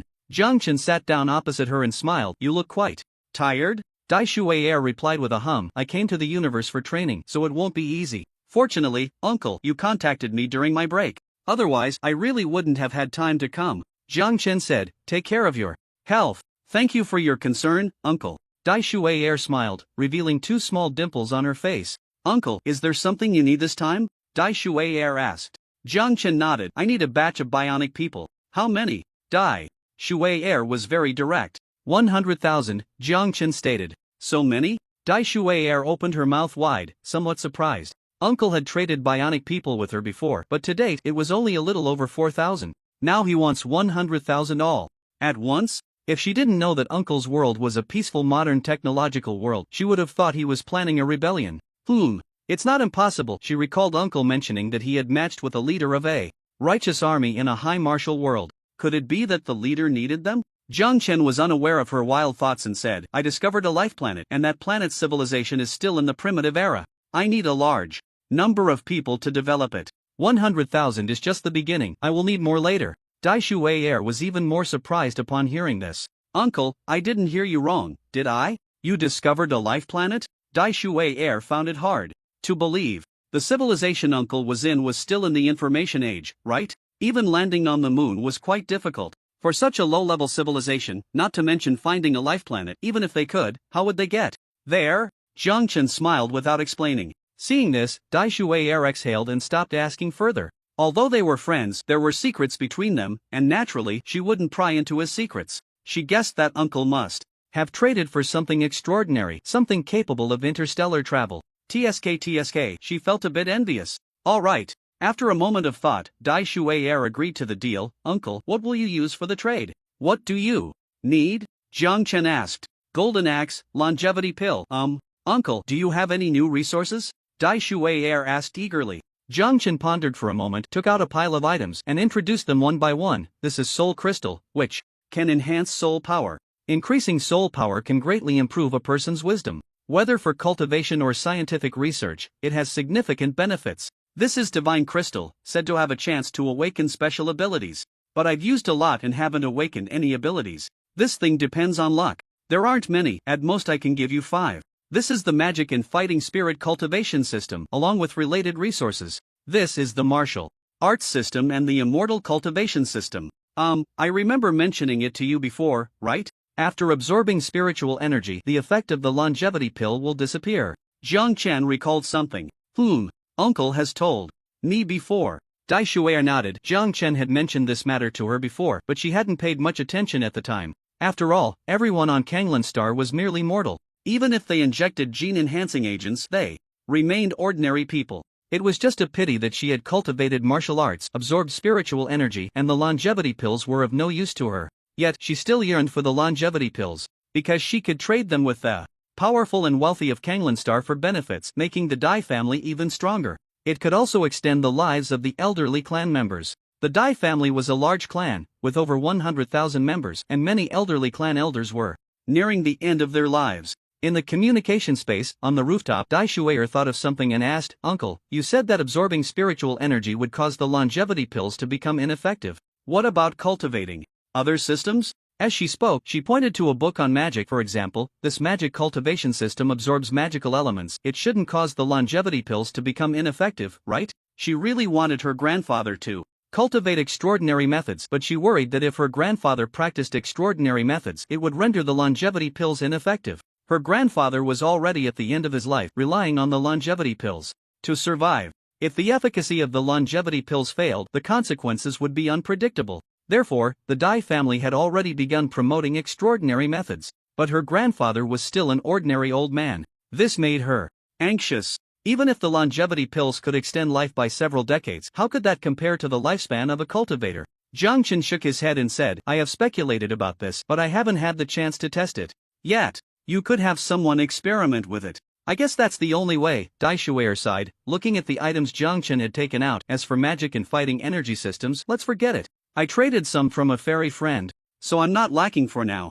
Jiang Chen nodded, having forgotten that Dai Shuier had matched with a fairy this month. A fairy? He wondered what they looked like. Were they all pointy-eared and exceptionally beautiful? What are these? The spiritual energy is so rich, Dai Shuier asked, pointing at a pile of items. These are resources containing spiritual energy. You're cultivating martial arts, right? These resources will be useful to you and can significantly boost your strength, Jiang Chen replied. Dai Shuier nodded, pondering for a moment before saying, Uncle, I want 10 golden axes, 10 longevity pills, 500 soul crystals, 5 divine crystals, and these martial arts resources. Okay, Jiang Chen nodded. I Want 5,000 research-type bionic humans, 5,000 combat-type bionic humans, and 100,000 ordinary bionic humans. Deal, Dai Shuayer said. With the transaction completed, both of them smiled. For 110,000 bionic humans, I'll have the base speed.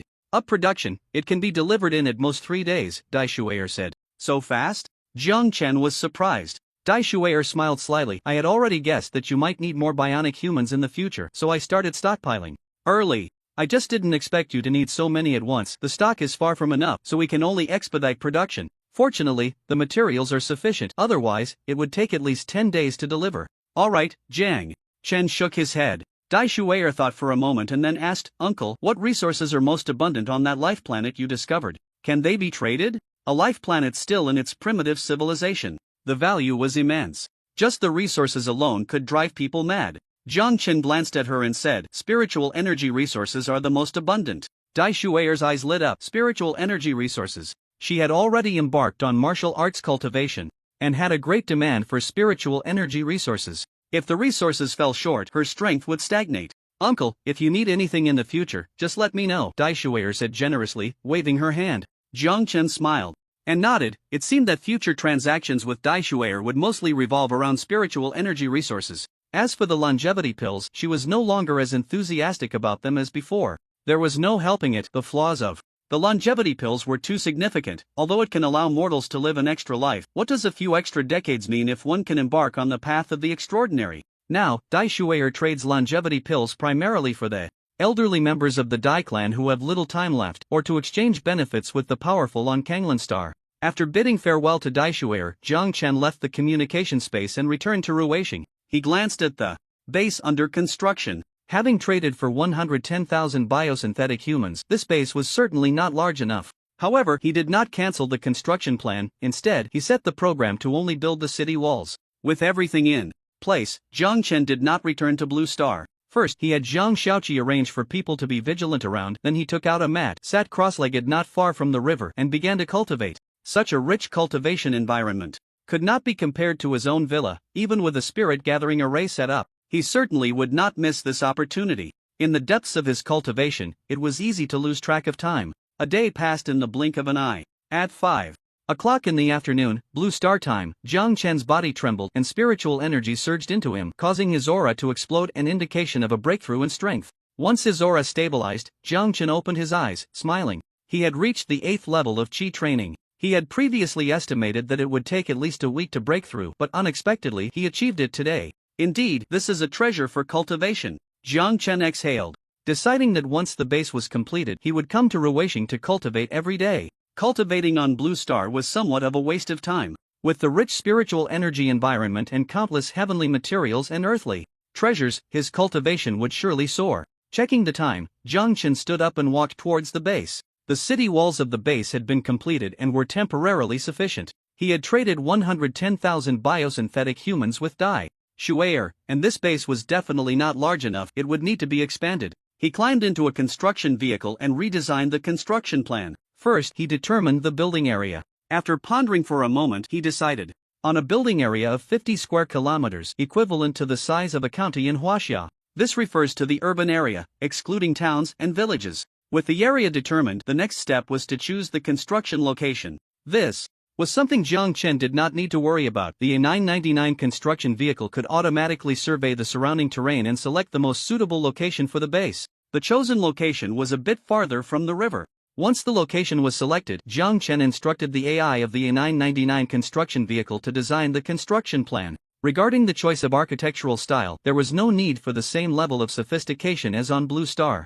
It just needed to be sturdy. Ultimately, he selected a construction plan filled with a wild beauty. For this design plan, Jiang Chen made a few adjustments, designing a mansion for himself at the center of the base. This mansion would be his permanent stronghold on Ruweixing. With everything settled, construction began. As for the small base built today, it could be left for now. That small base had just completed its city walls, allowing the troops to temporarily set up camp there. 5 construction vehicles are not enough, Jiang Chen muttered, opening a portal to return to Blue Star, summoning all the remaining A999 construction vehicles to Ruweixing. Looking at the bustling construction site, a smile appeared on Jiang Chen's face. Before long, a city capable of accommodating hundreds of thousands of people would rise from this wild planet. After arranging matters on Ruishing, Jiang Chen returned to Blue Star and rode home with Xiao Qi. Boss Jiang Yi reports that the task is complete. The underground forces on your list have been eliminated one by one, reported Jiang Xiaoqi in the car. Oh, Jiang Chen smiled and said, tell me more.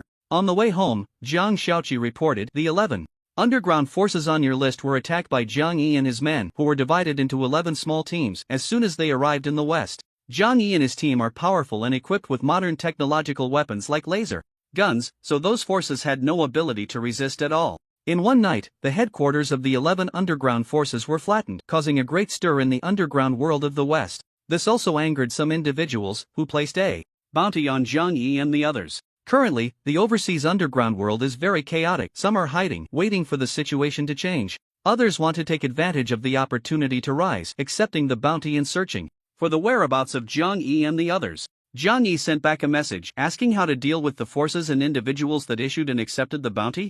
Upon hearing this, Jiang Chen's face remained expressionless as he replied calmly, just handle it according to the rules of the underground world. Jiang Xiaoqi nodded in response. What are the rules of the underground world? There are no rules. It is a dark world without regulations. In that place, strength and power determine everything. Whoever has the bigger fist is right. Since someone has issued a bounty on the soldiers in the barracks and others have accepted it, regardless of the reasons, there is justification for their extermination. Returning to the villa, he had dinner with his daughter. His daughter went to the kitchen to cut fruit, while Jiang Chen leisurely brewed a pot of spirit tea, sitting on the sofa with a tablet, opening a website. This is a secret website of the overseas underground world. It is not the dark web. This website is called BloodNet. It functions similarly to the dark web, gathering the desperate individuals of the underground world. On BloodNet, they can communicate, trade, and issue bounties. BloodNet is even more secretive than the dark web. Ordinary people have never even heard of it. To log into BloodNet, one needs to go through layers of verification. For example, what is the code name, how many missions have been executed, and so on. But for Jiang Xiaoqi, as long as something exists on the internet, it is not a secret. What verification? None is needed, just enter directly. Thus, Jiang Chen held a tablet and entered BloodNet with one click, facing no obstacles at all. BloodNet is well informed. Any stir in the underground world quickly spreads on the BloodNet forum. At this moment, the BloodNet forum was in an uproar. Clicking on any post revealed news about the destruction of 11 underground forces. 11 forces. None of them were small. Looking across the entire underground world, their strength ranks among the top. In fact, the armed strength of these 11 forces is not weaker than that of some small countries. Yet, in a single night, they were wiped out. This sent shockwaves throughout the entire underground world, especially the remnants of the 11 forces, who were in a state of panic and unease. What Jiang Yi and the others destroyed was merely the headquarters of the 11 forces. These 11 are major forces. With their headquarters destroyed, there are still branches and personnel executing missions outside. Jiang Chen was scrolling through the forum when he saw a post that caught his eye. The title of the post was very striking: Speculations on the attack on the headquarters of Blood Wolf and 10 other forces. Jiang Chen became interested and clicked on the post. The content of the post summarized: the 11 forces have one thing in common, they all accepted bounty tasks targeting the Jiang group of Huaxia. If this were just a speculation, no one would believe it, because many forces in the underground world, as well as powerful mercenaries and assassins, have accepted bounty tasks against the Jiang group. However, the content pointed out that these 11 forces had repeatedly sent mercenaries and ace assassins to Huaxia to execute kidnapping and assassination operations against the chairman of the Jiang group and his daughter, although none of these attempts succeeded. In short, these 11 forces were the most active regarding the Jiang group. The post speculated that this incident was likely orchestrated by the Jiang group. Most people scoffed at this speculation. Someone downstairs replied, "What a joke. I admit the Jiang group is strong in business and technology, but to wipe out 11 forces at once? Isn't that wishful thinking?" I agree with the above. According to the data, the Jiang group is just a business group in Huaxia. In terms of military power, it is almost zero. Exactly, you can't just say that the Jiang group sent its security department to wipe out 11 forces. Seeing the doubts, the post's author responded, "In this world, as long as there is money, what can't be done? The Jiang group is most lacking in money. This is very obvious, indicating that the Jiang family has spent money to hire mysterious forces to eliminate 11 factions. The purpose is simple: to intimidate. After all, during this period, the underground world has indeed become a lawless place. The bounty on the Jiang family has been rising daily, now skyrocketing to $10 billion. It's simply unbelievable. But considering the value of the Jiang group, it becomes understandable. If they can obtain the technology of the Zhang family, what is a mere 10 billion worth? Therefore, the Zhang family could no longer tolerate it. Pulling out a few typical examples, spending money to hire a certain mysterious force to wipe out the 11 factions that were the most active. This also serves as a warning to the underground world. The credibility of this claim is quite high. But who could this mysterious force hired by the Zhang family be? To eliminate the headquarters of 11 factions overnight, this mysterious force is not simple at all. Xiaoqi, who is the poster of this message? Jiang Chen asked. Jiang Xiaoqi's eyes flashed with a red light. This person is named Alan Harold, an American, a pawn placed in the underground world by an American consortium. The purpose of the post is very simple: to create a theory of threat, to incite hatred against the Zhang family, making the underground world hostile towards the Zhang group. This makes it difficult for the Zhang family to operate their business overseas. Their method is indeed effective, as there are too many factions in the underground world that have taken on bounty tasks against the Zhang family. Although many factions haven't had the chance to act yet, they are also worried that the Zhang family will target them next for retaliation. Of course, the consortium behind Alan Harold also suspects that the attack on the 11 underground factions was orchestrated by the Zhang family. They just can't figure out how the Zhang family managed to do it. Jiang Chen nodded, his gaze cold. First, kill this Alan, and as for the consortium behind him, select a few key figures and eliminate them. Prepare a list for Jiang Yi and let him handle it. Understood, Jiang Xiaoqi replied. Dad, have some fruit, Jiang Xinan said, as she brought over a fruit platter. Jiang Chen responded with a hum, picking up a piece of mango and putting it in his mouth. It was fragrant and sweet. Dad, the short holiday ends the day after tomorrow. You should visit the group then, Jiang Xinan said. Is there something going on? Jiang Chen asked. Jiang Xinan sighed. Dad, how long has it been since you last went to the group? You made me the president, at least you should go once to give me a formal appointment, right? At Villa number 1, Huangpu, at home. Jiang Xinan looked at her father helplessly, saying, also, with such a big matter as the group's relocation, as the chairman, you should show your face to reassure the people below. Alright, Jiang Chen thought for a moment and agreed. Although he had complete control over the group, not showing up for a long time did seem a bit inappropriate. Hearing her father agree, Jiang Xinan's lips curled slightly. Is it number 7? Jiang Chen asked. Jiang Xinan nodded. Yes, number 7 is on duty. Jiang Chen nodded, pondering for a moment before looking at his daughter and advising, as for the group's matters, delegate authority when necessary. Cultivation is the most important, company development is secondary. You don't need to worry about the people below causing trouble. Even though I don't go to the company much, everything in the company is under my control. Jiang Xinan wanted to retort, you don't go to the company much? Just count how many months it's been since you last went. However, she didn't argue against her father's words. Her dad indeed had a strong grip on the group. Despite not visiting for months, there had been no issues at all. What she didn't know was that some problems had arisen during that time. Some members of the management, seeing Jiang Chen absent for a long time, started to have ulterior motives. Unfortunately, just as they began to make small moves, they were discovered by Jiang Xiaoqi and dealt with. The handling was silent, causing no ripples within the group. Even Jiang Xinan was unaware, only hearing that several members of the management had been sent abroad in recent months. Got it. Dad, I haven't delayed my training. Look, I'm already at the 5th level of body refinement. Jiang Xinan released her aura and smiled proudly, feeling quite happy. Jiang Chen nodded. He had already passed the Hunyuan Ichi Ju to his daughter. This girl had a good comprehension ability and quickly grasped the basics. Hao Donglai has been doing well these past few months. Some unimportant tasks can be handed over to him, Jiang Chen added.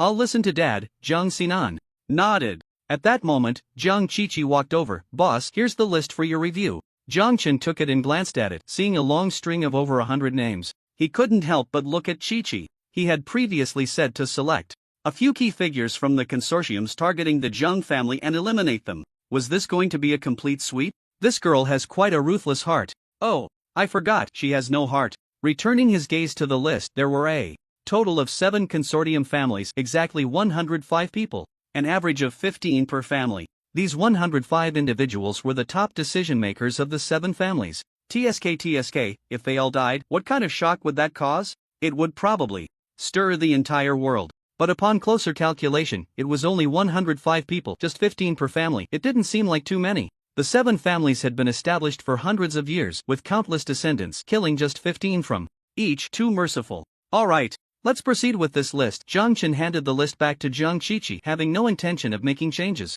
Jiang Qiqi nodded and turned to leave. Jiang Xinan was a bit curious. Dad, what's this? It's nothing, Jiang Chen replied with a smile. Seeing this, Jiang Xinan didn't ask further. Somewhere in Africa, A blonde, blue-eyed, alluring white woman said to a man with an indifferent expression, "Leader Jiang Yi, the boss has sent the latest orders, this is the next target for action." Saying this, she handed the list from Jiang Qiqi to Jiang Yi. Jiang Yi took it and glanced over it. The list recorded 7 Western families, each with over 100 years of history. They controlled vast wealth, each capable of easily mobilizing trillions of dollars. Saying they were as rich as nations was no exaggeration. In fact, the wealth of many countries couldn't compare to theirs. But to Jiang Yi, they were nothing. Just a group of mortals wielding immense wealth. If the boss wanted these people dead, he wouldn't have the slightest hesitation or doubt. He wouldn't even think about the consequences of their deaths. These capitalists dare to scheme against the boss in the shadows. They are truly seeking death. Tina quickly determined the locations of these people.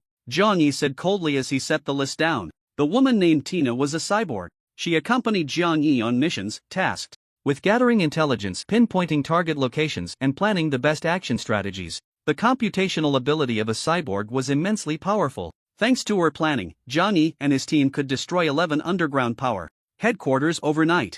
A total of 7 consortium families, 105 targets, and their locations have been confirmed. Tina's eyes flashed with light. In this information age, determining the locations of certain individuals was too easy for her. Hearing this, Jiang Yi said, "In that case, let's set off." Tina nodded. "These people hold high positions and have strong security around them. To ensure everything goes smoothly, I will create a precise action roadmap for you." Jiang Yi nodded, and upon issuing the command, his 200 soldiers immediately sprang into action. In the Magic City, at a villa. At 9 o'clock in the evening, the father and daughter went upstairs to rest in their bedroom. Jiang Chen did not practice. His realm had just broken through, and he needed to stabilize it. There was no rush to cultivate. He took out a pile of jade slips, all of which were cultivation knowledge traded from Jiang Hong. Jiang Chen planned to study them to gain a comprehensive understanding of the cultivation system. A night quickly passed. On October 6, in the early morning, in the bedroom, Jiang Chen opened his eyes, waking from the sea of knowledge. Throughout the night he had been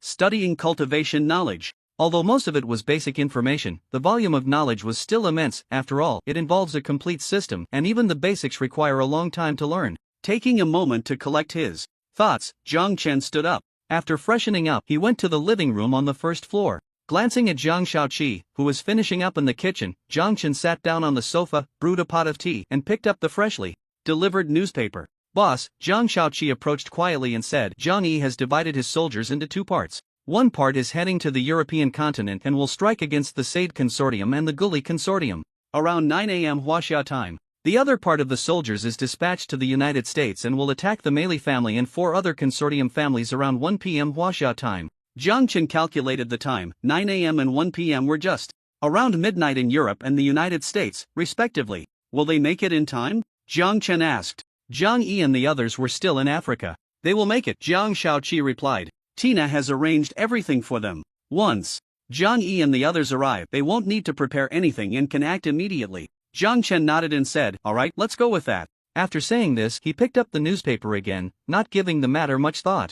Over the past few months, Jiang Chen had encountered so many worlds that his perspective had broadened significantly. In the past, if he had killed over 100 people at once, he would have certainly felt unsettled. But now, he was as calm as water, without a ripple of emotion. He also understood the kind of uproar that directly killing the leaders of the 7 major consortiums would cause, the chain reactions it would trigger, and the impact it would have on the global economy. These people controlled trillions in assets, with industries spanning various sectors. Every move they made had significant implications. The result was that all the leaders of these consortiums would die overnight. Even the national level would have to take notice. But so what? "Dad, I'm heading to the company," his daughter called out after breakfast and left the villa in a car. Jiang Chen didn't stay at home either. He opened the portal and went to Ruweixing with Jiang Shaoqi. Stepping out of the portal, a massive construction site came into view. This site was far larger than Zijing Bay. 109.99 construction vehicles were operating at full power, and the foundation was nearly completed overnight.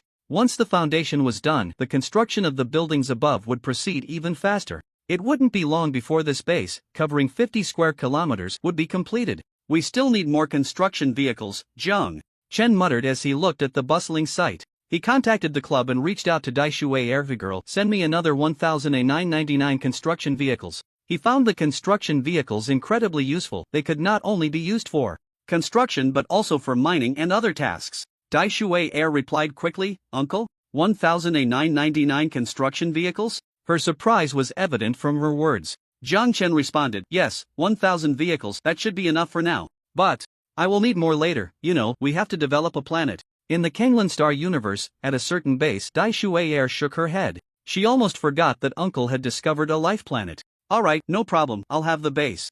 Factory expedite production. Dai Shuai replied. Jiang Chen, thanks for your help. Not a bother. Dai Shuai replied with 3 words, then thought of something and asked, Uncle, do you have a lot of soul crystals on your side? Why? Do you need some? Jiang Chen asked. Dai Shuai, yes, Uncle was right, soul crystals can indeed enhance intelligence. Last night I absorbed a soul crystal, and I feel sharper now. Jiang Chen, I see. I'll exchange these 1,999 construction vehicles for soul crystals with you. Dai Shuai, sure. Jiang Chen thought of something else and added, by the way, send me 100 satellites as well. Communications satellites, scientific satellites, reconnaissance satellites, meteorological satellites, resource satellites, etc. Just send me some of each. It was time to launch a few satellites into the orbit of Ruisheng. Once the satellite was launched, there were hardly any secrets left for Ruisheng. Why hardly? Because this is a planet rich in spiritual energy. Such planets give rise to many mysteries that satellites cannot probe. Dai Shuai understood why Jiang Chen needed so many satellites but did not ask further, simply agreeing, no problem.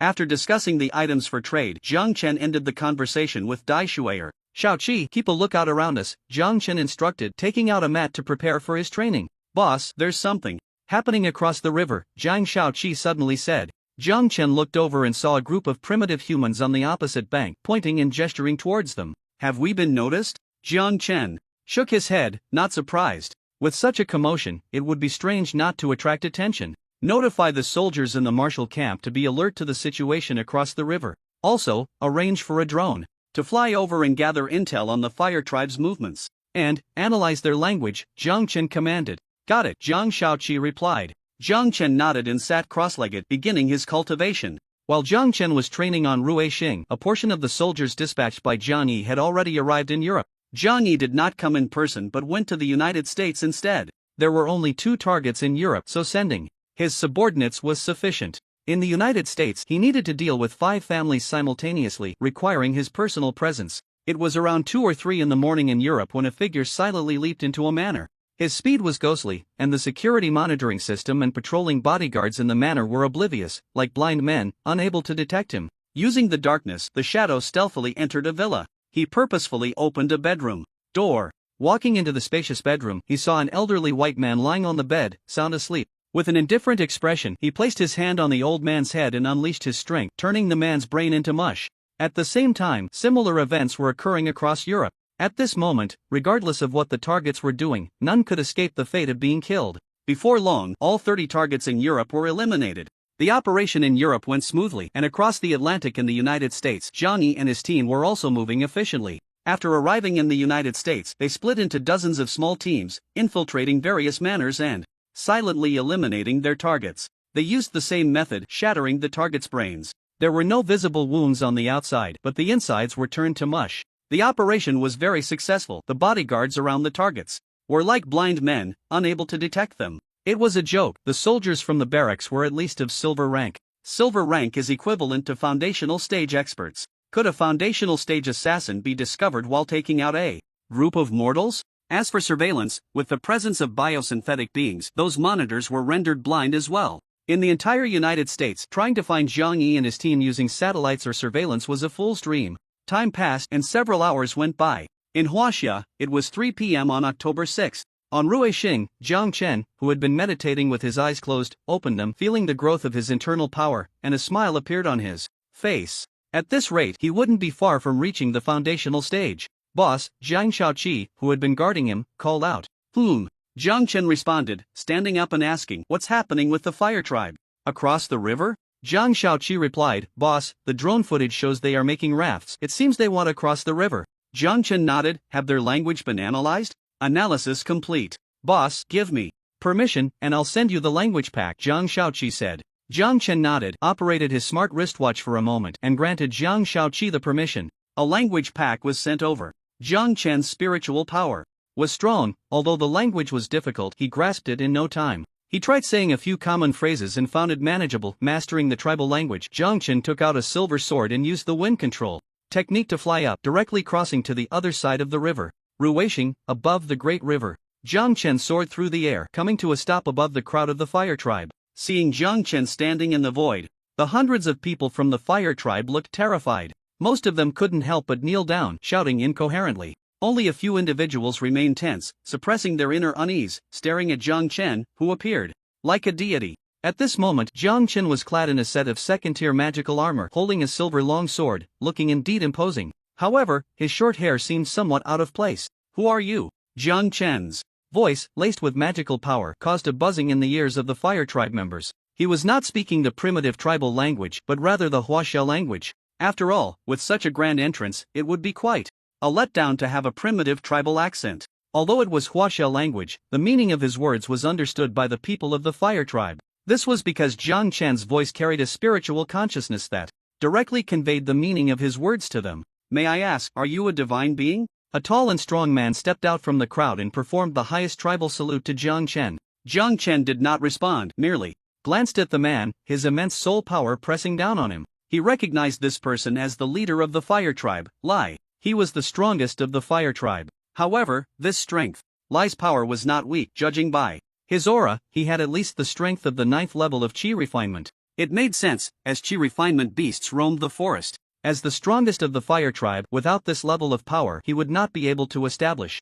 himself in this fertile plain. However, Jiang Chen felt he could take on 10 of this 9th level Qi refinement. First of all, Lai relied solely on brute strength, with a very crude understanding of spiritual power, even failing to refine spiritual energy into magical power. Lai's means of attack were limited to brute force and fire attacks. To deal with Lai, no special techniques were needed. A single sword control technique could easily take him down. Seeing Jiang Chen remain silent and merely staring at him, Lai felt an unnamed pressure that made him tremble all over, as if he couldn't catch his breath. Although Jiang Chen's entrance was astonishing, Lai had not been overly worried before. He had not sensed any powerful aura from Jiang Chen, feeling that he was just an ordinary person. But now, he dared not think that way anymore. The unnamed pressure made his soul tremble, as if with a single thought. From Jiang Chen, he could perish. He did not realize that it was soul pressure. Jiang Chen had absorbed countless soul crystals, giving him immense soul power. Although he had not practiced any soul secret techniques to generate powerful offensive capabilities, he could still exert soul pressure on a mere Qi refinement practitioner.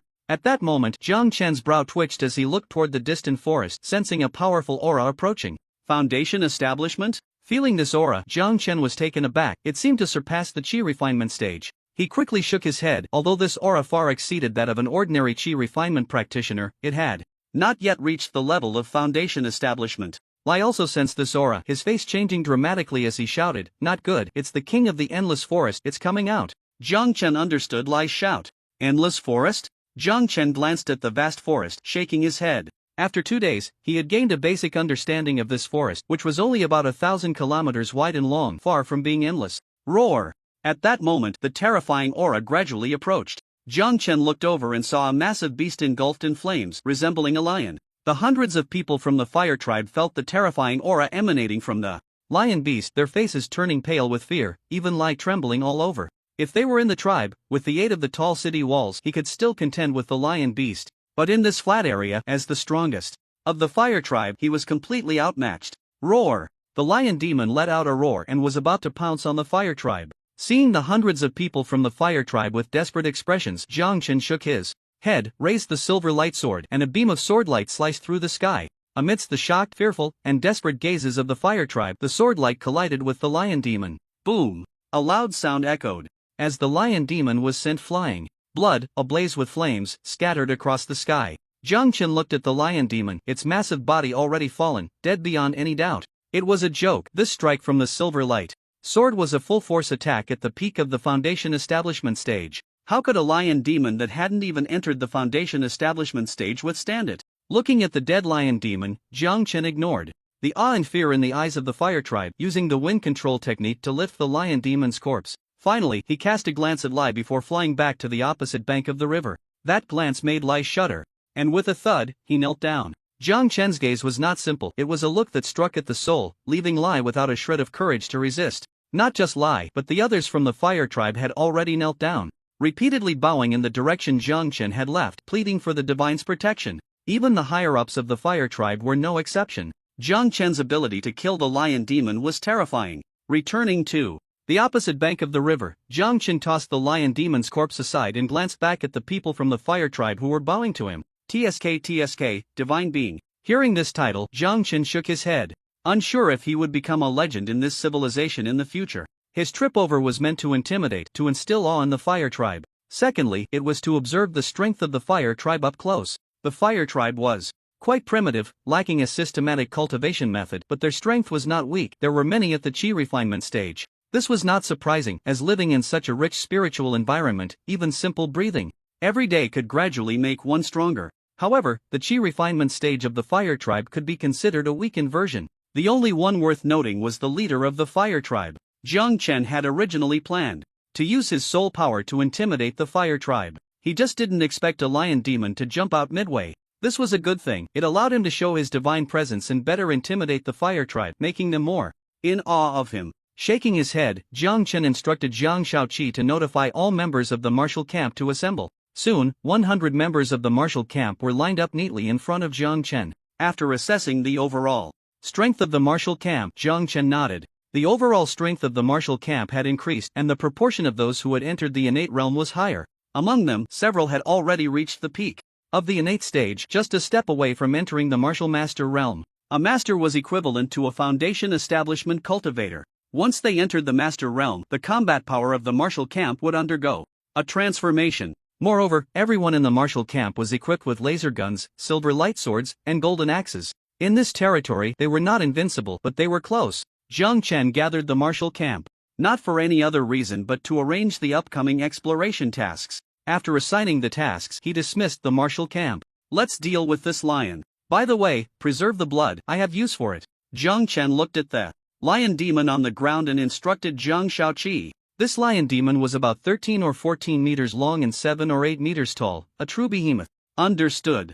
Zhang Shaoqi replied and instructed his subordinates to dissect the lion demon. They removed the valuable parts from the lion demon and cut off the most exquisite meat. By noon, Zhang Shaoqi had people carry a large platter of cooked lion demon meat to the table, saying, "Boss, this is the most exquisite piece of meat from the lion demon, containing vast and pure energy." Jiang Chen glanced at it and couldn't help but swallow. This platter of lion demon meat weighed about 50 pounds. Jiang Chen picked up a piece of lion demon meat and put it in his mouth, an unprecedented flavor washing over him. The lion demon was a fire-type beast, and its blood and flesh contained pure fire energy. With that bite, Jiang Chen felt as if his entire body was igniting. He quickly began to refine and absorb the essence, his aura continuously rising. After refining and absorbing all 50 pounds of the most refined lion demon meat, Jiang Chen's internal power surged, and he was not far from reaching the 9th level of chi refining. It's a pity. If it were a foundation-building demon beast, I could have broken through this time. Jiang Chen shook his head. The lion demon's strength was ultimately still at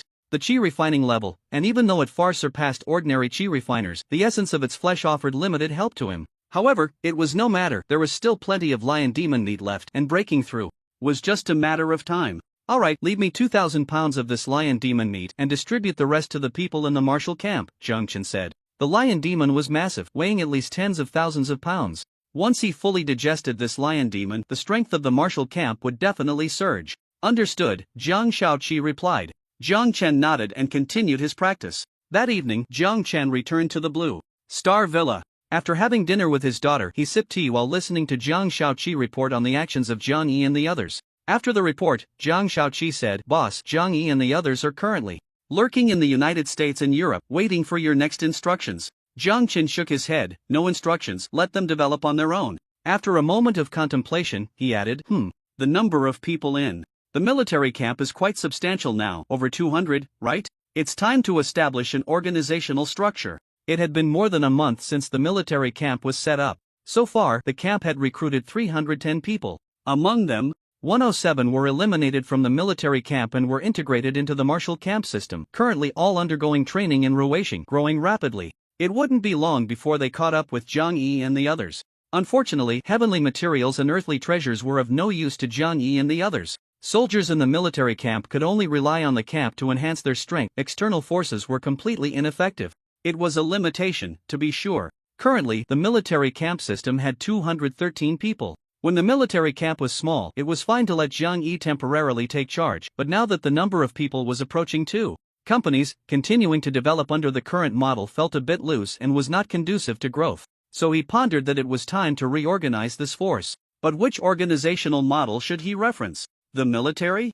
A gang? Or perhaps a corporate model? After thinking for a moment, Jiang Qin shook his head. He was overcomplicating things. He decided to temporarily divide the soldiers in the military camp into 2 groups, with 100 in each group. Each group would then be divided into teams of 10. This structure was quite rudimentary, but for now, the number of people was not too large, and it would suffice. When the numbers increased in the future, he could rearrange it. After all, the soldiers in the military camp were absolutely loyal to him, and they would execute his arrangements without question. There was no need to worry about subordinates growing up and becoming disobedient. In ordinary forces, once they grew stronger, making changes would be difficult as it would harm the interests of those with vested interests. But the military camp was different. All the benefits of the military camp belonged solely to Jiang Chun. His subordinates listened to him without question, so he had no concerns in that regard. He could do whatever he wanted. Xiaoqi notified Jiang Yi and the others. Jiang Chen shared his plan, instructing Jiang Xiaoqi to convey the orders. Understood. Jiang Xiaoqi's eyes flashed with a red light as she transmitted the orders to Tina, who was far away in the United States. In the United States, on the top floor of a building, Tina conveyed Jiang Chen's orders to Jiang Yi. After receiving the orders, Jiang Yi felt somewhat disheartened. Originally, he was the commander of the military camp, with over 200 people all reporting to him alone. He only had to answer to the boss. But according to the boss's orders, his authority would be significantly reduced, and he could only become a group leader. Yet he was merely disheartened, wondering if he had done something wrong that displeased the boss. Aside from that, he had no complaints and nodded, saying, Jiang Yi understands, I will execute this order as soon as possible. Tina nodded, remaining silent. She was just a messenger. Did the boss mention anything about naming the organization? Jiang Yi suddenly thought of something and asked Tina. Tina shook her head. The boss didn't say, but I will pass your suggestion on to him. The name. Jiang Chen felt a headache. He was terrible at naming things. His daughter's name was chosen by his wife. However, a force indeed needed a name. But what kind of name should it be? Should it follow the 12 zodiac signs, the 4 divine beasts? Or should it be based on the universe's mysteries, the vastness of the cosmos? He shook his head and said, let's tentatively call it Group 1 and Group 2 for now. We can discuss the official name later. Boss, are you the legendary naming failure? Jiang Xiaoqi said, her tone a bit playful. Jiang Chen was speechless. This robot was starting to mimic human nature again. What do you mean by naming failure? I have too many good names to choose from. Jiang Chen shook his head. He wasn't just talking nonsense. With thousands of years of heritage in Huaxia, there were so many good words passed down, some subtle, some imposing. Just picking one could serve as a name for a force. But precisely because there were too many choices, he didn't know which one to pick. Alright, let's leave it at that. For now, we'll call it Group 1 and Group 2 for the barracks. When we have more people, we can come up with a more formal name. Jiang Chen waved his hand. Understood, Jiang Xiaoqi replied and conveyed the order to the United States. Dad, what are you guys talking about? Jiang Xinan jogged over, throwing herself onto the sofa without any grace, curiously asking her father. Jiang Chen shook his head. Nothing much. What were you doing just now? After dinner, Jiang Xinan had left the villa. She had left in a hurry, and Jiang Chen hadn't asked. Jiang Xinan shook her head and sighed. Nothing. Just a classmate came over, and I went out to meet her. Your classmate? Which one? Jiang Chen asked curiously. His daughter had quite a few classmates. However, during her school years, Jiang Xinan was rather reclusive, so she probably didn't have many close friends. The one she went out to meet at night must have a good relationship with her. Lu Jing, Dad, do you remember her? She seems to have been to our house before. Jiang Xinan glanced at her father, and that glance contained many emotions. Her relationship with her father during her school years wasn't very good. Jiang Chen noticed his daughter's gaze but pretended not to see it, thinking for a moment and saying, Lu Jing, right? I remember, she was one of your high school classmates. Hee, Dad has a good memory. Jiang Xinan chuckled and sighed. Lu Jing has run into some trouble. Jiang Chen was curious upon hearing this. Oh? What happened? Recalling, the girl named Lu Jing was very quiet. As for her looks, anyone who could play with his daughter must not be bad-looking. After all, those who were unattractive would feel inferior. Jiang Xinan shook her head and sighed. She was disfigured. Disfigured? Jiang Chen was astonished. Jiang Xinan nodded. She got a boyfriend, but his sister is a brother complex and has a big issue with her. After holding on to that resentment for a long time, she actually threw acid on Lu Jing, and then she spread her hands, a bit exasperated. What kind of thing is this? Jiang Chen also felt a bit unsure how to evaluate it. So how is this being handled? Isn't her boyfriend's sister committing intentional harm? Jiang Chen asked. Jiang Xinan shook her head, helplessly saying her boyfriend's sister has a history of mental illness. Jiang Chen was speechless. Mental illness? That condition is a bit. Jiang Xinan continued, but fortunately, her boyfriend still has a bit of conscience. He didn't abandon her and has been accompanying her to see doctors. Oh, that's not bad. Jiang Chen nodded and asked, so why did she come to you this time?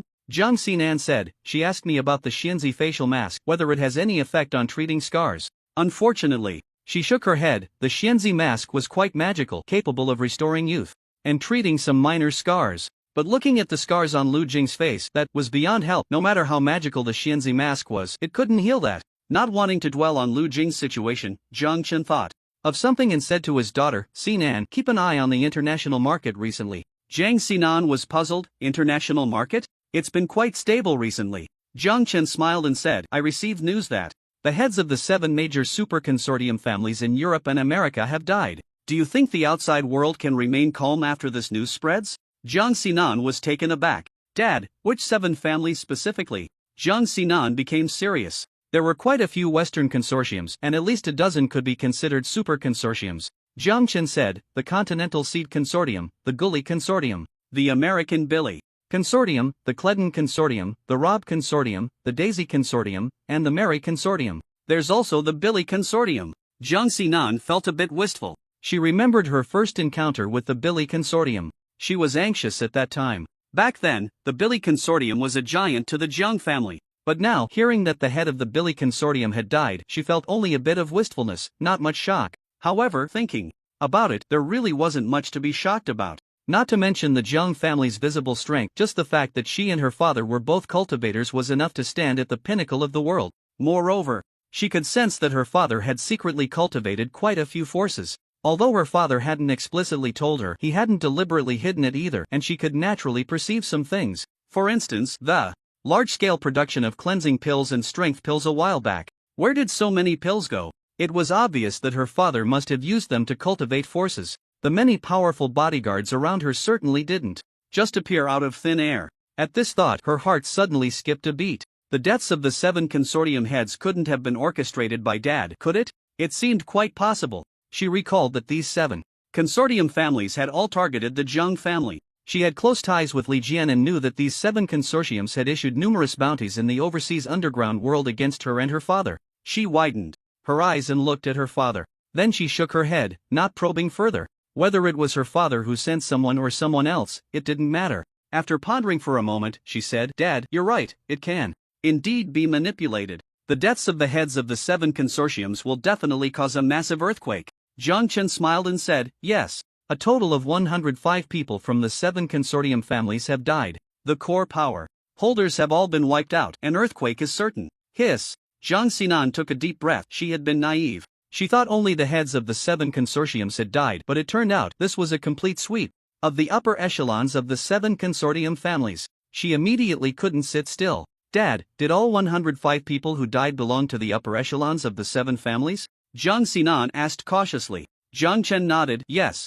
The core direct descendants of the 7 consortium families, including their patriarchs, are all dead. Jiang Xinan gasped. The decision-making bodies of the 7 consortium families were all dead. This was not an earthquake. This was a tsunami. If only one head had died, it wouldn't have been a big deal. They could just replace him. After all, they were all old families and they had plenty of people. But now, the core direct descendants of the 7 consortium families were all dead. This meant that there was no one capable of holding up the families in the short term, and the consequences were unimaginable. The internal chaos among these 7 families was certain. Once the 7 consortium families fell into chaos, it would directly impact various industries. No, I need to go to the company immediately and hold a meeting overnight. How could she sit still? As for the truth of what her father said, she had no doubts at all. Standing up, she walked towards the 2nd floor while calling to gather the executives from various departments to the group for a meeting. A few minutes later, she came down in a professional outfit. Dad, I'm going to the company. I might be late coming back, or I might not come back at all.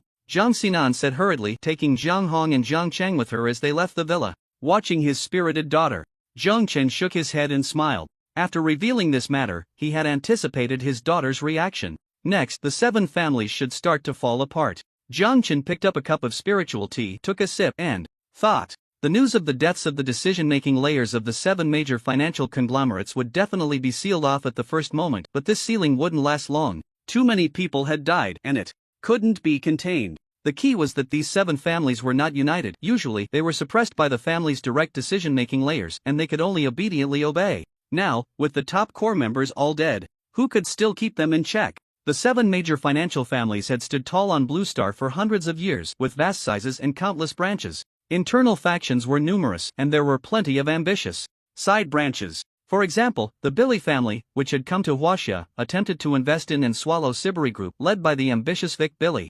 Unfortunately, these ambitious individuals had been firmly suppressed by the family's direct line until now. For someone like Vic Billy, becoming the head of Siberi Group was already the pinnacle. It was difficult to advance further. Jiang Chen could foresee that the next step for the 7 major financial families would be a power grab by the side branches, leading to fragmentation. This was inevitable. Naturally, the Jiang family wanted to get involved. If they could take advantage of the internal strife among the 7 major conglomerates to carve out some benefits, it would contribute to the rise of the Jiang family. Shaking his head, he pushed the matter aside. He got up, went upstairs, washed up, and sat cross-legged on the mat to begin his training. Time flew by, and 3 days had passed. During these 3 days, the outside world was tumultuous. The news about the deaths of the high-ranking members of the 7 major Western financial families gradually spread. Currently, the news had not reached the general public, only those with a certain status were aware of it. This incident could be said to have shocked the world. Even at the national level, it had caused a stir.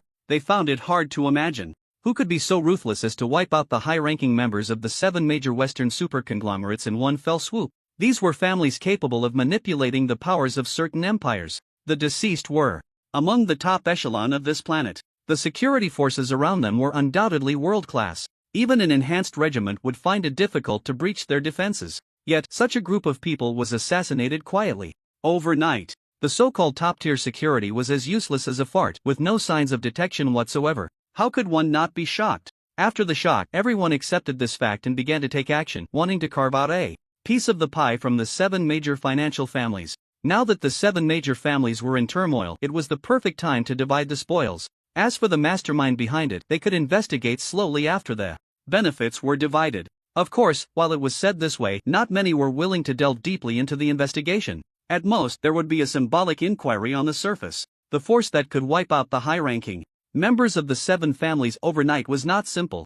A deep investigation? Wouldn't that offend people? Some clever individuals vaguely guessed that this incident might be related to the Jiang family. The 7 families had always been fixated on the technology of the Jiang family, which was no secret. The bounty the 7 families had placed on Jiang Chen and his daughter was still hanging in the underground world. They just couldn't figure out how the Jiang family had managed to do it. Did the Jiang family have that kind of strength? The Jiang family group was part of the division of the 7 major conglomerates pie. After Jiang Xinan received the news, he immediately began to lay out plans, seizing the opportunity and carving out a significant share of benefits. The other forces also tacitly accepted the Jiang family's involvement. Given the current size and influence of the Jiang family, they were qualified to participate in this feast of division. The 7 major conglomerates were large enough for everyone to share. Faced with the division from global forces, the remaining strength of the 7 major financial families had no power to resist. The ambitious individuals among the 7 families were also overwhelmed by the pressure from around the world.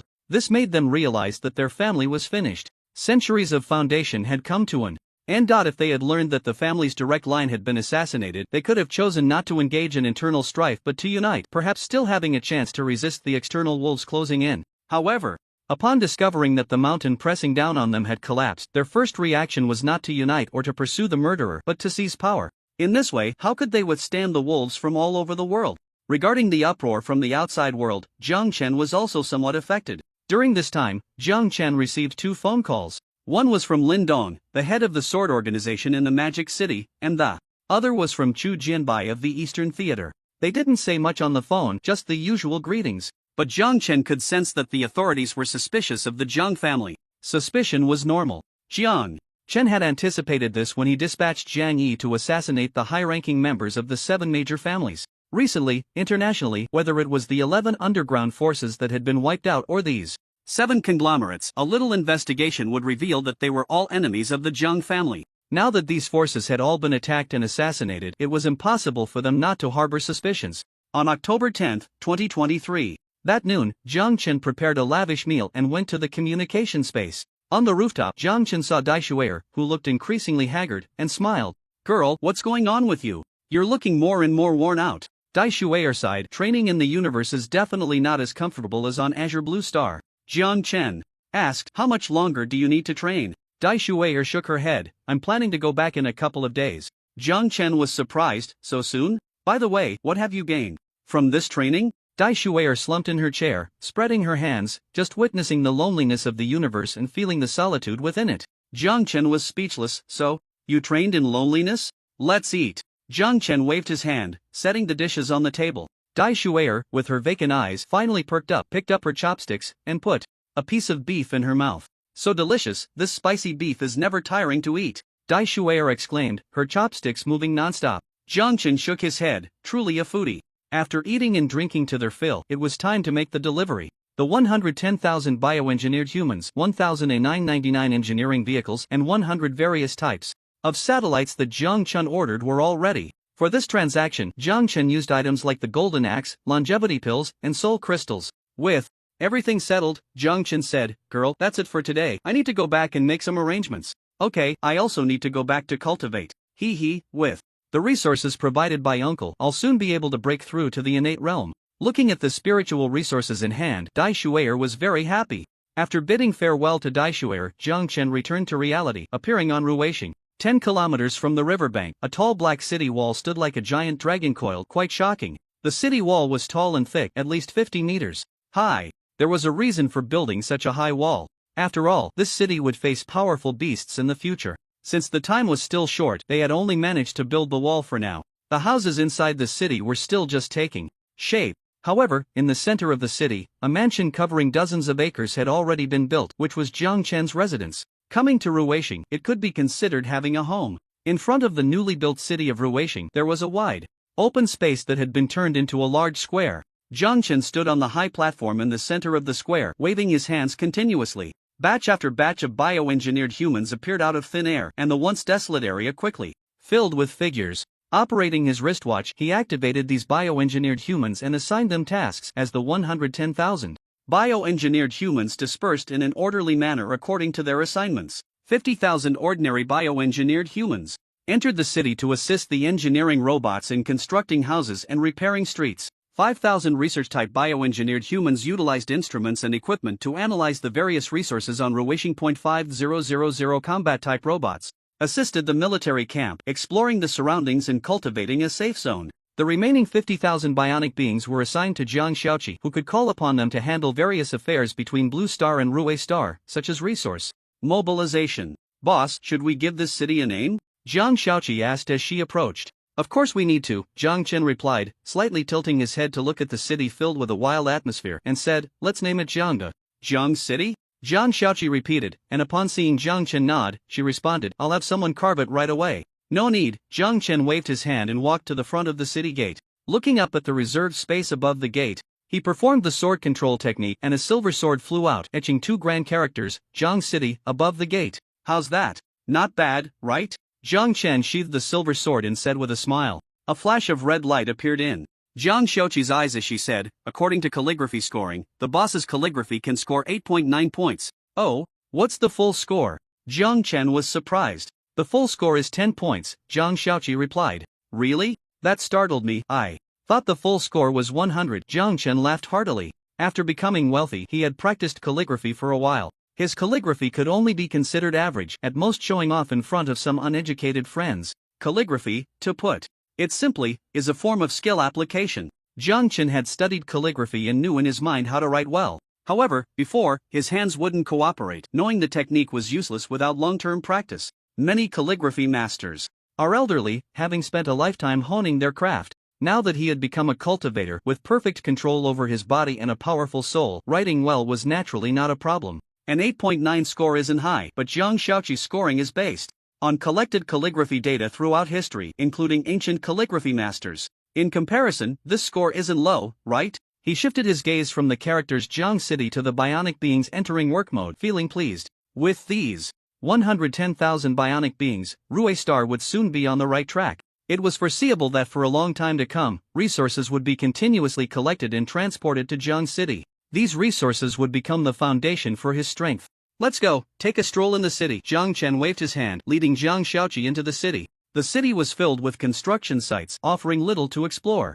Jiang Chen took Jiang Shaoqi flying on the wind to the central mansion of the city. This mansion, with its pavilions, towers, rockeries, and flowing water, was a perfect representation of ancient Chinese garden style. It seemed somewhat mismatched with the wild style of Jiang City. However, the clever design perfectly blended the two incongruous styles, making it look quite nice. The mansion was also divided into many areas, including gardens, spiritual herb planting areas, and spiritual fruit planting areas. After touring various areas of the mansion, Jiang Chen arrived in front of a traditional-style villa at the center of the mansion. This villa was the main building of the mansion and would be his place for cultivation in the future. Entering the villa, the decor was grand and exquisite. Upon reaching the second floor, to his room, he found a large bed and all the necessary living supplies. Shaoqi, is Sinan's room ready?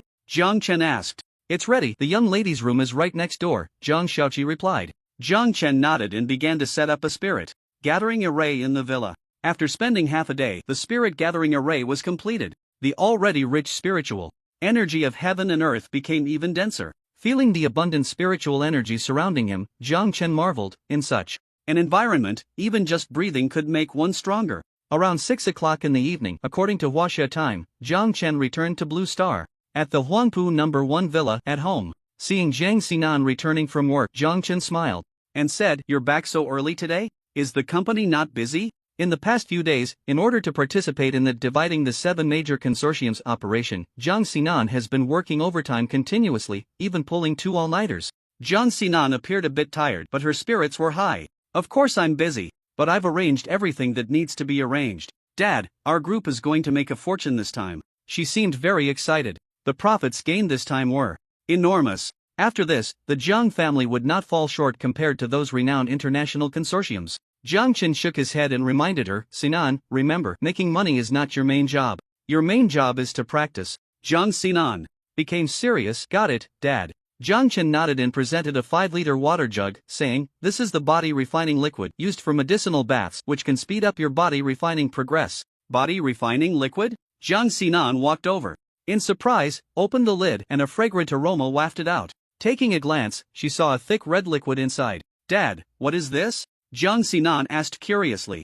Jiang Chen explained, "This is made from the blood of a peak chi refining demon beast, combined with various spiritual herbs, to create the body refining liquid." When they killed the lion demon and extracted its blood, Jiang Chen used the formula given by Jiang Hong, along with various spiritual herbs, to concoct this jug of body refining liquid. This liquid is most effective for cultivation during the body refining stage. Jiang Chen had also tried using the body refining liquid for cultivation, but unfortunately, it was of no use. With his current physique, he would need at least the blood of a foundation building stage demon beast to be effective. Demon beast? Jiang Sinan was startled and worried. "Dad, are there still demon beasts on Blue Star?"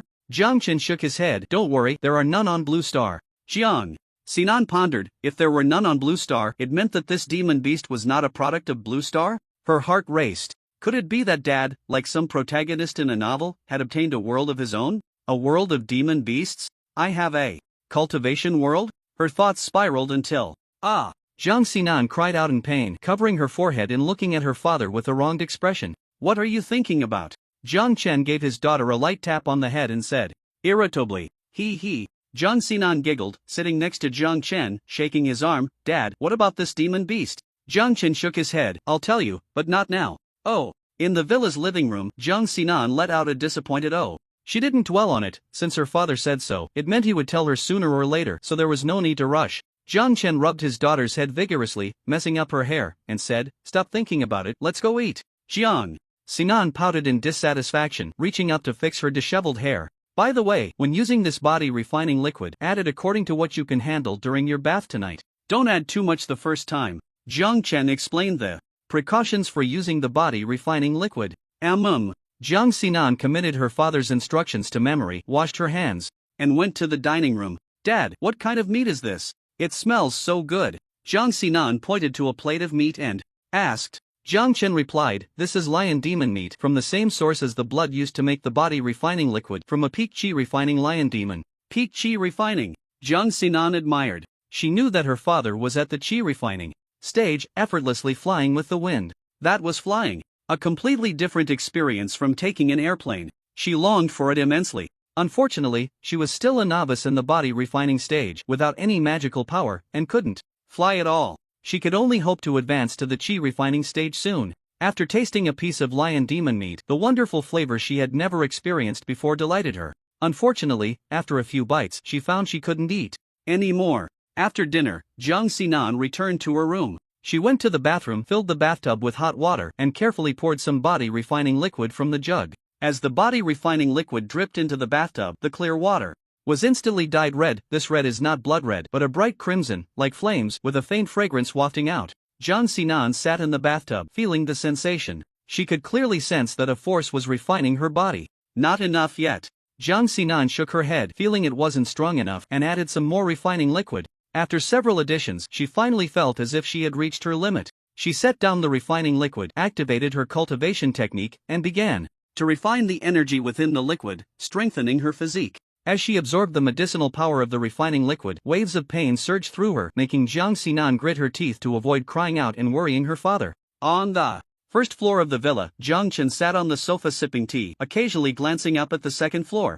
His daughter was only in the refining stage, and he worried that she might not be able to withstand the refining of the blood of the peak chi beasts. Thinking of this, he shook his head, knowing that his concern was causing him to be flustered. The refining liquid contained many gentle spiritual herbs, neutralizing the violent properties of the lion demon's blood, and with his daughter's cultivation of a top-tier technique, how could she possibly not endure it? Shaking his head, Jiang Chen returned to his room. About 2 hours later, hearing some movement from the second floor, Jiang Chen looked up, seeing his daughter come out of her room. And in a normal state, he breathed a sigh of relief. How do you feel? Jiang Chen asked with concern. Feeling her father's care, Jiang Xinan felt warm inside and smiled. Dad, are you lacking confidence in the refining liquid you made? Seeing this, Jiang Chen laughed heartily, carefully examining his daughter, and exclaimed, You've reached the 6th layer of refining? Yes. I broke through, and I feel like I'm not far from the 7th layer. Feeling her own strength, Jiang Xinan was very happy. Not bad, Jiang Chen nodded. It's getting late. No need to cultivate tonight, just get a good night's sleep.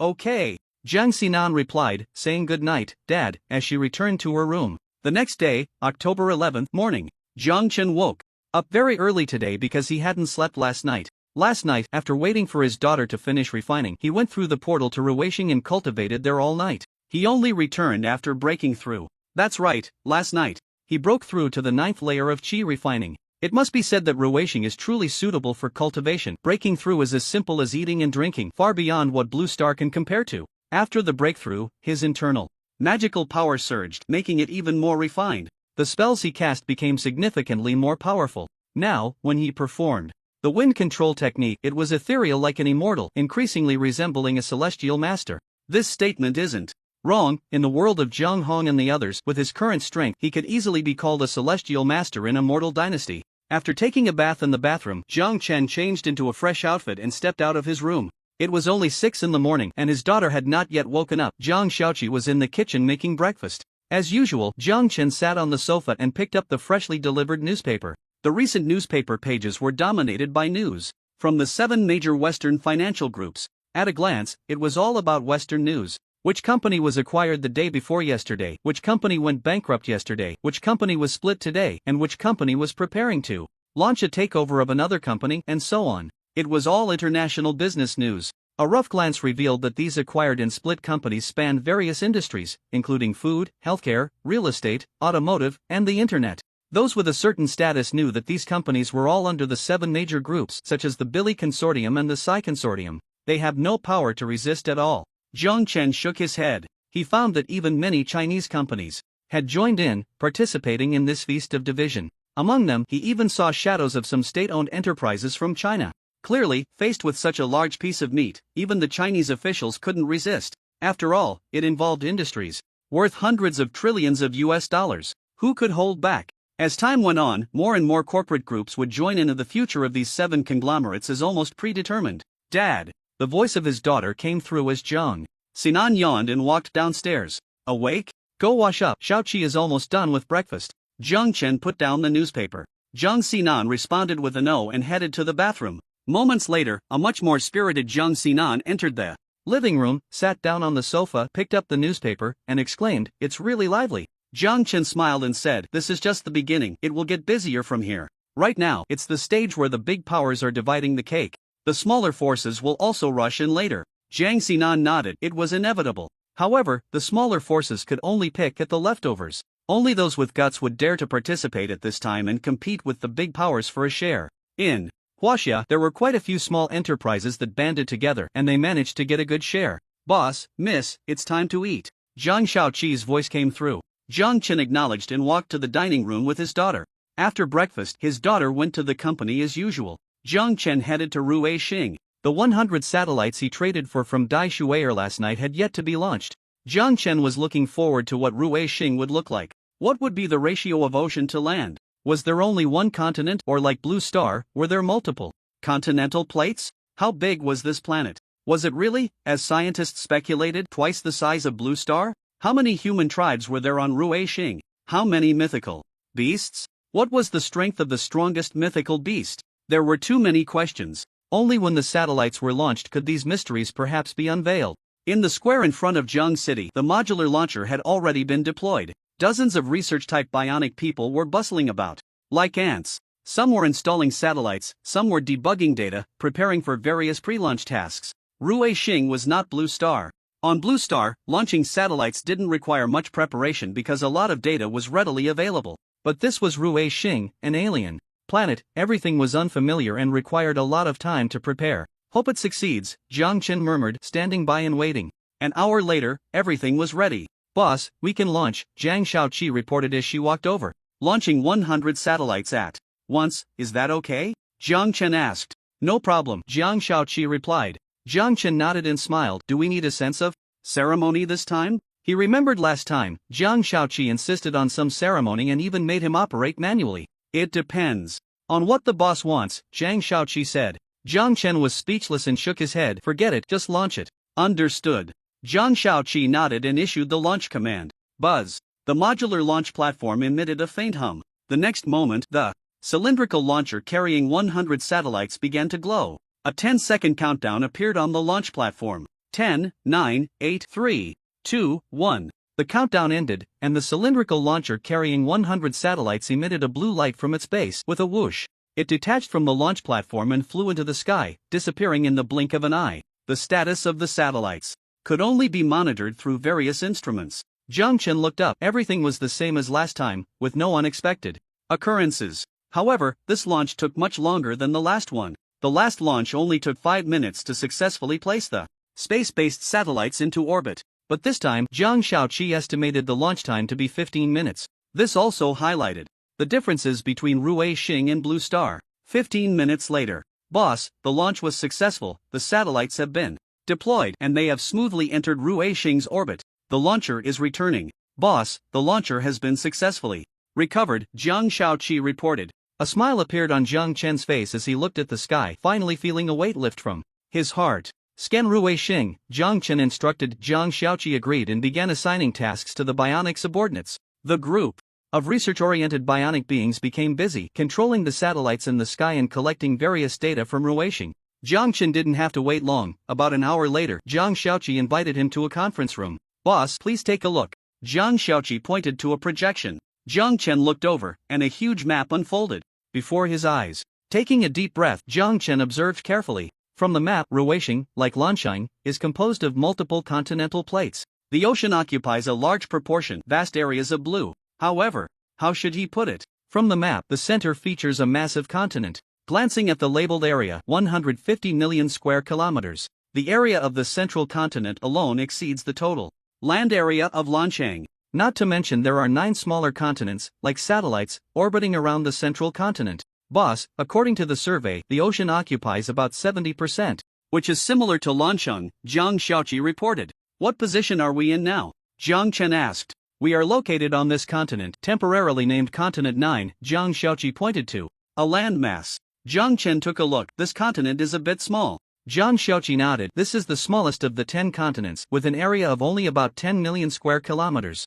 Jiang Chen responded with a sound of acknowledgement, feeling somewhat speechless. This position looks just like a beginner's village. If placed in a fantasy world, could this central continent be called Zhangzhou? And the surrounding 9 continents, could they be named Dongwon, Baiman, Nanling, Xiu, and so on? Shaking his head to dismiss those thoughts, he asked, how many indigenous tribes are there on continent 9? Have they been counted? Zhang Xiaoqi replied, the time is still short and a complete count hasn't been done yet. Currently, 300 tribes have been counted, with a population of about 600,000. Focus on exploring continent 9. Zhang Chen acknowledged and said, once we have control over continent 9, we'll need to advance to the other continents.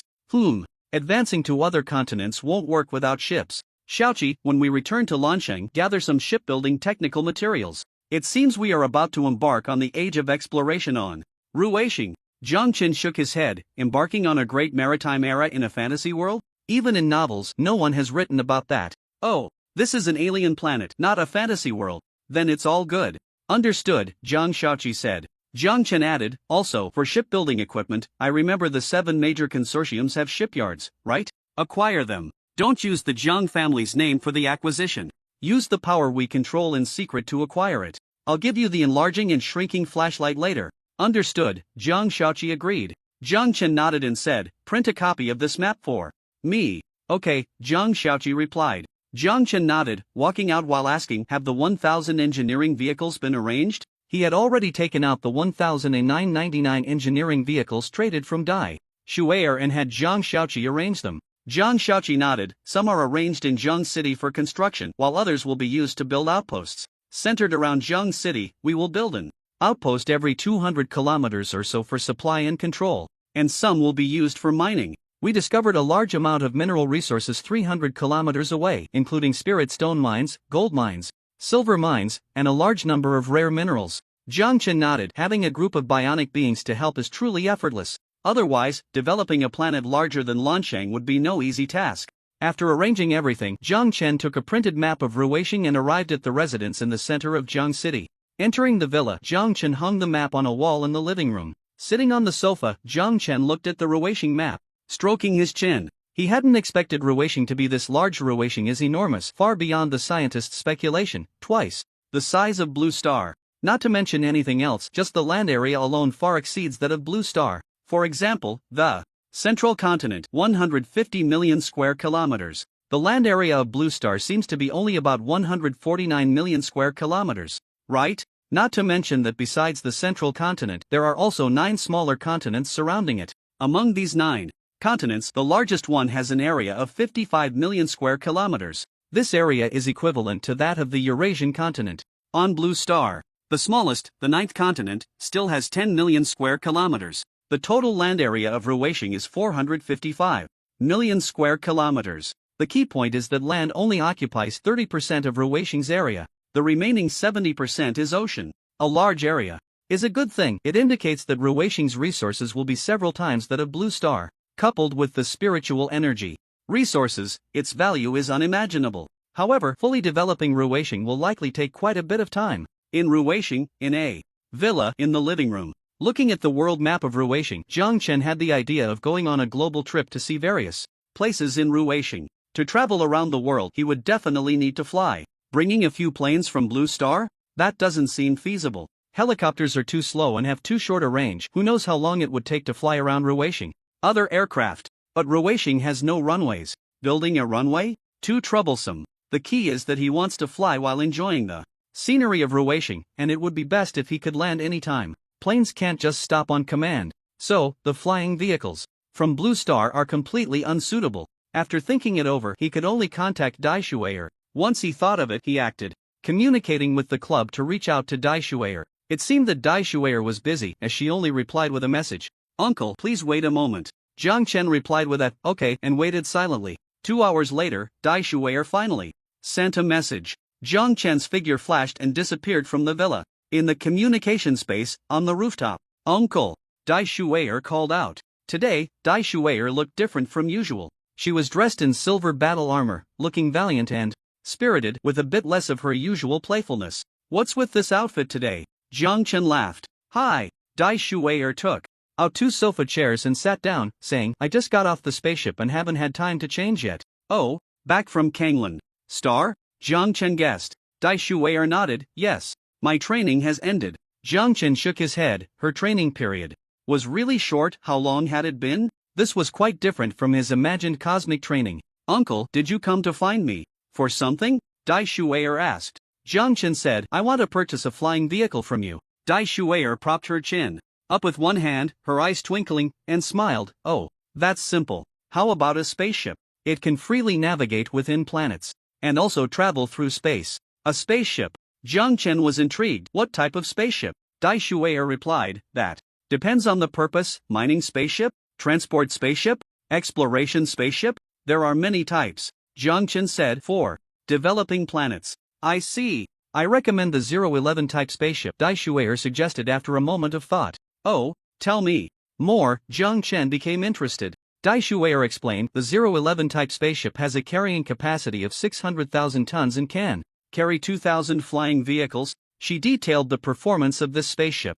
Jiang Chen listened, feeling quite tempted, and asked, "Do you have any in stock? I want to get a few more." "Yes, my family has a spaceship manufacturing plant, and for some reasons, we happen to have stock." Dai Shui'er waved her small hand. Jiang Chen blinked. Could this be considered helping her clear inventory? "Alright, I'll take 10 of the 011 type spaceships. By the way, do these spaceships come equipped with weapons?" Jiang Chen asked. "Yes," Dai Shui'er replied. Jiang Chen nodded, pondering. 10 spaceships, one for each continent, should be enough for now. However, the central continent is so vast that one ship might not be enough. Seeing Jiang Chen deep in thought, Dai Shui'er tilted her head and said, "This 011 model spaceship is quite good for developing planets and transporting supplies, but it's lacking in comfort. Should we get another luxury comfort model?" "Luxury comfort model?" Jiang Chen asked curiously. Dai Shui'er nodded. "Yes, the A03 luxury comfort model spaceship. Its power system, defense system, weapon system, and hull materials, among other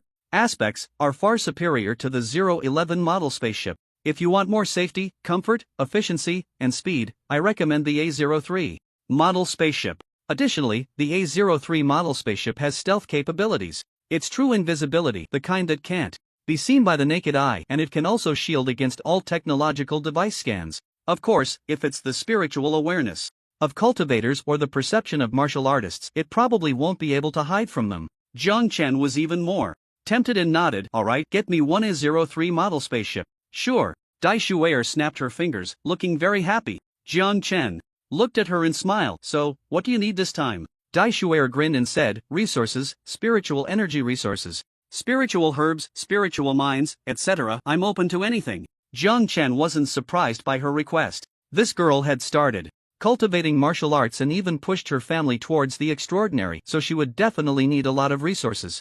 "Okay." Jiang Chen nodded in agreement. After some discussion, the deal was struck. Jiang Chen would provide a batch of spiritual energy resources in exchange for 10 011 model spaceships, 1 A03 model spaceship, and 100,000 various types of aircraft. After finalizing the spaceship deal, the two began to chat casually. "By the way, have you conducted experiments on the longevity pill?"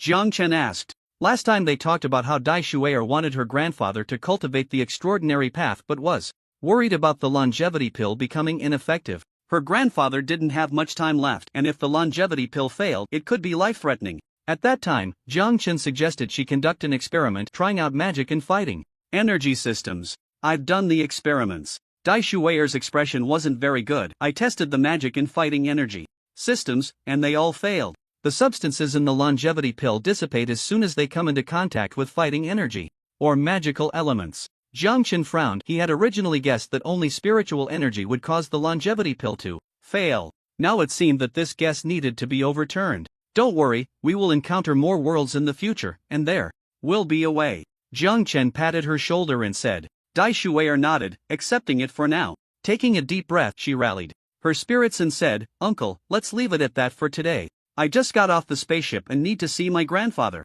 "Your spaceship will be delivered in 15 days, right?" "All right." Jiang Chen nodded. Ruweixing, Jiang Cheng's central residence. After bidding farewell to Dai Shui'er, Jiang Chen returned to reality. He called for Jiang Shaoqi and asked her to arrange for someone to prepare a batch of spiritual energy resources for the trade with Dai Shui'er. Jiang Shaoqi agreed and went to make arrangements. With nothing else to do, Jiang Chen went upstairs to the training room, practiced his techniques, and began to cultivate. When practicing, he was fully immersed, easily losing track of time. He didn't know how long had passed when Jiang Shaoqi came over and woke him up. Jiang Chen finished his practice, checked the time, and saw it was already past 3 p.m. in Huaxia, well past lunchtime. He rubbed his stomach. He wasn't hungry, but skipping lunch always felt like something was missing. He got up and opened the door, seeing Zhang Shaoqi, and asked, "Shaoqi, what's the matter?" Normally, when he was cultivating, Zhang Shaoqi wouldn't disturb him. She would only wake him up at 6 p.m. when it was time to return to Blue Star. "Boss, the Satellite Management Department has discovered something," Zhang Shaoqi reported. "Oh, what situation?" Zhang Chen took it seriously. The Satellite Management Department was a newly established unit responsible for managing the 100 satellites in the sky. Zhang Shaoqi said, "They found two powerful beings fighting. Do you want to go take a look?" "Powerful beings? Let's go see." Zhang Chen, though cautious in his heart, was not in a hurry. He first went to freshen up before heading to a large courtyard in the city with Zhang Shaoqi, which was the Satellite Management Department. Upon entering the courtyard, there was a bustling crowd, lively and busy. After taking a glance around, Zhang Chen nodded slightly and walked into a conference room with Zhang Shaoqi. As they entered the conference room, a high-definition LCD screen came into view, displaying a scene. Zhang Chen's expression turned serious. The screen showed a battle between a human and a beast. The human was a man dressed in animal skins, while the beast was a wolf demon magnified several times. Their battle was intense, with the animal skin-clad man soaring through the air, fighting alongside the wolf demon.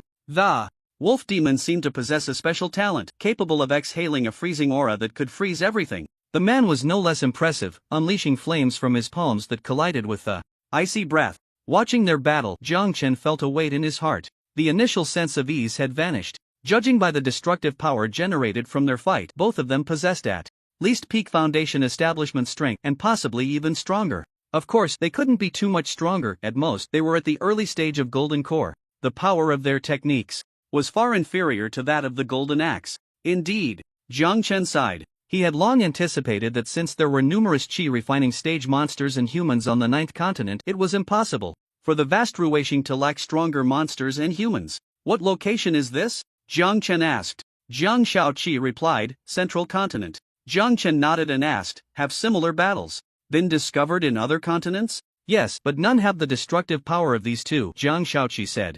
Zhang Chen nodded. "Continue monitoring, mark these experts, record their characteristics, fighting styles, cultivation methods, etc. for analysis." "Understood," Zhang Shaoqi nodded. Zhang Chen hummed in acknowledgement and continued watching the battle footage. This was a real battle. Seen, live-streamed no less. He had to admit, the satellite he traded from Daishuwei Air was quite impressive. The image was very clear, with multiple satellites capturing various angles of the fight. About an hour later, the battle concluded with the demon wolf's death. Watching the scene of the animal skin-clad man cutting down the demon wolf and collecting the spoils, Zhang Chen withdrew his gaze and asked, "What is the situation of humans on the Central Continent?"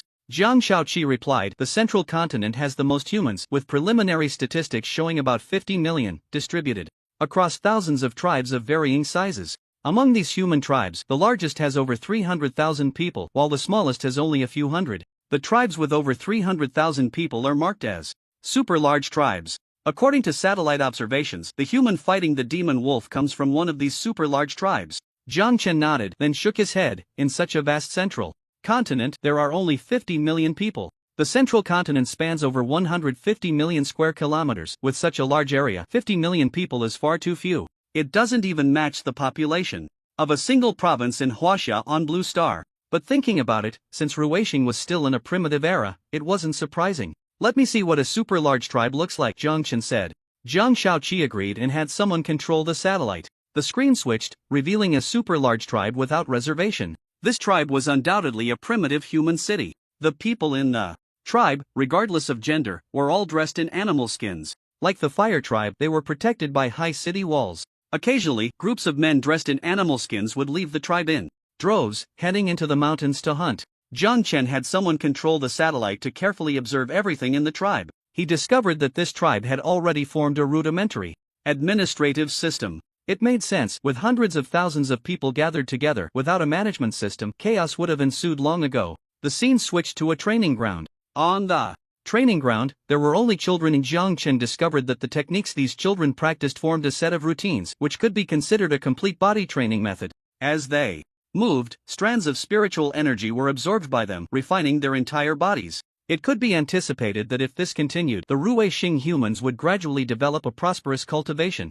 civilization. Jiang Chen stroked his chin, realizing that the Ruixing humans were likely to develop towards martial arts. After all, it was a primitive society facing beasts and monsters every day. Their only thought was to strengthen their bodies and become stronger. He shifted his gaze from the screen, leaving a remark of continue observing before turning to leave the conference room. Back at the residence, Jiang Chen checked the time. It was already 5 in the afternoon. Xiaoqi, let's go back, Jiang Chen called out, passing through the portal and returning to Blue Star Huaxia, to the Huangpu No. 1 villa in Magic City. In the bedroom at home, Jiang Chen's figure appeared as he walked out. Glancing downstairs, he was somewhat surprised to see his daughter sitting on the living room sofa, watching TV and eating fruit. His daughter was back quite early today. Oh, Dad, you're home. Xiaoqi, you guys? Upon seeing her father, Jiang Xinan was initially surprised, thinking he wasn't home.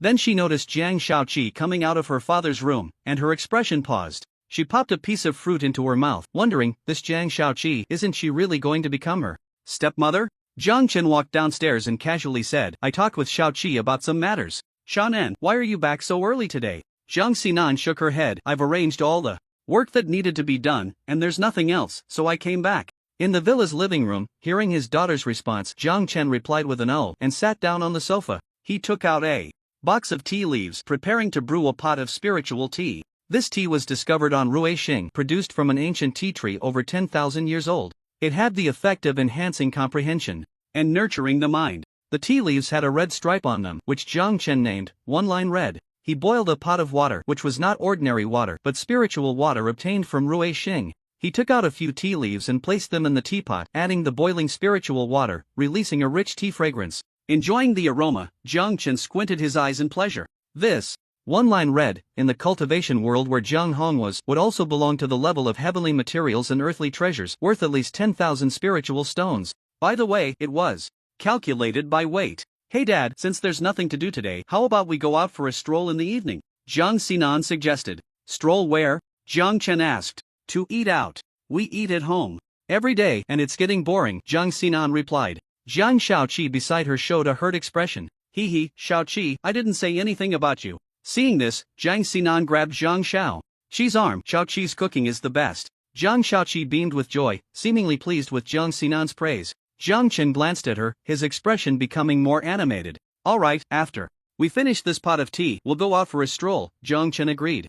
Dad is so nice, Jiang Xinan said, beaming with joy. Tianxiang Pavilion? What does this shop do? While casually wandering on a pedestrian street not far from Huangpu No. 1 villa, Jiang Chen noticed a shop decorated in an ancient style. Even the welcoming lady at the entrance was dressed in a long ancient costume, resembling a young lady from a noble family. The customers coming and going were mostly in ancient attire as well. This piqued Jiang Chen's curiosity. Jiang Xinan also looked over and shook her head. I don't know, it's my first time passing by here too. Jiang Chen looked at Jiang Xiaoqi. Jiang Xiaoqi lowered her head, a glimmer of light flashing in her eyes. In just a few seconds, she understood the background of the shop and said, this is a shop run by a few rich second-generation individuals who love fantasy martial arts literature and are obsessed with metaphysics, mainly focusing on food, drink, and entertainment. Everything in this shop, inside and out, is centered around pursuing an ancient style. There are many antique calligraphy and paintings, as well as Taoist classics for customers to view. This store has attracted quite a few enthusiasts since its opening 3 months ago. Jiang Xinan unexpectedly glanced at Jiang Xiaoqi, secretly sighing that she truly was her father's secretary. Knowing so much. Is that so? Jiang Chen nodded, not commenting much, only exclaiming, rich second generation really knows how to have fun. I wonder if these rich kids are purely hobbyists or if they want to research something. If it's the latter, they might be disappointed. However, one cannot say that what the ancients studied has no value. For example, the ancient practices of health preservation, breathing techniques, inner alchemy, and the connection between humans and the cosmos, could they shine brightly on the spiritually rich Ruixing? With this thought, Jiang Chen said, Xiaoqi, gather some Taoist classics later. Jiang Xiaoqi nodded and then said, Boss, it's very difficult to collect genuine Taoist classics from the outside world. Only within Taoist sects might they be preserved. Are you talking about places like Longhushan and Wudong? Jiang Chen asked. Jiang Xiaoqi nodded, yes. Jiang Chen thought for a moment and said, we can borrow and transcribe them under the Jiang family's name. Sinan, you arrange this. Of course, if they insist on not agreeing, then forget it. Okay. Jiang Sinan nodded. Having already embarked on her cultivation journey, she understood her father's intentions. Although the Blue Star lacks a cultivation world, the Taoist tradition has lasted nearly 2,000 years, and many extraordinary figures have emerged throughout history, so there should be quite a few treasures regarding cultivation. Although most of it is theoretical, many times theory is the most important. Let's go. Jiang Chen waved his hand, he just happened to mention it casually. 4. Now, he didn't lack cultivation methods. However, the things studied by the ancients indeed have research value. The father and daughter did not go to Tianshan Pavilion, they took a turn and arrived at a food street. It was getting late, and the food street was bustling with activity, brightly lit. Jiang Chen and the others stopped at various snack stalls, buying a pile of delicacies. They found a spot to sit down and enjoy the food. Unfortunately, Jiang Chen's palate had become spoiled. Recently, he had been eating spirit beast meat and spirit fruits. Even the vegetables he ate were grown in a spiritually rich environment. Now, eating this kind of ordinary food, to be honest, it lacked the deliciousness of before, and he even tasted many strange flavors. It wasn't just Jiang Chen, Jiang Xinan was in a similar situation. Sigh, I can't eat anymore. Jiang Xinan put down the skewer in her hand. Jiang Chen stood up and said, if you can't eat, then don't. Xiaoqi, pack it up. Jiang Xiaoqi nodded and packed the unfinished food. Dad, should we go somewhere else? Jiang Xinan asked. Jiang Chen was about to agree, but at that moment his expression changed. Jiang Hong had contacted him. Communicating with the club, he replied to Jiang Hong, I'm outside, see you later. Forget it, let's go back. I also need to handle some matters. Jiang Chen said to his daughter. Oh, Jiang Xinan felt disappointed but said nothing, obediently following her father home. After leaving the food street and returning to the villa, Jiang Chen quickly went upstairs to his room after saying a word to his daughter. In the communication club, his figure flickered and disappeared from the room. In the communication space, by the stream, Taoist Jiang. Seeing Jiang Chen appear, Jiang Hong cupped his hands, feeling the fluctuations of Jiang Chen's aura. He was no longer surprised, mainly because he had gotten used to it. Every time they met, Jiang Chen's strength would have a significant improvement, as if there were no bottlenecks. Judging by this aura, he had reached the 9th level of qi refining. He estimated that by the next meeting, Taoist Jiang would have established his foundation, right? Jiang Hong felt a bit emotional. He remembered their first meeting when he was at the peak of qi refining, and Jiang Chen was just a mortal poisoned severely. How long has it been? He had just completed his foundation establishment, and Jiang Chen was already preparing for his own. Congratulations, Taoist Jiang, on your significant advancement in cultivation. Jiang Hong cupped his hands in congratulations. Jiang Chen smiled and said, congratulations to you too, brother Jiang. Looking at your aura, you must be about to break through to the golden core stage, right? Jiang Hong smiled and said, yes, at the latest. In half a year, I will be able to advance to the golden core stage. Congratulations. Jiang Chen cupped his hands again and asked, brother Jiang, is there something you need to discuss with me this time? Jiang Hong steadied his mind and replied seriously, fellow Taoist, I am about to explore the cave of a great cultivator at the transformation stage. If all goes well, the latter half of the Hanyuan Ichi-Ju is likely in this cave. Upon hearing this, Jiang Chen became solemn. The Hanyuan Ichi-Ju pertains to the cultivation path after the nascent soul stage, so he naturally took it seriously.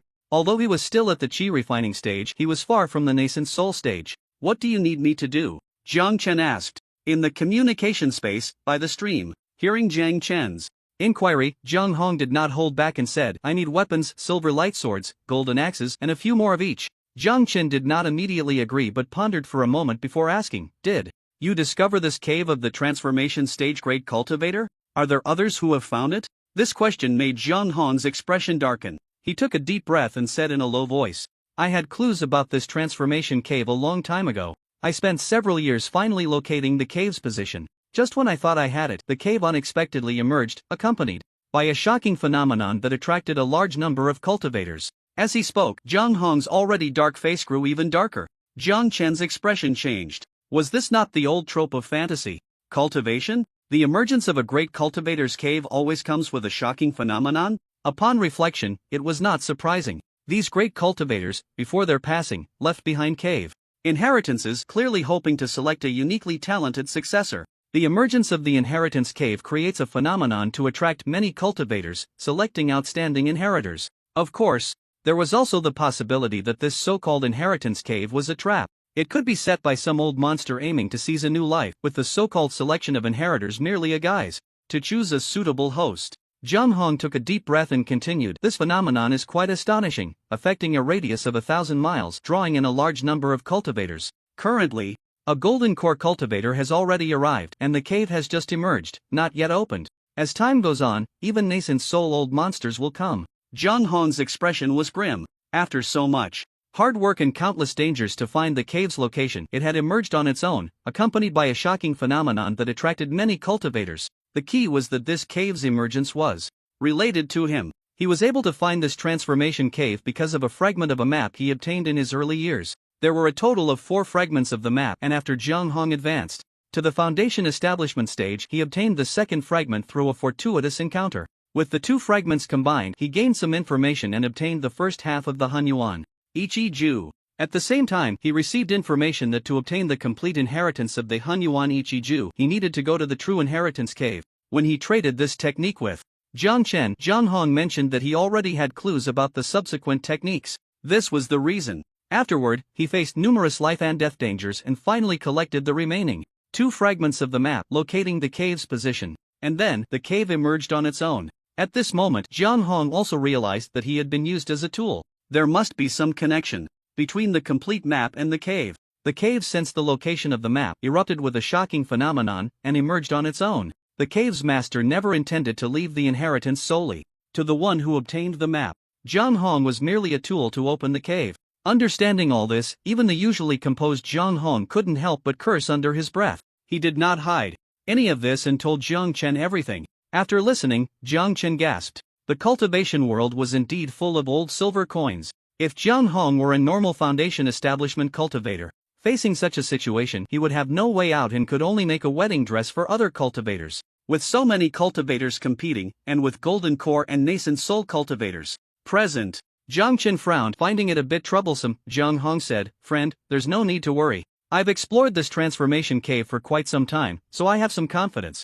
Moreover, the map I obtained is also a medium for unlocking the inheritance. From this perspective, the cave's owner isn't particularly deceitful. It can be considered a glimmer of hope for the cultivators who obtained the map. However, whether this hope is a good thing or a bad thing remains uncertain." Zhang Chen nodded at this and asked, "Are there any cultivators above the nascent soul stage competing for the cave's inheritance?" Zhang Hong shook his head. "In this area where I am, the strongest is just at the nascent soul stage. Besides, the cave's owner was only at the transformation stage in life.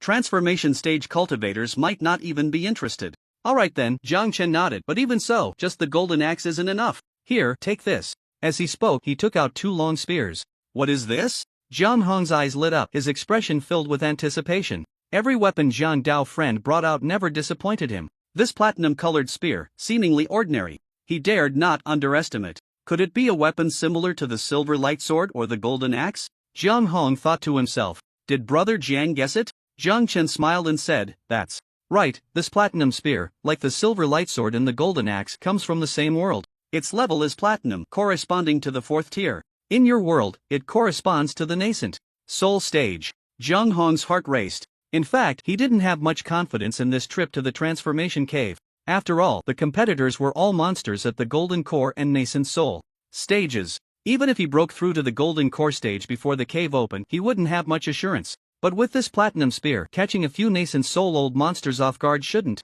be a big problem, right? In the past, he wouldn't have dared to think this way. After all, the aura of a nascent soul cultivator is too strong. A foundation establishment cultivator facing a nascent soul cultivator would probably lack even the courage to raise their spear. But now he had obtained a treasure that could immunize him against the pressure of the nascent soul stage and isolate the divine sense probing of nascent soul cultivators. "Can I test its power?" Zhang Hong asked. He didn't doubt Zhang Chen, he just wanted to understand the power of the new weapon. "Sure," Zhang Chen nodded, handing 1 platinum spear to Zhang Hong, saying, "Like the silver light sword and the golden axe, it has 2 skills. One is Spear Shadow, and the other is Armor Break. The usage method is the same."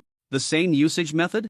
Zhang Hong took the platinum spear, his expression filled with surprise. He grew increasingly curious about the world that could produce such unreasonable weapons. What kind of world could create such miraculous weapons? Not to mention a foundation establishment cultivator like him, even a mortal wielding it could unleash astonishing power. It was simply unbelievable. Setting aside his thoughts, Zhang Hong raised the platinum spear and activated the Spear Shadow skill, thrusting it forward with great force. A tremor-inducing spear shadow shot out, crashing into a mountain several kilometers away. Boom! A thunderous roar echoed, and both Zhang Chen and Zhang Hong clearly felt the ground shake. Looking up, they saw a mountain flattened by the spear shadow. A hint of astonishment appeared on Zhang Hong's otherwise calm face. This power definitely reaches the late nascent soul stage. I've seen nascent soul cultivators in action, and the momentum they create is far inferior to this spear's shadow. He had only seen nascent soul old monsters from a distance and wasn't clear about the specific combat power of nascent soul cultivators. He thought of the power that the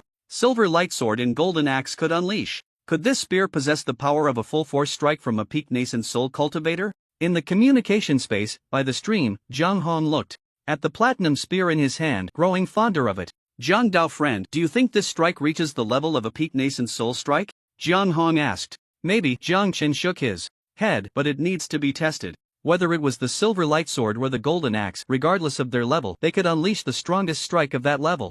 Zhang Chen felt that the platinum spear should be no exception. I see. Zhang Hong nodded, falling into thought. So, how about it? Do you feel confident now? Zhang Chen asked with a smile. I do. Zhang Hong tightened his grip on the spear in his hand, a weapon capable of unleashing 1,000 Yuan infant stage attacks. Even if it wasn't a peak Yuan infant's full power strike, it was still quite formidable. Coupled with a secret treasure that could immunize him against Yuan infant pressure, he felt that with good maneuvering, taking down a few Yuan infant old monsters would be no problem. By the way, when will the cave be opened? Zhang Chen asked. At least another 10 days, Zhang Hong sneered. This is just the beginning. The cave's master will definitely want to attract more cultivators before opening it. Zhang Chen nodded and said, can we stream it live when the time comes? He was quite curious about how cultivators explored cave relics. Was it really like the novels described? Of course, Zhang Hong readily agreed to this request. After discussing the cave, Zhang Chen and Zhang Hong started chatting casually. They talked about the light gate in the cultivation world. According to Zhang Hong, the cultivation world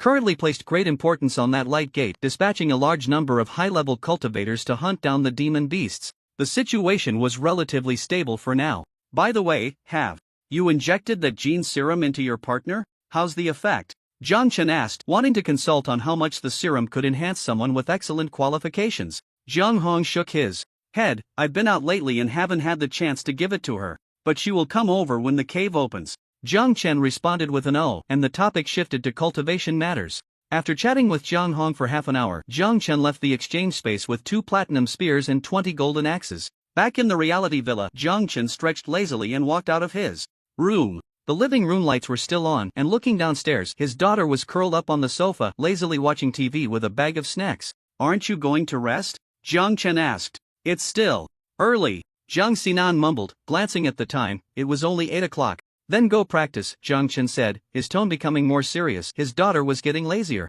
Oh, Zhang Xinan pouted, reluctantly turned off the TV, and returned to her room to meditate and practice. Zhang Chen shook his head and turned back to his room, using the portal to arrive at the Ruweixing Villa to meditate and practice. A week passed in the blink of an eye. On October 18, 2023, that morning, Zhang Chen arrived at the headquarters of the Zhang Group. Today was the day of the Zhang Group's relocation, and the entire group was on the move. A large number of personnel and a long convoy headed towards Zijinbei. Many people did not understand the Zhang Group's actions. They couldn't comprehend why the Zhang family would move from a bustling business district to the impoverished Zijinbei. There was much discussion online about this. Many netizens believed that the Zhang family was making an unwise decision. Moving the headquarters to such a remote corner would hinder development. However, those with some foresight knew that the current Zhang family was not limited by geographical constraints. It didn't matter if they moved to Zijinbei or a small county, they would still thrive.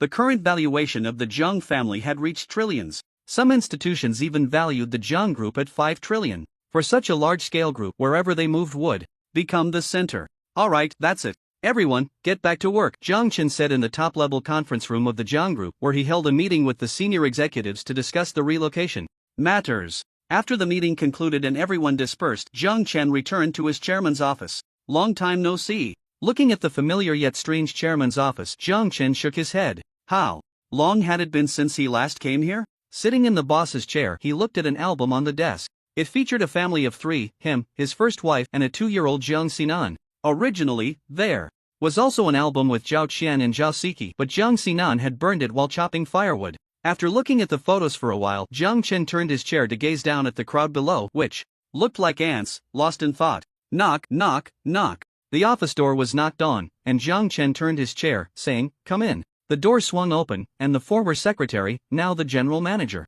of Jiang Group, Hao Donglai, walked in. Chairman, Hao Donglai said respectfully. Jiang Chen sized up Hao Donglai. It had been a while since they last met and Hao Donglai had changed quite a bit, now brimming with vigor. It made sense, as with the rise of Jiang Group, Hao Donglai, as the general manager, naturally sought his status elevate. He had heard from Xiao Qi that this guy frequently attended high-profile banquets now. Of course, Hao Donglai was doing this for the company's networking. There was no choice. Both Jiang Chen and Jiang Xinan rarely attended such gatherings anymore. As the general manager and the third in command of the group, he had to step up. What's the matter? Jiang Chen asked. Hao Donglai reported on the relocation work. Jiang Chen inquired, is everything arranged at Zijin Bay? The group's relocation was a major project, and preparations at Zijin Bay also needed to be in place. For instance, offices for various departments and employee dormitories had to be arranged in advance. Everything is arranged. Once the personnel arrive, we can tidy things up and get to work, Hao Donglai replied.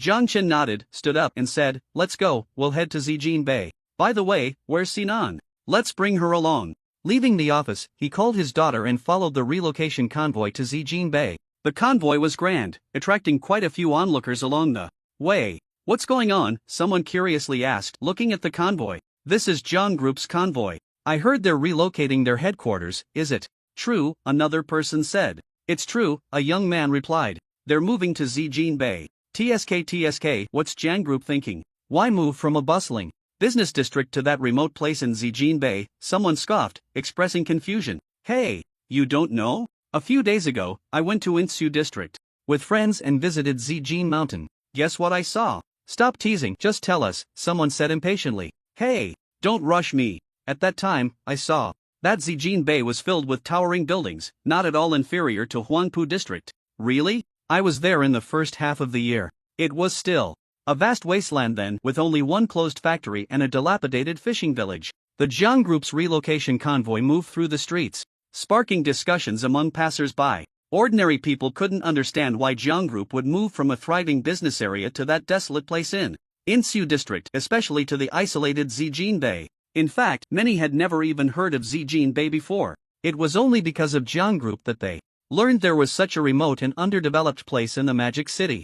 After discussing Jiang Group, the conversation shifted to Zijin Bay. Have you heard? Jiang Group built a new headquarters building 600 meters tall in Zijin Bay in just a few months. A few hundred meters, someone didn't catch it. 600 meters. TSK. 600 meters? That should be the tallest building in our Magic City, right? The central tower is only 588 meters. I need to check out what the tallest building looks like. You're kidding, right? You can build a 600-meter tall building in just a few months? Are you pulling my leg? Someone doubted. He. Are we trying to trick you into spending money? That big building is just sitting there. You'll know if it's true once you go see it. This brother is right. To be honest, if I hadn't seen it with my own eyes, I wouldn't believe it either.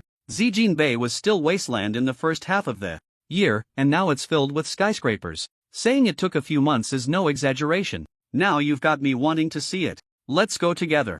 The discussions of the passers-by did not affect Jiang Group. Under the arrangements of the management team, Jiang Group was proceeding with the relocation work in an orderly manner. In just a week, they would be fully settled in Zijin Bay. In the convoy, on an apparently ordinary bulletproof vehicle, Jiang Chen casually scrolled through his phone and saw the public discussions about Jiang Group's relocation. Some people are puzzled as to why the Jiang family chose to relocate from a bustling area to a remote and isolated place. Others are discussing Zijin Bay. To be precise, when the situation at Zijin Bay was exposed, everyone's attention shifted there. As various netizens and media began to speak out, people learned that in the first half of the year, the area known as Magic City, Insu District, and Zijin Bay was still a wasteland. Some resourceful netizens even discovered that the Jiang Group signed a land purchase contract for Zijin Bay with Insu District in early September. Although the exact date in September is uncertain, it definitely wasn't later than the 10th.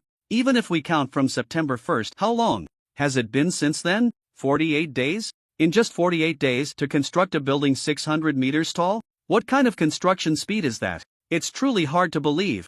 Gradually, this news even reached overseas. The Jiang Group has quite a reputation abroad, and once the topic emerged, it immediately sparked discussions among overseas netizens. Even the so-called infrastructure madmen of Huaxia found it hard to believe the construction at Zijin Bay, let alone those abroad. Now, some social media platforms overseas are in an uproar. Looking at the comments from netizens, Jiang Chen smiled slightly. Is this what shocked them? What he is showing the outside world is not even the full picture of Zijin Bay, just a very small part of it. For instance, his Jiang Manor, along with some important research institutions and factories, are still concealed by the illusion fog array, making it impossible for the outside world to see. Currently, what the outside world can see is only the Jiang Group building, at the center of Zijin Bay and some surrounding supporting structures. Even so, it has still left the outside world quite astonished. Some people suspect whether the Jiang family has obtained some alien black technology to construct such a building in such a short time. However, someone filmed the construction process at Zijin Bay, and it seems they didn't use any black technology at all. It was all built brick by migrant workers. Dad, the outside world is quite shocked. Jiang Xinan tilted her head, glanced at her father's phone, and said with a smile. Jiang Chen nodded, putting away his phone, and asked, "Is there any news from the officials?" "None." Jiang Xinan shook her head. "With the grand array set up by you, all the construction at Zijin Bay is happening right under their noses. Although the speed is a bit fast, they seem unable to find any faults." Jiang Chen chuckled and shook his head. "In fact, there is a loophole. The migrant workers created by the grand array are all undocumented, without any identity. But with Jiang Xiaoqi handling the aftermath, and since the officials do not have clear photos, the issue has not been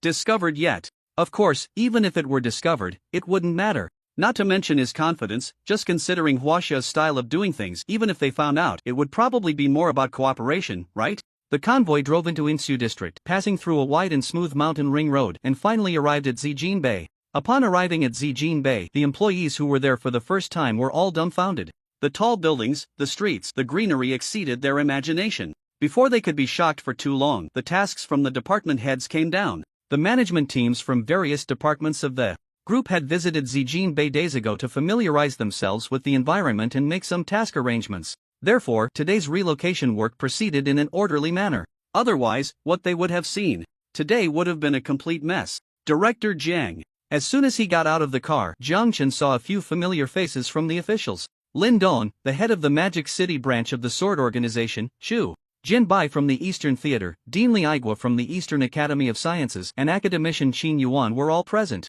Academician Qin, Dean Li, General Chu. Jiang Chen shook hands with each of them. Director Jiang, congratulations on your group's successful relocation. Li Aigua cheerfully presented a gift. "You're too kind," Jiang Chen said, accepting the gift with a smile. "It's a bit chaotic outside, let's talk inside." "Sure." Li Aigua, Qin Yuan, and the others nodded and followed Jiang Chen into the Jiang Group building at the center of Zijin Bay. Upon entering the building, Lin Dong and the others looked around in amazement. They still can't believe it. How did the Jiang family manage to build such a large building in just over a month? If it weren't for the fact that the entire construction process was under official scrutiny, they would truly think the Jiang family had obtained some future technology. Yet, even so, it's hard for them to believe. It always feels like there's something fishy going on. Please invite Chu Jianbai, Qin Yuan, and others to the chairman's office on the top floor of the building. Standing in the spacious and bright office, Qin Yuan and the others could see the entire view of Zijin Bay through the large floor-to-ceiling windows. "Please have some tea," Jiang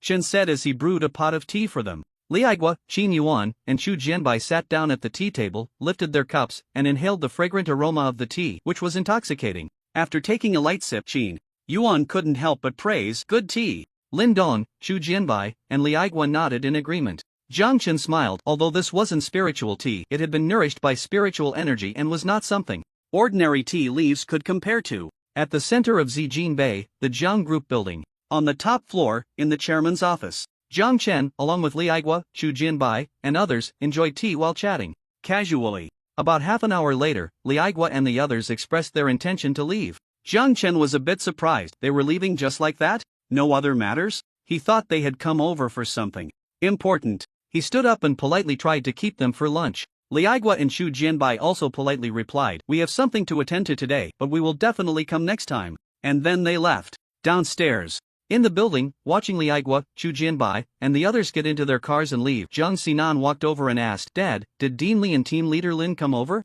She knew that Li Aigua, Chu Jianbai, and the other four were not simple figures. They represented three official institutions. Li Aigua and Qin Yuan represented the East Science Institute. Chu Jianbai represented the Eastern Theater Command. Lin Dong represented the Sword Organization. Each of these four individuals was not to be underestimated. Jiang Chen shook his head. "Nothing much, there should be others coming over next. I'll take care of these people. You handle the company's relocation and don't let anything go wrong." "Don't worry, Dad," Jiang Xinan nodded. Jiang Chen responded with an and looked ahead. He saw a convoy slowly approaching. Dad, it's the car from the Magic City government, Jiang Xinan said. Some old friends from before, Jiang Chen replied. He had developed in the Magic City for 20 years and knew quite a few people in official circles. Their arrival was not surprising. In the following time, Jiang Chen spent his day in various social engagements. Even the top leaders of the Magic City sent a secretary over. Besides some friends from official circles, many people from the business world also came. Jiang Chen didn't even realize he had so many friends in the business world. Aside from a few close relationships like Tao Yan, many were just acquaintances he had met a few times. This was not surprising. After the rise of the Jiang family, many wanted to befriend Jiang Chen. Unfortunately, Jiang Chen was in a semi-retired state and didn't engage much in the circle, otherwise he would have already formed factions around him. Today, the relocation of the Jiang group was an opportunity. Those who wanted to befriend the Jiang family naturally wouldn't miss it. Because there were too many guests and they didn't come empty-handed, a banquet was naturally arranged for lunch. By the end of the day, Jiang Chen was busy from dawn till dusk. It wasn't until 5 in the afternoon, after all the guests had left, that he finally had some leisure time. Jiang Group Building, Chairman's Office. Jiang Chen leaned back in his chair, casually spinning around. Dad, when are we moving? Jiang Xinan asked. Upon hearing this, Jiang Chen stood up and said, let's go, I'll take you to see our new home. Jiang Xinan's eyes lit up. Great. With that, Jiang Xinan stood up. She knew her father had built a large estate in Zijin Bay, but unfortunately, she hadn't seen it yet. Jiang Chen smiled and left the building, with his daughter heading towards the Jiang estate near the southern coast. Wow, it's so big? Walking through the vast estate, Jiang Xinan was shocked. It was just too large. Jiang Chen smiled and said, look over. There, that's the spiritual vegetable garden. And over there, that's the spiritual fruit orchard. Over there is the spirit rice field. As they walked, Jiang Chen introduced it to his daughter. Jiang Xinan felt her eyes were not enough. She giggled, Dad, take me for a spin. Jiang Chen nodded, using his wind manipulation technique to fly his daughter around the estate. Although many outsiders had come to Zijin Bay, the formation provided cover, so there was no need to worry about being seen. After taking a bird's-eye view of the various areas of the estate, Jiang Xinan was very satisfied. She decided that when she had time in the future, she would definitely explore every area. After flying around, the father and daughter landed in the living area. In the vast estate, only the living area was where they spent their daily lives. Dad, isn't the house a bit too close to the coast? Will there be any dampness? Seeing that the house was only 500 meters from the coast, Jiang Xinan felt a bit worried. Jiang Chen shook his head. Don't worry, I've set up a formation, that won't happen. Oh. Jiang Xinan felt relieved upon hearing this. She strolled around the house, which was primarily designed in a traditional Chinese garden style. Inside the house, there was a 3-story villa and some auxiliary buildings. Overall, the design was grand and exquisite. The interior decoration was also done according to her and her father's preferences, which Jiang Xinan found very pleasing. After touring the new home, it was time to move. The house was fully furnished, they just needed to bring over the important items from Huangpu No. 1 Villa. Sigh. I suddenly feel a bit reluctant. Looking at the items being moved from Huangpu No. 1 Villa, Jiang Xinan sighed. Although she hadn't lived in Huangpu No. 1 for long, it had only been less than 5 months. But she felt that the home in Huangpu No. 1 was more nostalgic than the one in Junjing No. 1, even though she had lived in Junjing No. 1 for over 10 years. When you have free time, you can go back and stay for a bit. Come on, let's tidy up the room, we'll stay here tonight. Jiang Chen ruffled his daughter's hair and said. Jiang Xinan responded with an O and entered the villa. While Jiang Chen and his daughter were setting up their new home, in an unknown universe, in an endless world of cultivation, in an obscure corner, a grand drama of opportunity was unfolding. Yuer, brother Jiang Hong. The two young people met and embraced each other. After a moment, they separated, and the man led the woman to a cave dwelling. These two were Jiang Hong and his childhood friend, Xia Yuer. Brother Jiang Hong, where have you been all this time? I heard from Master that you were being hunted during the Golden Core stage. Were you hurt? Inside the cave, Xia Yuer anxiously checked Jiang Hong for injuries, making his face turn beet red and feeling quite uncomfortable. Yuer, I'm fine. Jiang Hong waved his hand and said, Yuer, I came to see you this time to give you something. After this, let's part ways for now. Xia Yuer's eyes turned red. Brother Jiang Hong, you? Jiang Hong waved his hand. You and your master are together. We shouldn't meet too often. Oh. Xia Yuer let out a dejected oh, clenching her small fist, feeling unwilling. Still too weak. If only her strength was sufficient. Why should they be so cautious even about meeting? This is for you, inject it. Jiang Hong handed a gene enhancement serum to Xia Yuer. Xia Yuer composed herself and curiously asked, what is this? A treasure that can enhance your talent, Jiang Hong replied. Ah, Xiaoyuer blinked, picked up the syringe, and observed it for a moment but couldn't discern anything special. There were no fluctuations of spiritual energy, nor the unique aura of rare materials. Zhang Hong smiled, knowing what Xiaoyuer was puzzled about, and said, "This thing is different from ordinary rare materials." In the cultivation world, Xiaoyuer knew Zhang Hong wouldn't deceive her. The seemingly ordinary item might indeed enhance her cultivation aptitude. But she shook her head and said, "Brother Zhang Hong, with the 10,000-year spirit marrow you gave me last time, my aptitude is already quite good. You should use it instead." "I've used it. Each person can only use one." Zhang Hong shook his head. "Just look at my cultivation speed, and you'll understand." Xiaoyuer nodded, having sensed it before.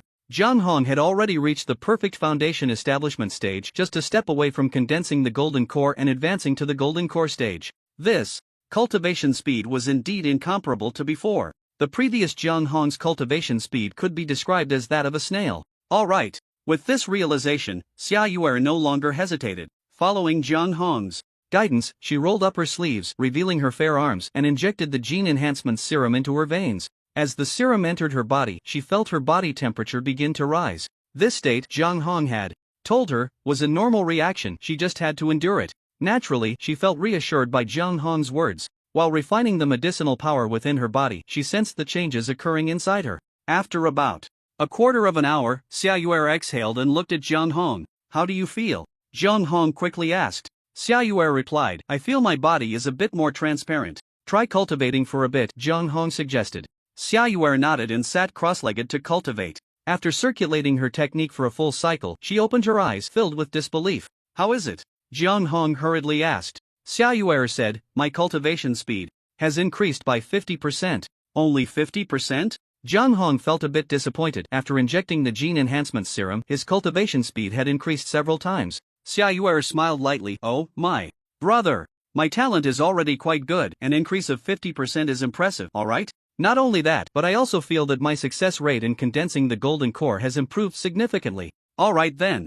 Zhang Hong nodded. Being able to increase the success rate of golden core condensation was good news. However, he thought of something. He remembered hearing from Taoist Jiang that this serum was the lowest grade, and there were intermediate gene enhancement serums above it. However, treasures that could enhance talent were precious, and he needed to make some preparations to trade for the intermediate gene enhancement serum with Taoist Jiang. Xiaoyuer watched her beloved lost in thought, and she chuckled softly, leaning against Zhang Hong's embrace. "Brother Zhang Hong, this thing is amazing. It's even more powerful than the 10,000-year spirit essence. It absolutely cannot be exposed." At the end, she straightened up and looked at Zhang Hong seriously. "Don't worry." Zhang Hong nodded. Xiaoyuer nodded. She knew Zhang Hong well. He was a very cautious person, and it was only in front of her that he would reveal some secrets. Thinking of this, her smile became even sweeter. Who wouldn't want to be completely trusted by the person they liked? "Brother Zhang Hong, I have to leave now." After a moment of tenderness, Xiaoyuer said reluctantly.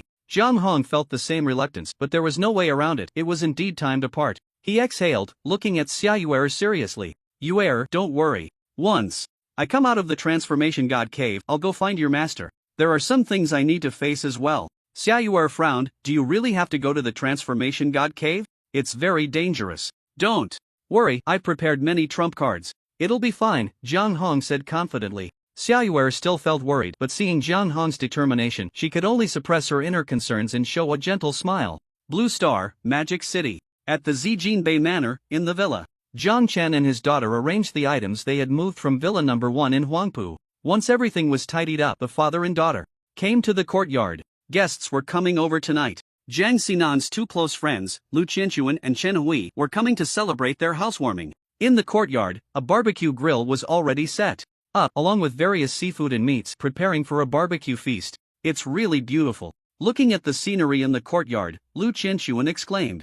Under the effect of the illusion mist array, Lu Qianquan and Chen Hui could only see this courtyard and not the vast manor beyond it. The other areas of the manor were a secret to the outside world and naturally could not be easily revealed. "If you like it, come stay for a couple of days," Zhang Xinan said with a smile. Lu Qianquan and Chen Hui were somewhat tempted but still shook their heads with smiles. On one hand, it was inconvenient. On the other hand, it was too far from the city center. Lu Qianquan was fine for now. She was in a resting state, spending her days either staying at home, shopping with her best friends, or catching up on domestic business news. Chen Hui was different. She worked at the hospital. Living in Zijinbei, her daily commute took a long time, which was quite troublesome. You can come over to play during the holidays. Jiang Xinan noticed her friend's worries and cheerfully pulled Chen Hui's arm. Chen Hui nodded. All right, we can eat now. Jiang Chen held a skewer of grilled meat. The three girls sat down, eating and chatting happily. After they were full, Lu Qianxuan and Chen Hui did not go back that night. After all, it was getting late and the distance was far, so they stayed in the guest room of the courtyard. In the bedroom on the second floor of the villa, Jiang Chen changed into a refreshing set of pajamas, opened the portal and arrived at the villa in the center of Ruixing Jiang City. Sitting cross-legged in the training room, Jiang Chen began to practice his techniques. During this period, he came to Ruixing to train every night. There was no other choice. The environment in Ruixing was too good, and the spiritual energy was too rich, making the training speed incomparable to that on Blue Star. After this period of hard training, the magical power within Jiang Chen became increasingly pure and abundant. As he circulated his energy, the magical power flowed within him. Until a certain moment, Jiang Chen opened his eyes. Feeling the abundant magical power within him, he exhaled. It's complete. Jiang Chen could clearly sense the unity of his magical power, which indicated a state of perfection. Next, he needed to prepare for the breakthrough to the foundation establishment stage. Foundation establishment, the foundation of the Great Way, was a very important realm. He had been studying this realm during this time. Generally speaking, in the cultivation world over at Zhang Hong's side, most cultivators needed foundation establishment pills to advance to the foundation establishment stage. According to Zhang Hong, there was nothing mysterious about the foundation establishment pills. They merely provided a vast amount of spiritual power to help cultivators break through their bottlenecks. For those with exceptional talent, they didn't even need foundation establishment pills to break through. Because their efficiency in absorbing spiritual energy was higher, they never lacked the spiritual power needed to break through. Jiang Chen felt that with his talent, combined with the environment in Ruixing, he shouldn't need foundation establishment pills. However, just to be safe, he decided it would be more prudent to trade for a few foundation establishment pills with Jiang Hong. If he didn't need them, that would be fine. But if the time came when he did need them and didn't have any, it would be troublesome. After a night of cultivation, on October 19th morning, Jiang Chen passed through the portal and returned to Blue Star. October 19th morning, Zijinbei Manor, Jiang Family Courtyard. After breakfast, Lu Qianxuan and Chen Hui said their goodbyes. Goodbye, uncle. Goodbye, Sinan. Outside the courtyard, Lu Qianxuan and Chen Hui waved their hands to bid farewell. Goodbye, come over to play more when you have time, Jiang Chen smiled. Lu Qianxuan and the others responded and got into the car to leave. Dad, I'm going to the company. After sending off her two friends, Jiang Xinan greeted her father and headed to the group building in the center of Zijinbei. The relocation of the group was still not finished. There was no choice, the group was too large, involving a massive number of personnel, and it couldn't be completed in just a day or two. Moreover, this relocation was not just about moving a group headquarters. The research institutions and important factories under the group would also be relocated to Zijinbei. After the girls left, Jiang Chen was the only one left in the courtyard. Jiang Chen didn't idle either. The manor was so large, divided into so many areas, it couldn't be left empty. To manage the vast manor, Jiang Chen had brought over a large number of androids to take care of the various zones. Jiang Chen went to the spiritual herb field where various spiritual herbs were growing, which were seeds traded from Jiang Hong. With the support of the Gathering Spirit Array, the spiritual herbs were growing quite well. After that, he went to the spiritual fruit orchard. The orchard was planted with spiritual peaches, spiritual apricots, grapes, and other fruits. These fruit trees were partly from Jiang Hong's world and partly from Ruixing. All had been tested and were beneficial for cultivation. After touring the spiritual fruit orchard, Jiang Chen went to the spiritual vegetable garden. In the vegetable garden, the green vegetables looked very pleasing. These spiritually infused vegetables are partly from the seeds provided by Jiang Hong and partly from seeds cultivated by themselves. Cultivation, in this case, means soaking the seeds in spiritual water for a few days and then scattering them in fields rich in spiritual energy. After touring the vegetable garden, Jiang Chen arrived at the Spirit Beast Garden. The Spirit Beast Garden was relatively quiet. How far along is the cultivation of the demon beasts on the Ruixing side? Jiang Chen asked Zhang Shaoqi, who was following beside him. For the sake of good food and cultivation, Jiang Chen had long instructed Zhang Shaoqi to cultivate demon beasts that could be raised on Ruixing. Zhang Shaoqi replied, currently, we have selected 5 types of demon beasts for farming. One is a demon beast similar to a sheep, with an adult size of about 3 meters, tender meat, and easy to tame. The second type is a demon beast resembling a pig, similar to a wild boar but much larger. The third type is a colorful feathered chicken, similar to the chickens on Blue Star but with more beautiful feathers and better meat. The fourth type is a fish called the golden scaled fish. And the last type is a bovine demon beast. Zhang Shaoqi detailed the 5 types of demon beasts that could be used for meat, concluding with, we have selected the cubs of these 5 demon beasts and they are currently being cultivated in the Ruweixing Beast Garden. Should we send them to Blue Star? Send them over, let them adapt to the environment of Blue Star as soon as possible and prepare the personnel responsible for raising the demon beasts. Zhang Chen nodded. He opened a portal in the Spirit Beast Garden and Zhang Shaoqi passed through it to arrange for the selected 5 types of demon beasts to enter Blue Star. Among the 5 types, there were 100 cubs each of cows, sheep, and pigs. The numbers of golden scaled fish and colorful feathered chickens were even greater.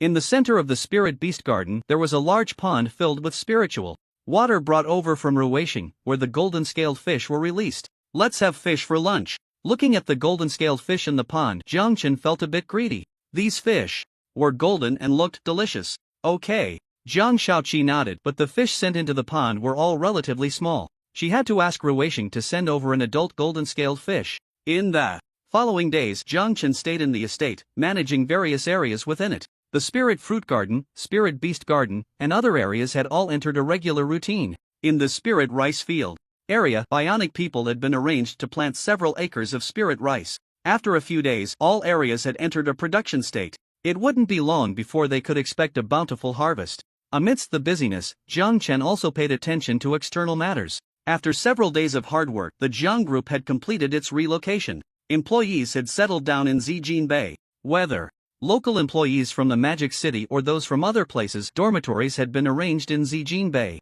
The date was now October 25, 2023. It had been 5 or 6 days since the group's large-scale relocation. That morning, Zhang Chen arrived at the rooftop of the group's building. Standing on the observation deck, he could overlook the entire Zijin Bay. Looking up, he could see the boundless sea. Dad. His daughter's voice came, and Zhang Chen turned to look. Sinan, are you done? Zhang Sinan smiled lightly and walked to the observation deck, standing side by side with her father. Dad, what direction do you think our group should develop next? Zhang Sinan asked softly, tidying her hair that had been blown by the wind. Zhang Chen glanced at his daughter and turned his head. Do you have any ideas? Zhang Sinan chuckled, looking into the distance. I just feel that the deceit and trickery in the business world are becoming less interesting. How could you think that? Zhang Chen asked. Zhang Sinan pursed her lips. It's just, how should I put it? I originally thought the business world was a high difficulty game. But recently, it feels like this game is getting easier. Zhang Chen shook his head. Something seemed off with his daughter today. So what are your thoughts? Zhang Chen asked. Zhang Sinan said enthusiastically, Dad, what do you think about unifying Blue Star? Zhang Chen rubbed his forehead. His daughter had quite the ambition. She wanted to be the global version of Wu Zetian. Shaking his head, just as he was about to say something, he noticed a change in his daughter's expression. He patted her shoulder and said, Alright, your current task is to focus on your cultivation. As for unifying Blue Star, let's talk about that once you've established your foundation. Oh, Zhang Sinan replied, lowering her head and falling silent. Zhang Chen shook his head and turned to leave the rooftop garden. The Blue Star instance had become no challenge for him anymore. Unifying it didn't feel like a significant achievement. The key question was, what benefit would unifying Blue Star bring to himself? In fact, Zhang Chen had considered unifying Blue Star, especially after hearing about the Light Gate. He wondered what would happen if this Light Gate appeared in Blue Star. Should he unify Blue Star to resist the invasion of the Light Gate? But later, for certain reasons, he gradually abandoned that idea. Leaving the rooftop, Zhang Chen returned to the villa in the estate. Upon entering his room, he connected with the Transdimensional Club. Just moments ago, Jiang Hong had contacted him, saying that the cave of the transformation stage was about to open. Your friend Jiang Hong has sent you a video request. Do you accept? A prompt from the Transdimensional Club popped up. Zhang Chen sat down on the sofa and chose to accept. The next moment, a virtual screen appeared before him. On the screen, Jiang Hong, dressed in a blue robe, stood on a small hill. Dao friend Jiang, can you see me? Jiang Hong's voice came through the video. I can, Zhang Chen replied with a smile, asking, Brother, what's the situation over there now? Jiang Hong said, the cave has just made some noise. It is expected to open in no more than an hour. Zhang Chen nodded and asked, by the way, how many cultivators have arrived? Jiang Hong adjusted the video. The screen shifted to a bird's eye view, showing the surroundings of the transformation stage cave to Zhang Chen. He saw a large number of cultivators, at least 100,000. Among them, the 12 powerful figures standing in the sky were the most eye-catching. Jiang Hong's expression was serious. Dao friend, you can see that many cultivators have been attracted by the phenomenon. Not to mention the qi refining and foundation establishment cultivators. There are over 100 golden core cultivators and 12 nascent soul cultivators. Jiang Chen clicked his tongue. That was way too many. He had originally thought that having 3 or 5 nascent soul cultivators would be good enough. But now, 12 had shown up. Could Jiang Hong handle it? He wasn't very confident. Even with the platinum spear, it wouldn't be enough. Although the platinum spear could unleash attacks at the nascent soul level, Jiang Hong's cultivation was too low. Unless he managed a sneak attack. The main issue was that there were too many nascent soul cultivators. Once Jiang Hong launched a sneak attack, he could easily be discovered by other nascent soul cultivators. If the old nascent soul experts were on guard, even if Jiang Hong possessed a treasure and wasn't afraid of the mental pressure from the nascent soul level, he would still struggle against them. Of course, if these nascent soul cultivators acted separately, Jiang Hong could take them down one by one. Those standing in the void are the 12 nascent soul cultivators, right? Looking at the 12 figures in the video, Jiang Chen couldn't help but want to scoff. They really knew how to show off. Yes, Jiang Hong nodded and then introduced other powerful figures to Jiang Chen. He particularly emphasized the 103 golden core cultivators. These are the strong ones that are publicly known. I estimate that there might be some hidden golden core and even nascent soul oldtimers, Jiang Hong said. Jiang Chen nodded. Not everyone liked to flaunt their strength. In the cultivation world, what was most abundant were the low-key oldtimers. Jiang Chen sighed. Just the exposed strong ones were enough for Jiang Hong to handle. With the hidden strong ones included, could Jiang Hong really manage? Seemingly sensing Jiang Chen's worries, Jiang Hong spoke with a slightly relaxed expression. Don't worry, I have also made a breakthrough. With various trump cards, aside from those 12 nascent soul cultivators, I am not afraid of anyone. You broke through to the golden core stage? Jiang Chen asked in surprise. The last time they met, he hadn't broken through yet. How could he have done it in just a few days? Jiang Hong nodded. Yes, but it's still early, and I haven't had time to stabilize my realm. Jiang Chen nodded. This was good news. The breakthrough to the golden core stage, combined with the silver light sword, makes it no exaggeration to say that one is invincible at the golden core stage. So, how is it? Have you met your childhood sweetheart? Jiang Chen asked. I have, Jiang Hong said, a smile appearing on his ordinary face. I injected the gene enhancement potion into your, and her cultivation speed has increased by about 50%. Not bad. Jiang Chen nodded. Your childhood sweetheart already has outstanding talent, and a 50% increase in cultivation speed is quite impressive.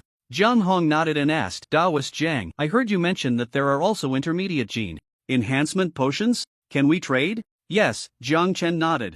Jiang Hong felt a surge of joy in his heart. He had tasted the benefits of the gene enhancement potion. One potion had allowed his talent to catch up to that of an ordinary genius. If he injected another intermediate gene enhancement potion, his talent would definitely catch up to yours, making him a top genius. By then, his path of cultivation would be much smoother. After the cave dwelling trip, let's trade for 2 potions, Jiang Hong said. No problem, Jiang Chen nodded. He had obtained 5 intermediate gene enhancement potions from Dai Shuayer. He used one for himself, kept one for his daughter, and the remaining 3 could be used for trade. Jiang Chen stroked his chin, pondering that it was time to trade for a few more intermediate gene enhancement potions from Dai Shuayer. It would be even better if there were advanced gene enhancement potions. As for the trading chips, it would definitely be various spiritual energy resources. What Jiang Chen lacked the least right now was spiritual energy resources. A spiritually rich primitive planet, not to mention it being inexhaustible, could at least be developed for tens of thousands of years, right? However, should he suppress the native beings on Ruwei Star? Jiang Chen fell into deep thought. If he allowed the native beings on Ruwei Star to develop freely, they would definitely be able to create a powerful cultivation civilization in the future. Although this possibility was a long way off, it couldn't be ignored. Speaking of which, does this mean he would become the villain? A villain who suppresses the development of a civilization. Tut, this is the classic ultimate villain in many novels. Of course, he could also transform into a civilization guide, leading the Ruwei Star civilization to grow and become its progenitor. In that case, once the Ruwei Star civilization develops, it should no longer pose a threat to him, right? Who would dare to harm their progenitor? But there are indeed unfilial descendants. In that moment, Jiang Chen thought of many things. Ultimately, he chuckled and shook his head, realizing he was overthinking. By the time the Ruwei Star civilization developed, he would probably already be invincible. On the other end of the video, Jiang Hong had no idea that just mentioning the gene potion had led Jiang Chen to such extensive thoughts. Hearing Jiang Chen agree to the trade, a smile appeared on Jiang Hong's ordinary face as he said, at that time, I'll give you something good. What is it? Jiang Chen, curious, set aside his thoughts and asked. Jiang Hong replied, a peculiar item from another world, a specialty of that world. How should I put it? It's somewhat similar to the silver light sword, but not exactly the same. Jiang Chen nodded, intrigued. The Transdimensional Club is an open platform. Not only can he match with various worlds, but so can his friends. It seems Jiang Hong has matched with a world similar to the island world where Wu Yang is. An item similar to the silver light sword? Could it be from a game world? It's not impossible. However, the game world should be inferior to the island world, right? Most items in the game world require cooldown times. The more powerful the equipment, the longer the cooldown. This applies not only to equipment but also to skills. The island world is different. Weapons and equipment do not require any cooldown. As for skills, as long as the energy within the body is sufficient and the body can withstand it, one can unleash them freely. Looking forward to it, Jiang Chen said with a smile. Jiang Hong nodded and began to chat casually with Jiang Chen. About an hour later, a series of rumbling sounds echoed through the video, shaking the ground and mountains. Jiang Hong's expression grew serious as he looked in one direction and said in a deep voice, the cave is opening. In the Demon City, at the Zijin Bei Manor, Jiang Chen followed Jiang Hong's gaze. He discovered that what was once an unremarkable hill had suddenly collapsed. A massive palace emerged, radiating golden light and exuding an imposing aura. Is this the cave of a transformation stage? Cultivator? Truly magnificent, Jiang Chen exclaimed, though he felt little inside, as it was all happening through a screen. If he were there in person, perhaps he would be more shocked? Jiang Hong looked ahead, his tone grave. Yes, this is the cave of a transformation stage cultivator, and some have already attempted to enter. Jiang Chen nodded, his gaze fixed. Currently, all major factions were watching, clearly wanting other cultivators to test the waters first and see if there was any danger. Especially the Golden Core and Nascent Soul cultivators, who showed no signs of movement. Only the Foundation Establishment and Chi refining cultivators were eager to act. These lower-tier cultivators knew they could hardly compete with the Golden Core and Nascent Soul powerhouses, so they wanted to seize the opportunity. Although it was dangerous, lacking strength meant they could only seek fortune in risk. Let's go in too, a Golden Core cultivator said, seeing the lower-tier cultivators entering the cave without a care. After all, there were still 12 Nascent Soul old monsters above them, and they wanted to seize the opportunity as well. Only those 12 Nascent Soul old monsters remained calm, fully in control of the situation. Dao friend, I should set off now, Jiang Hong said, adjusting his clothes and looking seriously at the distant transformation cave. Be careful, Jiang Chen replied. Jiang Hong nodded, don't worry, as a club member, I won't die so easily. Jiang Chen wholeheartedly agreed with this statement. As a member of the Transdimensional Club, having encountered so many worlds, how could he not have a trump card? Moreover, Jiang Hong was a silver-level member. Even if he encountered some irresistible life-threatening danger, wasn't there the club's personal space? He could just hide in the personal space, right? Jiang Hong took action. He didn't immediately enter the cave but instead disguised himself. He used all sorts of techniques, such as facial alteration and concealment methods. Moments later, Jiang Hong transformed into an ordinary middle-aged man. Jiang Hong was very cautious, he suppressed his aura to the Foundation Establishment stage and followed a group of Foundation Establishment cultivators into the cave. Jiang Chen followed Jiang Hong's perspective and saw the situation inside the cave. Upon entering the palace's main door, a vast hall, 1,000 meters square and 100 meters high, came into view. Surrounding the hall were dark, shadowy corridor entrances. So big, Jiang Chen marveled, this must be a spatial technique like a mustard seed containing a mountain? From the outside, the palace appeared to be only about 1,000 meters in size. But inside, just the hall alone was 1,000 meters square. Jiang Hong's expression was grave as he said with his divine sense, this is not good. The cave's owner is not an ordinary transformation stage cultivator. Oh, what do you mean? Jiang Chen asked seriously. Jiang Hong took a deep breath and said, I once had an opportunity to learn about the descriptions of various cultivation realms. Generally speaking, only upon reaching the nascent soul stage can one initially touch upon the spatial domain, such as short-distance teleportation. Only upon reaching the transformation stage can one tear apart space and traverse it. Of course, traversing space at the transformation stage comes with great danger. Only upon reaching the void stage can one truly begin to grasp the rules of space. Traversing space and opening up small worlds are techniques of the void stage. To open up such a vast space is not something an ordinary transformation stage cultivator can achieve. Even if the cave's owner is not at the void stage, they are likely very close to it. At least having mastered many spatial mysteries. Jiang Chen fell silent. The void stage. As a mere chi refining novice, he could hardly imagine the power of the void stage. Then he thought of something and frowned, asking, if the spatial domain is so advanced, only truly grasped at the void stage, then how come your world's storage treasures are so rampant? This point puzzled him. Only by reaching the nascent soul stage can one begin to touch the realm of space. As a result, in the cultivation world where Jiang Hong resides, spatial treasures like storage bags and storage rings are as common as dirt. Even a low-level chi refinement cultivator possesses a storage bag. Jiang Hong chuckled and said, it is said that treasures like storage bags and storage rings are crafted by artifact masters using materials with spatial attributes. For instance, a storage bag is made from the hide of a certain beast that possesses spatial properties. As for storage rings, they are more advanced than storage bags, made from even more precious spatial materials. In fact, the vast majority of cultivators use storage bags. Only high-level cultivators above the golden core stage can afford storage rings. Storage rings are very precious. Even a low-level storage ring has an internal space that far exceeds that of the highest-grade storage bag. Zhang Chen received the answer, but his brow did not relax. He asked, beasts with spatial attributes must be quite powerful, right? The realm of space is formidable, whether in the fantasy system or the cultivation system. How could beasts born with spatial attributes be weak? Jiang Hong shook his head. Strangely enough, although those beasts possess spatial attributes, they themselves lack spatial means. They are relatively weak beasts and often fall prey to cultivators. The reason they haven't been exterminated is due to the control of high-level cultivators. Zhang Chen pondered, could it be the means of some big shot? He quickly shook his head, no longer wanting to think about these issues. He looked towards the dark entrances of the hall and said, there are a total of 32 entrances. Have you decided which corridor to enter? Jiang Hong replied, we definitely need to avoid the nascent soul old monster. Zhang Chen said, all paths lead to the same destination. Although there are 32 different entrances, we will likely encounter each other in the end. Jiang Hong nodded, I also guessed this, but there's no way around it. We can only temporarily avoid them and see how things go. However, I am prepared. Saying this, he took out something resembling a compass. What is this? Jiang Chen asked curiously. A lucky compass, from a magical world. It can point out the best route. Jiang Hong did not hide it. What a treasure!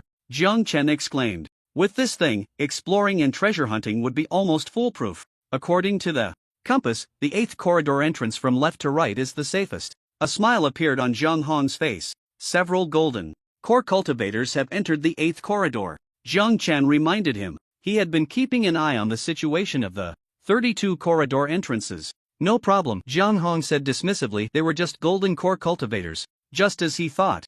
This, his expression changed. He saw a nascent soul old monster transform into a streak of light and rush straight into the 8th corridor entrance. This, Jiang Chen was also speechless. Jiang Hong's expression remained calm as he silently stood in the corner, watching everything unfold. In the cave of the transformation stage, in an inconspicuous corner, watching his lucky entrance being seized by a nascent soul cultivator, Jiang Hong felt a mix of emotions. He hesitated, wondering if he should follow in. When he saw the remaining 11 nascent soul old monsters enter different corridor entrances, his expression improved slightly. What should we do now? Choose another entrance or go into the 8th entrance? Jiang Chen asked. Jiang Hong silently looked at the lucky compass, and after a moment, he said, the lucky compass still points to the 8th entrance, so that means the nascent soul cultivator poses no threat to me? Jiang Chen was speechless, floating away. A nascent soul cultivator poses no threat to you? After a moment of silence, he asked, do you know the specific strength of that nascent soul cultivator?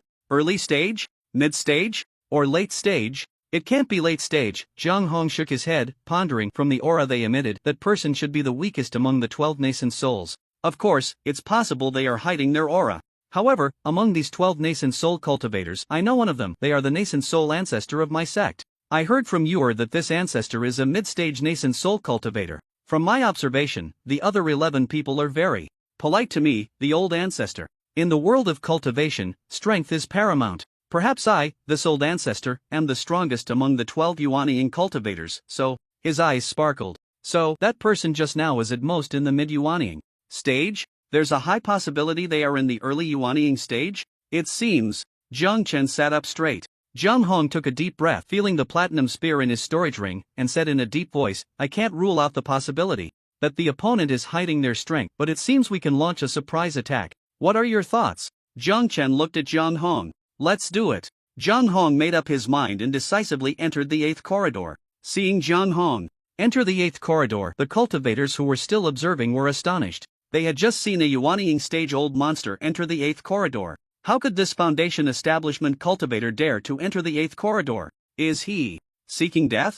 Jiang Hong ignored the other cultivators, concealed his aura, and plunged into the 8th corridor. The moment he entered the corridor, the scene before Jiang Hong changed. His vision restored, he found himself in a stone forest. Looking around, strange rocks stood tall. Jiang Hong stood still, cautiously observing his surroundings. He tried to fly up high for a better view, but his expression changed. This isn't good, there's a forbidden flight formation here, and I can't fly. Moreover, my spiritual sense is heavily suppressed, I can only sense up to 10 meters. Jiang Hong said solemnly, only those at the Jindan stage can produce spiritual sense. In the Qi refining and foundation establishment stages, at most, one has a stronger perception. Perception is actually equivalent to low-resolution spiritual sense. The awareness of the surroundings is quite vague, not as clear as spiritual sense, and the sensing range is also quite limited. Jiang Hong had just advanced to the Jindan stage, and his spiritual sense could cover a kilometer. He could see ants within that kilometer range clearly.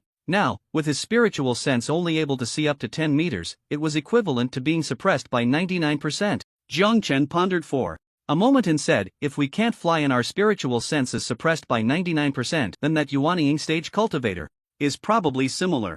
Jiang Hong nodded, then shook his head, saying, I don't know if a Yuanying stage cultivator can fly here, but I heard you say that even the weakest early Yuanying stage spiritual sense can cover 100 kilometers. If the soul power is strong enough, the coverage will be even broader. That Yuanying stage cultivator, even if their spiritual sense is suppressed by 99%, is still quite formidable. Truly impressive. Jiang Chen sighed, noting that the distance from west to east in the Demon City is only about 100 kilometers, which means the spiritual sense could directly cover the entire Demon City. However, this is quite different from some novels that claim Yuanying stage spiritual sense can cover the entire world. Not to mention the Yuanying stage, even the Huashan stage's spiritual sense can't cover the entire world. Right? Bang! A muffled sound came, and Jiang Chen quickly looked over, discovering that Jiang Hong was under attack by a stone monster, a moving stone. Jiang Chen marveled, the world of cultivation truly is full of wonders. This thing only has the strength of an early Jindan stage. Although it can fight, it will cause quite a commotion, so it's better to end it quickly. Jiang Hong said, taking out a golden axe and using the armor break skill, striking the stone monster with the axe. The terrifying force made the stone monster pause, instantly shattering it into pieces. The armor break skill is indeed useful. Jiang Hong was delighted. Ever since he obtained the silver light sword and the golden axe, he had been using sword light and axe light for long-range attacks. This was the first time he used the armor break skill. It's just a bit wasteful. Jiang Hong shook his head. This was equivalent to a full power strike from a peak Jindan stage cultivator, wasted on an early Jindan stage stone monster. It's not really wasteful. In times like this, efficiency is what matters. You should think about what to do next. Jiang Chen said. Jiang Hong nodded and took out a map. This was the map Jiang Hong had obtained regarding this Huashan stage cave. The map has changed. Jiang Hong said. What do you mean? Jiang Chen asked. Jiang Hong sighed. Ever since I got this map, the lines on it have been changing continuously. At the very beginning, it was just a simple roadmap. As we approached the cave, the route became more detailed and clearer. Entering corridor number 8 and arriving at this stone forest, the map's route became even clearer, revealing the full layout of the cave's interior. Now, it is truly a complete map. At this point, Jiang Hong sighed and continued, according to the information provided by the map, only by exiting this stone forest can we reach the core inheritance site of the cave. Jiang Chen, who was on Blue Star, listened to Jiang Hong's account, deep in thought. After a moment, he said, Brother, this map has serious issues. Jiang Hong nodded. Yes, there are major problems. Perhaps I fell into some kind of scheme from the very beginning? Or maybe I am just a tool for delivering the map. At the end, he gave a self-deprecating smile. Jiang Chen pondered for a moment and said, Has this map been kept in the storage bag all along? Yes, Jiang Hong nodded. Jiang Chen said, From now on, let's put it into personal space. Jiang Hong nodded. I had the same thought. In fact, at first, I treated it as a treasure and put it in personal space to prevent losing it. Unfortunately, it hasn't changed in personal space. It only changes when taken to the outside world. Jiang Chen smiled and said, This is quite obvious. This map has always been connected to the cave, gradually leading you here. To prevent any accidents, it's better to keep it in personal space. From now on, personal space can clearly isolate the map from the cave sensing. Jiang Hong nodded in agreement with Jiang Chen's words. Inside the cave of the transformation stage, in the stone forest, Jiang Hong placed the map into the super timespace club personal space. As soon as he put it into personal space, Jiang Hong noticed a powerful golden light erupting from the map, crashing against the spatial wall as if trying to break through. Jiang Hong squinted. It had never reacted like this when he kept it in personal space before. Could it be because of entering the cave? The golden light emitted by the map was very strong, surpassing the golden core stage. This made Jiang Hong feel a wave of fear. It was as if he had placed a ticking time bomb on himself. If it erupted when he was weak, wouldn't he be doomed? Taking a deep breath, he chose to ignore it. Despite the strong golden light, it crashed against the spatial wall without causing any ripples. The idea of breaking through personal space was a delusion. Shifting his gaze away from personal space, Jiang Hong continued on his way. Along the way, he encountered quite a few stone monsters. To Jiang Hong's surprise, these stone monsters were all at the initial stage of the golden core. At first, he didn't think much of it, but when he encountered several late-stage Foundation Establishment cultivators battling a few late-stage Foundation Establishment stone monsters, when he saw two mid-stage golden core cultivators fighting against two mid-stage golden core stone monsters, he understood. So that's how it is, Jiang Hong realized. No wonder he had been attacked by golden core initial stage stone monsters. It was because he himself was at the golden core initial stage.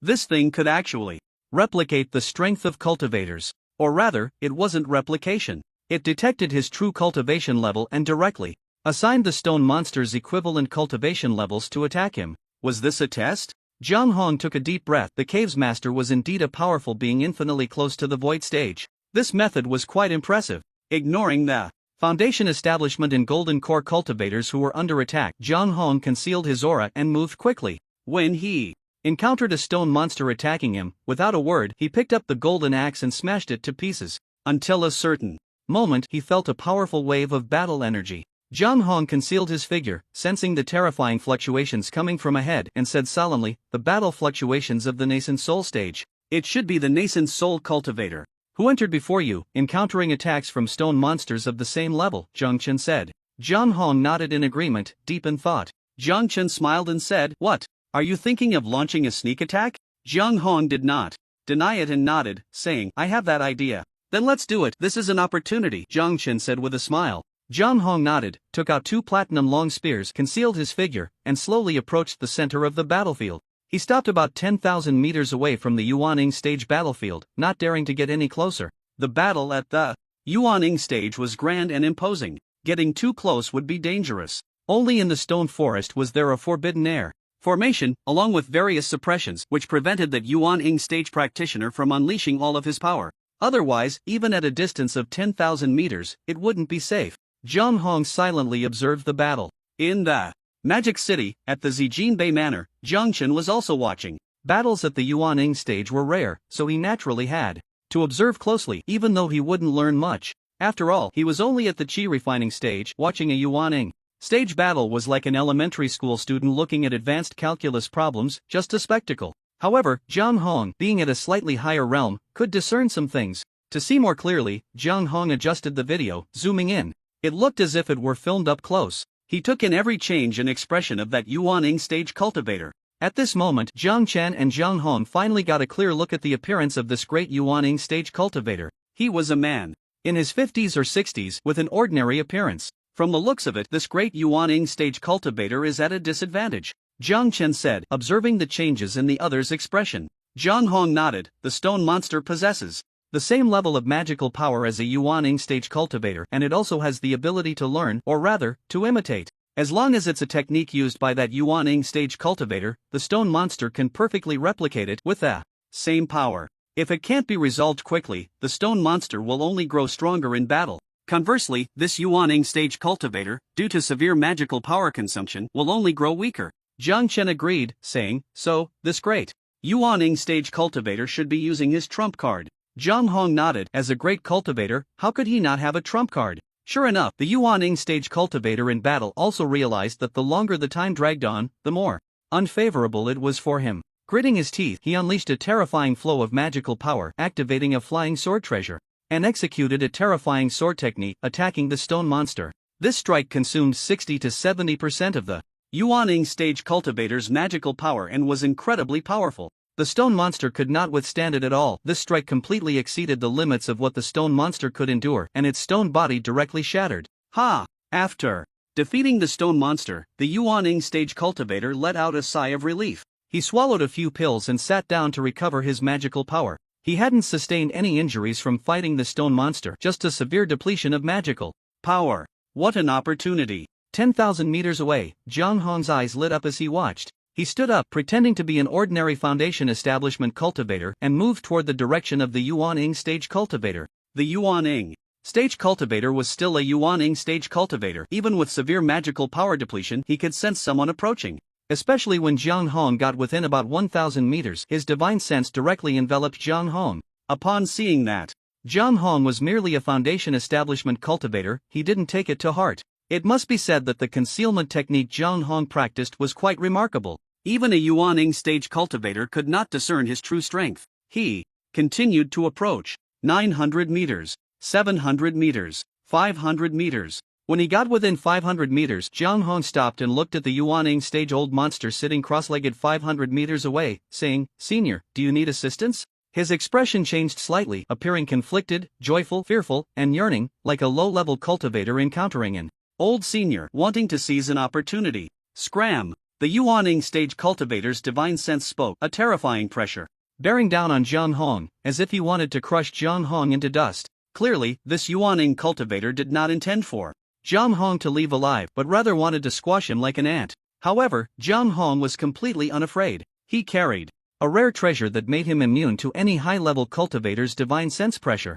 Yet, Jiang Hong pretended to struggle under the pressure, displaying an appearance of being unable to bear it. Jiang Chen, who was on Blue Star, watched Jiang Hong's performance and couldn't help but say, "Great acting. Coming to Blue Star, he might even win an award or something." In the next moment, Jiang Hong, who seemed about to fall, suddenly straightened up. The nascent soul stage cultivator was taken aback, unable to understand how a mere Foundation establishment cultivator could withstand his mental pressure and stand upright. Immediately, Jiang Hong decisively raised 2 platinum long spears and activated the skill Spear Shadow, unleashing 2 terrifying spear shadows in quick succession. Fast, too fast. Jiang Hong's speed was astonishing, so fast that even a nascent soul stage grand cultivator couldn't react in time. While he was still puzzled about how a small Foundation establishment cultivator could withstand his mental pressure, the 2 terrifying spear shadows were already right in front of him. With his own magical power not fully restored, he felt a tingling sensation at the back of his head facing this terrifying spear shadow. He wanted to dodge, but the spear shadow was too fast and his breath had already been locked onto by the spear shadow. Even as a nascent soul stage grand cultivator, he couldn't evade it. He could feel that the momentum of this spear shadow had definitely reached the peak of the nascent soul stage. How could he withstand it as a mere early nascent soul cultivator? The unknown nascent soul grand cultivator's face showed a frenzied expression. He mobilized all his magical power, bringing out all his trump cards, preparing to take this spear shadow head-on. As expected, his protective magical treasure was directly torn apart by the spear shadow. His defensive spells were as ineffective as paper, offering no resistance whatsoever. Shattering all defenses, the spear shadow finally collided with the body of the nascent soul grand cultivator. The physique of a nascent soul cultivator faced with this terrifying spear shadow showed no signs of a miracle. His body was directly shattered by the spear shadow, and a nascent soul the size of a palm jumped out. The little face of the nascent soul showed a look of horror. He never expected that a Foundation establishment cultivator, akin to an ant, could unleash such a powerful attack. Which peak nascent soul grand cultivator was pretending to be a pig to eat a tiger? He felt hatred, pure hatred. The nascent soul jumped a few times, trying to teleport away. But in the next moment, the second spear shadow struck, directly shattering the nascent soul. Unsurprisingly, the grand nascent soul cultivator was completely killed, his soul extinguished. Jiang Hong exhaled, not having time to reflect. He quickly moved to the area where the nascent soul cultivator had died and spread out his divine sense. Soon, he found 2 items, a flying sword and a ring. He picked up the flying sword and the ring and tossed them into his personal space. Then Jiang Hong's figure quickly disappeared. Not long after, several figures rushed over. The earlier commotion was too great. The cultivators in the stone forest sensed it. They all came to check, but aside from seeing a mess on the ground, they found nothing else. Could it be that the nascent soul grand cultivator perished together with the stone monster? Someone speculated. The crowd fell silent. After running several hundred miles, Jiang Hong finally stopped. He took a deep breath to calm himself down. It was his first time ambushing a nascent soul grand cultivator, and he couldn't help but feel a bit nervous. Jiang Chen, who was on Blue Star, witnessed the entire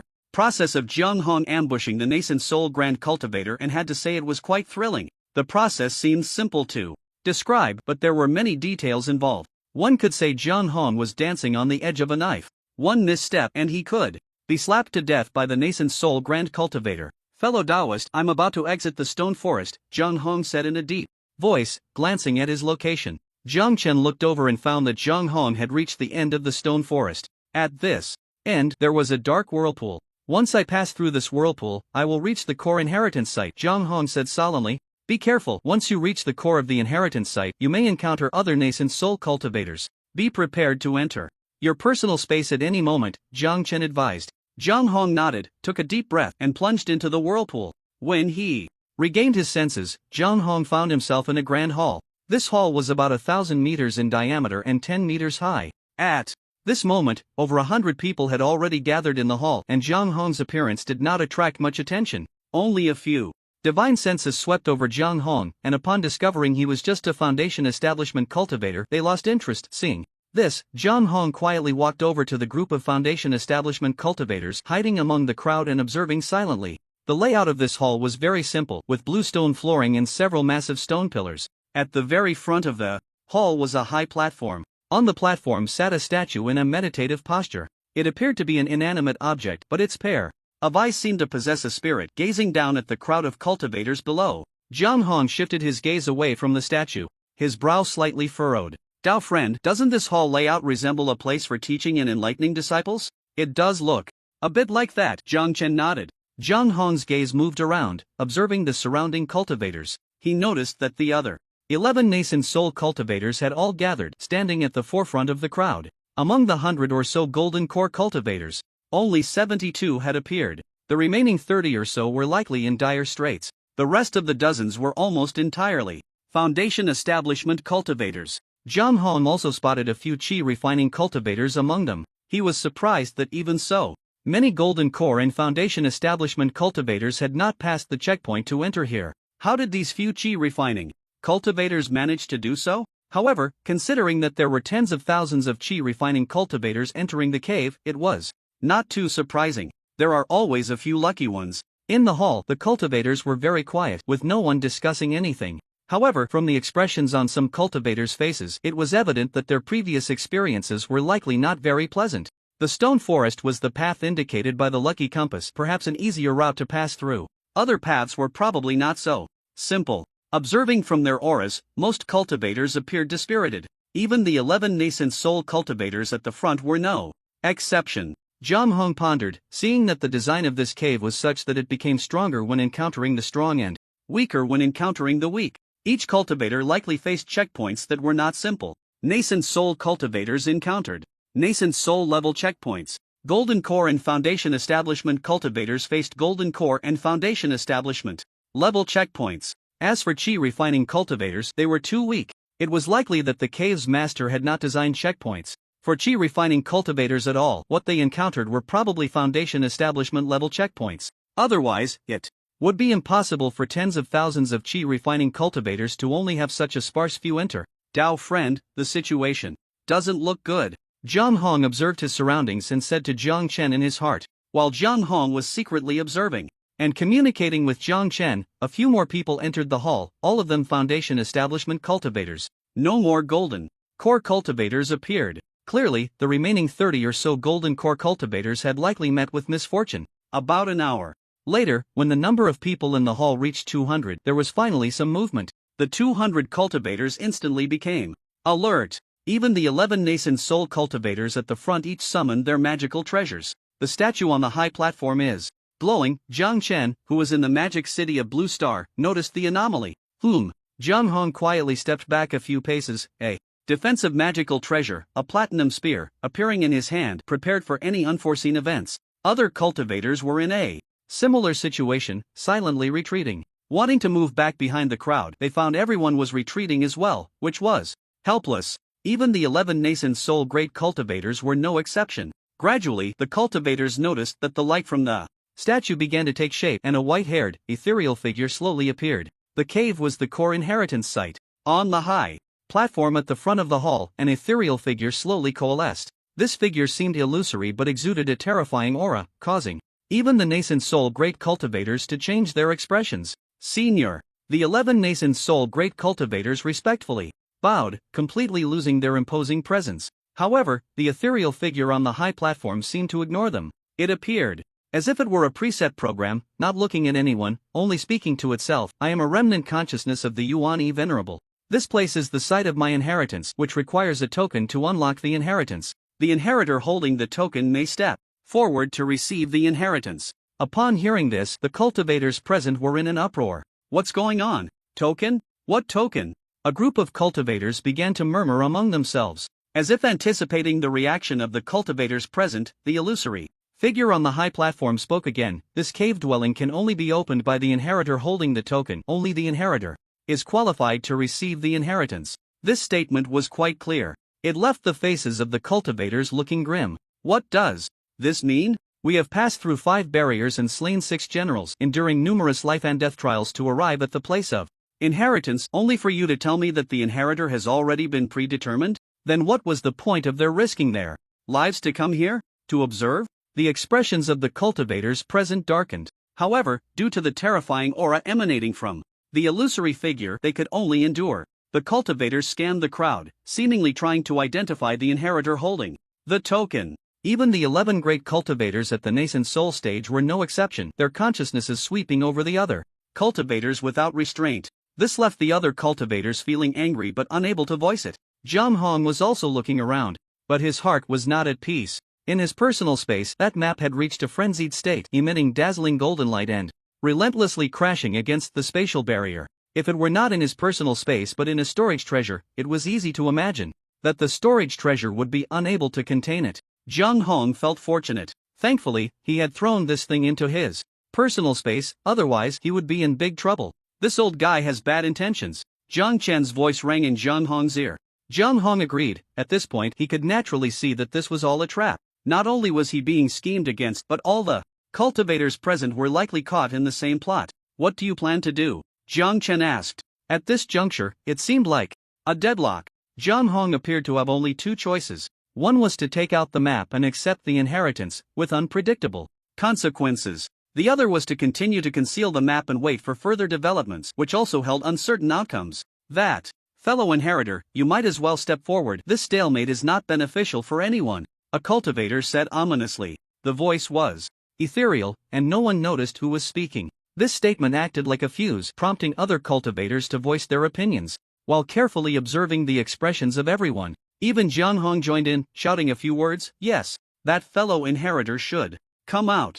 In fact, it wasn't just the group of cultivators who were anxious. The illusory figure on the high platform, with hair as white as snow, was also secretly anxious. However, his persona was that of a preordained remnant consciousness, devoid of emotions. Therefore, he could not express his inner anxiety and could only wait silently. Strange, logically speaking, the map I left behind should actively bring forth the physical vessel. Why is there no response? The illusory figure pondered quietly. He had left a backup plan in the map. Even if it were placed in the most advanced spatial treasure by the cultivators, it should have burst forth. Yet, there was no movement at all. For a moment, the situation was at a standstill. There was no choice but to secretly employ a secret method to increase the pulling force, determined to draw out the token. At this moment, the 11 great cultivators at the nascent soul stage were communicating with each other through sound transmission, trying to devise a way to break the deadlock. Brothers, what should we do now? Everyone, at this point, there's no need to hide. Fellow cultivators, have you noticed anything? I'm not sure about the others for now, but this illusory figure gives me a very dangerous feeling. It's probably not just a remnant consciousness. A remnant consciousness at the transformation stage isn't this terrifying. Could it be a soul body? Very likely. Perhaps this Yuan-E Venerable One has not completely fallen. Could it be? Perhaps this is a trap, a scheme laid out by an old monster for reincarnation. Yes, this Venerable One of the Unity stage is not a simple transformation stage. He is probably not far from the Cave Void stage. At the very least, he is a powerful existence that has touched upon the mysteries of the Cave Void stage. Indeed, the spatial mysteries of this cave dwelling are not something an ordinary transformation stage cultivator can achieve. Since this old monster has set up a scheme for possession and rebirth, why did the cave erupt with strange phenomena when it appeared, attracting us here? Right. That cultivator holding the token was clearly the first to arrive and opened the cave. If it was just possession and rebirth, there would be no need to create phenomena to draw us in. Could it be that the inheritor does not meet the old monster's requirements? Is it trying to select someone from among us for possession? It shouldn't be. I've heard that some demonic cultivation methods can devour the essence of a cultivator's flesh and blood, rapidly restoring strength. A voice of divine thought said softly. This made the group of nascent soul cultivators feel a chill in their hearts. At that moment, they seemed to have guessed the truth. What inheritance? It was all a lie. Just an old monster trying to quickly restore its strength after rebirth by attracting a group of blood food. The group of nascent soul grand cultivators felt cold inside but dared not show a hint of it. There's one thing I can't understand. Since it's possession, why not just select a cultivator from those present for possession? Why get tangled up with the token, a nascent soul cultivator asked in confusion. Perhaps there are some conditions or restrictions. The vessel chosen for possession by the old monster must not be simple. If that's the case, we still need to protect that inheritor. We absolutely cannot let this old monster succeed in possession, or we'll be in danger. That's right, but I'm worried about what other means this old monster has. Since it set up a scheme, it should have confidence in drawing out the token, right? But it's been so long with no movement. It seems that the inheritor who obtained the token is not simple either. Ha ha, if it were simple, it wouldn't have been chosen by this old monster.